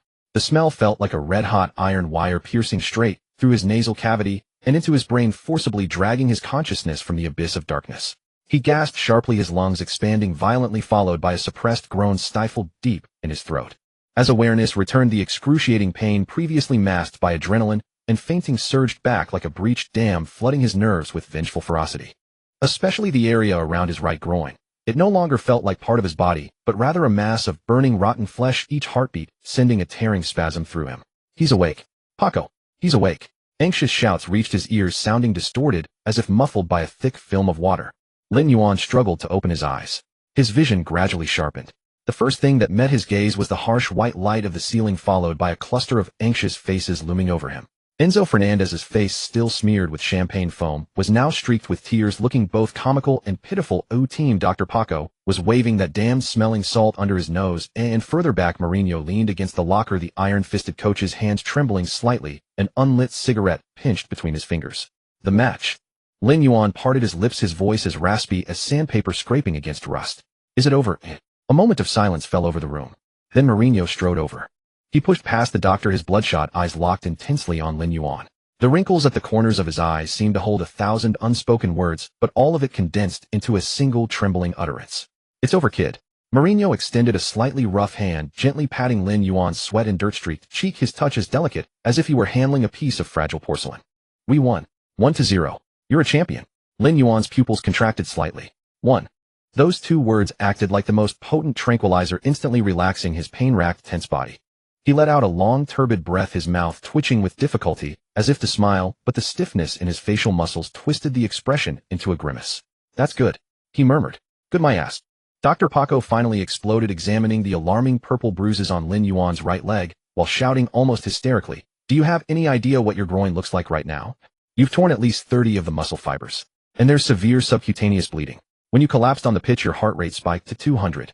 You nearly killed yourself out there on the grass. The locker room fell into dead silence. The young players who had been celebrating wildly moments before, Jackson Mudryk Palmer, now stood huddled in the corners like chastened children, not daring to breathe too loudly. They stared at their captain, immobilized on the treatment table, their eyes filled not only with reverence, but also an inexpressible awe. This was the price. To bring that damn trophy back to Stamford Bridge, this man had used himself as fuel, burning completely to ashes. The ambulance is already waiting at the tunnel exit, Paco said, standing up with an unyielding tone. The stretcher team is coming in now. You're going straight to St. Mary's Hospital for an MRI. You need to be hospitalized for observation tonight. I'm not going. A weak yet cold and hard voice sounded. Paco froze, turning around. What did you say? Lin Yuan stared at the ceiling, laboriously raising his right hand, grasping weakly at the air. I said I'm not going to the hospital. His finger pointed towards the large table in the center of the locker room. There lay the recently acquired prize, the League Cup trophy. The silver cup with its 3 handles gleamed with a captivating cold light under the lamps adorned with blue ribbons. Bring that thing. Here. Lin Yuan's gaze fixed on the trophy, holding a near-morbid obsession. Have you lost your mind? Your leg. Bring it here. Lin Yuan suddenly roared. Though the voice was not loud and cracked slightly from pain, the murderous aura that burst forth in that instant seemed to drop the temperature of the entire locker room by several degrees. It was the command of a tyrant. Mourinho took a deep breath. He turned and walked towards the table. The veteran coach lifted the heavy trophy with both hands, stepping slowly to Lin Yuan's side. Give it to him, Mourinho said to Paco. If he doesn't touch this thing, even if you tie him up and drag him to the hospital, his heart rate won't come down. Paco angrily threw his stethoscope on the floor, but made no further move to stop him. Lin Yuan reached out with both hands. His hands were still trembling, dirt caked black under his fingernails. The moment the cold touch of metal met his palms, Lin Yuan closed his eyes. The sensation was real hard and cold. Yet this chill felt like the hottest branding iron, searing all the way into his heart. All the pain, all the ridicule, all the sweat swallowed alone in the gym. All of it materialized in this single weighty object in his hands. So heavy. Lin Yuan murmured softly, clutching the trophy to his chest like a child regained. He opened his eyes again, looking at Mourinho, his gaze restored to its former clarity and arrogance. Boss, I'm not taking the ambulance. What? We're going back to London. Back to Cobham. Gritting his teeth against the searing pain in his groin, Lin Yuan spoke deliberately. I'm going back with the team. Even if I have to lie on the floor of the bus. This is our trophy. I'm taking it back myself, not being dumped off halfway like some wounded soldier. Mourinho looked at this stubbornly incorrigible disciple. He wanted to curse, to say this violated medical protocol, to say he was gambling with his career. But as he looked into Lin Yuan's eyes, those eyes that still gleamed like a wolf's, even lying on a stretcher, all words of dissuasion got stuck in his throat. This was the soldier Mourinho had forged. Sending him to the ambulance now would be an insult to his very will. All right. Mourinho turned away, wiping the corner of his eye, his voice slightly choked. We'll go back together then. He pointed at Reece James and Enzo standing nearby. You guys come here. The stretcher's too narrow, not enough style. Mourinho waved his hand. Carry him out. Carry him to the bus. Let the reporters outside see how our champion goes home. 5 minutes later, the mixed zone at Wembley Stadium was still buzzing. Journalists were anxiously waiting for the Chelsea players to appear, everyone desperate to know the condition of the Iron Man who had collapsed in the final moments. Suddenly a commotion erupted from the tunnel entrance. They're coming. They're coming. All the cameras and microphones instantly swiveled towards the exit. And then they captured an image destined for the annals of English football history. No wheelchair, no medical staff in white coats. For Chelsea players, Reece James, Enzo Palmer Gallagher, emerged carrying a simple stretcher as if bearing a fallen king from the battlefield. On the stretcher lay the man in the number 44 shirt. His right leg was wrapped in thick ice packs and a stabilizing brace. His face was bloodied, a wound on his brow still seeping blood, a truly gruesome sight. But he was not unconscious. He lay propped up, clutching the Silver League Cup trophy tightly against his chest. As the flashbulbs erupted, Lin Yuan turned his head slightly. He didn't avoid the cameras, nor did he show a pained expression. He slowly raised one hand towards the frantic journalists, towards the world's lenses. That hand, scarred and battered, firmly raised a single thumb. Then that blood-smeared man, with a twist of his mouth on the stretcher, flashed a grin that was savage, arrogant, yet profoundly stirring. Click, click, click. The shutter sounds merged into a sea of white flashes. A veteran reporter from the Times, looking through his viewfinder, felt his hands tremble. In 30 years of covering sports, he had photographed countless trophy-lifting moments, elegant, passionate, tearful. But he had never seen a scene like this. So brutal, and yet so glorious. The Tyrant's coronation. The old reporter whispered to himself, mentally drafting the headline for tomorrow's front page. Under the gaze of hundreds of reporters, amid the heart-wrenching chants of the Chelsea fans still lingering outside the tunnel, Lin Yuan was carried by his teammates onto the team bus. Before the door closed, Mourinho stood at the entrance and spoke just one sentence to the cameras. People ask me what the price is. The special one pointed to the bus behind him. This is the price. But if you ask him if he regrets it, I'll tell you. He's already thinking about the next trophy. The bus started to move, slowly rolling over the post-rain puddles of Wembley, heading towards West London. And in the last row of the vehicle, Lin Yuan lay on a makeshift mattress, the trophy still cold against him, but his blood was burning. System settlement. Milestone achieved, bloodstained throne. Achievement unlocked, soul of Wembley. Chelsea fan reputation, worship max. Lin Yuan looked at the text flickering on his retina, closing his eyes wearily. Does it hurt? It hurts like hell. But he knew this was only the beginning. This was just the first one. There were greater battles ahead, waiting for this broken, yet unyielding body to conquer. In his private apartment in Fulham, London, heavy blackout curtains kept the midday sun firmly at bay. The room was quiet save for the faint hiss of the humidifier and the lingering pungent scent of medicated oil and cooling spray. Lin Yuan was roused from sleep by pain. It wasn't the sharp agony of adrenaline on the pitch, but a dull grinding ache like flesh being torn by a blunt blade. A searing hot iron seemed lodged in his right groin, and every breath that moved his abdomen sent a spasm through the area. Instinctively he tried to turn over, but the mere motion made him gasp, a guttural sound escaping his throat. "If you want to keep that leg, I suggest you stay still." A cool, detached voice came from the armchair beside the bed. Lin Yuan turned his head with effort. Ana Carvalho sat there engrossed in a thick medical journal, a blanket draped over her knees. Dark circles shadowed her eyes, a testament to a sleepless night, but the look she fixed on Lin Yuan held far more fury than fatigue. "What time is it?" Lin Yuan's voice was as rough as sandpaper. 2 in the afternoon. Ana replied, closing the journal and rising to stand over him. "Congratulations, you've been asleep for 14 hours. Your body forced to shut down, otherwise your nervous system might have given out first." She lifted the blanket's edge to inspect the brace and bandages wrapped around his upper thigh. Her touch was gentle, impeccably professional, but her words were sharp. "A grade 2 tear with extensive subcutaneous hemorrhaging. When I was applying the cold compress, that bruise looked like a piece of spoiled steak." Lin Yuan tried to smile, but his facial muscles were too stiff. "The trophy?" he asked. Ana rolled her eyes and gestured to the cabinet in the corner. The League Cup trophy with its 3 handles stood there gleaming. Despite being polished, a few scuffs remained on its base, souvenirs from the wild celebrations on the team bus the day before. Seeing it was still there eased the weight in his heart. He sank back into the pillows, staring blankly at the chandelier above. Was it worth it? Ana asked suddenly, a question she had posed yesterday and now repeated. "Anna, I'm a professional footballer." Lin Yuan closed his eyes, feeling the throbbing in his injury. "It was the final. As long as I didn't die on the pitch, it wasn't a loss. Right? A professional footballer." Ana scoffed, turning to the medical card. "Dr. Park said you'll need at least 6 weeks to recover normally. That's the optimistic estimate. If there's an infection or a setback, it could be 3 months. 6 weeks. Lin Yuan's eyes snapped open. 6 weeks meant missing both legs of the Champions League quarterfinal and the crucial final stretch of the Premier League title race. For a Chelsea side on the rise, it was a death sentence. "No," Lin Yuan said, instinctively trying to sit up. "I can be back in 2 weeks. Be my guest." Ana didn't stop him, just crossed her arms and watched from the bedside. "If you can get out of bed and walk to that door right now, I won't interfere. But if you fall, I'll tie you to this bed and call Mourinho to tell him it's over." Lin Yuan gritted his teeth, willing his right leg to move. But to his despair, the leg that could once unleash a 150 km/h thunderbolt felt as limp as a noodle, completely unresponsive. Even the slightest shift sent a piercing cramp through him. "Damn it," he muttered, collapsing back onto the pillow in defeat. Seeing his frustration, the anger in Anna's eyes finally softened. She sighed, sat on the edge of the bed, and picked up a tube of ointment. "Stop being so stubborn. You're human, not a machine." Her fingers gently worked the tight muscles around his thigh. "Just rest. I'll be watching over you." Lin Yuan remained silent. In his mind, he summoned the system. A translucent blue interface unfolded before his eyes, visible only to him. Host status: severe injury recovering. Current recovery rate 10 base constitution bonus. Available item: deep tissue repair, fluid biotype X1. Note: a high-dimensional biotech extract that accelerates muscle fiber reconstruction and cell regeneration, reducing recovery time by 70. Side effects: the process involves extreme itching and a burning sensation. This was his ace in the hole, purchased last night with the notoriety points earned from winning the title. "Use it," Lin Yuan commanded mentally. A strange, intense warmth surged from his heart, rushing through his veins straight to the injury in his right leg. The sensation was bizarre, like a million tiny ants gnawing and stitching the wound from within. His brow furrowed, and a fine sheen of sweat broke out on his forehead. Ana felt the muscles under her hands tremble and stopped, thinking she had hurt him. "What's wrong? Does it hurt?" "No."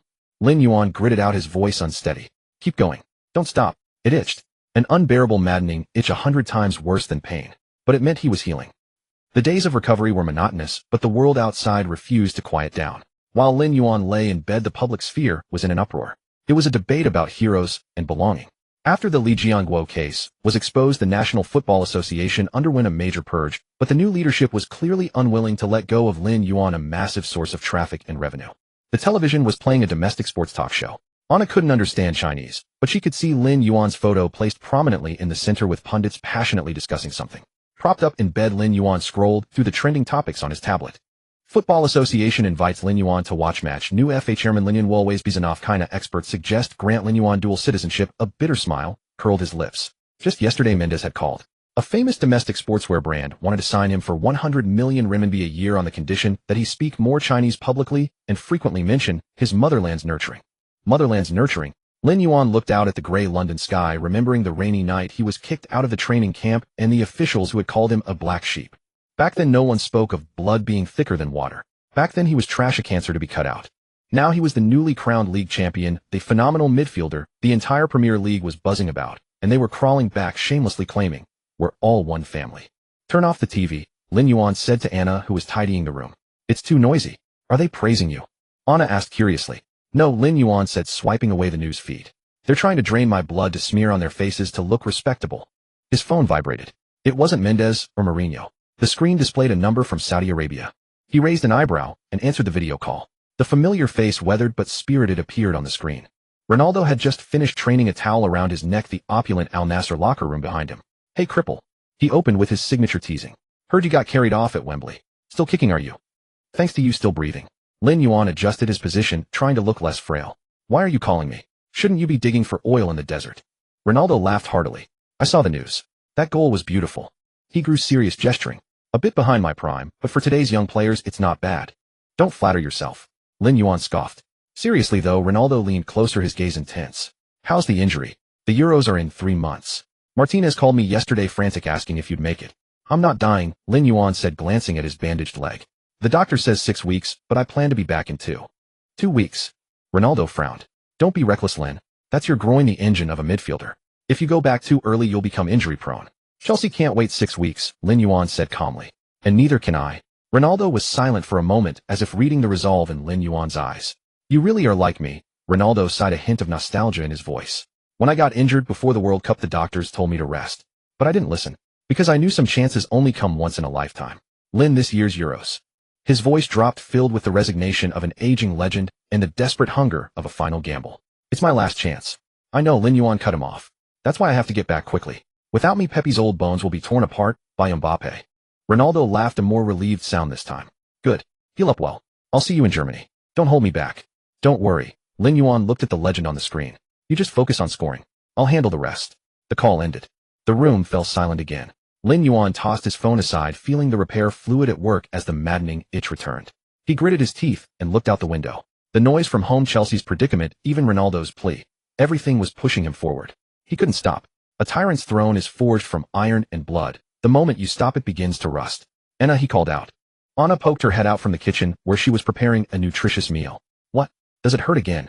"No." Lin Yuan said, a fierce glint in his eyes as he looked at his right leg. "Move the rehabilitation equipment into the bedroom." "Are you insane?" Anna stormed out, spatula in hand. "The doctor said you need to rest." "Rest won't save Chelsea," Lin Yuan said, bracing himself against the bed frame to sit up straighter. "And I don't have time to lie here being useless. I need to train." Anna stared at the stubborn man, sweat beading on his forehead from the pain, and slammed the spatula on the table in frustration. But a few seconds later, with red-rimmed eyes, she turned and went to fetch the equipment. Because she knew this was Lin Yuan, a madman who would risk his life to win. And it was this very madman who 1 month later, on that fateful night, with one injured leg, brought all of Europe to its knees. In April, London's air finally shed its bone-chilling dampness, gaining a hint of late spring heat. Outside the wire fences of Cobham training ground, a forest of cameras and microphones had gathered since dawn. Reporters swarmed the gates like vultures, scenting blood, for a rumor was sweeping through London's football circles. The tyrant, who had vanished for a month, was returning today. The past 4 weeks had been sheer torture for Chelsea. Without Lin Yuan in midfield, the team was like a main battle tank stripped of its armor, still capable of firing, but vulnerable to kicks from anyone. 2 draws and 2 losses saw them plummet from the top 3 to 5th place. Aston Villa ahead had opened a 3-point gap, while Manchester United and Tottenham lurked behind like hungry wolves. If they don't win this week, Mourinho's side will be playing Europa League qualifiers in Kazakhstan next season, sneered a scathing Daily Mail headline. At 9:10 a.m., a black Land Rover Defender rumbled in its engine, growling low as it crunched over the gravel, and came to an imposing stop before the main training center entrance. The door swung open. A foot clad in a black Nike trainer hit the ground with weight. Then emerged the towering figure that sent shivers down the spines of Premier League defenders. Lin Yuan wore sunglasses and a deep blue Chelsea training kit, the zipper pulled up to the top, covering half his neck. The shutter clicks erupted into a deafening symphony. "Lin, how's your leg? Mourinho said you joined full training today, is that true? What's your response to Emery saying Chelsea has fallen behind?" Lin Yuan stopped in his tracks. He took off his sunglasses, his dark eyes sweeping across the lenses. Even from meters away, the front row reporters instinctively flinched. That gaze had changed. If last season he was a sharp, unsheathed sword, now he was more like a heavy hammer hidden in its sheath, vibrating with latent power. It was a more refined, more dangerous pressure. "Tell Emery." Lin Yuan's voice was low, but every word struck like a nail into the microphones. "To get ready. That spot is mine." With that, he walked into the base without looking back. The locker room was heavy with silence. There were no smiles on the young players' faces. Mudryk was scrolling on his phone, Maduk was fiddling with his laces, and Gallagher stared gloomily at the tactics board. He'd been crucified in the media after his error led to a goal last match. Then the door swung open. Bang! The sound of it hitting the wall made everyone jump. The moment they saw who it was, they instinctively straightened up. It was like a class of rowdy schoolchildren suddenly spotting their head teacher, or a whip-cracking animal tamer. Morning. Lin Yuan tossed his bag by his locker, his tone flat, as if he'd merely taken a day off. And morning, Captain, Mudryk stammered. Lin Yuan turned and stared at Mudryk for 3 seconds, making the Ukrainian 100 million pound man squirm. Last match against Brentford you lost possession 4 times on the wing. Lin Yuan said while changing his shoes, his tone unreadable. If you play as soft as a noodle in today's training session, I'll hang you from the crossbar. Mudryk swallowed hard and nodded vigorously. I understand. That familiar suffocating pressure was back. In the corner, Mourinho, sipping his coffee, watched the scene unfold. For the first time in a month, a genuine smile touched his lips. This was what he needed. Not gentle encouragement, but a bloody driving whip.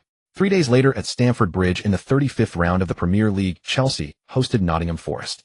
It was a must-win game. A loss would truly jeopardize their Champions League hopes. But the match's start was agonizing. Nottingham Forest parked the bus, retreating into a defensive shell, like a turtle absorbing wave after wave of Chelsea attacks, without budging. At the 60th minute, the score remained 0-0. Anxious sighs rippled through Stamford Bridge. The Chelsea players grew increasingly frantic, their errors piling up. Enzo's through ball sailed harmlessly out for a goal kick, leaving him spinning in frustration. Substitution. Mourinho bellowed from the touchline, waving his arm. The 4th official raised the board. Number 44 on number 25 Caicedo off. A massive roar erupted from the stands. When that familiar number 44 appeared on the sideline, Stamford Bridge exploded with a cheer usually reserved for a goal. Lin Yuan stood on the touchline, doing his final stretches. A strip of kinesiology tape still wrapped his right thigh, a precaution after the injury. Don't push it, Mourinho murmured in his ear. You're only at 80%. Use your head. Lin Yuan nodded, took a deep breath, and ran onto the pitch. System notification, host has returned to the field. Current physical condition, 85. Passive skill, shadow of the Tyrant. Activated team morale 20. Lin Yuan's first touch of the ball changed the game's complexion. Yates, Nottingham Forest's rugged midfielder, charged at him like a mad dog the moment he received possession. He knew Lin Yuan was just back from injury and wanted to test the cripple. Yates slammed into him from the side. A gasp rose from the stands. But Lin Yuan didn't dodge. As if he had eyes in the back of his head, he stopped abruptly a split second before impact, dropped his shoulder, tensed his core, and braced for the collision. A dull thud of muscle meeting muscle. Yates felt like he'd run into a steel plate. The recoil sent him stumbling backward, sprawling onto the turf. Lin Yuan merely shrugged, not even losing the ball. He turned, looking down at the bewildered Yates with a cold smirk. Is that all you've got? Lin Yuan didn't pause, driving forward with the ball. That collision woke up Chelsea and stunned Nottingham Forest. For the next 20 minutes, Chelsea's midfield presence elevated by several notches. Though Lin Yuan's movement was less frequent, he was like a moving black hole. Once the ball entered his orbit, it was inexorably drawn in. In the 82nd minute, Nottingham Forest, desperate to hold on for a draw, retreated entirely into their box. Lin Yuan received the ball in the center circle. Everyone expected a pass wide or a long-range strike. After all, that was his trademark. But Lin Yuan glanced toward the penalty area. Through his god's eye view grade, he spotted a fleeting gap in the crowded box. It was a death channel, visible only to the most elite playmakers. Run! Lin Yuan roared suddenly. Jackson, hovering on the edge of the box, heard the familiar command. His body reacted faster than his mind, darting sharply into the half-space. The instant Jackson burst forward, Lin Yuan struck the ball. Not a thunderbolt, but a highly disguised low-driven pass, with heavy outside spin. The ball, like a sharp scalpel, skimmed the grass, carving a deceptive arc that precisely bypassed the toes of 2 center-backs, and landed perfectly in Jackson's path. One-on-one. Jackson collected, faced the charging keeper, and calmly slotted it into the far corner. The net rippled. 1-0. Stamford Bridge erupted, blue flares bursting in the stands. Jackson didn't celebrate alone. He sprinted back towards midfield and enveloped Lin Yuan in a bear hug. I knew you'd play me in. I knew it. Jackson babbled with excitement. Lin Yuan, slightly dizzy from the embrace and feeling a twinge in his right leg, still reached out and patted the big man's head. Save your energy, Lin Yuan said, pushing him away and glancing at the scoreboard. The game's not over. In the remaining minutes, Nottingham Forest tried to rally, but found the man in the number 44 shirt standing guard at the edge of the box, his eyes declaring no entry. Every attack was neutralized by Lin Yuan's precise positioning and physical strength. The final whistle blew. Chelsea won 1-0, securing 3 vital points. Lin Yuan stood in the center of the pitch, sweat drenching his shirt. He felt the muscles in his right leg twitching in protest. But he had won.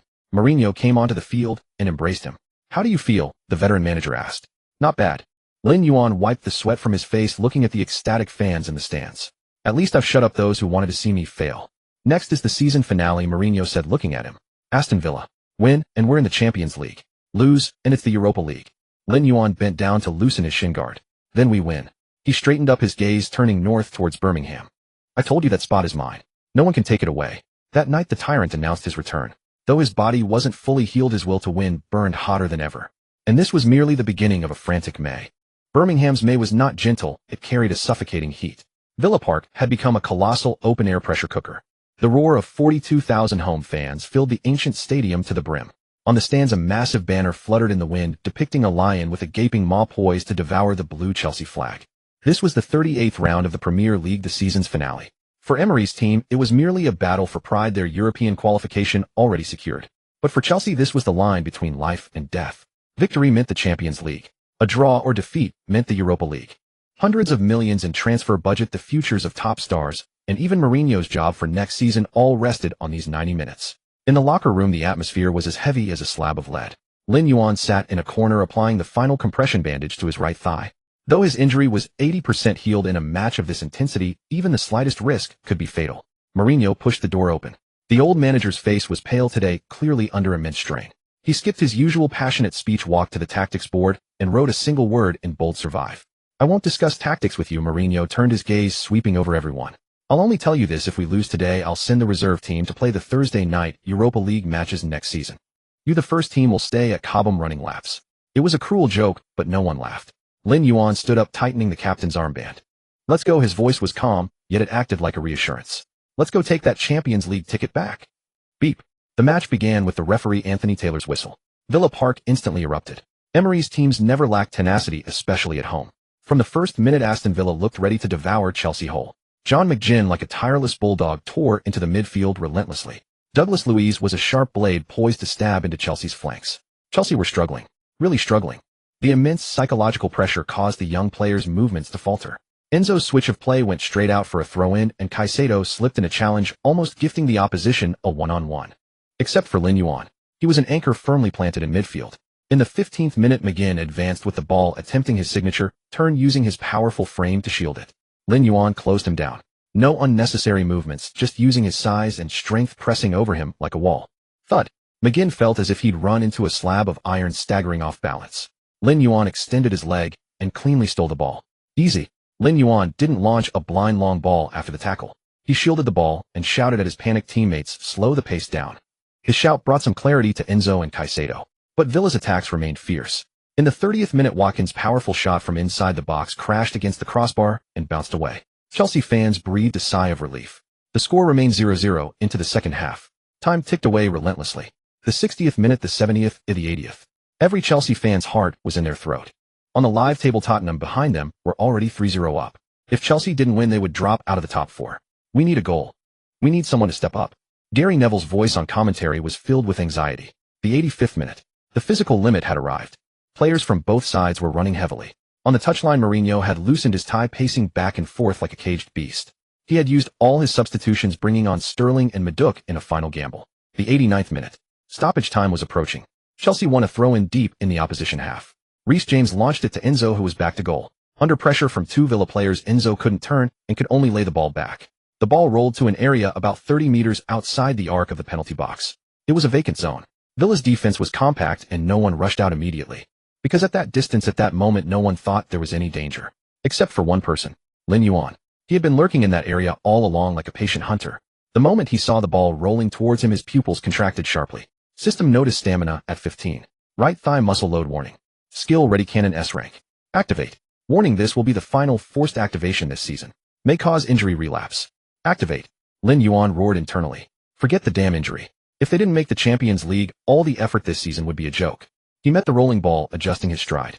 There was no run-up, or rather his entire run that game was the run-up for this moment. Villa's center-back Mings sensed the danger, shouting and charging out to block. Stop him. Too late. Lin Yuan's left foot planted firmly into the turf like a tree root. His right thigh muscle tensed to its absolute limit. The sheer force of the explosion caused his recently healed tendon to emit a silent cry of protest. Boom. His instep violently struck the lower middle part of the ball. The dull thud was starkly clear amidst the noise of Villa Park, like the crack of an executioner's rifle. The ball deformed instantly, then blasted away with terrifying kinetic energy. It had no curve. It didn't even spin. It was like a white projectile fired from a railgun, tearing through the air, leaving a perfectly straight, nearly invisible trail in its wake. Villa's goalkeeper, the world-class Emi Martinez, seemed to move in slow motion, his attempt to react appearing pathetically delayed. He only saw a flash of white light streak past his vision. Crack! The ball hammered against the underside of the crossbar with a tremendous metallic clang, then ricocheted down into the net, sending the netting soaring upwards. 0-1. The 89th minute winner. Villa Park fell into a deathly silence. Only the ball still spinning furiously in the back of the net testified to the terrifying power of that strike. Goal! The Chelsea fans in the away end went berserk, pushing over barriers and surging towards the pitch, crying and shouting. Lin Yuan remained in his shooting pose, his right leg trembling slightly. Agony shot up from his thigh, causing his vision to blur. But he gritted his teeth and didn't fall. He slowly lowered his leg, turned around, and faced the stunned Villa fans in the stands. He didn't sprint, didn't tear off his shirt in celebration. He just stood there, slowly raising his right hand, tracing a circle in the air with his index finger, then pointed emphatically at the turf beneath his feet. Here. His lips formed the words clearly. Conquered by me. The next second, Enzo Caicedo reached James. All his teammates swarmed him like madmen, engulfing him in a blue tide of celebration. On the sidelines, Mourinho knelt on the ground, his face buried in his hands. That coveted Champions League spot, that stage everyone dreamed of, had finally been blasted open by this tyrannical force from the east, with a single unreasonable, thunderous strike. The final whistle blew. Chelsea 1-0 Aston Villa, securing a top-4 finish. After the match, Lin Yuan had to be helped off the pitch by his teammates. His right leg was wrapped in thick ice packs again. But in the mixed zone facing the cameras, this battle-scarred man held his head high. Lin, congratulations on returning to the Champions League. What does this goal mean? A reporter asked excitedly. Lin Yuan paused, looked into the camera. There was no wild joy in his eyes, only a chilling ambition. It means. Lin Yuan grinned, revealing a cold, sharp smile. Next season the European giants had better get ready. Because I'm coming. Oh, here is Portugal, the national football training center, Cidade do Futebol. In June, the Iberian Peninsula was scorched by a sun as vicious as boiling gold oil, drenching the carpet-like turf of the training complex.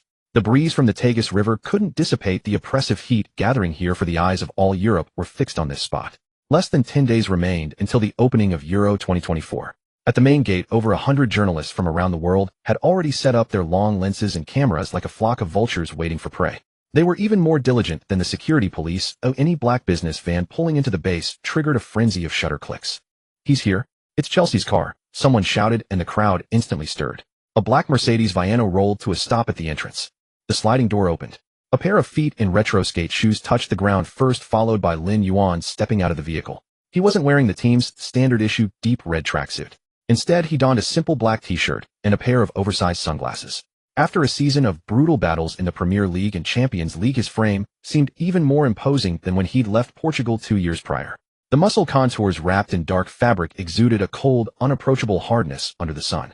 Rather than a footballer about to represent his nation, he looked more like a top-tier enforcer for a gang out to collect a debt.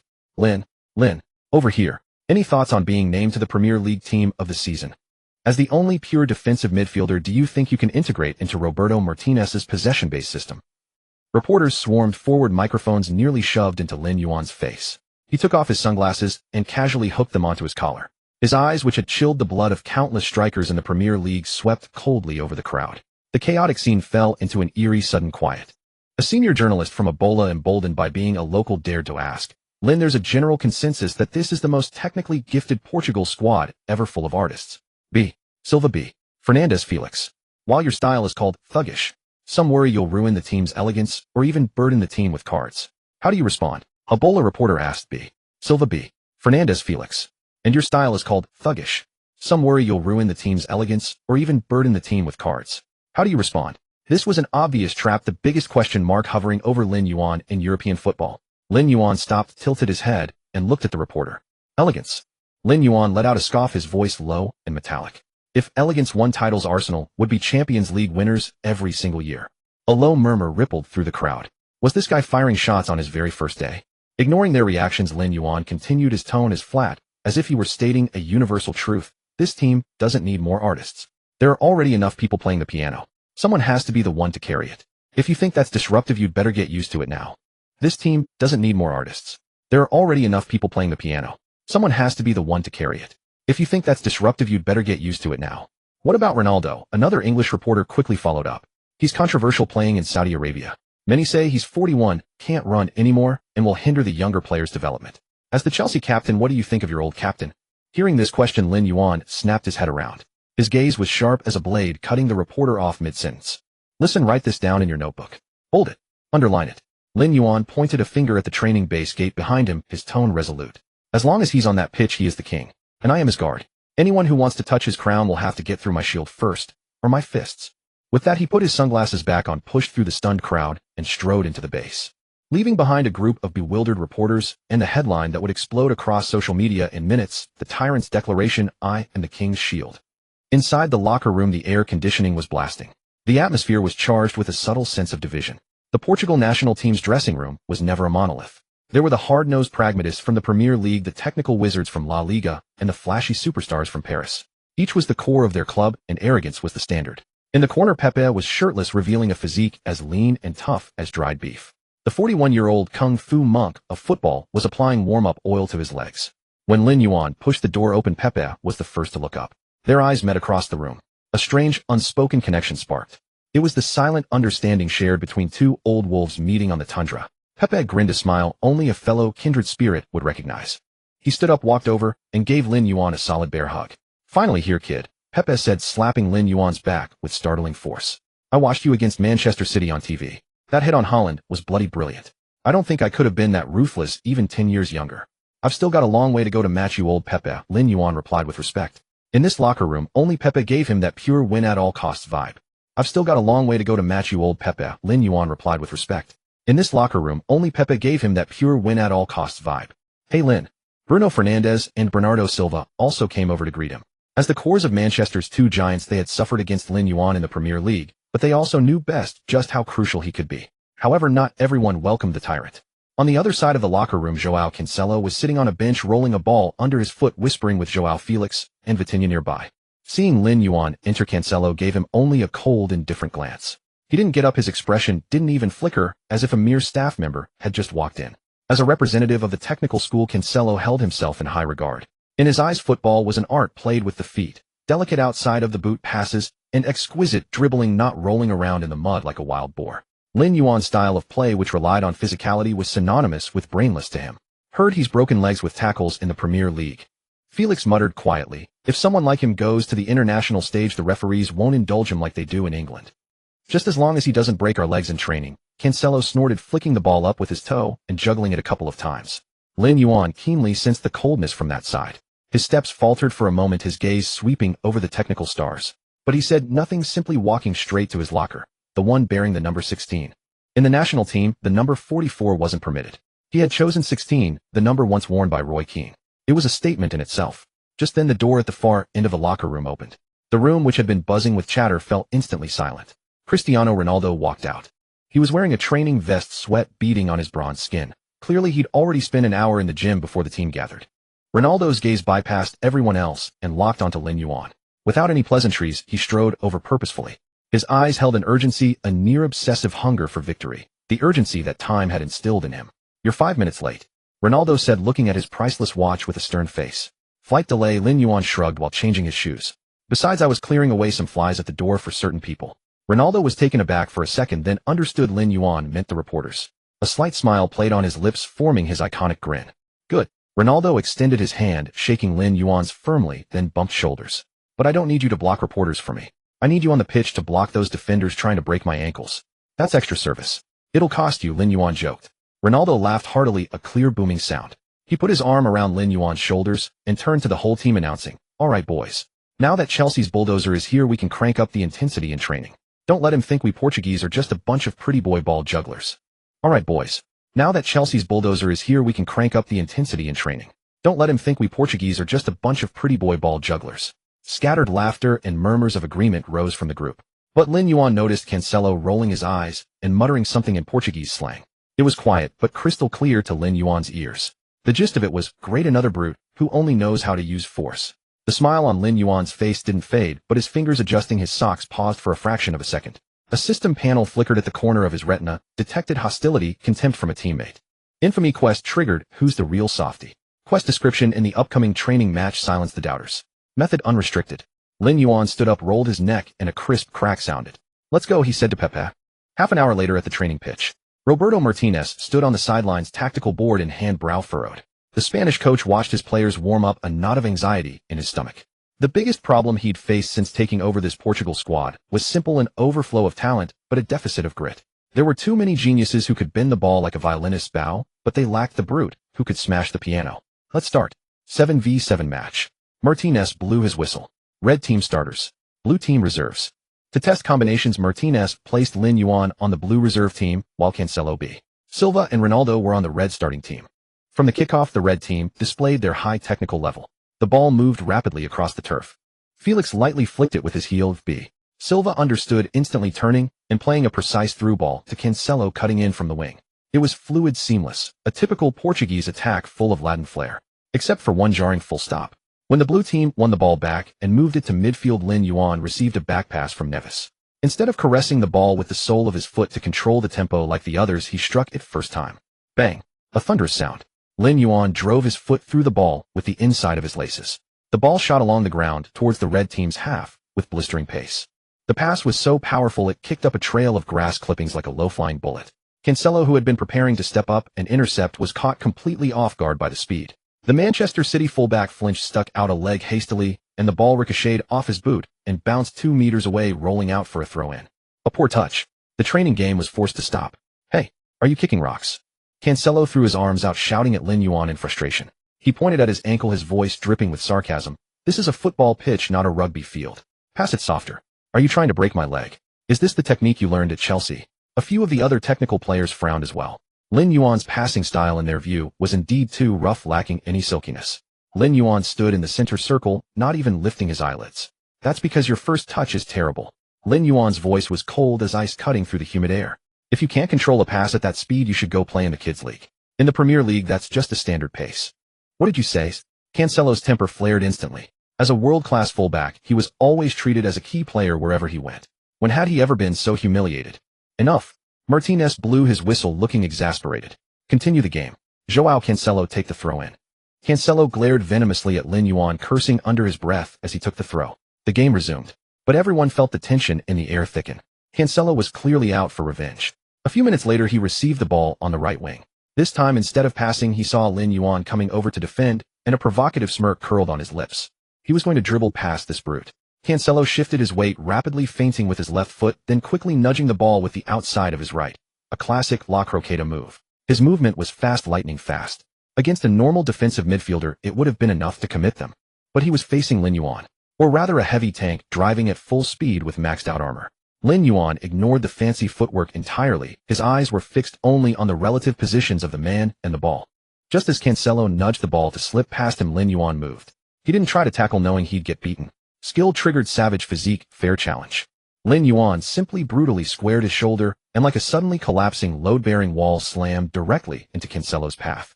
Thud! The sound was several times duller and heavier than the earlier pass, making even the physios on the sideline instinctively flinch. The scene was utterly brutal. Cancelo, 182 centimeters, but slight of build, was sent flying like a ragdoll hit by an express train. His feet left the ground. He flew horizontally for nearly 2 meters, then crashed heavily onto the turf, even skidding a bit from the momentum. The ball sat perfectly at Lin Yuan's feet. Silence. Cancelo lay on the ground, struggling to get up, clutching his shoulder, and groaning in pain, his face pale. Felix and a few teammates rushed over angrily, surrounding Lin Yuan. Are you insane? This is training. Felix shoved Lin Yuan. You could have hurt him. Lin Yuan didn't budge an inch. Instead, Felix was pushed back a step by the recoil. Lin Yuan looked down at the groaning Cancelo, his eyes devoid of any guilt, only a chilling indifference. This is what you call hurting someone. Lin Yuan scanned the teammates who had gathered around his gaze, finally landing on Martinez. If we get to Germany and face Rudiger or Upamecano, or even those English brutes. Lin Yuan pointed at Cancelo on the ground, his voice rising. Do you think they'll politely step aside because you're doing a step over? Or will they smash you back to where you came from like I just did? No one argued. Lin Yuan bent down and grabbed Cancelo by the collar of his shirt. The action drew gasps from those around who thought he was going to start a fight. But Lin Yuan simply used one arm, and with surprising ease hoisted Cancelo up from the ground like a child, steadying him on his feet. Cancelo stared in terror at the brute, so close to him, his shoulder still throbbing with pain. Listen, João. Lin Yuan patted the grass clippings off his shoulder, the force making Cancelo wince. Your footwork is brilliant, as pretty as a dancing girl. But if you don't want to get your leg broken at the Euros, you'd better strengthen your core. This is your first warning and your last. Your footwork is brilliant, as pretty as a dancing girl. But if you don't want to get your leg broken at the Euros, you'd better strengthen your core. This is your first warning and your last. With that, Lin Yuan turned and kicked the ball back to the center circle. Continue. The atmosphere froze for 2 seconds. Then suddenly a round of applause broke the tension. It was Pepe. The fierce-looking veteran was clapping and laughing. Well said. That's how men play football. All this soft, gentle stuff is nonsense. Then came Ruben Dias, the Manchester City center-back, who also nodded. Joao, Lin is right. You were too casual just now. Finally, it was Ronaldo. The Portugal captain had been watching from a distance with his arms crossed. Now he walked over and patted the still-stunned Cancelo on the back. Stop complaining, Joao. If that had been an opponent in the final, you'd have cost us a goal. Lin is teaching you how to survive. Then Ronaldo looked at Lin Yuan, a glint of fervor flashing in his eyes. This was exactly what he wanted. This Portugal team was too well-behaved, like a group of students who only knew how to paint. They needed a wolf, an unreasonable, even ruthless alpha to teach the sheep how to bite. Martinez on the sideline let out a long sigh of relief. He knew that the power structure in the dressing room had been reshuffled after that collision. That young man wearing the number 16 was no longer just a newcomer or a Premier League star. He was the new enforcer of this team. System notification. Infamy 500 from teammates fear. Quest, who's the real softie? Completed. Reward, team-wide aura of intimidation, LV1. Effect when you are on the pitch, teammates' work rate increases by 10 because no one wants to be yelled at by you. Lin Yuan looked at the notification in his peripheral vision, and a cruel smile curved on his lips. Good. Now this team's backbone was finally starting to harden. Leipzig, the Red Bull Arena. This modern stadium, rebuilt from the largest sports ground in former East Germany, was shrouded in a veil of relentless rain. June in Germany is not always sunny. Tonight, a low-pressure system hung heavy in the air, making the atmosphere feel oppressive. This was the opening match of Group F at Euro 2024. Portugal versus Czech Republic. In the stands, tens of thousands of Portuguese fans clad in deep crimson jerseys turned one side of the stadium into a sea of red. On the opposite side, the Czech white contingent was equally imposing. The beating of war drums, chants, and the patter of rain against the roof merged into a spine-tingling pre-match symphony. In the dressing room, Lin Yuan was tying his shoelaces. Unlike his teammates, he wasn't praying or listening to music with headphones. He simply sat quietly, his fingers deftly pulling the laces taut until he felt a slight pressure on his feet. The Czechs are tall. Pepe, shirtless, walked over. At 41A, the veteran still boasted an enviable set of muscles. He pointed at the Czech starting lineup on the tactics board. Soucek, Szyk, Krejci. Their average height is over 185 meters. These guys aren't here to play football, they want to play volleyball or wrestling. That's their only chance of winning. Lin Yuan stood up, adjusting his slightly tight number 16 jersey. They know trying to outplay Bruno and Bernardo on the ground is suicide, so they'll try to turn it into a brawl. Then let's give them a game. Pepe grinned, flashing a set of white teeth. It's been a while since I've faced such a physical opponent. Cristiano Ronaldo stood at the door, clapping his hands. Let's go. For the first 15 minutes, as Pepe predicted, the Czech team had toughness written all over them. Czech coach Hasek's 3-5-2 formation packed the midfield with muscle. West Ham's midfield anchor Tomas Soucek was like a moving lighthouse, sweeping relentlessly around the center circle. In the 8th minute, Bernardo Silva received the ball on the right flank. The Manchester City magician attempted a nimble turn to shake off his marker, but Czech wingback Jurasek wasn't fooled, using his body to block him. Bang! The slight figure of Bernardo Silva was bundled out of play like a leaf in the wind. The referee let play continue. This was the standard at the Euros. Physicality was encouraged. The Czech fans erupted with a thunderous roar as if a goal had been scored. Too soft. Czech striker Szyk shouted at Silva. This isn't a VIP box in the Premier League. Portugal's technical midfield began to struggle. Vitinha lost possession a few times in duels, and Bruno Fernandes' passing lanes were shut down by Soucek's long legs. The Czechs, using their physical superiority, brutally severed Portugal's ground game. On the touchline, Roberto Martinez frowned. We need to respond, his assistant whispered. If we don't curb their momentum, this will be a long night. On the pitch, Lin Yuan stood at the edge of the center circle, rain dripping from his hair. He watched Soucek strutting around, a glint of amusement in his eyes. The West Ham hammer. Lin Yuan muttered to himself. I don't think I finished with him in London. The 19th minute. The Czechs launched a counterattack. Kaufel sent a long ball down the right, soaring towards the center circle. That was Soucek's territory. The 192-meter midfielder leaped high, aiming to head the ball down to the advancing Szyk. In his view, apart from Lin Yuan, the Portuguese midfielders were all shorties. But he didn't expect that this time, that Lin Yuan was coming for him. Without a run-up, Lin Yuan exploded vertically from a standstill. Skill, violent header, aerial duel. Two titans of similar stature collided in midair. Soucek thought he had the positional advantage and could easily overpower his opponent. But the moment they met in the air, he felt as if he had slammed into a piece of flying granite. Lin Yuan's core strength exploded in that instant. He not only outjumped Soucek by half a head, but also drove his shoulder hard into the Czech. Thud. A dull thud. The once arrogant Czech captain lost his balance completely in the air, crashing to the turf like a shot-down bomber splashing up mud and water. Lin Yuan landed gracefully, controlling the ball on his chest and bringing it under his spell. He glanced down at Soucek, who was still clutching his back and didn't even offer a hand to help him up. Is this Premier League physicality? Lin Yuan asked coldly in English. I thought the hammers could hit harder. Soucek's face flushed red as he scrambled to his feet, but a new wariness crept into his eyes. That collision was like a bugle call for a counteroffensive. The Portuguese realized that as long as Lin Yuan held the midfield, the Czechs' physical advantage was a joke. In the 28th minute, Lin Yuan intercepted the ball in midfield again. This time facing the on-rushing Pravod, he chose not to pass, but to drive forward. Yaya Touré's drive activated. He rumbled through the midfield like a deep red armored vehicle. Pravod reached out to grab him, but Lin Yuan shrugged him off. Ranek tried to close the door, but Lin Yuan blew past him with a sudden change of direction. The Czech defense was in shambles. All their attention was drawn to this brutally unstoppable number 16. Stop him. Don't let him shoot. Czech goalkeeper Stanek yelled in panic. Lin Yuan stormed into the 30-meter zone, his cannon range. All the Czech defenders swarmed towards the center desperately, trying to block the firing lane. But at that very moment, Lin Yuan's ankle shifted. The right leg, which had been as tense as a battle axe, became incredibly soft upon contact with the ball. God's is rank. In his vision, a red line pierced through the dense crowd, connecting to a pocket of space on the right side of the box. A delicate flick with the outside of his boot. The ball, spinning fiercely, curved around the desperately lunging Krejci and rolled into the right side of the penalty area. There, Bruno Fernandes was completely unmarked. What a ball! Bruno even had time to take a touch, and with the keeper advancing, he calmly slotted it into the far corner. Swish! The ball nestled into the net. 1-0. Portugal took the lead. After scoring, Bruno sprinted towards the midfield and jumped straight onto Lin Yuan's back. That pass was filthy. Bruno laughed and shouted, "Did you steal my skill set or something?" Lin Yuan set him down and patted his backside. It was your run. But be more decisive next time. You almost got that defender's tackle. The Czech team's mentality wavered after conceding.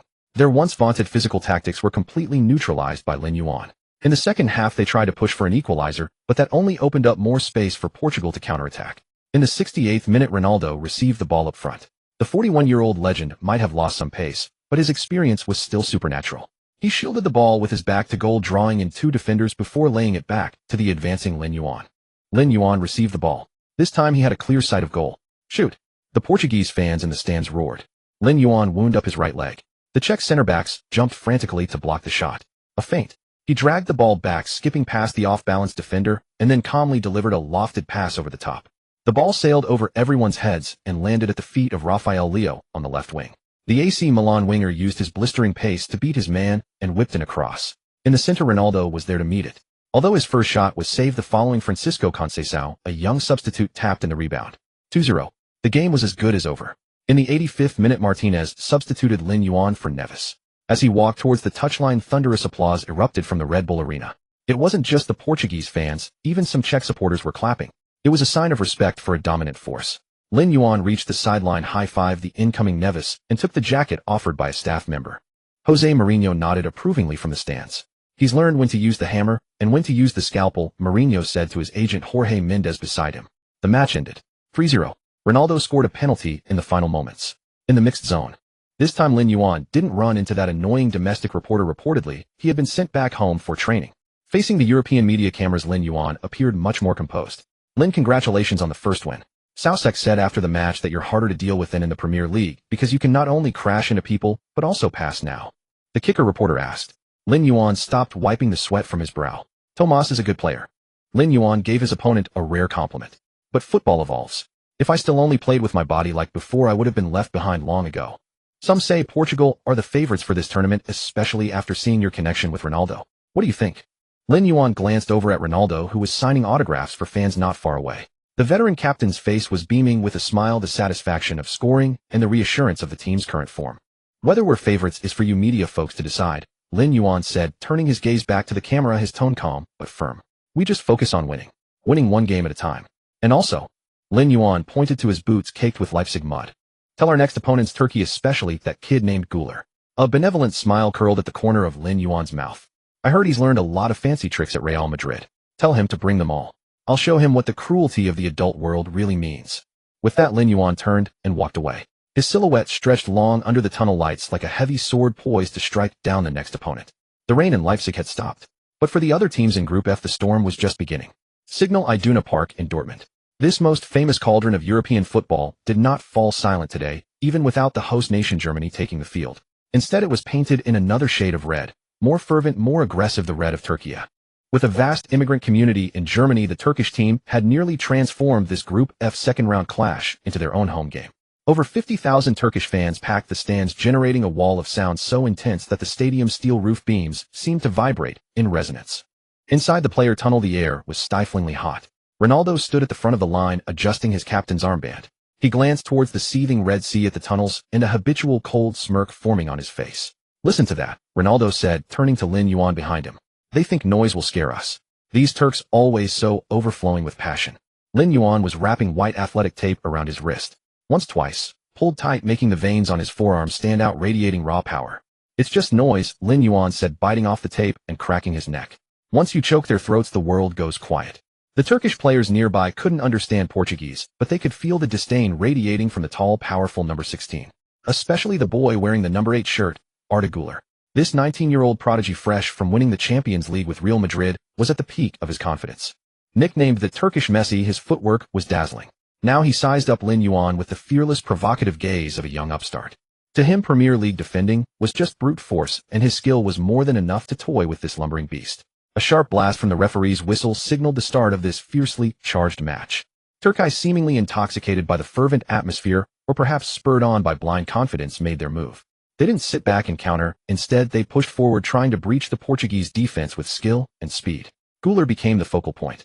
Just 10 minutes in, the Real Madrid youngster dazzled on the right flank, fooling Cancelo with 2 spectacular backheel flicks, sending the Turkish fans into a frenzy, as if they'd already won the title. "Damn, this kid's too quick," Cancelo muttered, scrambling back. The 18th minute arrived. Turkey came again. Calhanoglu distributed the ball from midfield, finding Güler near the center circle. Güler looked up. Before him lay open space, but a tall figure in the deep red number 16 shirt stood guard on the mandatory path to the penalty area. Lin Yuan. A contemptuous smirk curled on Güler's lips. He'd seen plenty of these big defensive midfielders in La Liga, slow, clumsy, relying on fouls to stop attacks. A simple feint would break their ankles. The young prodigy decided to put on a show.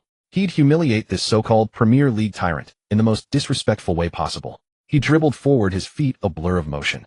2 meters from Lin Yuan, Güler dropped his left shoulder in a feint to go left, then quickly flicked the ball with the outside of his right foot, cut it back, and attempted to nutmeg Lin Yuan. A la croqueta followed by a nutmeg. A move full of imagination and sheer disrespect. Against a normal defender, it might have worked, leaving a stumbling figure in the dust and a highlight reel for the internet. But Lin Yuan didn't move. Or rather, he didn't lunge for the ball as Güler expected, nor did he lose his balance to the feint. His gaze was cold as a frozen lake, locked onto Güler's center of gravity. The instant Güler cut the ball for the nutmeg, Lin Yuan simply took a single chilling step forward. This step was not just a block, it was an invasion. Lin Yuan didn't even look at the ball. His knee and thigh muscles, hard as steel plates, drove directly into Güler's path. Bang! It wasn't a tackle, it was a brutal car crash. Güler, weighing a mere 70 kilograms with a slender frame, was like a sparrow flying full speed into a bulletproof glass window. He collided at full tilt with Lin Yuan's immovable wall-like frame. The immense force of the impact sent Güler flying backwards. He lost his balance mid-air, feet leaving the ground, crashing heavily onto the turf. He even rolled twice from the momentum, his face scraping the dirt, his carefully styled hair now a tangled mess. The ball was calmly trapped under Lin Yuan's foot. The deafening roar of the crowd was abruptly cut off, as if a giant hand had clamped down on their throats. A brief, stunned silence fell over the Westfalenstadion. Lin Yuan ignored the ball and paid no attention to Güler on the ground. He just stood there, looking down at the gifted youngster, clutching his chest, gasping in pain. The stadium floodlights cast a long shadow from Lin Yuan, completely engulfing Güler. The sheer oppressive aura made the nearby Turkish players, who were about to rush over and protest, instinctively halt in their tracks. "Welcome to the adult world, kid." Lin Yuan's voice was low, but in that moment of silence it was clear to everyone nearby. There was no anger in his tone, only a godfather-like authority. "Real Madrid taught you to play football, but I'll teach you about life." Güler looked up, the arrogance in his eyes gone, replaced by a creeping sense of fear. That collision made him feel like his ribs might be broken. The sheer overwhelming physical dominance made him deeply question the skills he was so proud of. The referee ran over, looking at the downed Güler, then at Lin Yuan. Lin Yuan spread his hands, a look of pure innocence on his face, pointing to his shoulder to indicate a fair challenge. "Referee, he ran into me. I didn't even move." The referee hesitated, but ultimately didn't produce a card. In the slow-motion replay, Lin Yuan had indeed not stuck out a leg or pushed with his hands. He just stood his ground, holding a strong position, and the Turkish boy flew off him like he'd hit a wall. This was Premier League physicality. This was a man's game. The match continued, but everyone could see it. The spirit of the Turkish team was broken. The once lively, almost arrogant Güler had completely vanished from the game. Whenever Lin Yuan came within 5 meters of him, he would instinctively pass, even pass back. He dared not attempt any more fancy dribbles. That dark figure had become his nightmare. Deprived of their playmakers' creativity and drive, Turkey were like headless flies passing the ball aimlessly at the back. In the 21st minute, Portugal countered. It was Lin Yuan again. He read Calhanoglu's passing lane perfectly in midfield, extending his long leg to intercept. After winning the ball, he didn't dwell on it, looking up to spot the right flank. Omniscient view activated.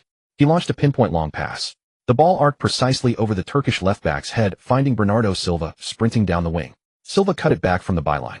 At the near post, Ronaldo drew two defenders and deliberately let the ball run through his legs. At the far post, an unmarked Bruno Fernandes smashed it home. Swish! The ball hit the back of the net.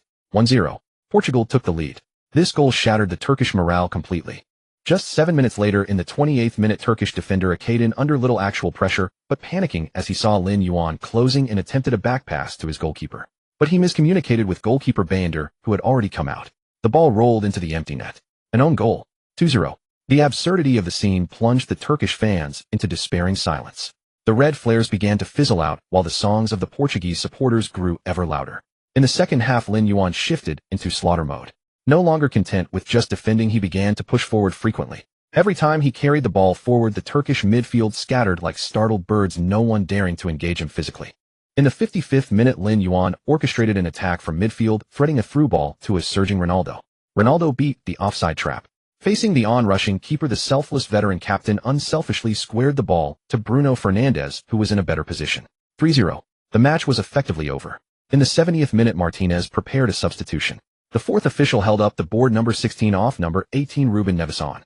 As Lin Yuan jogged towards the sideline, the Turkish fans who had been jeering him earlier fell strangely silent. They watched the man who had made their prodigy disappear and strangled their team's spirit, their eyes filled with a sense of awe. This was the deterrent of absolute power. Lin Yuan reached the touchline, high-fiving every teammate on the bench. "Well done, beast," Martinez said, extending his hand with a beaming smile. The victory secured Portugal's top spot in the group with a game to spare. Lin Yuan took a towel, wiped the sweat from his face, and sat down on the bench. His gaze drifted to the Turkish bench. The youngster Güler had been substituted off. He sat with a towel over his head, his shoulders trembling slightly, seemingly in tears. Lin Yuan expressionlessly unscrewed his water bottle and took a long gulp. Cruel, perhaps, but this is professional football. There are no fairy tales here, only the survival of the fittest. If you're not tough enough, strong enough, you'll be chewed up and swallowed. The match ended. Portugal triumphed 3-0 over Turkey, securing their spot in the round of 16 a match early. In the post-match mixed zone, reporters swarmed around Lin Yuan again. This time no one asked him about elegance. "Lin, what did you think of Güler's performance? Many people compared you two before the match." Lin Yuan stopped, looked into the camera. "He's talented," Lin Yuan said calmly. "But he's too obsessed with showboating. If he hasn't learned how to deal with physicality at Real Madrid, then this Euros will be his best teacher. Next match is against Georgia. Since you've already qualified, will you rest?" Lin Yuan shrugged. "That depends on the coach's plan. But..." He glanced towards the dressing room where Ronaldo was receiving ice treatment from the physio. "If I were the coach, I'd let some old guys have a good rest. After all, the real war, the knockout stages, is just beginning." With that, Lin Yuan pushed through the crowd and left. His silhouette looked imposing under the tunnel lights. 2 group stage matches, 2 clean sheets, 2 assists. The Tyrant, once doubted for only being destructive, was now carrying this Portuguese team on his shoulders, marching inexorably towards Berlin. Gelsenkirchen Veltins Arena. The air that evening carried a strange sense of ease. Having secured all 6 points from their previous 2 matches, Portugal had already clinched the top spot in Group F. For head coach Martinez, this match against Georgia felt like a routine dinner party. What mattered wasn't whether the food was good, but whether he could avoid choking or soiling his clothes. Thus, the starting lineup underwent a seismic shift. Except for Cristiano Ronaldo, who insisted on playing to break records, and goalkeeper Diogo Costa, nearly every other position was rotated. Before the match began, Lin Yuan sat on the substitutes bench, wrapped in a thick training jacket, legs crossed, leaning back comfortably like a lord. Beside him sat Bernardo Silva and Bruno Fernandes, forming Europe's most expensive spectator trio. "I can't even remember the last time I watched a game this leisurely from the sidelines," Bernardo Silva remarked. He took a sip from his thermos and sighed. "Georgia should be an easy night." Lin Yuan chewed his gum, observing the Georgian players warming up on the pitch through his sunglasses. Those figures in white jerseys had a look in their eyes he often saw in Premier League relegation battlers. The green gleam of a starving wolf spotting meat. "Easy." Lin Yuan uttered the word flatly, his voice mostly drowned out by the blaring music. "In this position, no match is easy. Especially when you think the opponent is a sheep. That's when they tend to bite your throat out." Bernardo Silva was momentarily stunned, unable to find a retort. A referee's whistle signaled the start of the match. Just 92 seconds in. Fans in the stands hadn't even settled into their seats. Some were still finding their way. Georgia intercepted and launched a counterattack. Antonio Silva, the highly touted young Benfica center-back, committed a fatal backpass error without any physical pressure whatsoever. The ball was cut out by Mikotadze, who quickly fed the surging Kvaratskhelia. The Serie A MVP drove into the box, and with the goalkeeper charging out calmly slotted the ball into the far corner. 1-0. The Georgian team erupted in frenzy, their fans in the stands unleashing deafening screams. Bernardo Silva nearly dropped his thermos on the bench. Martinez stood on the touchline, hands in his pockets, his expression freezing from ease to rigidity. This is exactly the problem. Lin Yuan remained reclined, his tone as flat as if he were narrating an inconsequential game. João Neves is a good prospect, but he's too clean. On that play, the moment Antonio made his mistake, that Georgian forward would have already been on a stretcher. Bruno Fernandes swallowed hard beside him. Though it sounded brutal, he knew Lin Yuan was speaking the truth. It was the art of the tactical foul and the very essence of Lin Yuan's value. The remainder of the match turned into a masterclass on toughness, except this time Portugal was the cautionary tale. The Georgians were clever. They realized that although this Portuguese midfield possessed refined technique capable of crisp passing and controlling the tempo, the fearsome number 16 brute was absent. So they stopped fearing physical contact. In the 30th minute, João Felix attempted to dribble down the flank, but was shoulder-checked out of bounds by a Georgian defender. The referee let it go. In the 40th minute, Diogo Dalot received the ball in midfield only to be sandwiched between two Georgian giants, losing possession. This luxurious warship, dubbed the European Brazil, looked fragile and impotent against the Georgian wall of muscle. Without Lin Yuan's sweeping presence and intimidation in midfield, Portugal's defense was left exposed to enemy fire. Antonio Silva panicked. Danilo Pereira was a step too slow. That suffocating control vanished, replaced by a frantic anxiety, teetering on the brink of collapse. Up front, Cristiano Ronaldo repeatedly raised his hand for the ball, only to watch it get intercepted in midfield time and again. He waved his arms in fury, shouting at his younger teammates, "Get tougher. Stop playing like a bunch of girls." But shouting couldn't solve the problem. In the 57th minute of the second half, disaster struck again. Once more it was Antonio Silva. A reckless lunge inside the box tripped Lakashvili. VAR intervened. Penalty. Mikotadze converted. 2-0. Even the most optimistic Portuguese commentator fell silent. The camera cut meaningfully to the substitutes bench. In the frame, Martinez was bent over, seemingly deliberating whether to make a substitution. His gaze fell upon Lin Yuan. Lin Yuan had already removed his sunglasses, his cold, sharp eyes fixed on the scoreboard. Portuguese fans across the stadium began chanting Lin Yuan's name. Lin, Lin, Lin. The sound echoed through the Veltins arena, even drowning out the Georgians' celebrations. It was a cry for help. Martinez walked over to Lin Yuan. "Lin, go warm up." The coach's voice was tense. Lin Yuan stood up and shed his jacket. But he didn't immediately jog to the warm-up area. Instead, he looked at Martinez and asked calmly, "Sir, do you want to win this meaningless match, or do you want to win the Euros?" Martinez was taken aback. "What do you mean? If you send me out now, I either have to fight like a rabid dog risking injury to claw back these 2 goals, or I go out for a stroll and shoulder the blame for the loss." Lin Yuan's voice was low, meant only for the two of them. Let them lose this one. Let them feel the pain. Then they'll understand who is truly indispensable. Martinez was silent for 3 seconds. It was an extremely risky gamble. But as a tactical mastermind, he understood Lin Yuan's meaning. This blade was not meant for cutting vegetables. "Sit back down," Martinez sighed, turning to bring on Goncalo Ramos and Diogo Jota, attempting to bolster the attack rather than the defense. The final score remained 0-2. Georgia had created a miracle, historically advancing to the round of 16. Their players wept on the pitch, celebrating their monumental victory. On the Portuguese side, there was nothing but dead silence. The young Antonio Silva sat on the turf, head buried in his knees, sobbing. João Felix stared blankly at the sky. In the mixed zone this time, the reporters didn't swarm Cristiano Ronaldo nor the blundering Silva. All microphones were pointed at Lin Yuan, who had just emerged from the dressing room without even a bead of sweat. "Lin, what are your thoughts on today's defeat? Was the midfield collapse due to your absence? Some pundits say that without you, Portugal is like a mollusk without a spine. Do you agree?" Lin Yuan stopped. He didn't fire back with his usual sarcasm, nor did he sneer. He simply looked into the camera, adjusted his collar, and said with terrifying calmness, "Losing is a good thing." The reporters were stunned. Pain makes memories sharper. Lin Yuan gestured towards his dejected teammates behind him. Tonight they will remember this feeling of helplessness. And then they will realize how incredibly privileged they are when I stand behind them. With that, he turned and walked away. System notification passive reputation gained indispensability S rank. European media sentiment is shifting. Infamy value change decreased. Those who once called you crude now long for your crudeness. Current status, the true backbone of Portugal. The next day, L'Equipe's front page featured a single bold headline over a black and white photo of Lin Yuan watching coldly from the bench. "When the tyrant rests, the kingdom crumbles." This 0-2 defeat, though a blow to their pride, strategically cemented Lin Yuan's godlike status within the national team. From that moment on, no one dared question his starting spot. Even Joao Cancelo on the bus back to the hotel looked at the broad back in the front seat, not with disdain, but with profound reliance. It was the kind of reliance people only feel for a safe harbor during a storm. Next up, the knockout stage. Opponent Slovenia. Lin Yuan watched the German nightscape whiz by outside the window, clenching his fist gently. The games are over. Frankfurt Arena. This modern stadium, with its retractable roof, had transformed into a colossal pressure cooker tonight. The air was thick with the scent of anxiety, despair, and sweat. In the stands, Portugal's red and green intertwined with Slovenia's blue and white, yet the roar of the crowd grew increasingly somber with each passing minute. The scoreboard clock had ticked past the 104th minute. The score remained a glaring 0-0. Slovenia, the team dismissed as the easy draw before the tournament, had, under the leadership of their guardian deity Oblak, constructed a truly formidable steel defense.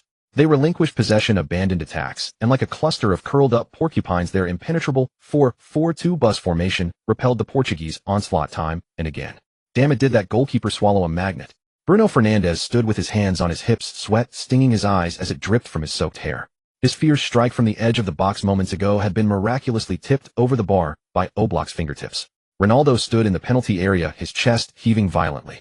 After over 100 minutes of grueling battle, every muscle in his 41-year-old body groaned with fatigue.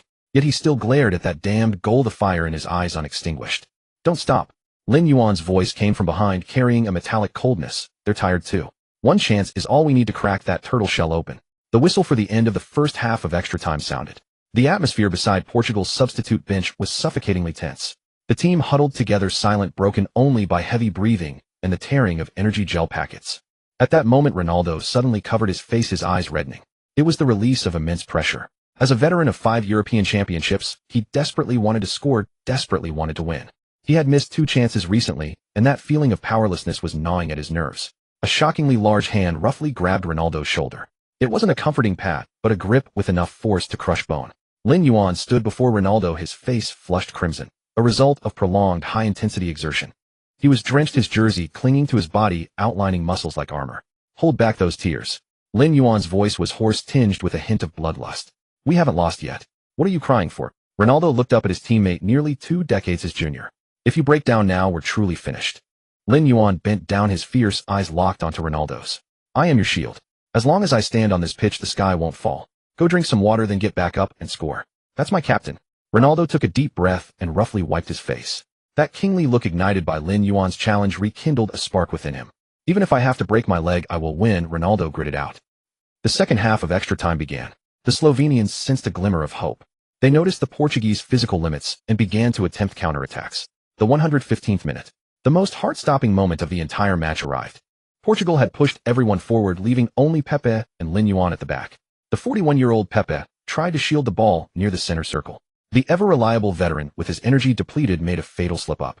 The ball was lost. Benjamin Sesko intercepted. It was a glorious one-on-one opportunity.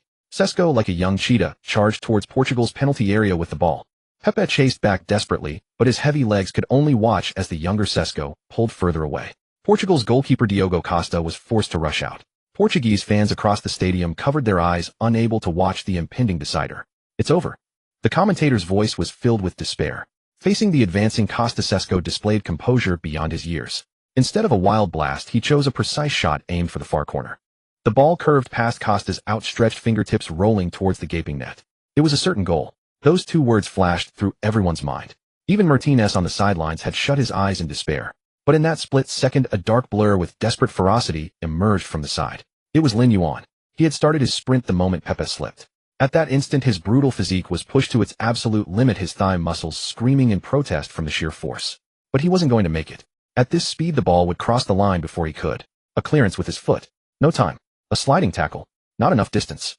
Just as the ball was about to cross the line, Lin Yuan executed a move that made commentators worldwide gasp. At full sprint, he launched himself forward like a torpedo with absolute abandon. Not with his foot, but with his head, his face, to block the ball skimming across the turf. Milestone achieved, iron skull bone body S-rank, thud. The ball slammed squarely into Lin Yuan's face. The dull thud of impact, captured by the microphones behind the goal, was transmitted clearly across the world. The ball was repelled by this wall of flesh, bouncing back into the 6-yard box, where a recovering Diaz hoofed it clear. No goal. But Lin Yuan did not get up immediately. He lay motionless on the turf. Blood streamed down his cheek, instantly staining the grass beneath him crimson. Medic! Medic! Ronaldo sprinted into the goal like a man possessed, kneeling beside Lin Yuan and waving frantically. Pepe rushed over too, and the hardened veteran's eyes reddened instantly at the sight.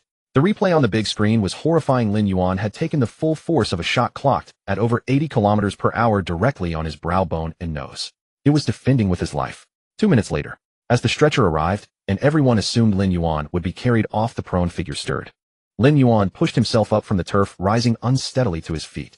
His appearance was fearsome, nose bleeding, left brow grotesquely swollen, the old scar split open again, blood mingling with sweat and dripping onto his white shorts, making his stern face look like a vengeful Azura returned from the underworld. The team doctor rushed over to stop the bleeding and signaled for him to leave for a concussion check. Lin Yuan shoved the doctor's hand away. "Don't touch me." He spat out a mouthful of bloody saliva, his voice slurred but brimming with ferocity. "I still have penalties to take." The doctor froze. "You might have a concussion." I said, "Get lost." Lin Yuan snatched a wad of cotton from the doctor, roughly stuffing it into his still bleeding nostril. Then with that blood-smeared face, he turned his gaze towards the stunned Sesko. He bared a ferocious grin. The look in his eyes seemed to say, "You want to score? You'll have to walk over my dead body." A thunderous ovation erupted from the stands. Even Slovenian fans rose to their feet to applaud. It was a transcendent tribute beyond partisanship to such fearless spirit. 120 minutes ended. 0-0. The cruel penalty shootout. The air in Frankfurt Arena seemed to solidify. Players from both sides lined up at the center circle. First round. Ronaldo stepped up to the spot once more. Facing Oblak, the veteran took a deep breath, ran up, and blasted the ball into the bottom left corner. Goal. 1-0. Ronaldo didn't celebrate. He just pressed his palms together in a brief, apologetic gesture towards the stands. Then Portugal's goalkeeper Diogo Costa entered God mode. Like an insurmountable octopus, he saved Slovenia's first 2 penalties in a row. Third round. If this one went in, Portugal would have match point. Lin Yuan walked up. His appearance was utterly terrifying, cotton stuffed in his nose, half his face covered in blood, his jersey collar stained red. He stood over the ball, his dark eyes peering through the grime, fixed intensely on Oblak. Oblak was a world-class keeper, but facing this blood-soaked monster, a flicker of doubt crossed his psychological defenses. Lin Yuan employed no feints. He ran up, swung his leg, as if unleashing all the fury of the match and the searing pain from his brow. Boom! A thunderous no-nonsense strike. Cannon arm S-rank, the ball rocketed into the center of the net like a cannonball. The sheer power made the net whimper in protest. Oblak guessed the right direction, center, but his body simply couldn't react in time. Goal! Lin Yuan didn't celebrate. He simply turned and coldly stared at the Slovenian bench. Then Diogo Costa saved Slovenia's third penalty. 3 misses in a row. Portugal advanced 3-0. The moment the final whistle blew, the emotions suppressed all night finally erupted.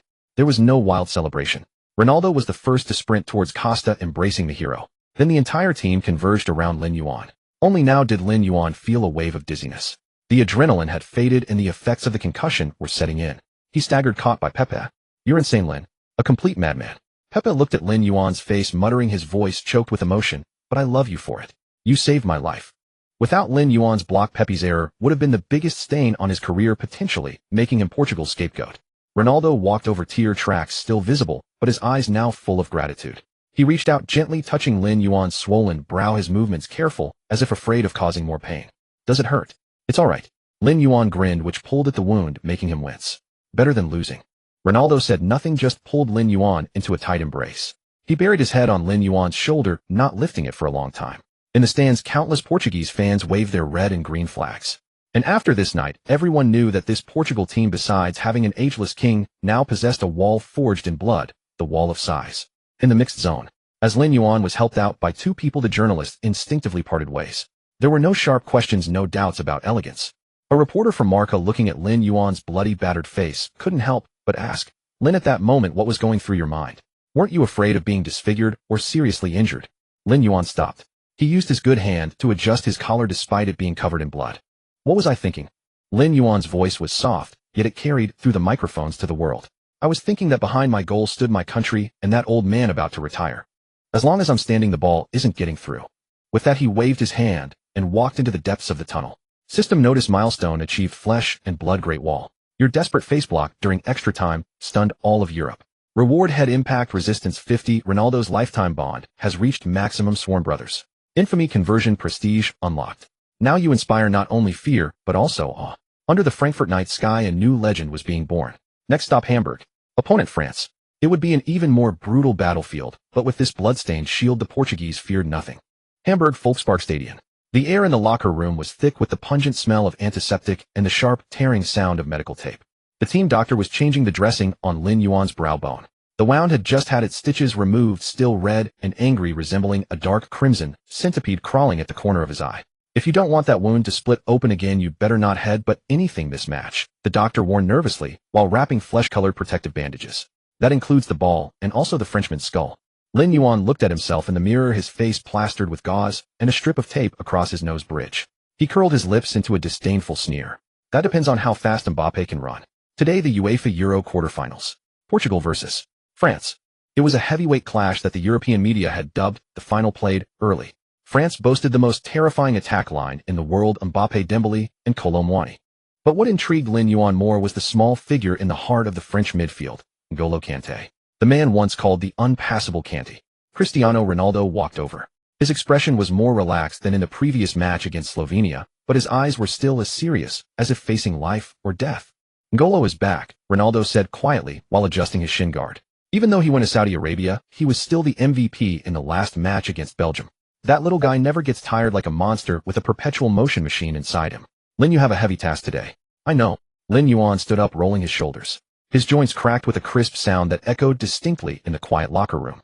He's the vacuum cleaner robot with the largest coverage area on Earth, Lin Yuan said calmly, adjusting the collar of his red jersey. But I'm not here to clean the house. I'm here to demolish it. The players' tunnel. The two teams lined up. The air was a mix of expensive hair gel and nervous sweat. Lin Yuan stood in the line, his head and shoulders towering above those around him, making him stand out like a crane among chickens. His gaze swept past France's towering center backs Upamecano and Saliba and landed on the small figure who stood just 168 centimeters tall. Kanté seemed to sense the stare and looked up at Lin Yuan. His face, which always carried a simple, honest smile, still wore that harmless expression. But Lin Yuan knew it was a facade.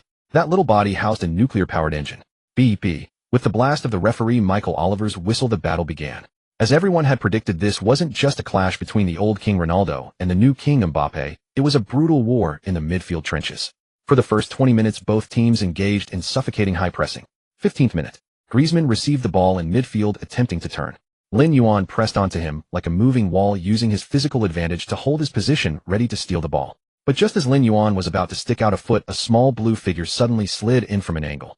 It was Kanté. Like a ghost, he poked the ball away a tenth of a second before Lin Yuan could make the tackle. Lin Yuan kicked at thin air, his brow furrowing slightly. Fast. Not in absolute speed, but his cadence and anticipation were astonishingly quick. This scene repeated itself several times over the next few minutes. Kanté was like omnipresent Mercury, filling every gap in the French defense. The passing lanes for Bruno Fernandes and Bernardo Silva were cut off time and time again by this little man. The French fans in the stands sang the famous N'Golo Kanté song, their voices deafening. That little guy is so annoying. Bruno Fernandes ran past Lin Yuan panting heavily and complained. Lin Yuan said nothing, just stared at Kanté's retreating back, a cold glint flashing in his eyes. 32nd minute. Lin Yuan received the ball in the center circle. Kanté immediately closed him down. It was a direct confrontation between two generations of top defensive midfielders. Kanté lowered his center of gravity, trying to cut off Lin Yuan's passing lanes while using his hands to disrupt. Against such sticky, relentless pressure, any ordinary player would have panicked and passed the ball away. But Lin Yuan didn't. Using the ball protection ability of Yaya Touré's drive, he shielded the ball with his back against Kanté. Although Kanté had immense core strength, even he found it a struggle against a heavy tank like Lin Yuan, who weighed nearly 90 kilograms. Feeling the push from behind, a cold smile curled at the corner of Lin Yuan's mouth. You like to run? He suddenly exerted force, leaning back and shoving Kanté half a step away, then forcefully turned and drove forward with the ball. Kanté stumbled, but didn't give up, adjusting his balance and springing back to chase like a coiled spring. Then let's see how far you can follow. Lin Yuan took huge strides, charging straight into the heart of the French defense. Tchouaméni was forced to abandon his mark on Bruno Fernandes to cover. The moment Tchouaméni moved, Lin Yuan delivered a surgical through ball. Bruno Fernandes received the ball and shot from distance. It was brilliantly saved by Maignan. Although it didn't go in, the attack boosted Portugal's morale immensely. Lin Yuan had proven his point. Kanté could defend, but he could drive forward. The real crisis arrived in the second half. 60th minute. Portugal's corner kick came to nothing and was cleared by the French defense. The ball fell to the feet of Mbappe near the center circle. It was the sight every defender in the world dreaded. Mbappe with a vast expanse of open space beginning to accelerate. In that instant, even the air seemed to freeze. Dalot tried to track back, but Mbappe left him 3 yards behind with a single burst of speed. It was like an F1 car overtaking a horse-drawn carriage. Pepe retreated defensively at the edge of the box, but his 41-year-old legs were trembling. If Mbappe was allowed to surge into the penalty area, it would be a death sentence. At that moment, only a single dark shadow was sprinting behind Mbappe off his shoulder. Lin Yuan. He gritted his teeth, his lungs burning like fire. He activated every ounce of potential from savage physique, but it still wasn't enough. Mbappe was too fast, despairingly fast. Seeing Mbappe about to knock the ball past Pepe for a one-on-one, Lin Yuan made a decision. Still 2 yards away, he didn't recklessly stick out a leg for a slide tackle. That would have left him beaten cleanly. Using the advantage of his long legs, he suddenly changed direction at full sprint, not chasing the ball, but cutting diagonally into Mbappe's running lane. It was a tactic taught by the shadow of the special one: when you lose in speed, win in positioning. Thud. The two collided at high speed. Lin Yuan slammed his shoulder hard into Mbappe's. Mbappe lost his balance, stumbling, but still trying to control the ball. Lin Yuan gave him no chance. He stretched out that scarred long leg, not caring if it was a foul, and swept it across, taking down both man and ball. Mbappe hit the ground and rolled 3 meters. The whistle blew. The French fans erupted in furious boos, demanding a red card. Referee Oliver ran over his hand, reaching into his pocket. Pepe and Diaz immediately surrounded the referee to plead their case. Lin Yuan got up from the ground, his face expressionless as he looked at the official. A yellow card. Fortunately, because Pepe was covering nearby, it wasn't deemed a denial of an obvious goal-scoring opportunity. Lin Yuan accepted the yellow card without any argument. He knew this card was a necessary sacrifice. Run slower next time, Lin Yuan coldly muttered as he passed Mbappe, who was getting up and rubbing his shoulder. Mbappe glared at Lin Yuan, and for the first time there was wariness in his eyes. He felt like he hadn't been hit by a man, but by a block of granite. The match entered its final tense phase. 88th minute. France's stamina began to wane. Even Kanté's running wasn't as light as before. But Lin Yuan stood firm in midfield like a monster. Iron Lung's S-rank kept him full of energy. He intercepted a pass from Camavinga in the center circle once more. This time the French midfield was empty. Kanté tried to close him down, but his legs felt like lead. With a simple burst of acceleration and a change of direction, Lin Yuan completely left the tireless Frenchman in his dust. Stop him! Deschamps roared from the sideline. Lin Yuan didn't pass.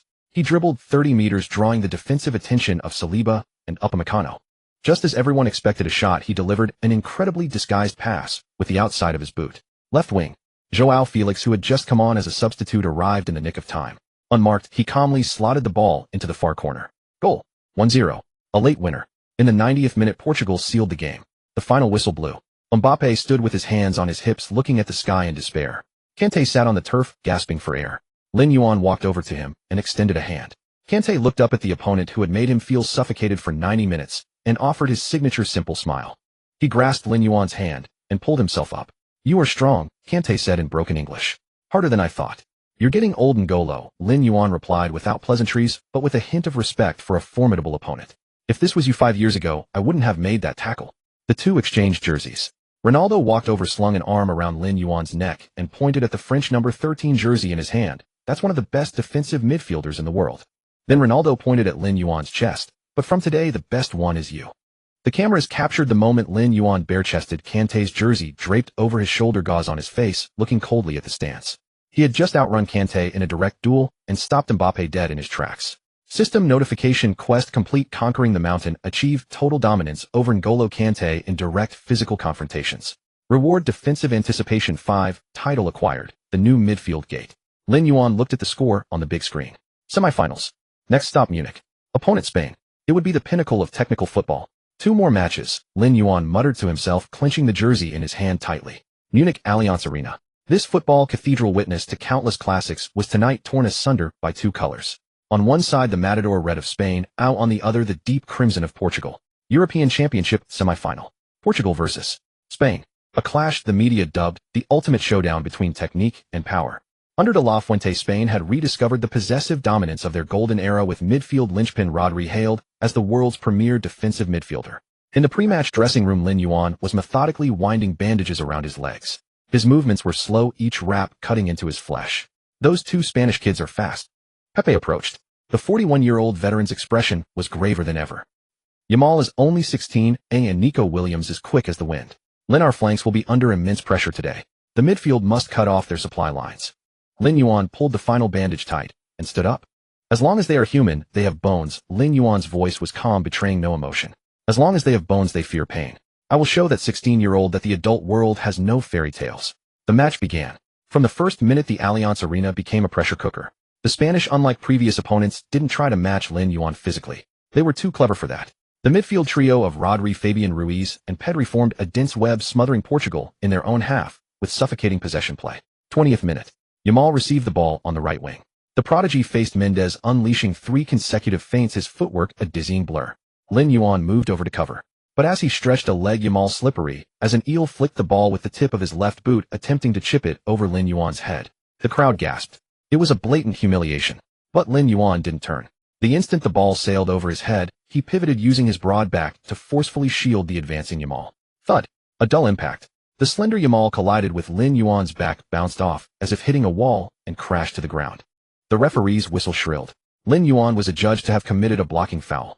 Yamal sat on the turf, gesturing in protest. Lin Yuan looked down at him, his voice cold. This isn't a kindergarten kid.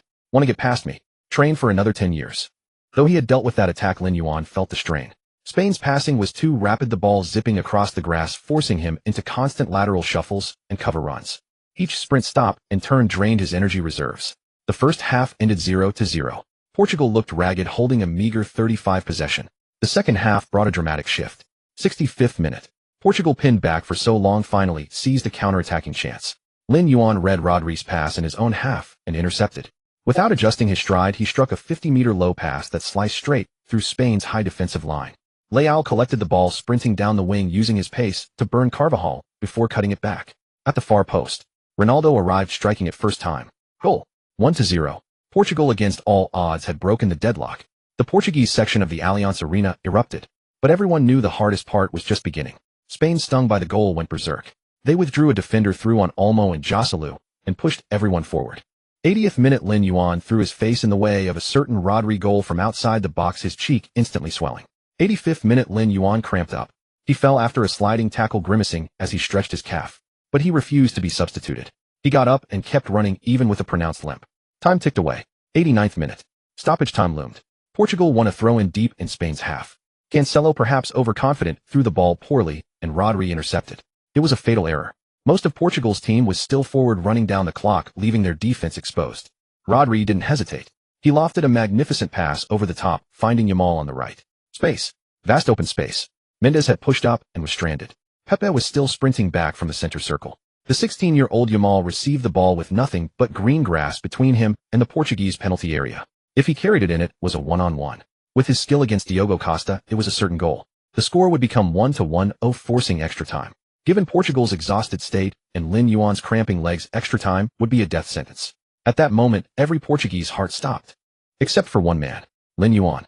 He had started his chase the moment Rodri released the pass. He was burning the very last of his energy. His lungs felt like they were on fire, his legs heavy as lead. But he kept accelerating, pushing himself with reckless abandon.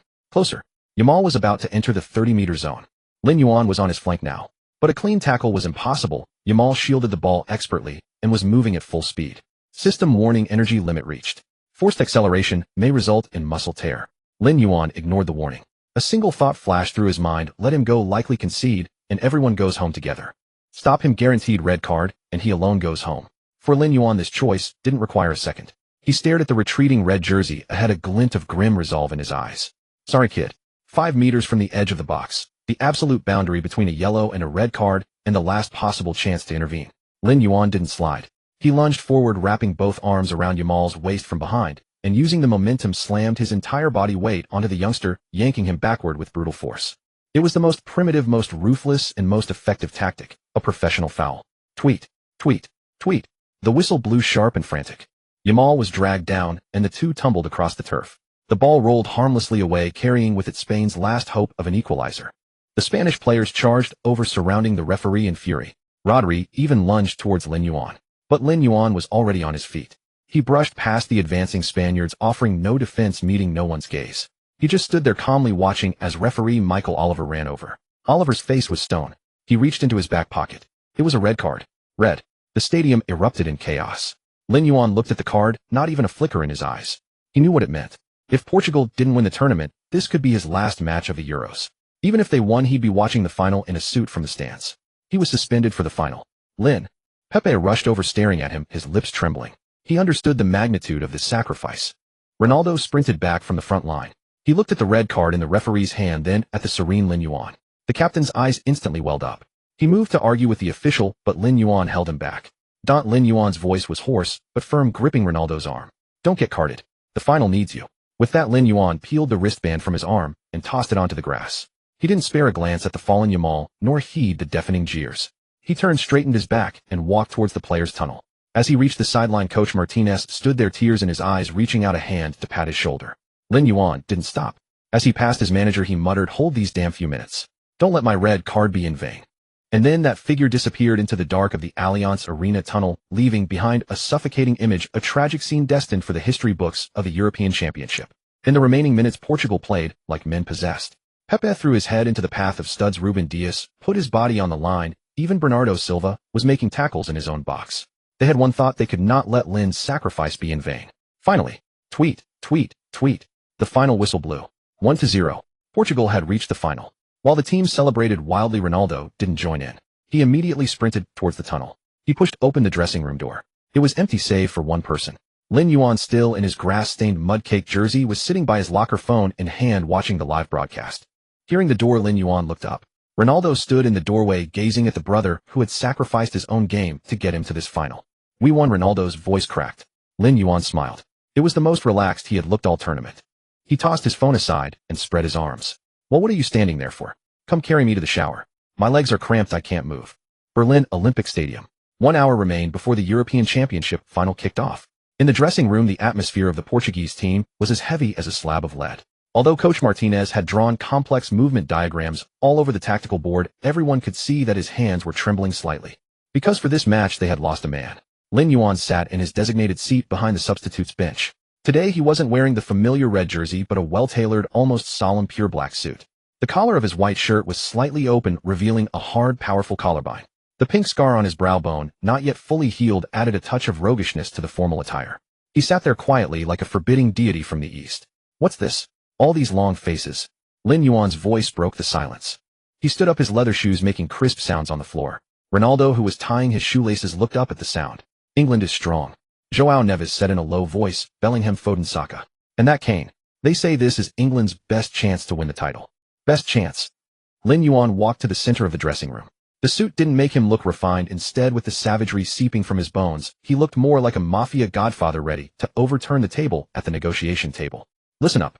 Lin Yuan glanced around, his gaze sharp as a blade. "I'm watching you from the sidelines. If any of you goes weak-kneed on the pitch, I'll shout you to death from the touchline. If any of you lets that Harry Kane turn comfortably, I'll pin you against the wall at halftime." He walked over to Palhinha, the defensive midfielder replacing him in the starting lineup today. "João, you're shorter than me, but you have to be meaner than me." Lin Yuan patted Palhinha's cheek, not lightly. "Bellingham likes to drive forward with the ball. The moment he crosses the halfway line, you stick to him. You don't need to win the tackle, just make him uncomfortable. Even if you have to bite him, keep him right there. Understand?" Palhinha looked into Lin Yuan's fierce eyes and nodded vigorously. "Understood." "Good." Lin Yuan turned and looked at Ronaldo. "Old man, take them out there." Lin Yuan helped straighten Ronaldo's captain's armband. "I'll be your cheerleader on the sidelines. Remember, don't make me wear this suit for nothing." The match began. As everyone had predicted, England displayed terrifying dominance from the very first minute. Bellingham roamed effortlessly in midfield. Rice was an iron gate sealing off Portugal's counterattacks. Foden and Saka tore at Portugal's defense relentlessly on the flanks. In the 20th minute, England laid siege to the Portuguese penalty area. King got a chance near the penalty spot, but his powerful shot was brilliantly saved by Diogo Costa. There was a sense of impending doom in front of the Portuguese goal. On the sidelines, Lin Yuan wasn't obediently sitting on the bench. He stood at the edge of the technical area, hands in his trouser pockets, his posture as straight as a javelin. Even though he couldn't play, he was like a ghost on the touchline, watching everything on the pitch intently. "Get tight. Vitinha. Don't let him turn." When Foden received the ball on the wing, Lin Yuan suddenly roared. The sound pierced the roar of the Berlin Olympic Stadium and drilled precisely into Vitinha's ears. Vitinha instinctively jolted, then lunged forward like a mad dog, successfully disrupting Foden's cross. "See that?" On the commentary desk, Lineker remarked. "Even without a jersey, he's still defending. That man in the suit is more terrifying than any coach on the touchline." 35th minute. The situation remained passive. Portugal could hardly get the ball past halfway. Bruno Fernandes received the ball in midfield, was double-teamed by Rice and Menu, and looked flustered. "Don't pass back. Go forward. Look left." Lin Yuan roared again, pointing towards the space on the left flank. Bruno Fernandes instinctively followed the command, hitting a diagonal long ball to Leao on the left. Leao used his pace to burn past Walker and delivered a threatening cross. It was Portugal's most dangerous attack of the first half. Sitting on the coaching bench, Martinez awkwardly touched his nose. He realized he seemed to have become a decoration. That suspended defensive midfielder was taking over the reins of the game with his voice and presence. The first half ended 0-0. The second half was even more tense. England began to get anxious. They had a star-studded squad, they had possession, but they just couldn't break down Portugal's goal. Because the Portuguese were crazy today. Palhinha got his brow bone split in a challenge continued after a quick bandage. Diaz threw his body on the line to block a certain goal from Saka. Even Bernardo Silva made 2 crucial slide tackles in his own box. They were defending with their lives. Because they knew the tyrant in the suit was watching from the sideline. If they dared to slack off for a second, that man would definitely charge onto the pitch and tear them apart. 75th minute. The deadlock was finally broken. Portugal had a counterattack opportunity. Lin Yuan suddenly shouted from the sideline, "Cristiano, run!" The shout was like an adrenaline shot. Ronaldo, already 39 years old, and at the limits of his stamina, felt as if he had returned to his 20s the moment he heard Lin Yuan's voice. He gritted his teeth and launched into a full-speed sprint. It wasn't just a physical sprint, it was a burning of the soul. In midfield, Bruno Fernandes delivered a surgical through ball. Ronaldo was onside. He drove into the box. Facing the rushing Pickford, Ronaldo didn't get greedy. He spotted the figure following up at the far post. A square pass. The ball rolled to the edge of the box. Bruno Fernandes followed up and smashed it. Boom. The ball rocketed into the top corner like a cruise missile. 1-0. Portugal took the lead. Goal. Ronaldo dropped to his knees and roared at the sky. And on the sideline, Lin Yuan finally lost his cold expression at that moment. He pumped his fist, punching the air violently. The expensive suit jacket stretched taut across his shoulders, seeming like it might burst at any second. The final 15 minutes were a frantic English fight back. Southgate brought on Palmer and Watkins, gambling everything on a last-ditch effort. But Portugal's defense had become an iron fortress. The 93rd minute. England's final corner kick. Even Pickford had come up into the box. Lin Yuan stood on the touchline, hands cupped around his mouth, shouting hoarsely, "Clear it. Whoever clears it, I'll buy them a Ferrari." The corner was taken. Pepe, the 41-year-old veteran, leaped highest among the crowd, an insurmountable peak, and powerfully headed the ball out of the danger zone. Beep, beep, beep. The final whistle blew. Portugal champions. The stadium erupted. A red tide flooded the Berlin night sky. Lin Yuan stood on the touchline, letting out a long breath. He straightened his tie, resuming his cold, aloof demeanor. Ronaldo was tossed into the air by his teammates. At the award ceremony, when Ronaldo received the gleaming silver Henri Delaney trophy, he didn't lift it immediately. He turned around, and among the jersey-clad teammates behind him found the tall figure in the black suit. Ronaldo walked over, and without a word pulled Lin Yuan to the very front right beside the trophy. "This is against the rules," Lin Yuan frowned. "I didn't play. Screw the rules." Ronaldo shoved one of the trophy's handles into Lin Yuan's hand, his uninjured right hand. "Without you shouting from the touchline, we would have surrendered at halftime." Ronaldo's eyes were red, his voice choked with emotion. "This trophy belongs to you as much as it does to us." Under the gaze of the entire world, Ronaldo in his jersey and Lin Yuan in his suit together raised the trophy, symbolizing the kings of Europe. Camera flashes exploded. This scene became the most unique image in football history. One a legendary king on the verge of his final bow, the other a fierce guardian in formal attire radiating menace. Together they ruled the summer. In the Algarve of southern Portugal, the Atlantic sea breeze carried a salty dampness that dispelled the lingering smoke of a Berlin night. This was Europe's renowned holiday destination and Lin Yuan's rare sanctuary. In a hidden white villa perched on a cliff, there was no roar of the changing room, no jeers from the stands, not even the sound of a rolling football. Only the monotonous rhythm of waves crashing against rocks and the crisp clink of ice cubes in a glass. Lin Yuan lay on a recliner on the terrace, a straw hat covering his face, his bare torso glistening with a bronze sheen under the sun. Though a week had passed, the fresh scar on his brow bone, a memento from a desperate save, remained clearly visible like a metal not yet cooled. His right knee was still wrapped in a thick ice pack. "If I were you, I wouldn't try to reach for that drink." Anna's voice came from behind. She wore a loose white shirt, carrying a plate of sliced fruit, her eyes holding a mix of exasperation and affection. Lin Yuan's hand froze midair and retracted awkwardly. "Just thirsty," he muttered, his voice lacking its usual on-pitch ferocity, replaced by a rare hint of languor. "Your meniscus is still protesting. Don't add to its burden." Anna walked over, set the fruit on the small table, and brought the glass of iced lemonade to his lips. "Open up." Lin Yuan obediently took a sip. If Declan Rice or Jude Bellingham were to witness this, their eyes would likely pop out. The tyrant who devoured opponents on the pitch was now as docile as a tamed big cat. Jorge Mendes called earlier. Anna sat in the adjacent chair, gazing at the distant coastline.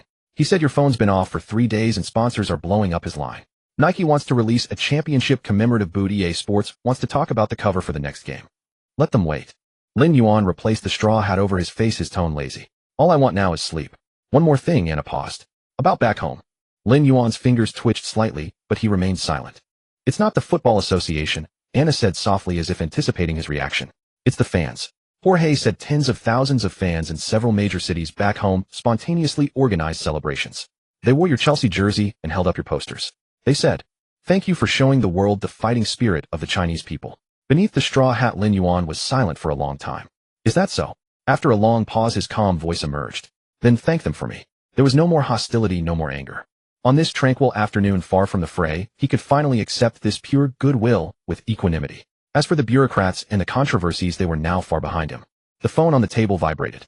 This time it was a video call from Cristiano Ronaldo. Lin Yuan sat up and answered. On the screen, Ronaldo, wearing sunglasses against the backdrop of a luxury yacht, had Georgina in his arms, grinning like a child who owned the world. Hey, champion, Ronaldo shouted. Why are you hiding at home? Come out and play. I'm in Ibiza and the party's just getting started. I don't plan on needing a new knee after retirement like you, Lin Yuan said, pointing at the ice pack on his leg. The doctor told me to rest. Come on, I know your physique better than anyone, Ronaldo said, removing his sunglasses, his expression turning more serious. By the way, there's something you might be interested in. That old fox Mourinho is up to something again. What happened? He's found you a new partner, Ronaldo said with a mysterious smile. A masked avenger from Napoli. Apparently it cost Boli 120 million. The guy's got a solid build, should be able to handle your passes. Lin Yuan raised an eyebrow. Victor Osimhen. Of course he knew that name. The Serie A Golden Boot, a physically imposing black striker. If Haaland was a precision goal-scoring machine, then Osimhen was an unstoppable battering ram. Sounds good. A grin tugged at the corner of Lin Yuan's mouth, a glint of anticipation flashing in his eyes. Chelsea's front line has been too soft. We need some steel. Glad to hear it. Ronaldo raised his glass. Rest up, Lin. Next season, all of Europe will be watching you. Don't lose the crown. Don't worry, Lin Yuan said calmly. I never take off what I wear on my head. After hanging up, he looked out at the horizon. The sea breeze brushed his face, carrying away the last traces of fatigue. The holiday was pleasant, but he could feel the dormant beast within him beginning to stir. The European Championship title was just the beginning. The Premier League, the Champions League, the Ballon d'Or. The complete Chelsea, as Mourinho called it, awaited his return in the rainy mist of London. And the upcoming season was destined to be bloodier and more spectacular than ever. Anna, Lin Yuan suddenly spoke. Moi. Book the tickets. Lin Yuan tore off the ice pack from his knee, stood up, and stretched his stiff joints. Back to London. So soon. Don't you still have 2 days off? No more time off. Lin Yuan walked to the railing, gripping it with both hands, his back straight as a pine. My new partner is coming. As captain, I need to teach him the Chelsea way. Anna watched his retreating figure, shaking her head helplessly, but a smile played on her lips. The tyrant who made all of Europe tremble was back.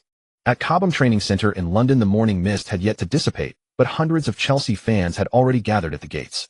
When the black Land Rover Defender, Lin Yuan's signature vehicle, slowly rolled in, the crowd erupted with cheers even more fervent than those reserved for welcoming head coach Jose Mourinho. Lin, King of Europe, Captain. A sliver of the window rolled down and a hand casually waved out, triggering another wave of screams from the fans. For Chelsea fans, this summer was nothing short of a dream. Though England had lost the final, the man who lifted the Henri Delaney Cup wore their number 44. Lin Yuan's performance at the European Championship, especially that final where he earned a red card for victory and orchestrated the team from the sidelines like a godfather, had completely captivated London. Lin Yuan parked the car and walked into the dressing room, carrying his training bag. Though only 3 weeks had passed since that frenzied night in Berlin, an almost imperceptible shift had occurred in his demeanor. If last season he was a freshly unsheathed razor-sharp killing blade, now that blade had been tempered into something deeper and more formidable, carrying the composure and authority that come from having witnessed greatness. As he pushed open the dressing room door, the boisterous space fell silent for a single second. Enzo Caicedo Palmer, all eyes fixed upon him. Enzo, in particular, as an Argentine international, looked upon this teammate, who had already conquered Europe at the national team level, with a newfound depth of reverence in his eyes. Morning, Lin Yuan said, tossing his bag into his locker, his tone as calm as if he had just returned from an ordinary weekend getaway. Hey champion. Reece James walked over with a grin, thumping Lin Yuan's chest. Though he too was a captain, he seemed to shrink slightly in Lin Yuan's presence. I want one of those t-shirts with your bloodied photo too. I hear they're going for 500 online now. Just as Lin Yuan was about to speak, the dressing room door opened again. A tall black player with a distinctive black mask walked in. His lean, cheetah-like muscular build was visible even beneath his loose training gear. Victor Osimhen. This was Chelsea's blockbuster signing of the summer. The super striker brought in from Napoli for 120 million by Todd Bowley. He was Mourinho's personally chosen battering ram. Osimhen scanned the room, his gaze finally locking onto Lin Yuan. He walked straight over. The two were of similar height, and the collision of their auras seemed to freeze the air around them. The younger players in the dressing room held their breath. One was the newly crowned European champion and midfield tyrant, the other a 100 million plus Serie A Golden Boot winner. Would these two clash, or? Suddenly Osimhen flashed a wide grin, revealing a set of white teeth, and extended a large hand. I watched that semi-final on TV. That tackle was impressive. I just hope that kind of treatment is reserved for opponents, not for me. Lin Yuan smiled too. It was the first time in 3 weeks he had shown a genuine smile in front of his teammates. He reached out and grasped the powerful hand, two iron-like palms clasped firmly together. As long as you score goals up front, I'll make things comfortable for you from behind. Lin Yuan's voice was low. But if you go soft, I won't hesitate to kick your ass in training. Deal. The two exchanged smiles. The surrounding teammates couldn't help but shudder. These two together were the ultimate combination of raw, violent aesthetics. At 10 a.m. in the tactical meeting room, Jose Mourinho, clad in a brand new Adidas training kit, stood before the tactics board. His hair seemed to have grown a bit whiter, but his eyes were sharper than ever. Gentlemen, welcome back to hell. Mourinho's opening line was as distinctive as ever. Last season we crawled ashore like a pack of drowned dogs and scraped our way to a Champions League ticket. The outside world praised us, calling it a miracle. He let out a cold laugh and slammed his hand on the table. But in my eyes that was a disgrace. Chelsea doesn't need such lucky miracles. Chelsea needs dominance. The projector flickered on, displaying the new season's squad formation. On the central axis, the names Lin Yuan and Osimhen were highlighted in bold red. These two pillars, one at the front and one at the back, formed the backbone of Mourinho's tactical system for the new season. This season, what the media calls the Mourinho second year. I know what you're thinking. Usually my second season means titles. Mourinho braced his hands on the table, his gaze sweeping over everyone like a hawk. That's right, we're going to win titles. Not just one, all of them. The room fell into dead silence. Mourinho paused, his gaze settling between Reece James and Lin Yuan. Reece, I'm concerned about your physical condition. Your appearance rate last season was under 50. This season you'll need more rotation to stay healthy. Reece James lowered his head. Though reluctant, he knew his injury history was a huge liability. So I'm announcing a decision. Mourinho's voice rose as he pointed to the dark-haired young man sitting in the front row. From today onward, Lin Yuan will serve as Chelsea's first captain. As the words fell, a collective gasp rippled through the meeting room. In his second year at the club, at just 20 years old, leapfrogging Reece James and Ben Chilwell to become first captain. In the seniority-obsessed Premier League, this was practically unheard of. But strangely, no one raised any objection. Enzo was nodding, Caicedo was nodding, and even the newly arrived Osimhen found it perfectly natural. Because over the past 6 months, whether in the desperate moments at Stamford Bridge or on the sidelines of the Berlin final, that figure had demonstrated a leadership quality that commanded conviction, an absolute authority born of absolute strength. Lin Yuan didn't stand up to deliver any grand speech, nor did his expression shift much. He merely met Mourinho's gaze calmly and gave a slight nod. He rose from his seat and accepted the yellow captain's armband that Mourinho handed to him. An armband is just a piece of cloth. Lin Yuan spoke calmly, his voice soft, yet carrying through the entire room. But on that pitch, anyone who dares to hold us back will learn what true hell really is. He turned his gaze sweeping across everyone present. This season we're going to win the treble. Anyone who thinks it's impossible can get the hell out right now. That was the new captain's inaugural address. Short, brutal, and utterly arrogant. But Mourinho smiled with satisfaction. This was the captain he wanted. A tyrant. One who could dominate every troublemaker in the dressing room and intimidate opponents before they even stepped onto the pitch. All right, enough talk. Mourinho waved his hand. To the training ground. Osimhen, show Lin Yuan your physicality. If you can't even push him around, you won't survive in the Premier League. Yes, boss. Sunlight bathed the grass of Cobham. With Lin Yuan donning the captain's armband and Osimhen's powerful arrival, this complete Chelsea, armed with the ultimate shield and the ultimate spear, finally bared its fangs. The Premier League's nightmare had arrived.